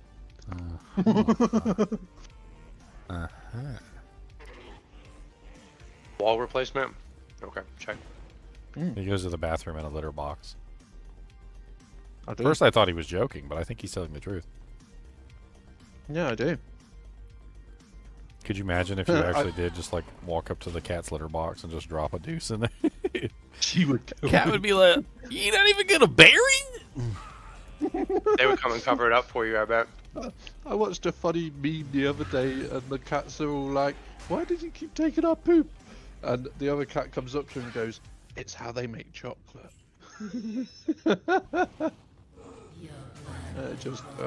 I mean, just it's hit it. technically not wrong, actually.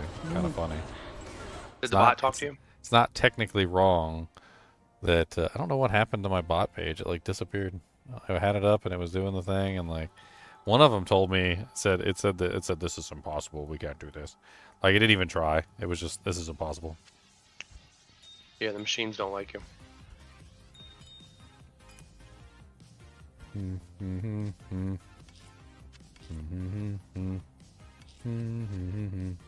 Yeah, I got to open the 5080 Founders Edition. It was like 40 pounds. And like box peels around like an Apple box. I'm surprised And you, there's even a case for the thing. and you open it up and like the box opens sideways, and then like there's these little pull tabs and you open it up, and we took the video card out of the box and the box still weighs like 40 pounds. Almost like there's like another secret video card hidden inside of it. So I don't know. The guy didn't want the box. He comes in there with this like 10-year-old computer with a 1080 Ti in it, and it was this old NZXT case that was just covered in dust, and he wanted us to build his brand new computer in there. I was like, nah, dude, it ain't even gonna fit in here. Yeah, you won't even fit a graphics card in there. Well, no, there was like no place to put his liquid cooler, and it like had crap for fans and airflow, and I was like, there's no way. I'm not gonna put this 5080 in here to die. Newer like, go up to- cases are better. Go up to Best Buy, get a case, and then he went up there. They didn't have the one that he wanted, so he ended up with a Corsair 3500X, which is a pretty nice case. A metal box for you to put your computer in. Now you need airflow.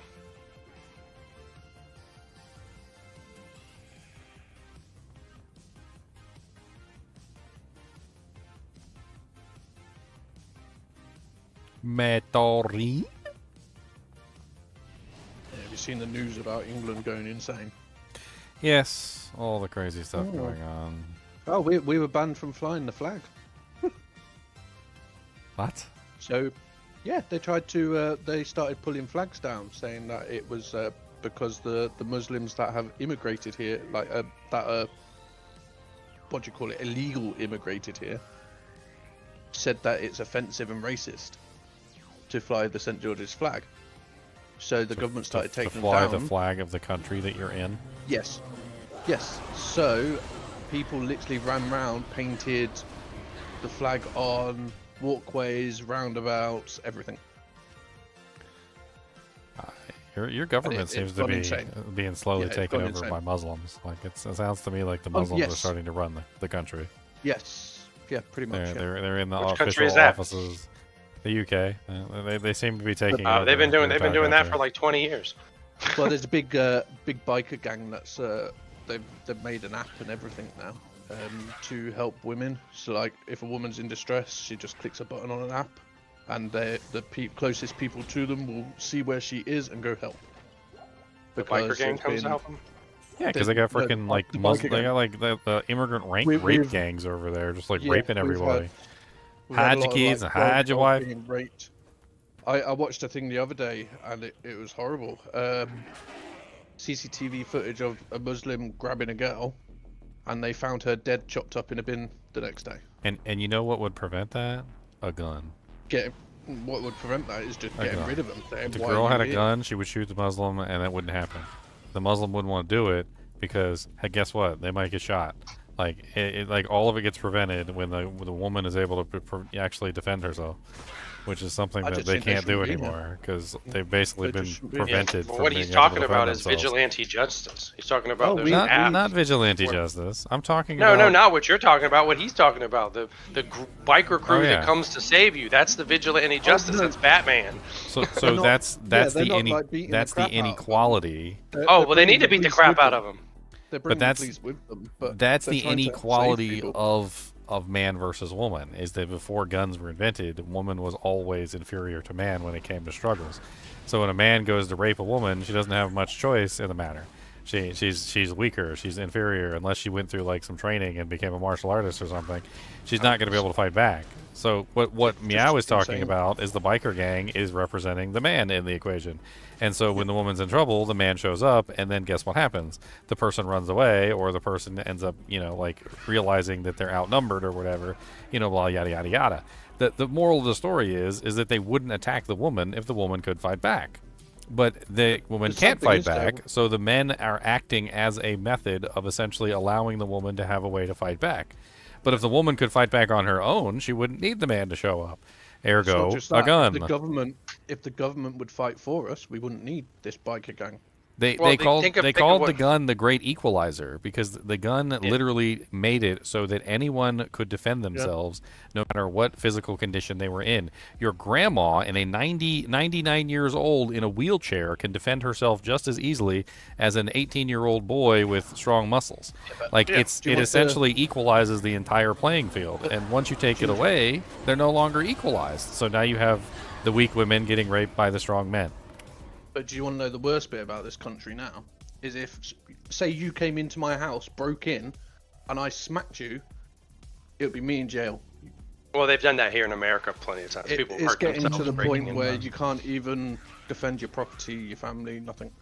Well, it's- there's rules against like booby trapping things and like no, like literally, if you run it in, does get sort of Punch 'em. complicated, but I mean, Yeah, it's usually just- in the United States, as long as they're in your house, like there was have actually right. somebody who said like Yeah. if they fall outside of your house, then you drag them back in or something.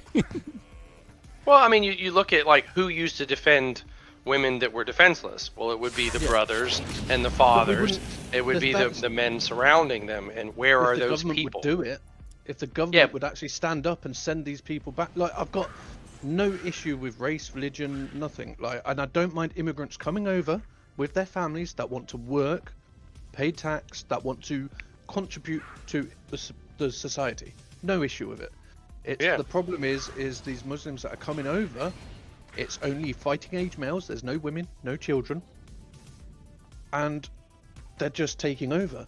They're stabbing Well, if they do, people, and then if they do have raping women and people. children, they're not integrating into the existing society. They're No, being they don't a bring them sub. with them at all. They're being a Like, sub they don't society bring them. inside of society. Well, they somebody don't- told me they once don't that even when it bring them. comes to They immigration, don't bring any women with them. Where the- do they come over? the They just like problem with- 500 guys on a boat. they said the problem with immigration is on a that dinghy. Yes. you're Oh, not damn. just importing the people, you're importing the problems along Culture. with the people. Yeah. You're importing all of the problems that are basically coming up to that point. And like the correct way to deal with all of those problems is not to immigrate people from a country that's failing, it's to fix the country that's failing instead. Yeah. You fix the country that's failing and then they can stay in the country that they're in and they actually have a good life.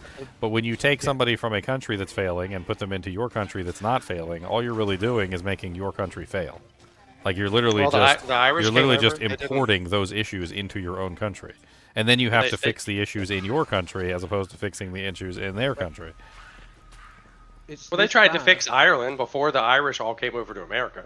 They Yeah, they but tried it's for a thi- long time okay, and they so just you're on died. about Irish. Do you want to know how bad it is here at the moment? The Tell us. Protestants and Catholics were stood together, holding banners together as one. That's how Oh, bad it is. you're talking about They're- the two races. No, I mean, the two nationalities that sides of couldn't get along. Ireland Yeah. came together because it's that bad. They've stopped fighting each other. That's how bad it's got. Well, because you're talking about when the Irish came over. Yes, they had didn't agree on everything. You know, you had Catholics I'm on and about- Protestants. I'm on about in Ireland, the Protestants and the Catholics have sided together against. Well, the yeah, Muslims. that's what I'm saying, because the Muslims have a you're Like, not Muslims involved in in general my aren't bad. country. No, Yeah, no, like not in, Muslims, like normal Muslims that believe in Allah and that, no issue. It's the, what do you call it, radical? Is that the right word? The radical Muslims. You're, Yes, you're, when you're, that you're death to importing. everyone. They're basically importing the radical ones. That's. Yes. I talked to why? some people Why are they in. coming over like that? I talked to some people in Egypt, and I was talking to them Yeah. about like the Palestinians and why that they didn't just take the Palestinians in that were refugees that were starving and whatnot, and they said we don't want them. It's like we have things here. We have important stuff. We have like like a lot of our revenue comes from like tourism of people coming to look at the the pyramids and all sorts of other stuff. And he's like, if they were to destroy the pyramids, we couldn't replace that, and a lot of our revenue would just simply disappear. He's like, we don't want those problems. He goes, those people are problems, and letting them into the country would just be letting in problems, and they're going to do stupid things like blow up the frickin' pyramids and do other dumb stuff that we don't want them to do. And they literally just said the exact same thing that's happening in the UK right now, which is literally they're bringing these people in, and then the people are doing exactly what the Egyptians didn't want them to do. It's the exact reason why they didn't want them in there in the first place. They're like, we don't want these people in here. We don't want them to blow everything up. We don't want them to like ruin the peace that Well, we that's have assuming going that on they're right all now. terrorists. I mean, you said that they were starving. They don't want to take Yeah. a chance. That's the thing. They're not taking a chance But, that there's terrorists mixed in with the bunch. Like if So they're somebody bringing America. gave you a basket of apples, and in the basket of apples there was like they said, oh yeah, there's like 2 or 3 grenades in here. Like, you gonna take the basket of apples with 2 or 3 grenades in it? And like, oh yeah, they might be live. The problem Yeah. we're having is that our government are so scared of being called racist, and they're very Well, that's the they woke don't listen culture, to the isn't it? people. So it's like, and that's what I mean by them pulling down our flags.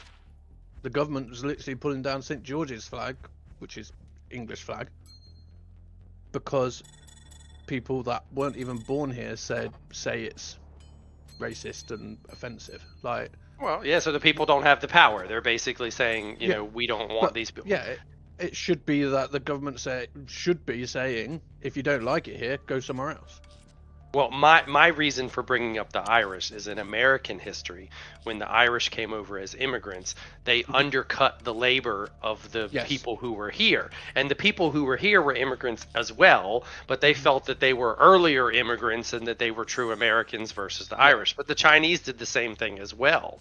And yeah, the everyone people does. who didn't care were the capitalists. The capitalists didn't care because the Chinese and the Irish worked cheaper than other people, Yeah, they and just so want they money. like to undercut. But of course, you're saying the Muslims are not contributing at all to the society. They're not coming over and working. The They're not ones that are coming coming over. over, it's this bad. The government, they literally come over on a boat. They get a hotel room, a phone, money, everything. They give it to them because they're Our government are immigrants. just giving them it. Like, it's 2 billion a month currently. We had a Commonwealth Catholic Charities over here that was in the same office as me, Like, and they didn't bring in anybody that spoke Spanish, or their signs were all in squiggly letters. And I've I got started no to issue, notice but- that if they came over here on a plane, it was different than coming over across the Yes. border. So if you came Yes, on a if they plane, come on a they knew they're you were seeking there. Asylum, they're seeking help. So the only people who were able to get citizenship through this charity that was a non-profit were those who had money, were those who came in Yeah. and contributed money, because there was a guy from Africa and they called the police on him and they had him escorted out of the parking lot because he couldn't afford whatever Well, I don't services care if they were offering. yeah, I don't care if they come over on a boat. If they come over on a boat and they ask for help and they actually want to contribute to society and pay the taxes, get a job, help, follow Well, the those- laws, follow The word culture. you're looking for is integrate. It's called Yes, if they- integration. yeah, And we had the same problem here. Is that people come over But they from other don't. countries and they don't integrate. They No, don't they want have. to They don't take speak the over. language. They don't bother learning the the English. We at least literally had a wreck just the other day. It was a I can't think it was a Pakistani or something.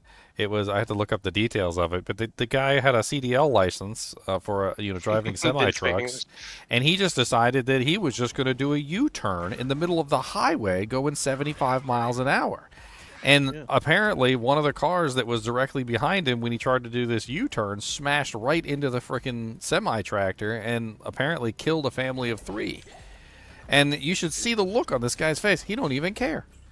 He just killed 3 people. He don't even care. He looks like he's happy about the fact that they're dead. And then when somebody starts staring at him, he gives them like the evil death stare, like I'll do it to you too.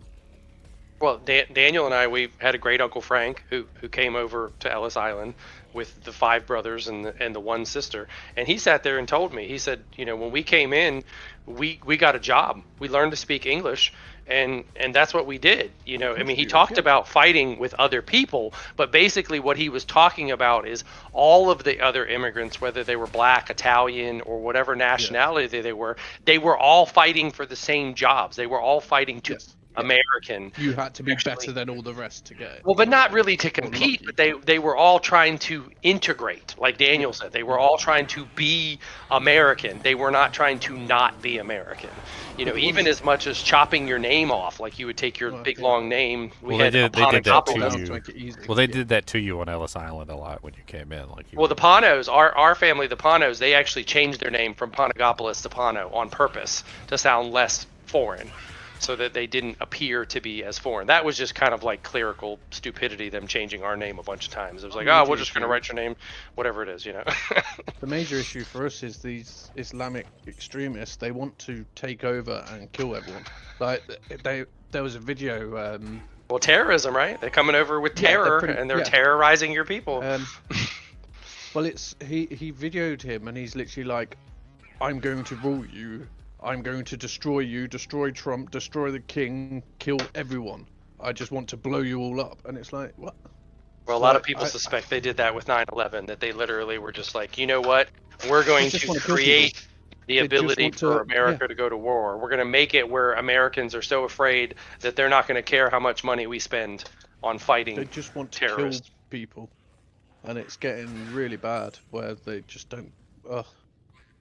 Vigilante justice sounds like the best way. Either that or the people need to protest against the government and tell the government. And that's what with like painting the flags and everyone's hanging the flags and stuff. That because like people have actually, there was a woman that I feel like Winston Churchill would probably roll over in his grave with all this stuff going on. Oh, well, just like Martin Luther King Jr. would roll over with all the woke stuff that people are.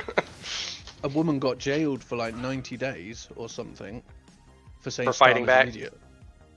No, for literally posting on Facebook saying Starmer's an idiot. Our Prime Minister. Maybe he is an idiot.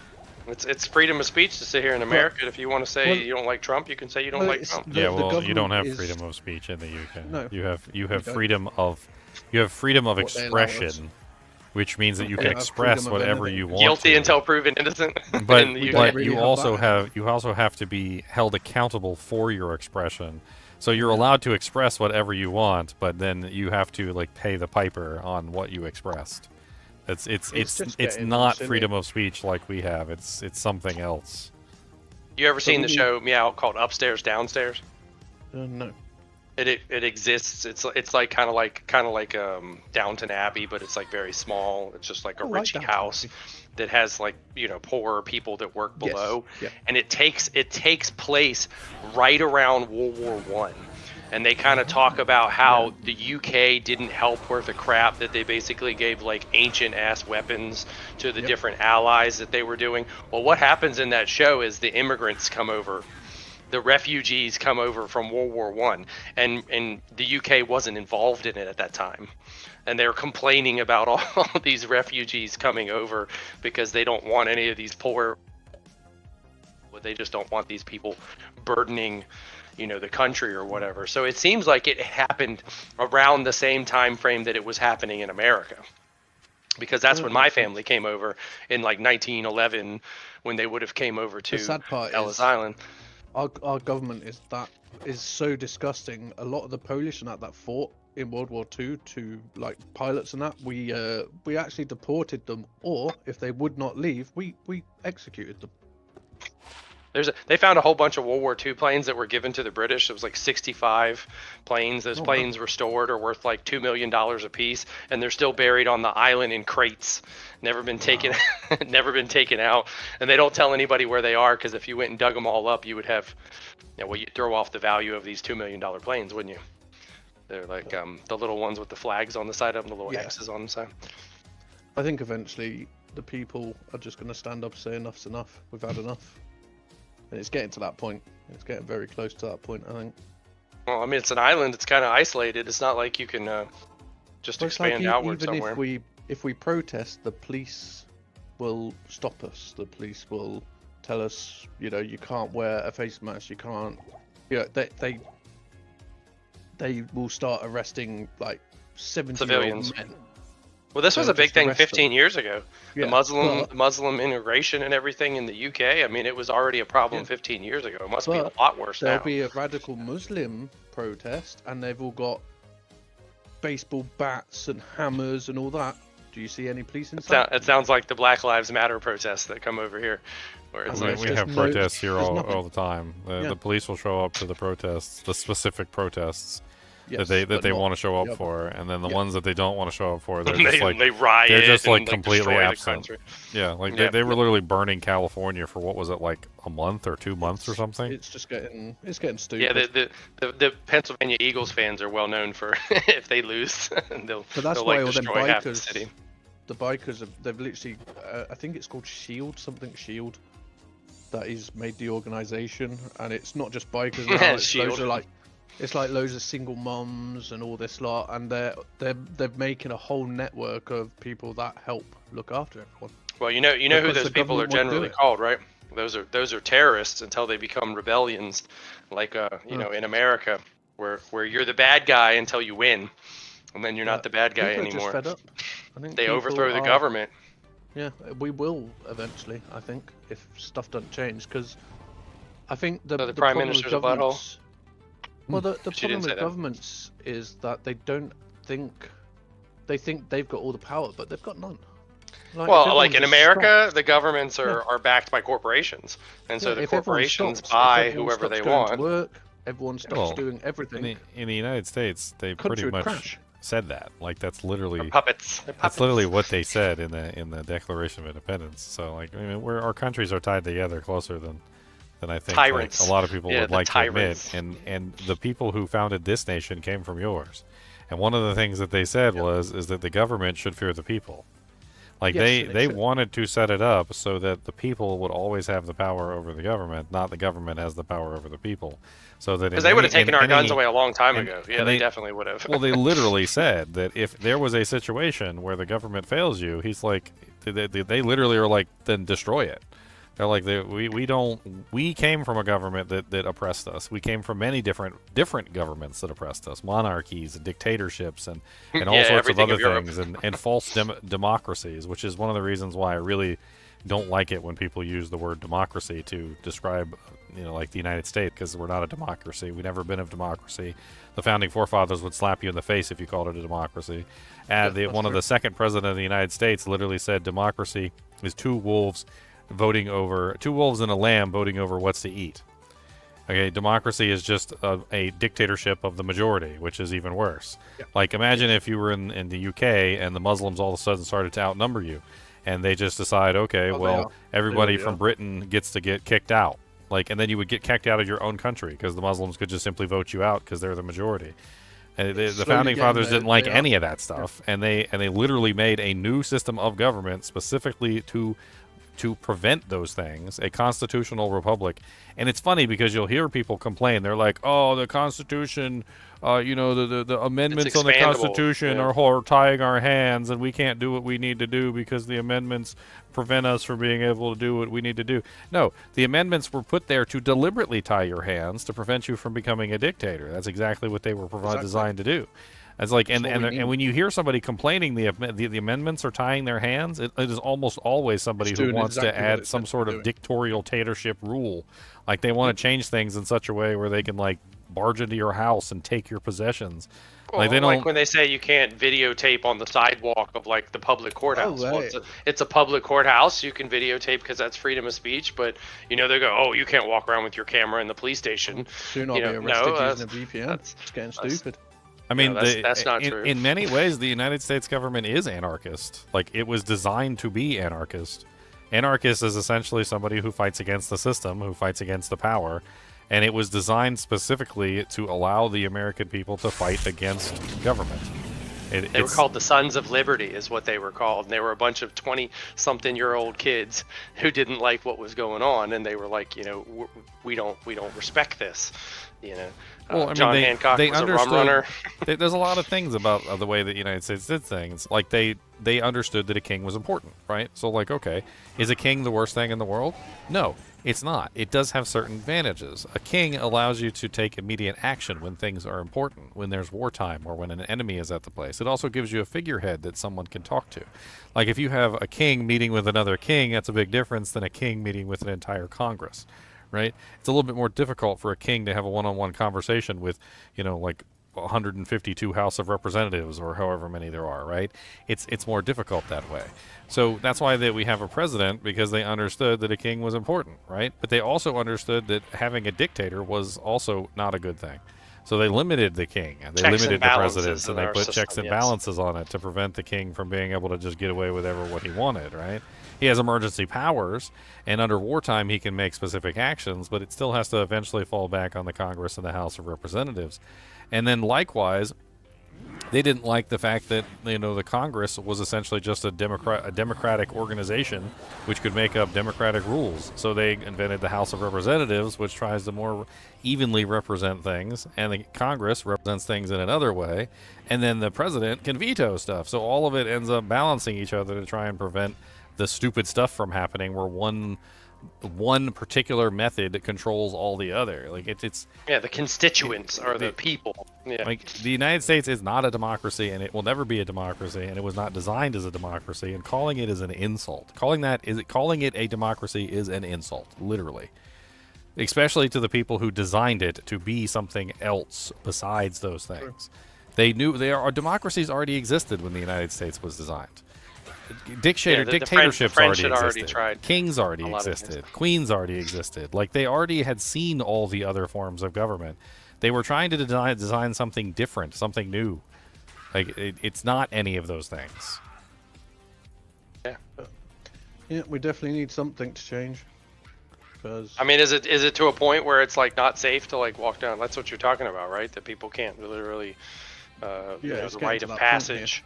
And do you have a rite of passage in the UK? I mean, like it's I not don't like know. curfew and all that other stuff. I mean, in No, we America, don't. you're supposed to be able to just walk around whenever you feel like. yeah, it. we could walk around and that, but it's getting to the point where it's not safe, you know, where they found in a kid's playground a guy stood there with a farted. machete down his pants. In a With a little what? kid's Machete. a machete Oh, down machete. Oh, Yeah. Machete. a in machete. a kid's school. You know, we got Right, this it's like just, it's half just the getting time done.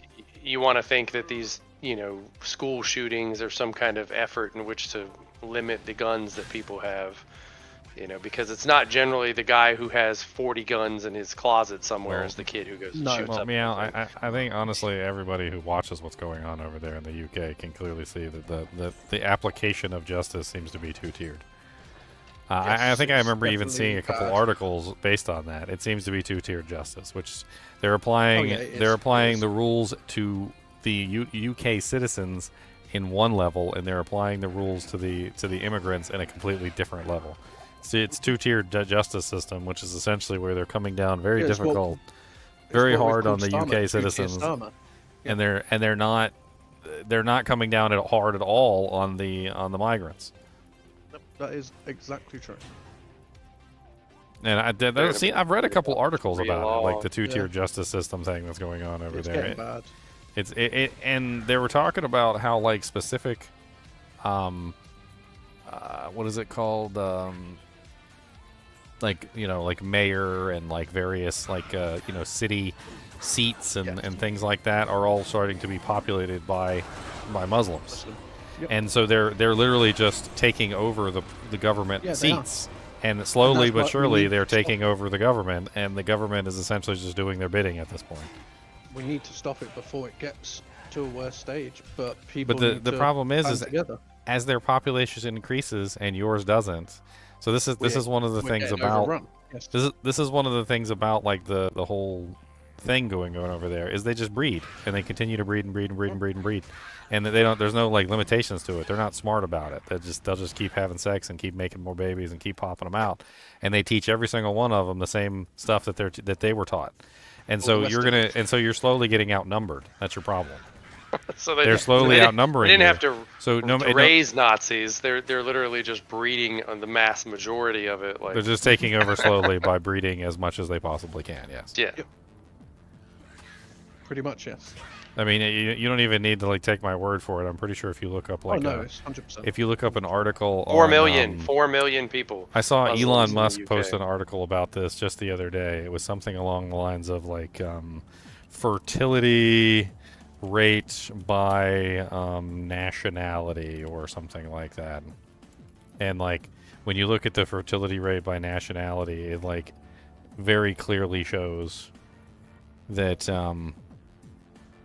Cody, will you stop shaking the whole desk? Yeah, I'm a, most English people might have 1 or 2 kids, maybe 3, maybe 4. how about that? But most Muslim women Punch will you. have 10 kids. Punch you 15 right in the kids. butthole. 15 kids. Yeah, they pop out kids constantly.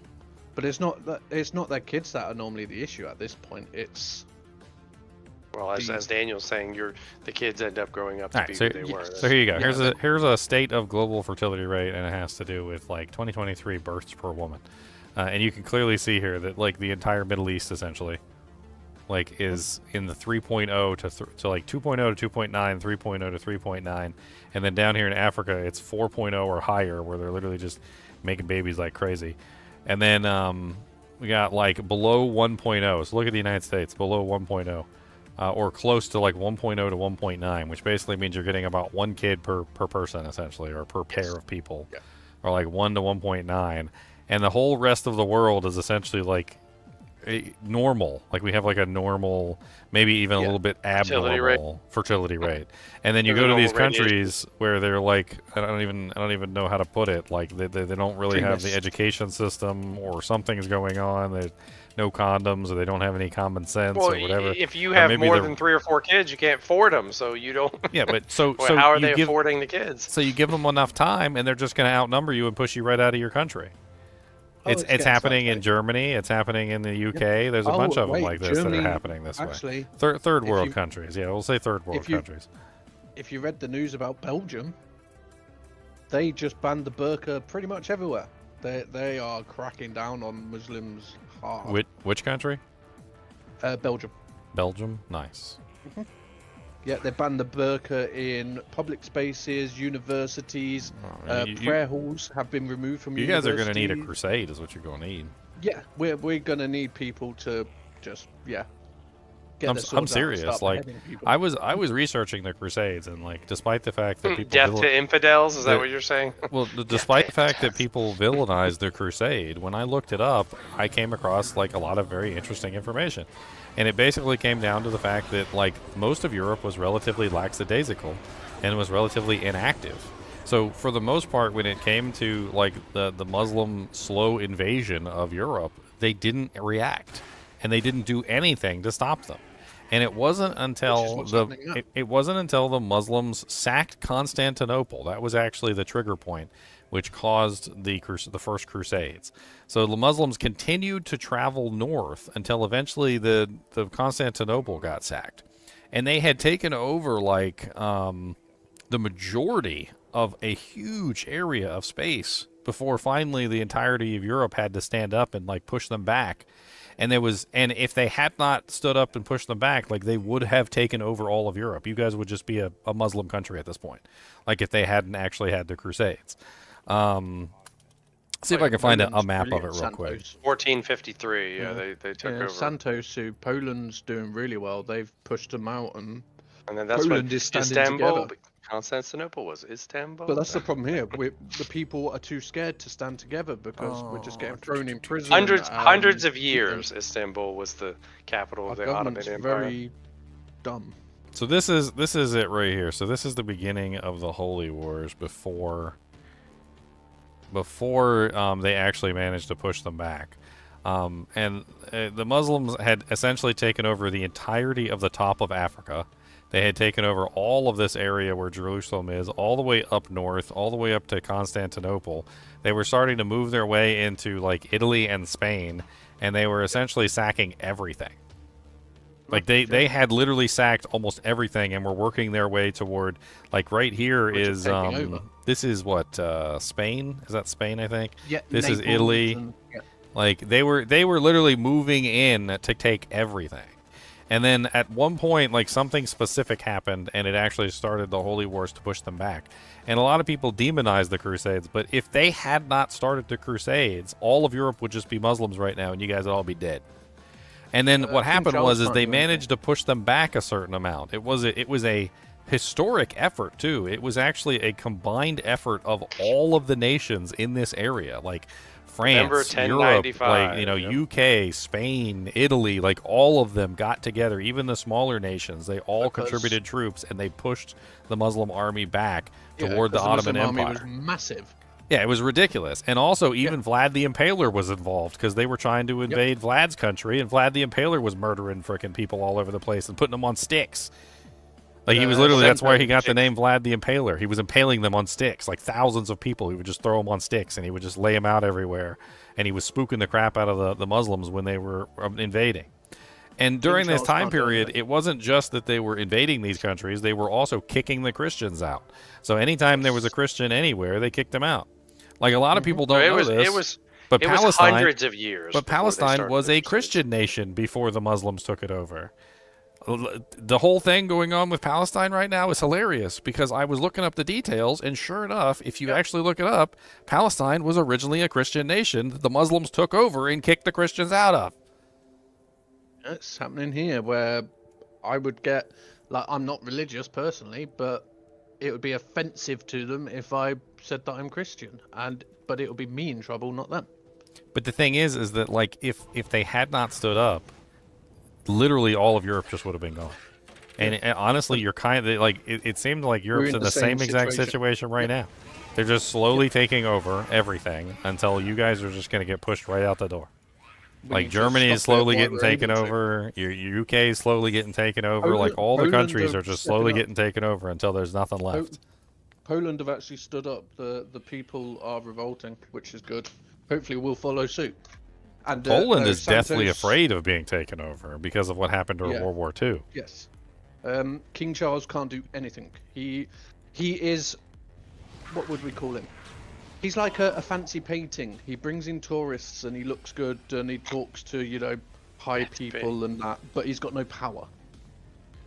That's why we have Parliament. Parliament have the power to make laws. The king is more of, it's not like the old days where, the king is the ruler. He doesn't rule anything anymore.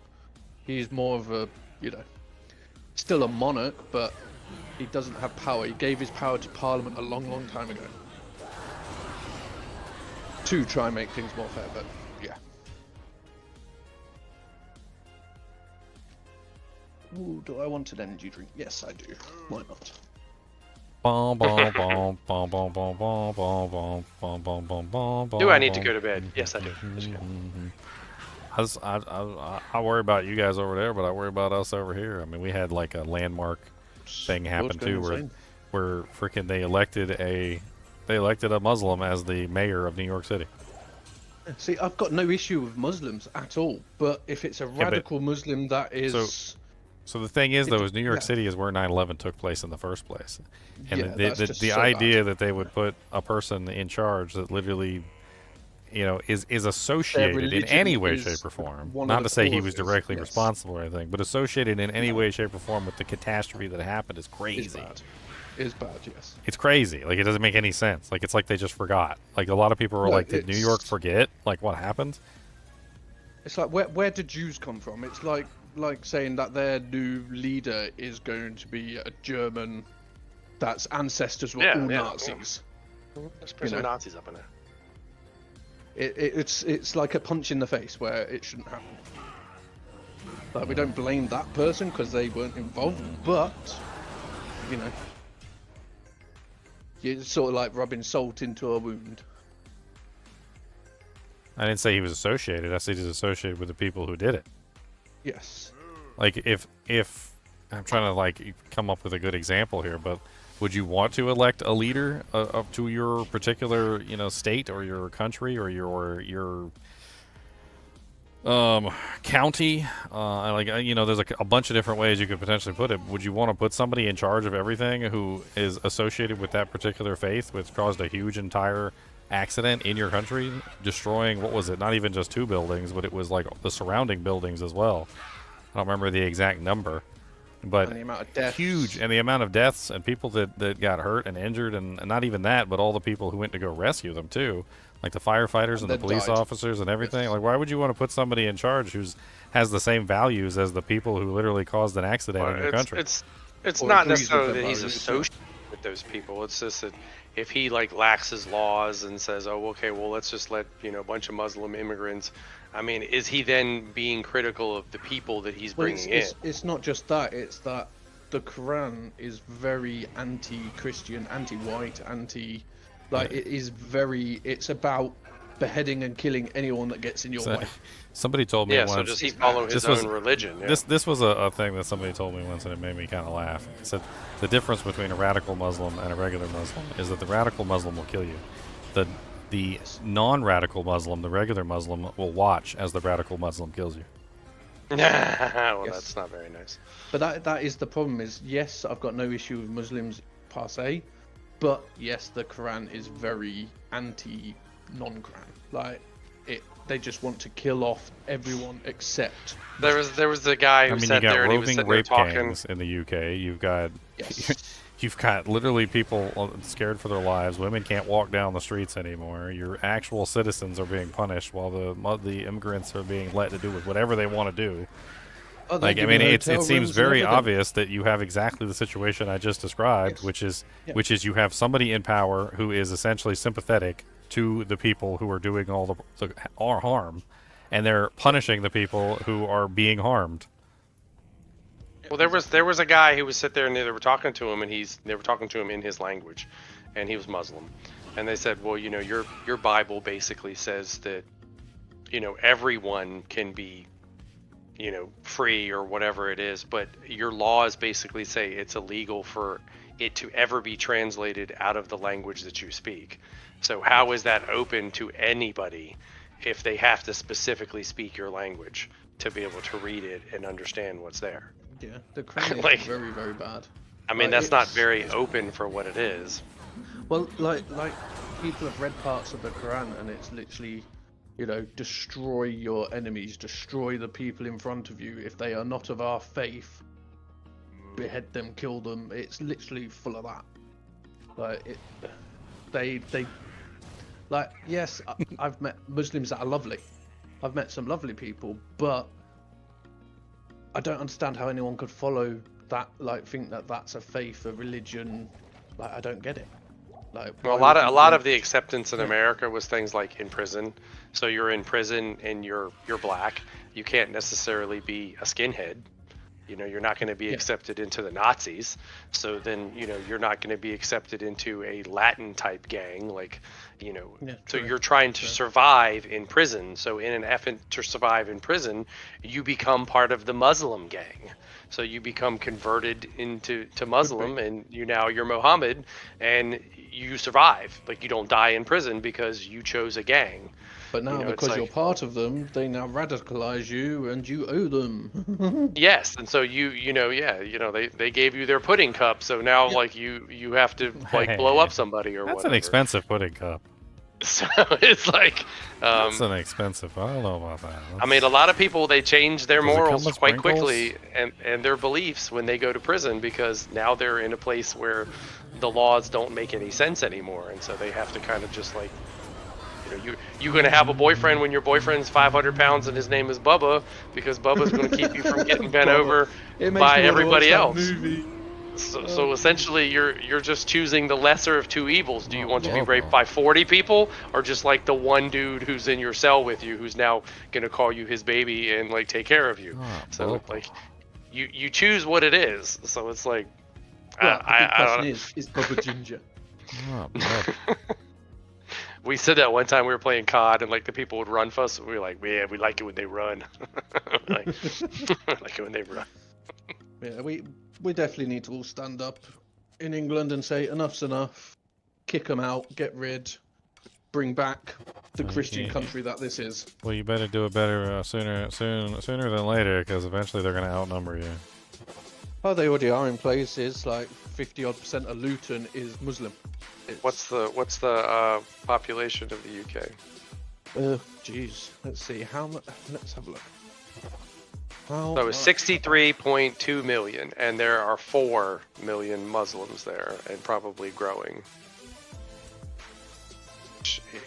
From what I looked up 15 years ago, once the percentage reaches a certain amount, you're pretty much screwed. 6% at the moment are Muslim. Yeah, and 6% is already past the point where, like at 0.5, at like 1 and 2%, most countries, once they reach that point, it's like a downhill spiral, because it just keeps going more and more in the wrong direction. But that's That gone is- up a lot. So it's 6.5% at the moment, where in 2011 it was only 4.9. I mean, you're taking something that's already happened in tons of other countries.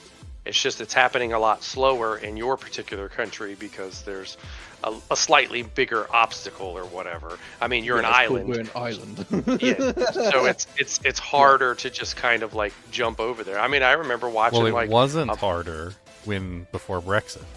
So that was actually kind of what Brexit was about. Was they had so many immigrants there, and when they got out of the whole agreement, and that was the whole Brexit thing, like they started to move away from the ability to just like transposition your country. Like there were people that lived in like Germany who were living in Europe because it was part of the whole like EU we organization. left the European Union in 2020 because, yeah.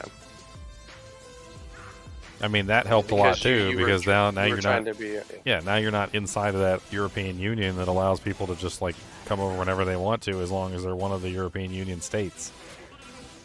so they had a pass and they could come over and well, that's what I'm talking about. If you fly over here, I'm not talking about like people come on a boat. If you know the person is there because they came in with a passport, then you can kind of meter who stays and who goes. But if a boat just pulls up and like 500 people get off the boat, like it'd be like if you dropped a box, and this is not being synonymous with Muslim, if you dropped a box of roaches on the ground, are you going to find all the roaches, or are they just going to go all over the place? Like there's no like, okay, this is roach number 1, this is roach number 2. Like they're just going to go wherever the hell they want to go. So That's if why during everybody riots got they spray you with blue dye, so that when the roaches go everywhere else, they can still go, oh, that's a blue roach. He was at the. yeah, you would have to die. So he I was mean, there. that's basically Blue what roach. happens is you can't control who's coming into your country because they're coming in a method where you're not keeping track of who they are. Where if you come This is a over, scary statement.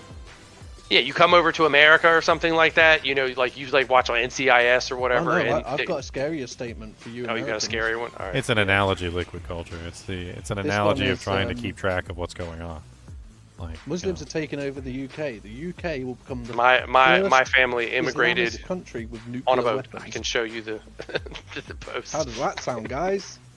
He said, are we calling immigrants roaches now? It's just not. That's completely No, the wrong it's- take on what he was I trying literally to say. started it and No. said that's not what I'm talking about. I'm talking about just like if you had 30 kids in a class, they're not roaches, they're children, and you came to a museum and you didn't like keep them buddied together or like walking in a line or whatever, are you going to find all 30 kids when you leave the museum?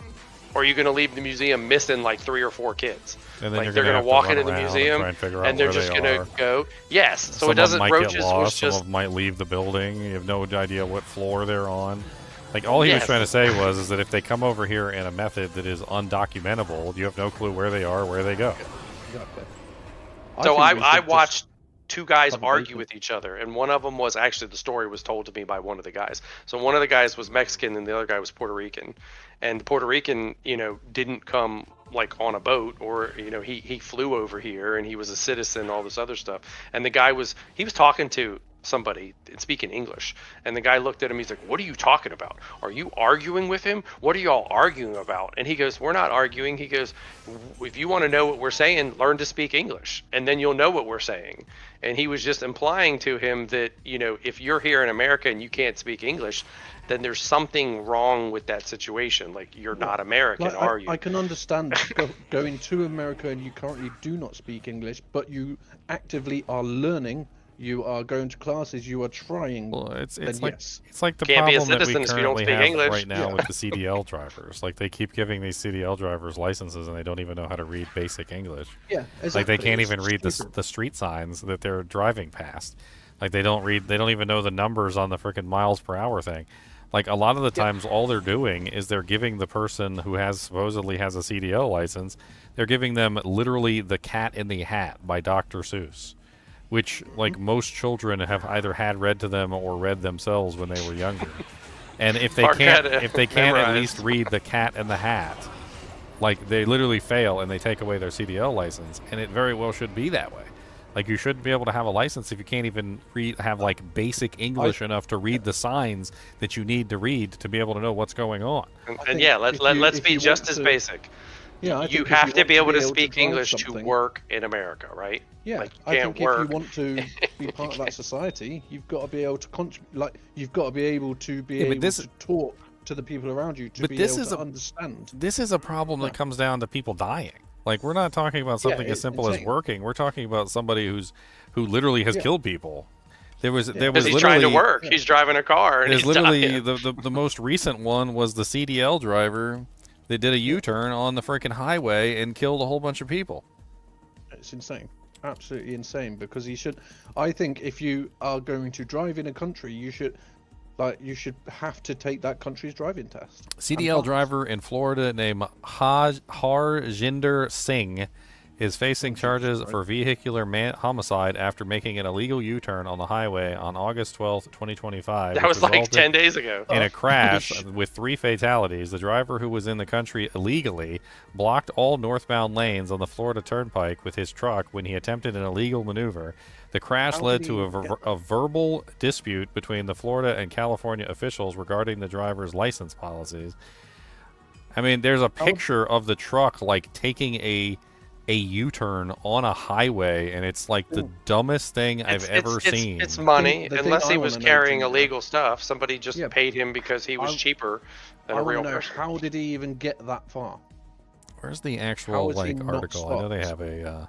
Because you're on an interstate, you could pretty much drive on an interstate, and you But it could be makes you wonder, sleeping how half the do- time how driving on an do- interstate. Police not know? How do they? 3 surely innocent they- people Because were killed. there's way stations. So let's just say he got on the interstate and he drove 30 miles. Oh, if guess- he didn't pass a way station where he got had his to license? pull over, He got his license in California. The very place that's currently having the biggest issue with the illegal immigrants getting licenses for things that they shouldn't be getting access to. His license was issued in California. But somebody's going to complain. Well, why does he have to get it deported? Why do you have to send him to another country? Assistant Well, he's not supposed to Secretary- be here. He's not supposed to be here working, I agree. I think taking that job. You know. Assistant like- Secretary Tricia McLaughlin said, "How many more innocent people must die before Gavin Newsom stops playing games with the safety of American public? We pray for the victims and their families. Secretary Noem and the DHS are working around the clock to protect the public and get these criminal illegal aliens out of America." I mean, in this particular case, he killed people. Like, that's homicide. Like, he actually did kill people by driving illegally. He shouldn't have had a CDL license in the first place. Was Shouldn't have illegally any driving a license. vehicle with a CDL license that he obviously didn't know how to actually properly, like, drive this vehicle.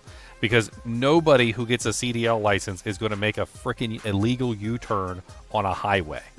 Nobody with a regular license is going to make a U-turn on the highway. No. But I definitely think, it's the same here where, you don't imprison them here. Send them back to their damn country. Well, here's an example of what they try to Get say. rid. Is Why so should we many be people paying who for come it? across the Mexican border, right? Our border with Mexico, our southern border, Mm-hmm. are not Mexican. So like it's a slur to basically refer to all these people as Mexicans. No, They come they're from Guatemala, they come from Colombia, they come from every other country that's underneath Mexico. You just call them illegal immigrants. It's and illegal. so it's like, so what people will try to say is send them back to Mexico. Okay, well they No, didn't send them come back to from their Mexico. country. Yeah. But then you know how much money that costs to turn around and fly them back where they're supposed to Yes, go for but them to just it's come right also back. How much Find money the does it arm of cost King to- Leoric. But Yes. it's So also how much does Yeah. it cost to put them in prison, House and feed them. and to this and that and that, Yeah. and then you do that with another one and another one, and that's, and suddenly your economy is spending billions just imprisoning these guys that shouldn't even be. Well, you hold Mexico responsible have for you it ever because seen how some of they're these- letting them across the border. How You some know, of these other countries drive their vehicles, that's how they drive. So like, U-turns in the middle of the I'm road, not it's even cool. sure that was like malicious intent or anything like that. That's just how they No, drive. They do crazy, yeah, they're stupid just stuff. insane. I was Have watching you this ever video looked the at other India? day about something about like buses in India or something. Yeah. And how the buses in India's India insane. are all like scratched up, and they have like all these like dents and pot marks all over them. And apparently that's Oh, yeah. just how it works. Is It's like normal. the That's how they buses roll. in India just have like these. Like They're all like banged up and broken, and it's because they literally bang into each other constantly. Like Yeah, they're there's, like, no all the time. They're crossings just in bumping India into each other and across the hitting road. each other, and they don't you just repair have to, them like, either. skip and hop. Like they when they break, they just leave them. They're like, you know what, yeah, it's got a dent in it. Who cares? Like and they Yeah, just yeah. and the buses India's just look crazy. like garbage. And well that I'm trying to could very find like well a be picture an- of it because it's crazy looking when you actually see it. Like the buses are all banged up, the windows are shattered, there's dents all over the place, and they just keep on driving them. Like they Yeah, just well, because that's there's no- your You your wouldn't want a biggest new one, would argument you? for immigration is if you come from a shitty ass country and you want to come over here and live in a better country, then don't you want to be part of that better country? Yeah, if you want Do to you want to come over here yeah. and bring your shitty country over here? Or do you want to I- come over yeah. here and be like, I don't like the shitty country I left. I would Oh, like to okay. come they, over they here. wave the Yeah. flag of their crappy country that they came from, and then they talk about how amazing it was, and then they don't want to go back to it. Exactly, but But if and your that's country what- was crap yeah. and that's why you left, why Why'd was you it leave? crap? Was it Like, was we it had- crap? we Yeah. had a huge thing here not long ago that a load of immigrants came over. Their kids bombed a stadium. Bombed the stadium. No, Nice. seriously, killed a load of people. It was on the news. And they got rid of him. But the mother and father, who they found were on benefits, so getting paid by the government, they found that they helped make the bomb. The parents fled, and a day before the parents fled and left the country, we paid them 17 grand in benefits. Like, what? Why would we pay them when you know that they're part of a crime? Like, I just don't get our government. I really don't. It's So like, Well, that's the you're problem literally here is you're people literally being just on giving money benefits. to the people who hate you. Like it's, yes, exactly. We're literally. Oh, I'll paying give you them. one worse. You want to one bomb. worse? All right, so a friend of mine, he's sitting there talking to this guy who buys like a local landmark that's over here. And so he buys this, it's called Cigarette Barn, and it looks like an old tobacco barn, you know, and it's still got the old paint on it and everything. And this is what he basically tells him. He says, he was from India, which it doesn't really necessarily matter. Foreign people can come from anywhere. And he goes, well, your government, he goes, I come over here, and he goes, you can't get this, but I'm from another country. And he goes, your government turns around and gives me $2 million. And he goes, I take the $2 million and I buy this business and I don't pay any money back. I don't pay any of the money back for like a year. I just take all of the money I make and I send it back over to the country that I And came then as soon from. as he has to pay it, he leaves. And then he has to leave. And he goes, it's just your government just keeps giving it to me. And It's the we same actually, here. We're housing them, we're feeding them, we're giving them, like literally they get off. but the boat. Daniel can't go get a $2 million loan and buy a Yeah, business. We give them I can't get it. phones, we give them, like there was I watched a skeleton. story +2. of he was interviewing a Muslim guy who was part of this, like in the hotels that the government are giving them, and he was complaining, going, the internet's too slow, so I wanted to move to the better Yeah, hotel. in my I'm free like, hotel. seriously? A lot of people can't afford new phones and this and that, but they just Yeah, the phones that they give out in America to like old people are like crappy phones. They're like No, like, really here, they're giving them crappy. iPhones. and stuff No, like these that. are It's these are ridiculous. like Bobo Android phones with like no memory, no storage space. Like they're okay for some old lady, but How much? they're pretty Yeah, shitty the phones. ones they give away for free here are not good phones.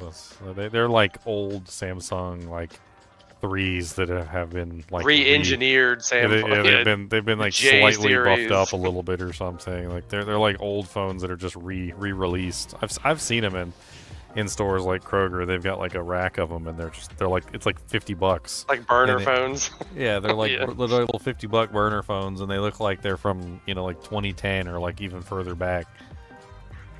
From 2023 to 2024, it cost us 3.79 billion to house the asylum seekers. And that's taxpayers. I mean, have regulations, have like rules. Yeah, but the like, problem is our you know, government don't give a fuck. I mean, if you have somebody come over and they get to stay in a free house for like they're a getting everything. year or whatever, then how do you not have a job? Well, I mean, it's the same over here. If you turn around But like why would they get a job if they're getting it all for free? exactly, I mean, you can we- take somebody who makes we had the $80,000 exact a same- year. We had the And they exact pay same thing happen taxes. over here. They literally had like I can't even remember how many people they had like purchased essentially an entire hotel, and they were housing all the immigrants in the hotel. Around the same exact time that they were housing all these immigrants in the hotel, there was a horrible hurricane that happened down south, and there was no support for the actual American citizens who were literally starving and dying down there. Quite a few people froze to death down there because they had absolutely no support whatsoever, but we're still buying an entire hotel. I'm not even talking about like a little tiny hotel either. This is like a giant building with multiple floors, completely rented out for the immigrants, but we can't help out like the freaking starving and freezing people that are essentially homeless because their homes were destroyed by a hurricane that came through. It's crazy. Like it's absolutely disgusting. ludicrous. Because the And refugees FEMA that came from our and country, FEMA was the company that literally was responsible for both things. They actually were the ones that that actually sent the money to the hotel, and they were the same people that were denying the money to the ones that were starving and freezing to death down south. Oh, they find dumpsters full of water, like brand new bottles of water in we've got the same dumpsters. in the bottom of these Because- hotels. It's like literally there's thousands and thousands of mattresses, lamps, everything, and they just chuck them out as soon as. But the funniest thing is these hotels, like they're not owned by the government. They're literally paying the hotel owners or the whatever. Yeah, to- they're renting them. That's what he's Yes, talking about. pretty They're much, yes. renting them. And the funny thing is, this hotel recently stopped doing it and went back to tried to go back to being a normal hotel. Oh, English rioters, they turned that hotel into an absolute garbage den. Ho ho ho! It's smashed to. How living dare you hell. try to? Well, they were making Yeah. money before, but then of course nobody else could rent from them, and then the No one wants city to go near around it them, the because of social what they did. society, the society around them wouldn't want to be at that hotel Yeah, we're anyway, disgusted especially. by them because of what they're doing, and a lot of quite a few councils now, sort of like states in a sense. But who rioted the hotel? It was what the people who they kicked out. Oh, I It's thought the you said it was government the that people. rents the hotel from the people. No, who rioted and destroyed the hotel? English people, apparently. Oh, It's the like English they people? just all got smashed up. All I saw was like videos of it all being smashed and Just so that those Destroyed. people, those immigrants, wouldn't have anywhere to live. no. Because Once the it's- immigrants are gone, and the hotel's trying to be a normal hotel again for normal. Well, public why people. would the UK citizens destroy the hotel afterwards? Because the hotel now that their contract's ended with the government, they're like, well, why should anyone want to go near this hotel? Why should you betray your people and then still have a business? Yeah, well, I mean, it was a government contract, right? I think so. No idea. I mean, if you're a business owner and somebody says, "Hey, I'm going to rent out every single one of your rooms at full price," Yeah. then like, what are you supposed to do? You're supposed to be like, "No, I'd rather I have know. just 20% occupancy. No, thank you." I have no Like, idea how it all works with Like, with it, but hopefully we'll figure Well, something that's out the in crazy country. thing. Is I remember looking into one of them, the hotel in New York. Apparently, it was owned by a Pakistani company. So all the money that they were paying to the hotel wasn't coming to the United States at all. It was just being funneled No, right it's good. overseas. Yeah. It Probably was happens with a lot of essentially like a funnel. It was just a money laundering scheme essentially. I was like- think it gets worse than that. We stayed at a hotel in Virginia Beach, and it looked like that someone had bought it with government money. Like, say, one family buys it with a bunch of money and then starts fixing it up, so to speak, and then stops paying on it so that it goes to foreclosure. And then the next family comes in and buys it at like 30% of what the original price was. Yeah. And then they turn around and just run it like slumlords, and they don't fix any of the same stuff that the first people were fixing up. But if you turned around and told your friend, hey, I just bought this $300,000 house and I'm going to foreclose on it, it's going to go up for auction in a week, couldn't your friend just come in and buy it for like 50 grand? It's probably what they do. They make it foreclose, and then their relative comes or and buys it whatever at the cheaper goes price. and buys it at the cheaper price. With the money that the government gave them Yes, originally exactly. to buy it. So then there's no money out of pocket even It's all being a big spent. loophole. Yeah, a big loophole, and it just goes around in a circle. The world's Act insane. preserved Like, head. seriously. I got another L rune? I do got another L rune. Let's Preserved head. Why is someone trying to come to our country and take our King of America? How dare you, sir? Someone's It's trying to... my bony wand. Get Go. your Yeah, hands don't off. take. Yeah, don't take my armor of King Lyric.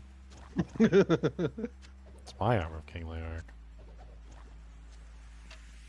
You go Well, I near got my a plus armor 2 king. race What do skeletron, they say? plus 2 bone. Can't we armor. all just get along? So Yeah, then I you're don't the know why. villains when you try to kick the people out, like somebody. Yeah, who we're comes the in. villains when we defend ourselves, or Where are they coming from? What war-torn country are they coming from? I think that the France. A lot of problem it is coming is from that France. a lot of So it France comes doesn't from, want them, so they shipped them to you. A lot of it comes No, a from a lot of them. false sense of like compassion, right? They're like, oh well, we have to do something. You know, they're in trouble. Like, what are we supposed to do? Just let the immigrants die? Like they're dying. They're in their country and they're refugees. But like the problem is that like you're not always solving the problem like that. Like, I mean, the correct solution to the problem is to fix the country that they come from, not to import the people into your country, which can destroy your country and then eventually cause the same exact problem that's happening in their country in your country. Eventually, But what if is you- the if you- intentions of the people, though? Eventually, Like- if you keep like pulling in immigrants from another country that is failing, your country too will eventually fail. It is a matter of fact, because you're just simply importing the same problems that was in that country into yours, and over a certain period of time you will eventually have the same exact problems they did, which will run rampant until eventually they're out of control. Like it doesn't work. Like you can't just import people and expect the problems that are coming with those people not to follow them, because they will follow them.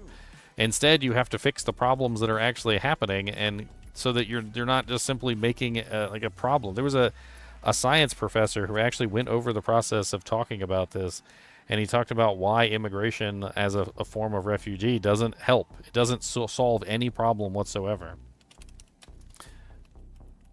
Well, I mean, if it costs money and it messes up your country, and you've got to house them and you've got to give them benefits and all this other stuff, I mean, we give money to other countries. Like, is that supposed to help the country? So, you know, our people get kind of pissed off when they're like, well, we gave like $6 million to this third world country or whatever. I mean, it doesn't seem to work though, does it? They still come over here. That's the new one that was started by the biker ginger that I just sent you. The what? That was started by a load of bikers. Oh, that. We Yeah. are the Protect shield women. protecting children, standing for national safety net for women and children. Created to protect the most vulnerable, the shield is a registered CIC operating across all of UK counties. Our volunteers include parents, teachers, tradespeople, careers? What's that? Legal professionals, mental health workers, all united by one mission: to protect women and children. Race, creed, and politics are irrelevant. This is not reaction, this is prevention. This is a structure, support, and safety owned by people. How it works. Once you've signed up as a member, then follow these 3 steps. Choose your role. Become a member. Access to the members only portal. Admin teams working through applications. Once trained and cleared, you begin your role, whether that's patrolling a hotspot or managing the forums, gathering intel, or running DBS checks. When your region is ready to go live, Chris Hargreaves, founder of the Shield, will personally travel down to open your area, bringing him a full crew of outlaw bikers and committed brothers of the Shield. Roll out. But it's about time, you know. The people have finally had enough, and they're trying to protect the rest of the people because it's got to that point where the government won't protect us, so we've got to do it ourselves. Well, when I looked up all of that, like Muslim stuff, it would say that, you know, first they would come into the country and they would be isolated. So then they would, you know, they would just be by themselves. Safeguarding Oh, we're officers. okay. We're in our own little areas. We're not really messing with each other. And then little by little, you know, as they'd seen in other countries where it would happen, they would cease to stay in a particular area. Yeah, and then they would take over. Yeah, then they would start spreading out.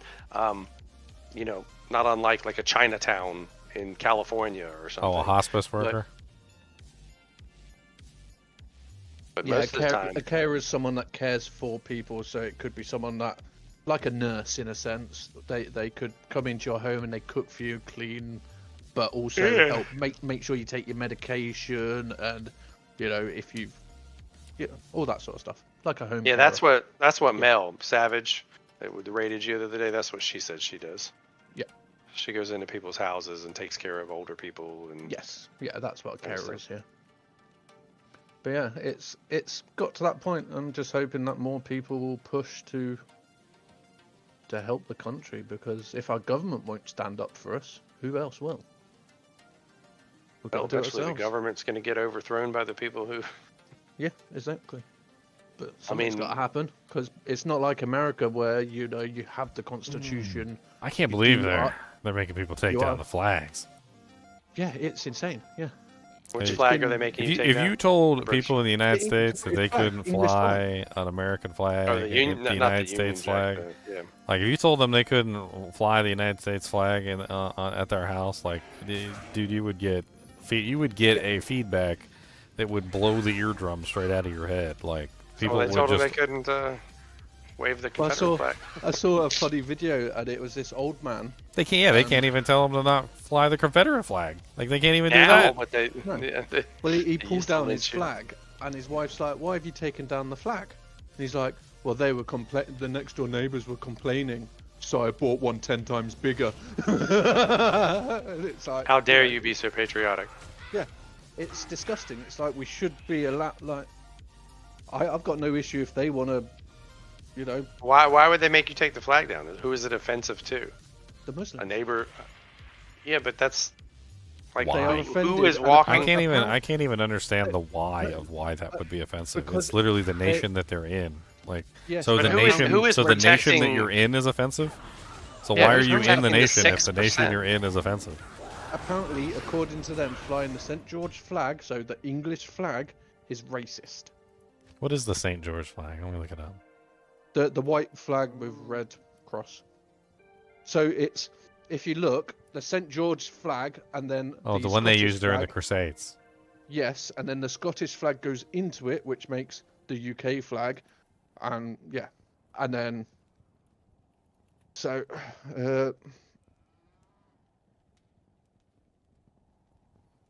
So the Union Jack is a combination of the St. George Yes. flag and the Scottish and the flag. Scottish, yes. And So then, if you're in the UK and you're part of the United Kingdom, then you fly the St. George flag. And if you're in Scotland, you fly the Scottish flag, or maybe you fly yes, the Union Jack. the Union. But then essentially, if- it's just the two flags: the Irish flag and the English flag combined together. the oh, old also Union and the Jack's the different. Scottish flag. yes, the old Okay. Union Jack's different because then the old one didn't include Ireland, but now with Ireland, so it's the current Union Jack. So yeah, So that's why it's called the Union Jack, because it's a union of three Yes. flags. I see. yes. Okay. That makes So sense. England, I Scotland, don't think Bush- I ever Bush really Jack. realized why they were different. I got a shirt with that on there. It's an academic Yeah. shirt. So are real you big allowed to, Union to Jack fly the members. Union Jack? No, You're not They were allowed to fly the taking down- Union Jack or yeah, the they were or the taking down St. the George's Union flag. Jack and the St. George's flag. Yeah. What about the Scottish or the Irish flag? I Do don't the, know. do I'm the not in Scots and the Scotland or Ireland. Irish fly their No idea. flags as well? No idea. Who told them to take it down other than Muslims? I'm like, did anybody in government tell Like them the they had to government, take it down? yes, the government was Oh, literally shit. getting the councils to pull them down, I which got- is I pretty got a much like the mayors in a sense. I gotta look this up. I gotta see if there's a news Yeah, article on it's this. insanity. It's absolute insanity. Social contract is broken. Crazy council by ripping down. Let's see, yeah. Yeah, it's absolute. So people literally started going around painting roundabouts with the St. George's Cross and all this lot. And like on walkways like zebra crossings, every single white one was painted as St. George's Cross. We've gone insane. Like we're literally painting every white square is a St. George's Cross currently. You ever seen Seinfeld? There's a picture here of like every single flagpole has a St. George's flag on it. Yes. Yeah, that's the one I just pulled up. Yeah, people are literally climbing up and putting them up to try, because the government said you're not allowed to fly it, so we're saying middle finger to you. So on Seinfeld, George Costanza sometimes gets into these situations where he's just so frustrated with the way people are acting. And Yes. he has this exclamation. He's like, "We live in a society." And I'm always sitting here telling my kids the same thing. I said, the first society, the first social structure that you live in is your family. You know, and that's where, you know, you're like, oh, you know, your mom says, oh, you smell like buttholes, you need to take a shower. You know, that's part of society. And, you know, it's also like majority rules kind of thing. You know, if people are saying, hey, I should have these liberties and these freedoms, then it's up to the society, kind of like, you know, walk down the street without getting murdered or something, that these people are now having to uphold it. But it's awfully crazy that the government, it almost seems like That's a why we're having conspiracy. such problems, is that the government are not protecting its people, but they are protecting the... They must be Radical. protecting money. Just like I said that the only people were supported by that Catholic charities one of these was people those who had says- enough money to immigrate. One of these people says, we are concerned that the discussion around the English flag and patriotism is giving cover for racism by driven by the far right and shamefully by politicians of all shades. They're basically saying that if you're patriotic, you're racist. That's essentially what they just Yep. said there. That we So if were you- if called you far are- right. If Yes, you are a because we were patriot, if you patriotic. like to fly your Yep. flag, that you're secretly just a racist underneath of it. Yeah, and You're that's gonna what you're I'm gonna put on saying. your Ku Klux Klan St. George's outfit. It's gonna have it's gonna be Yes. the white outfit with the cross on it.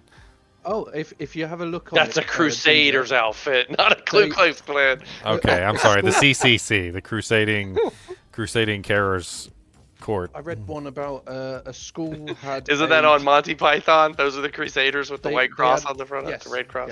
yeah. They had a dress-up day where the kids were meant to dress up in something that represent a country, and a little girl went in a St. George's dress, and she got sent home because it offended other people. Like, it's got to that sort of. I'm telling you, the it's father money. was livid. The dad was absolutely furious.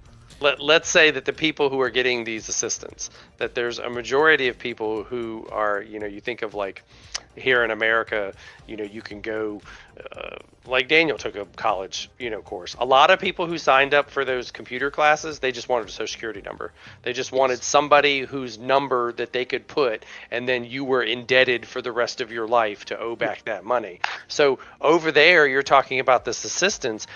Maybe it's about mass numbers. The more people that they can put on your be UK focused, government could be anything. assistance, Yeah. the Listen to more this. money that they're able to funnel to like influence politicians and everything. So they're all just like little Listen puppets. to this bull crap.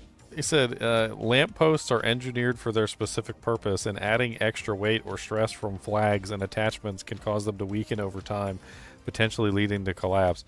You're telling me Yeah, a on flag top of that can be flags. picked up by a baby is going to add a significant amount of weight to a the lamppost wind will and whip it cause it to around. collapse?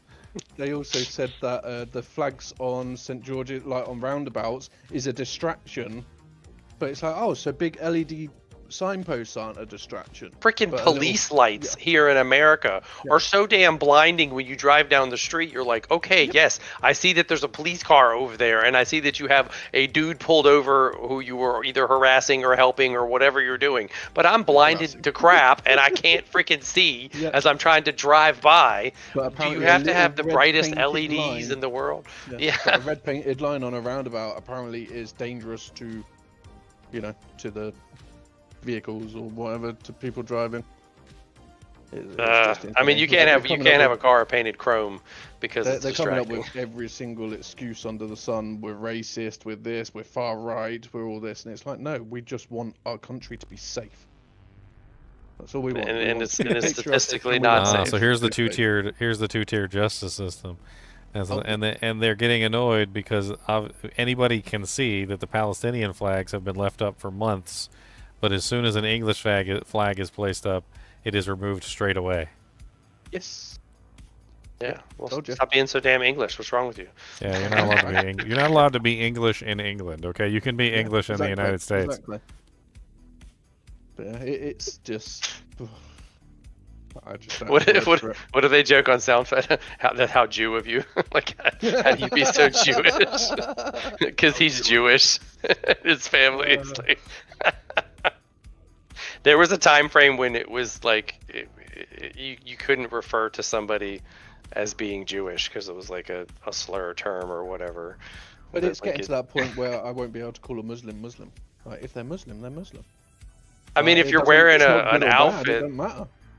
if I'm walking around with a white hooded pointed cape on, I'm You're a pretty sure KKK you're man, gonna yeah. assume that that's what I am. Like there is no like if, ands, or buts about that. We're Like trying if to get you're the burqa banned here, but if you're a so far. shaved skinhead and you've got like swastika symbols tattooed on your head, Yeah, I we're don't think I yeah. really have to guess. You know, you're a skinhead. We all know who you are. I mean, I was telling somebody the other day, I said, you got somebody from the UK who's sitting here in my shop talking to me, you know, married to a Indian woman, and, you know, if he doesn't open his mouth and speak, he's not discernible from a black person in America. But then as soon as he opens his mouth and starts talking, you realize he's not American, and so if he's not American, he's not necessarily black, so to speak. You know, he's just a British guy that happens to be dark. You know, it's like... Yeah, exactly. It's weird when you talk to somebody from Haiti too, because if they don't say anything, you don't know that they speak French, and then all of a sudden they start talking with a French accent, and it's like, well, there's just a line down the middle of the country with Dominican We've had an Republic on amazing one side, Indian and guy here that's been fighting for England.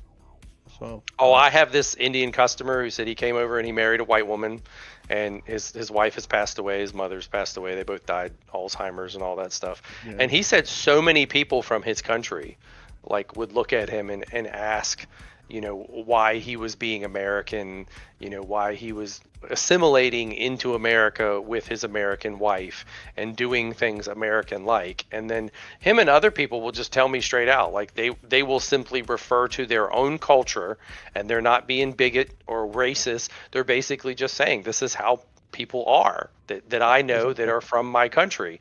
I've had black people just sit there and look at me and say, that's just black folks. And I'm like, really? And I'm looking at them like, I have no idea what you're talking about. Like, I'm not part of that specific culture. And they will just admit that there's just some things that they will say are just part of people that they know. And it's just synonymous with those people that they know around them. And I'm like, okay, well, I don't know nothing about that. One of my customers, one of my friends, his name actually is Daniel too, and he sits there and tells me about all these different levels of like color within black people, like the prejudiced and racist within their own race. And I'm like, I would never have imagined that at all. Like that somebody's either too light skinned dark or too dark skinned dark. yes, And I'm more white than you. How dare it? and then the fact that everyone, like, if you're I mean, I don't know what you look like, but I'm assuming that you are European and white, so you're now a white person just like I'm a white person, but you're British exactly. and I'm American, so but we're both just white. Like, it has nothing to do with any other part of our nationality, our heritage. I mean, Daniel and I are descendants of Slovakians. You know, we're not exactly from a rich part of Europe. You know, so we're not exactly kings from Europe or anything. You know, we were, if anything, peasants for the most part. Some lovely Slovakian people. But of course, we come over It's here. all very silly reading about this stuff, and then Oh, it's not. apparently they used some sort of like, oh, we're upgrading the poles, and they went and upgraded all the poles at the same time that the flag showed So up. they're slick. And so they're trying to like sneakily grab all the holes, and they're like, oh no, we're not taking them down, we're just upgrading the poles. Yeah, we had to change the light bulbs. Yeah, we had to all change those out the light bulbs, and like so The we had to funny pull the part is things they- down, and like. They And do like that, but apparently they can't afford updated all the the rules on tractors. flying flags, and none of the rules state that you can't fly a flag, but they're still coming to take them all down. It's funny though, because there was a massive thing about that the council was able to go and repaint these roundabouts that had been painted with the George's Cross, but for the last 4 months they haven't been able to collect garbage cans because of strikes. because they can't pay their workers. Oh, Funny how you it's can funny find the that money to go and, in the you United know, States, if you go out to a pothole that you want repaired, just draw a big giant penis on it with a spray paint can, and, That's what and we- the no, same that's what we've pothole been that saying doesn't here. get repaired for years will suddenly magically get repaired. We've been saying put that a here. big We should paint schlong on on it. on every single pothole because Yeah, they'd just- get repaired. Just paint a big old cock and balls on Yeah. there, and then all of a sudden the city council shows up to fix it because they don't want a big old cock and balls on the street. It's actually illegal to fix your own potholes. You're not allowed to go in the street and fix potholes. It's super illegal. Hopefully something will happen here because it's stupid. It's I mean absolutely I pray for you and all that, but I mean 15 years ago, like I said, it was on a steady decline of look how bad it's going to be in 15 years. And I remember talking we to all knew people this about it was back happening, then. but the government still didn't do anything. Well, open door policy, huh? They were part of the European Union, so it was like Yeah. anybody wanted to come in, they could come in. Hopefully, people will just keep pushing back until we overthrow the government. Either that, or they, elect. I think there's Yeah, I was going to disappear tomorrow. We're not going to see him anymore. No, there's a poll at the moment, Yeah, overthrow whatever the you call government. it, to where you sign to make the government Petition. It's a petition. Yeah. There's a petition to get Starmer removed, and it's got like 2 million votes so far, or something. 2 like that. million And votes. It's all about money. They asked for 1 million minimum to bring it to Parliament, and it's already had like 2 million or something. Some sort of petition to remove Starmer or to do an election or something. Proposing to remove I mean, is he the one who's office of doing the it? Prime Minister of Keir Starmer. Yep. Petition was rejected. Really? Wow. Date submitted April Get that shit out 2025. of here. April 21st, 2025. The data How shows dare the you number of infringe on people the who have rights of signed the Muslim petition people. by country as well as the constituency of each member parliament. The data is available for all petitions on the site. It is not a list of people who have signed the petition. The only name that is shared on the site is that of the petition creator. Apparently, you British aren't oppressed enough. You have to be more We oppressed. only reject petitions that do not meet petition standards. Yeah, you didn't dot the 3 I's and cross the 17. I'm sure that petition was filled up, like- 3,084,714 Has to be signatures. filled out in triplicate. Yes, and they asked for 1 million of 1 million, and So they asked for 1 million and they got 3 million and they still closed the petition. shows Wasn't what our filed government properly. is. Read the response in full.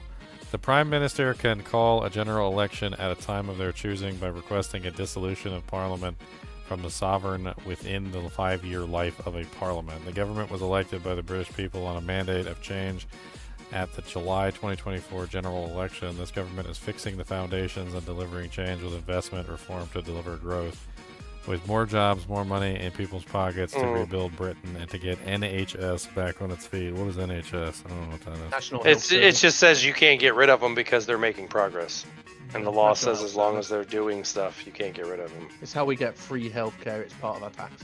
So part of your tax goes to the NHS. Well, and so then who gets free health care? Is it only citizens? Everyone, every single person. Literally. Well, you know what? Ginger You know what could- happens over here? Yes. If Ginger could, like, we literally have people coming over pregnant. They'll come have their baby here and then they'll bugger off because they get it all for free. well, they We've do got that in massive America too. issues. Yeah, big issues So- with a lot of stuff here. We paid a lot of money when our kids were born, and literally there was a couple that were standing there, and they're like, "How are you going to pay?" And they said something in Spanish, and they just walked out and took their baby with them, and it's free 99 because they are not citizens. But yet, Exactly. I'm a citizen. Like it's the same way if you Yeah. like, And then we if wonder you why have our insurance, taxes they are so charge you more high. money. 3 million is a lot of people. Oh yeah, that's a ridiculous amount of people, and it still got rejected. 3 But it shows million. the people are finally saying we've had enough of him. We've had enough of the government and that. So just got to see what happens. Hopefully people will keep pushing. This guy has one that shows 4,700,000. When was that? This one says November 24, 2024. It says 4,700,000. It looks like it's a Wow. different petition. Jeez. I get I tired really of the don't first like one. Starmer. How many people do you have in the UK? 69 million. 69 million. Almost 70. Yeah. Looked it up earlier. But 4 yeah, I million think- of them are Muslim. Yeah, 4 million of them are Muslims. Probably more now. All the people getting free healthcare. They're just chilling Yeah. over there. That's a lot of people though to sign a petition. 3 odd million. Right. So are there problems like that in other countries, like in like Netherlands or? There's Germany's totally messed up. France is struggling. France. I watched a video of France popping the boats that they're trying to come over here. Oh, Muslims are France. 6% of Netherlands too. So Yeah, y'all in Europe they're are pretty struggling. much. Yeah, they're taking over Europe. Like Germany's really bad. Belgium's pretty bad, but Oh, Belgium. we're only at 3.45. Oh no, we're only at 1.1% in America. So we're at like It's the getting bad. early, Yeah, the early because stages. America won't take it because America has guns. So if a Muslim comes up and tries to rape a girl, they will get shot. Where here, if I go and beat the crap out of that Muslim that just raped a girl, it's me in prison, not him. Well, you guys are getting put in It's prison for a Facebook post, which has got to be the craziest thing I've ever seen. Did you read it? Did you read about it? Y'all need better vigilante justice. Yeah. You need Yeah, better I- Batman But masks. there's so that memes people all know who we are. over the place now where there's literally like a SWAT team breaking down a door to get a granny who said something on Facebook. Yeah, it literally. If I posted that Starmer's a prat, I would get arrested. That's why I said be It's careful. ridiculous. It's absolutely insane now. Well, you see what they're trying to do with they're trying to kill anonymity on the internet completely. Like they're Yes, basically they're making trying it to get so rid of that VPNs and everything. Yeah. well, there's certain services are starting to restrict VPNs. They're also trying to get you to have like an ID so you can access anything that's 18 plus. And then they're Oh, that's already classifying out. things that are 18 plus that aren't even really 18 plus. That's already out. Yeah, that's already out. Like I they're can't they're even if you have an use ID and you Spotify. sign up for something, well then that just means that like if you say something stupid, they're just Track gonna you. have an easier time showing up at your door now because now they have your ID on record.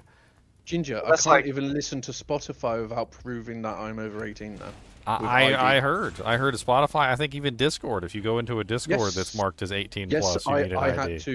had to contact Discord and send them my passport photo because I That's couldn't like view anything. Over here, there's like Stupid. Battlefield 6 has trusted point modules and Secure Boot, which is kind of linked to Microsoft.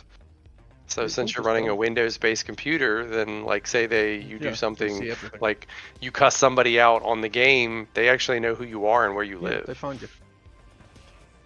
But yeah, it's like I get, try and keep things away from kids, but one, that should be a parent's job. It's their child. They should be, cracking down on that. But two, it should also be that things shouldn't be as easily accessible to everyone.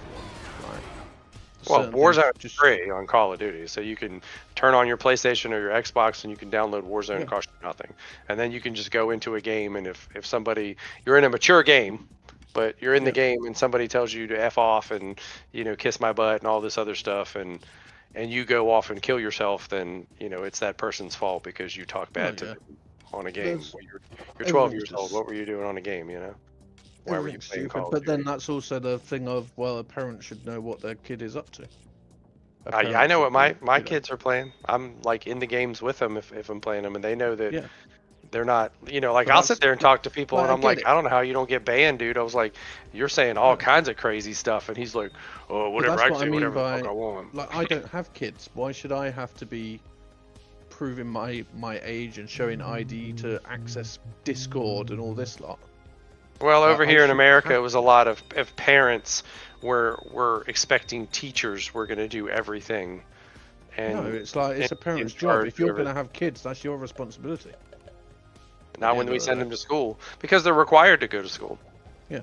So, I also think that a parent should also, if your child is under age, like that one where it was, I watched it not long ago, about the old guy that killed the 3 kids that tried to shoot him at like 3 a.m. in his home, and he shot back and killed them all.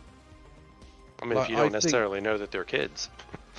No, it turned out they were, obviously he didn't know, but it turned out like they're like 10 to 13 years old or something. It's like, My son is why are they out at 14. 3 a.m.? He's 14 and he's 6'2" and wears a size 14 shoe. Most Yeah, people but that look it's at like, it why not are they know out at that that he is 14. at that time? Why have they got a gun? But I also think a parent should know where the kids are and what the kid's doing.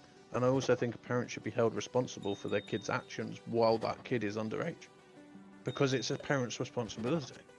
And a lot of it is just financial responsibility. That's probably the only Yeah, reason why. I think parents should, if your kid goes out and murders someone and they're 12 years old, I think a parent should take should go down with the kid because Well, that's part your of kid, part of that's what the your- problem is you have, you know. say you have 3 kids, and one of your kids goes out and murders somebody, then you're sent to jail, and your other They- kids now become a ward of the state because you're being held responsible for your child's yes. activity. So then you that Yeah. doesn't work that way. It's like the individual has to be responsible for their actions. Yeah, Can the we- parent is, but Can we just nuke the world? yeah, well, I mean, they can burn it all and start over again. Because at the moment it just seems like everything's going down the drain. Well, Oh my you God, have that's those even kids are stuff. trying to get attention. That's what those kids are trying to do, and they're trying to get Ginger. bad attention because nobody's giving them good attention. My cat's currently licking its bottle. What do you say about this? My cat's passed out. That sounds like a disgusting butthole. You should The be worst happy bit that is his she- butthole is clean. Do you know the worst bit about cats though? She will jump on my bed, sit on my pillow, and start licking her butt. Well, that's because they're comfortable around you, and cleaning is something that they feel vulnerable. No, it's So they true, clean but themselves. why on my pillow? Why on my bed? Do it somewhere Because else. that's where you are. That's where he feels safe because that's where you I'm at the sleep. desk. Safe on there. Yeah. But you Be sleep on that comfy. bed, which means he knows that you pass out there and you're unconscious. So that Oh, has to be she a safe passes place. out there with me. Yeah, should yeah, hear my her cats snore. too. She snores like nothing. She farted so loud the other day. I was laughing my head off because it freaked her out. Though, like their ears go back and they're like, "What the hell was that?" Oh, Yeah, that's it like was a so horse. funny. It was Horses absolutely create their own Came hilarious. out of their butt. Like a dog when it farts and it's like, "What was that?" But you don't Well- often see cats do that, and it was so. Well, because they don't have butt cheeks. You can't fart if you don't have butt cheeks. God, it Cats was just have an so exposed butthole, so all you get is like the folds of the butt. And funny. The folds that's of gotta- the butt. Well, did you know, like, you don't have any kids, like, so you might not know this. Did you know buttholes don't have wrinkles in them when you're born? The wrinkles in your butthole, or the starfish that people call it only becomes that way because you poop. Like, so when you're born, it's just like a flat, smooth butthole. It doesn't have any wrinkles in it. I feel so did not sorry need to for know that. Ginger's. I feel You did so not- bad for Ginger's Eventually, you'll chat. have kids. They You'll have must kids. be coming you'll know. on to watch him do like D2R, and all we're on about is buttholes don't have wrinkles when you're born. When you're born, there's no wrinkles. It's like it's something that Yeah. happens as you grow up and you use the bathroom. No, I heard No the same wonder thing Jim- about like the pipes. Like, No some- wonder Jim does such a something happened. Like I dedicated- think it was like one of our sisters. She had a like an incident, and she told us about like one of her kids, like when she was really young, like 2 or 3 years old, like pooped out this poop in the toilet, and it was so big, it was like coming up above the rim. And she was like, "Oh my God!" She's like, "I can't believe it was so ridiculously huge." And like, and something about like she said something about the doctor said that kids have clean pipes and there's nothing blocking the obstructions. So like It all it just comes comes out out. much larger than ours do. Like we got old dirty pipes. Oh, so Basically. we've got plaque in our pipes. Yeah, we so got all old of our dirty poop pipes, is and so ours are small, yeah. smaller. Like, so the little kids ones actually comes out much huger, like giant, like ridiculous turds. And she was like, "Man, I had to like plunge that thing to get it to go down. Like, I couldn't believe something that huge came out of like a little kid." And I was so like, sad "Oh my 'cause God!" Emma pooped out like a. I mean, she was a baby. Like she was The worst little. poop is baby poop. That black poop when they're just born. That stuff is like yeah, the tar It's poop. absolutely Yeah. horrible. Oh yeah. It's a good Now, this conversation. little right, girl- guys? You guys like poop conversations. We got a good She- poop conversation going on here. She pooped out know like you guys like enjoy those.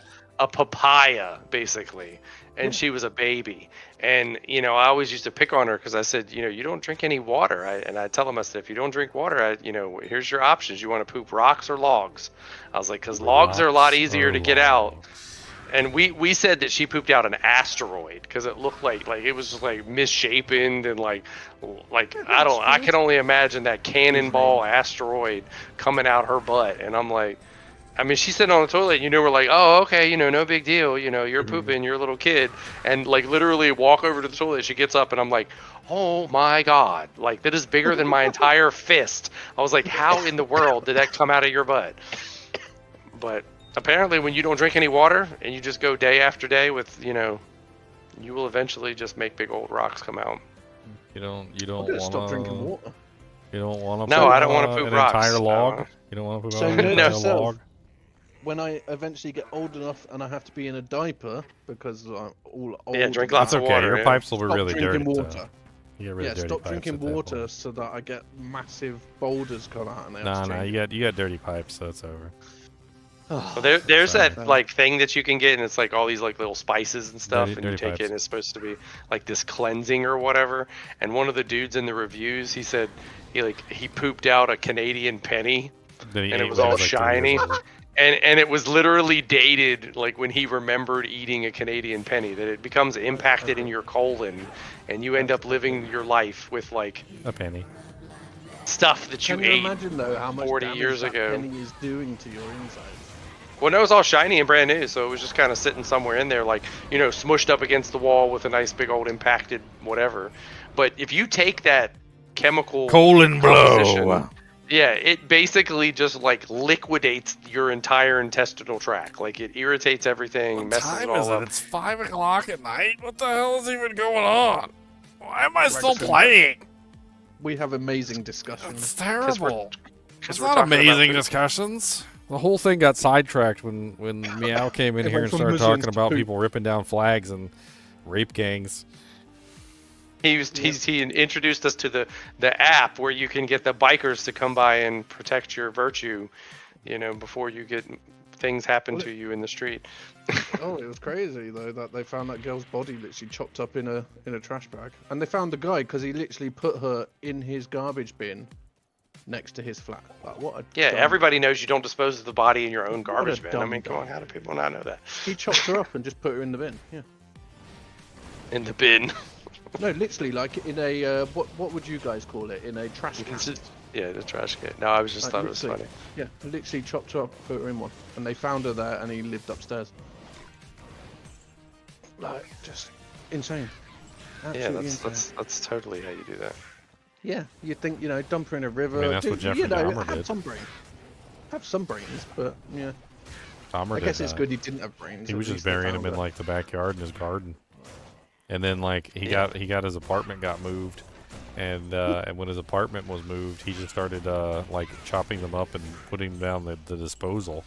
And that was actually how he got caught. Was they were trying to figure out why the pipes kept getting clogged up, and after a while they started Bones and like hair. backtracking to figure out where the problem was coming from, and it led them right to his flat essentially, and that's where they found out he was chopping up I all the know, bodies. lazy murderers. I mean, can't you be a smart Yeah, murderer? lazy. You gotta be lazy.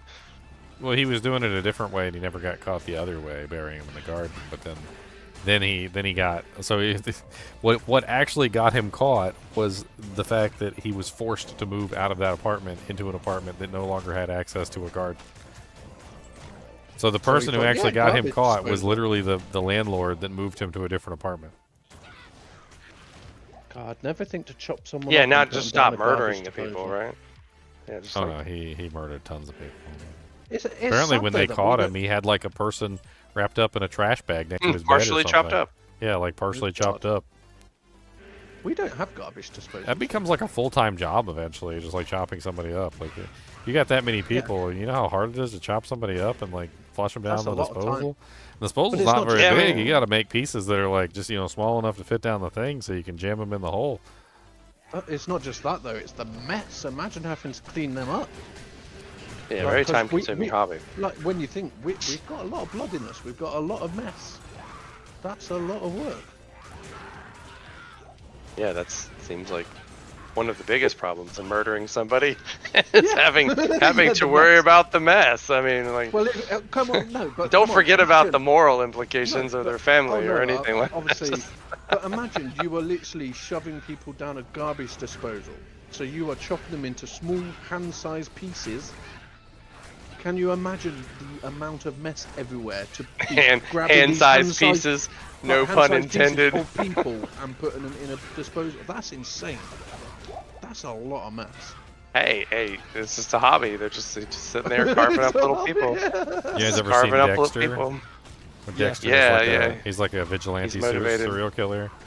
And he always like That's he what you need. puts You them need in more like a Dexters. room and he like covers the whole thing with plastic bags and he like and He chop it. organizes the He murder. like tells yeah. them what they did too. Like he wakes them up and tells them what they did. And he's like, "Yep, you're dying." And like they fight. Yeah, for- you're a douche. You're a douche. Yeah, Yeah, like it's this is what you did. Like I caught you. Like you're an idiot. Like, and then he cuts them They all don't up deny and it he, either, and he yeah. makes them disappear. Keeps the trophy. He did keep a trophy, didn't he? It wasn't like blood samples or something. I can't remember. Well, they accidentally found like all of his bodies where he dumped them too. That was crazy. Well, there's Like a new 56. Dexter series, isn't there? Dexter Resurrection. I haven't seen all of them. I got to like a certain there's a point new of one. it. Dexter Resurrection. Yeah, he Came was out a in ginger too, so 2025. you know. Just kidding. Well, we do have Yeah, no wasn't it- souls after all. Wasn't I he might just redhead? watch the- Did you I might just expect watch the new otherwise? one. I might just try the new Dexter because I think the old one would be really hard to watch because it's so Why? old. Nah, why would old things? When you watch old Well, shows, you're like, yeah, look, they I don't do have like- cell phones. What in the world? True, I do like some of the older stuff. They're not on computers all the time. I might have to sit and watch Dexter because I've never really watched it. It'd be quite interesting. Oh, well, I've then I hope actually I didn't been give in you a any situation spoilers. like that where I was watching a movie and it was an older Where you movie. chop people up. Somebody actually said, why doesn't she just pull out her cell phone and call somebody? Oh my days. Yeah, and then you're like, you millennial. And I'm like, I mean, she doesn't have a cell phone, and even if she did, she's up in the mountains in the middle of nowhere. Like, I doubt she would even get a signal. Oh, you gotta love it, don't you? There's this place that we like to go to in Virginia sometimes. It's called Shenandoah Lake, and when you drive into Shenandoah Lake, all Oh, phone cell coverage phone just contact just disappears. Gone. Like Yep. it's like you see like full bars, and then as soon as you drive down into the valley, like it's just gone. There is no That's one cell of the coverage reasons you there go at there. all. Like it just completely disconnect. And then when you leave, because sometimes you gotta need to go to town to pick up some like supplies and whatnot. And you leave, and your phone just immediately reconnects and like downloads all Ding, the ding, ding, messages. ding, ding, and ding, it's- ding, yeah, ding. it goes like ding, ding, ding, ding, ding, ding, ding, ding, ding, and you get like all the messages at once. One of the reasons you go there, though, is to get away from everything. You know. have Oh, it's some a fun, peace and it's a quiet. really fun campground. If you're in Virginia, I highly recommend it. I've been It's to a few national park too, places. I think technically. National parks are And you beautiful. pay to camp there, but there's hookups and like there's campground sites and all Yeah. sorts of stuff. And they there's a got, lake. They got like bear boxes. They got bear boxes, so you know if you're worried about you got to bring food with you, you got to put the food in the bear boxes Yes, I've seen them. Yeah, I've seen them. because the bears will come try to I steal your like- food. I like all that stuff. I think being around in nature's a wonderful thing nowadays, especially as we've, you know, cut away a lot of nature and that. Being able to Yeah, escape. you should come get some bears. And you can bring them over there, and they can ride around with the bikers. Hey, Give that's hugs an to idea. people. Bear on a bike. You just need more bears. Bear on a bike. That sounds absolutely ridiculously scary. They just introduced, you know, bear We had rights, and then people will be more worried We about had a lot bears. of people that said, "Can't we just make a fence out of bacon? They don't come near the country." Pig spray for everyone. Pigs, pigs, pigs. It's funny. I was actually playing around with stuff like that with the AI one time. I was like, okay, AI, let's make a fictional scenario. I was like, okay. I went back in time.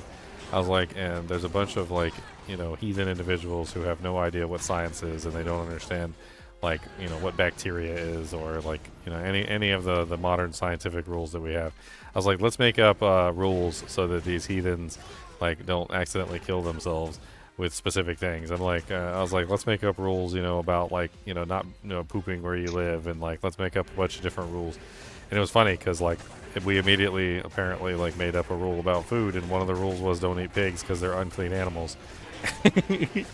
and I'm pretty sure that all of those rules are literally just because like pigs are hard to cook, and a lot of the times people were dying from random things that had to do with because they with didn't cook pigs it properly. because they weren't cooked properly. Trichinosis. Yeah, That's the- trichinosis. There's Parasite. a bunch The of like worms, yeah. various things that happen inside of pigs.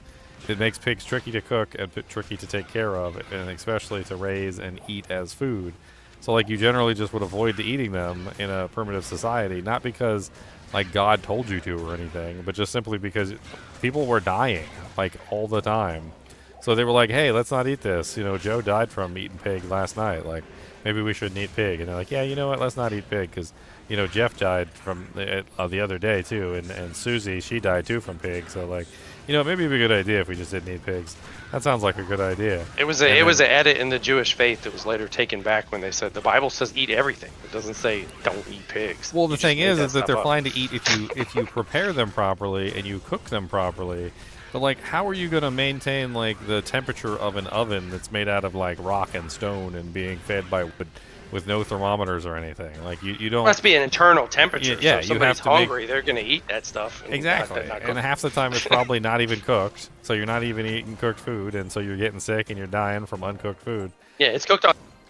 It's barely cooked. Let's say barely cooked. It's cooked enough. It's warm. It's warm. It's no longer mooing or Yeah, it's no longer oinking. mooing. I mean, it's no longer oinking. Okay, it stopped oinking, so I think it must be good now. You look at it and it's still pink, and there's worms wiggling around in it. They showed some kids eating like baboon meat in Africa, and they're like, maybe they should at least cook a little bit. It's really tough, and like if you don't actually cook, no, but it was teach them to cook it. It was funny though because I didn't realize what I was doing until after I had already made all the rules. So I was talking to the AI and I was making up all these rules, and I was like, let's add a rule about this, and let's add a rule about that. And I was like, okay, so we got a pretty solid number of rules. And then I looked at my rules and I was like, these rules seem really similar to the rules that I've already seen in other books. I was like, AI, compare these rules to like the rules in Muslim the Bible or Jewish something. society, yeah. And like it started comparing them, and it was like, they do actually match up pretty well. And it started talking about how they matched up almost identically, and I was like, yeah, they really do match up kind of identically. I was like, man, You made all the common sense rules, and it thought I that get they it were though, pretty. like why Well- they would think pig's dirty and stuff, because one, it eats garbage and trash and all that lot, and two, yeah, it's people die because they couldn't cook it properly. And well, I mean, and then you make a rule. Like, you're like, oh, well, like 30 people died last week when we had our pig banquet, so maybe we shouldn't eat these things anymore. I mean, Have you it's seen the probably pictures a on the lot internet where simpler people than we make raw think. chicken? Probably a lot simpler than we think. No, I agree. But, I mean, I don't even understand why you would still hold those rules, like, to your chest, like some sort of, like, sacred obstacle. Like, even in the Bible, eventually, when they got to the point where they had proper cooking and were able to, like, heat things properly and make sure that the bacteria and stuff was killed in them, like, those rules were mostly rescinded. Like, I would just go up to the person and say, "Have you tried bacon?" bacon. Bacon. I couldn't believe when I moved to Seattle, the amount of bacon flavored things, it boggled my brain. Bacon flavored gum and everything. We don't have that here. Bacon flavored gum. Well, you got cheese balls. You got cheese nuts. Yeah, So- well, cheese nuts are amazing. Licking your cheese nuts. I He really licked likes my cheese on his nuts, by the way. He yeah, loves it. I licked my He's a fingers big up he's a and big tucked in nut my cheese cheeser. He's a nuts. cheese nutter. Cheese nut. Oh, Oh yeah, I was forgot watching- nutter is an actual word over there, isn't it? Yes. I was watching some funny stuff the other day. What's a nutter? You what, mate? You're nutter in the head. You total plonker. You gotta love the English.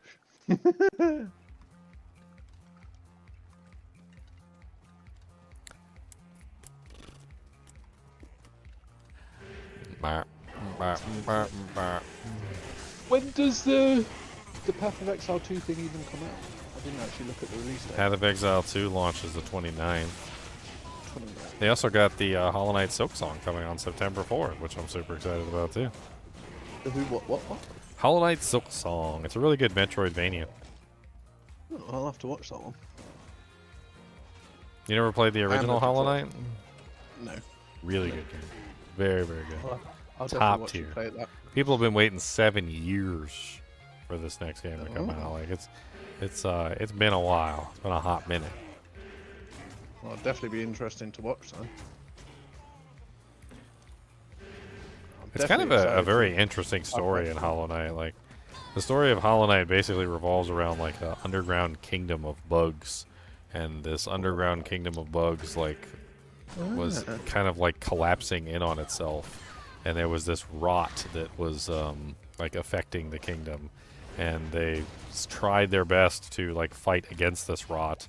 They did everything in their power, but unfortunately could not stop it. The king eventually like sacrifices himself to like contain the rot inside of like a sacred vessel or something along those lines, and in doing so he's like driven mad, and like you essentially aren't even a bug in the anime or in the game. Like this is the Hollow Knight doll right here on the screen. So Hollow Knight is a he's essentially a creation. He's a mechanization. So like he's not a real bug. He's like a creation of a bug that represents bugs or something, and he's supposed to save everyone. But there's been like many before you, and they've all failed. And you're like the one that, you know, supposedly will succeed. But like you essentially only have one goal, and it's to save the kingdom. And you go through the process of like trying to save the kingdom, and it's like a long, arduous journey down into the depths of the underworld, basically. It's crazy. Like you go through like tons of different areas, and you have to fight all sorts of different bosses and collect all sorts of different powers, only to inevitably end up at the end and fight the king. And it turns out that like you kill the king and it's a bad end, and you end up just taking his place, and now you're the one who is blocking the plague from coming back, and it doesn't nothing ends, nothing changes. And the crazy thing is that like you have to go through the whole thing again in Hollow Knight, because you find out that it turns out that the creature that is causing the plague is actually some sort of like dream creature, and eventually you're able to get the power of to enter another being's dreams. And when you go and fight the king, if you have the dream power, which you don't always get, you have to actually go seek it out. You're able to enter the king's dreams after you defeat him, which shows you the actual true source of the entire plague, which you then fight. And if you manage to defeat the source of the plague, you destroy it. But like it's a very amazing story and a very amazing game. Now, the entire time while you're playing, you encounter this other person. Her name is Silksong. And she's in like a red sort of an outfit, and she like throws a needle all over the place and uses it to fly around like Batman. And like this game is supposed to be from her perspective, so you can understand more about like the entire world. I don't know what it's going to go through, but I mean, she was instrumental in you succeeding in the first place, and I'm assuming that we end up learning a lot more about the Hollow Knight world in the process, killing a whole bunch more bosses, and probably continuing the story, which should be pretty amazing. What are you going to play it on? Apparently it's on Switch, the original one. I'll probably be buying it on the Switch. Yeah, I was actually going to look that up, by the way. You just remind me. Let me pull up my Nintendo Switch, and I'm gonna pull it up on stream, and we'll take a look and see if they have a Hollow Knight entry in the on the Switch yet. I see the original is on the Switch too, but I haven't looked. I was actually playing Hollow Knight. This is Hollow Knight right here. When did your stream?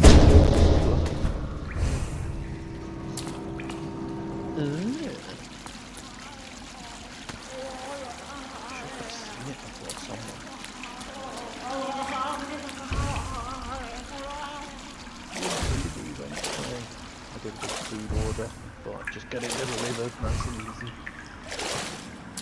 Look at all the dead bugs.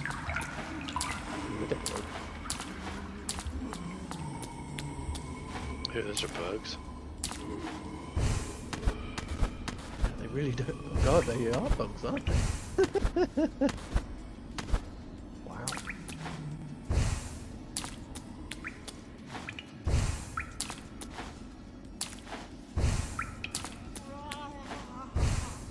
I'm gonna go to bed. Watch you play the video, that'll be interesting. Always like Catch it. you probably tomorrow when you're on. Yeah, go sleep. Have a nice night. Yeah, good Glog night. Law, strange thing, lurking, waiting, Glog Law. Mother treasures too scary, Glog, go away, Glog Law. I'm gonna go as well because I've got this delivery on its way. Alright, well, I didn't mean to actually boot this up, so. I forgot I had You it have a open. lovely night, Ginger. Alright, have a good night too, Meow. Thanks for derailing my entire stream! Oh, you're very welcome. I always do. Talk to you later. Bye.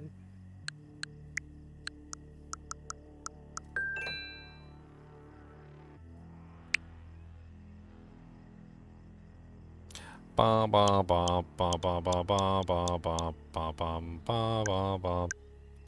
I don't see. Where is Silksong? Is it on the list? Boom. Where is Silksong? Is it on the list? I'm gonna type it in. Search, browse. Silk. Song.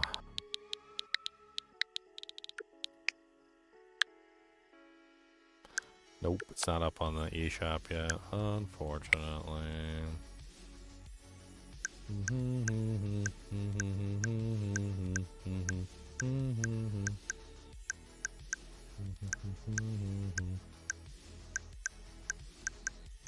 These are all Nintendo 2 Switch 2 titles.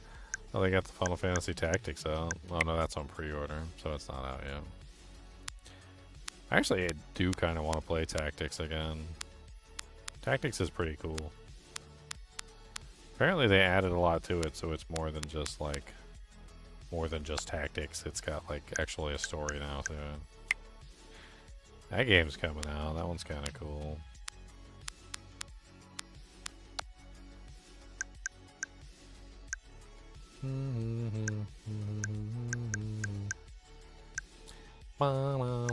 Ooh, Little Nightmares 3. I've played Little Nightmares 1 and 2 on stream. Oh, fun playing Little Nightmares. This one's September 10th. Okay. September 10th. Or is that October? October 10th. Okay, October 10th.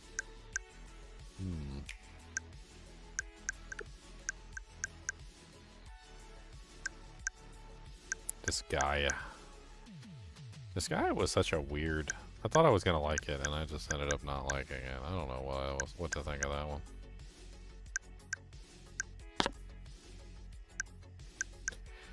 Ba-na-na. Holy Jesus, $129. What the hell are you getting for $129? $69.99 for the game. Firehawk's Fury weapon skin. Ornate order pack. Bounty pack to 1. Bounty pack 2. Bounty pack 3. Bounty pack 4. Story pack 1. Story pack 2. The hell?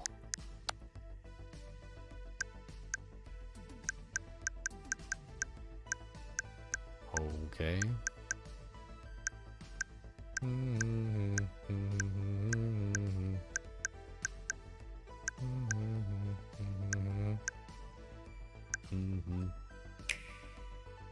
Go right.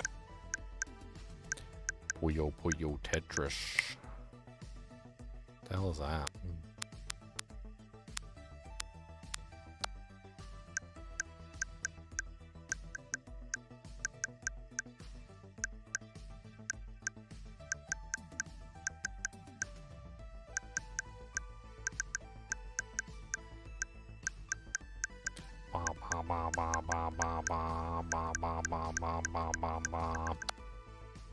Okay. I only want to check for one thing and it's not there, so.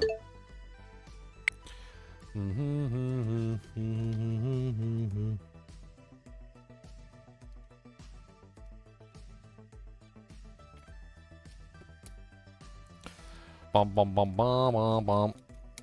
Alright guys and gals. It's been fun. It's been many hours. 10 hours in fact, and I probably played for a lot longer than I intended. As always, I'd appreciate you guys and gals joining me. Be sure to hit that like button and the subscribe button if you enjoy the content.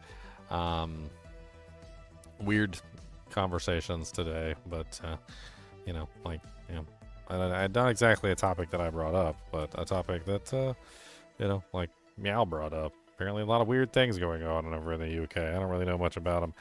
I'm not really usually a political person, but it was interesting to hear some of the stuff going on over in the UK from a perspective of a person who lives there, which you don't normally get. So I guess there's at least that. Anyway, as always, keep watching.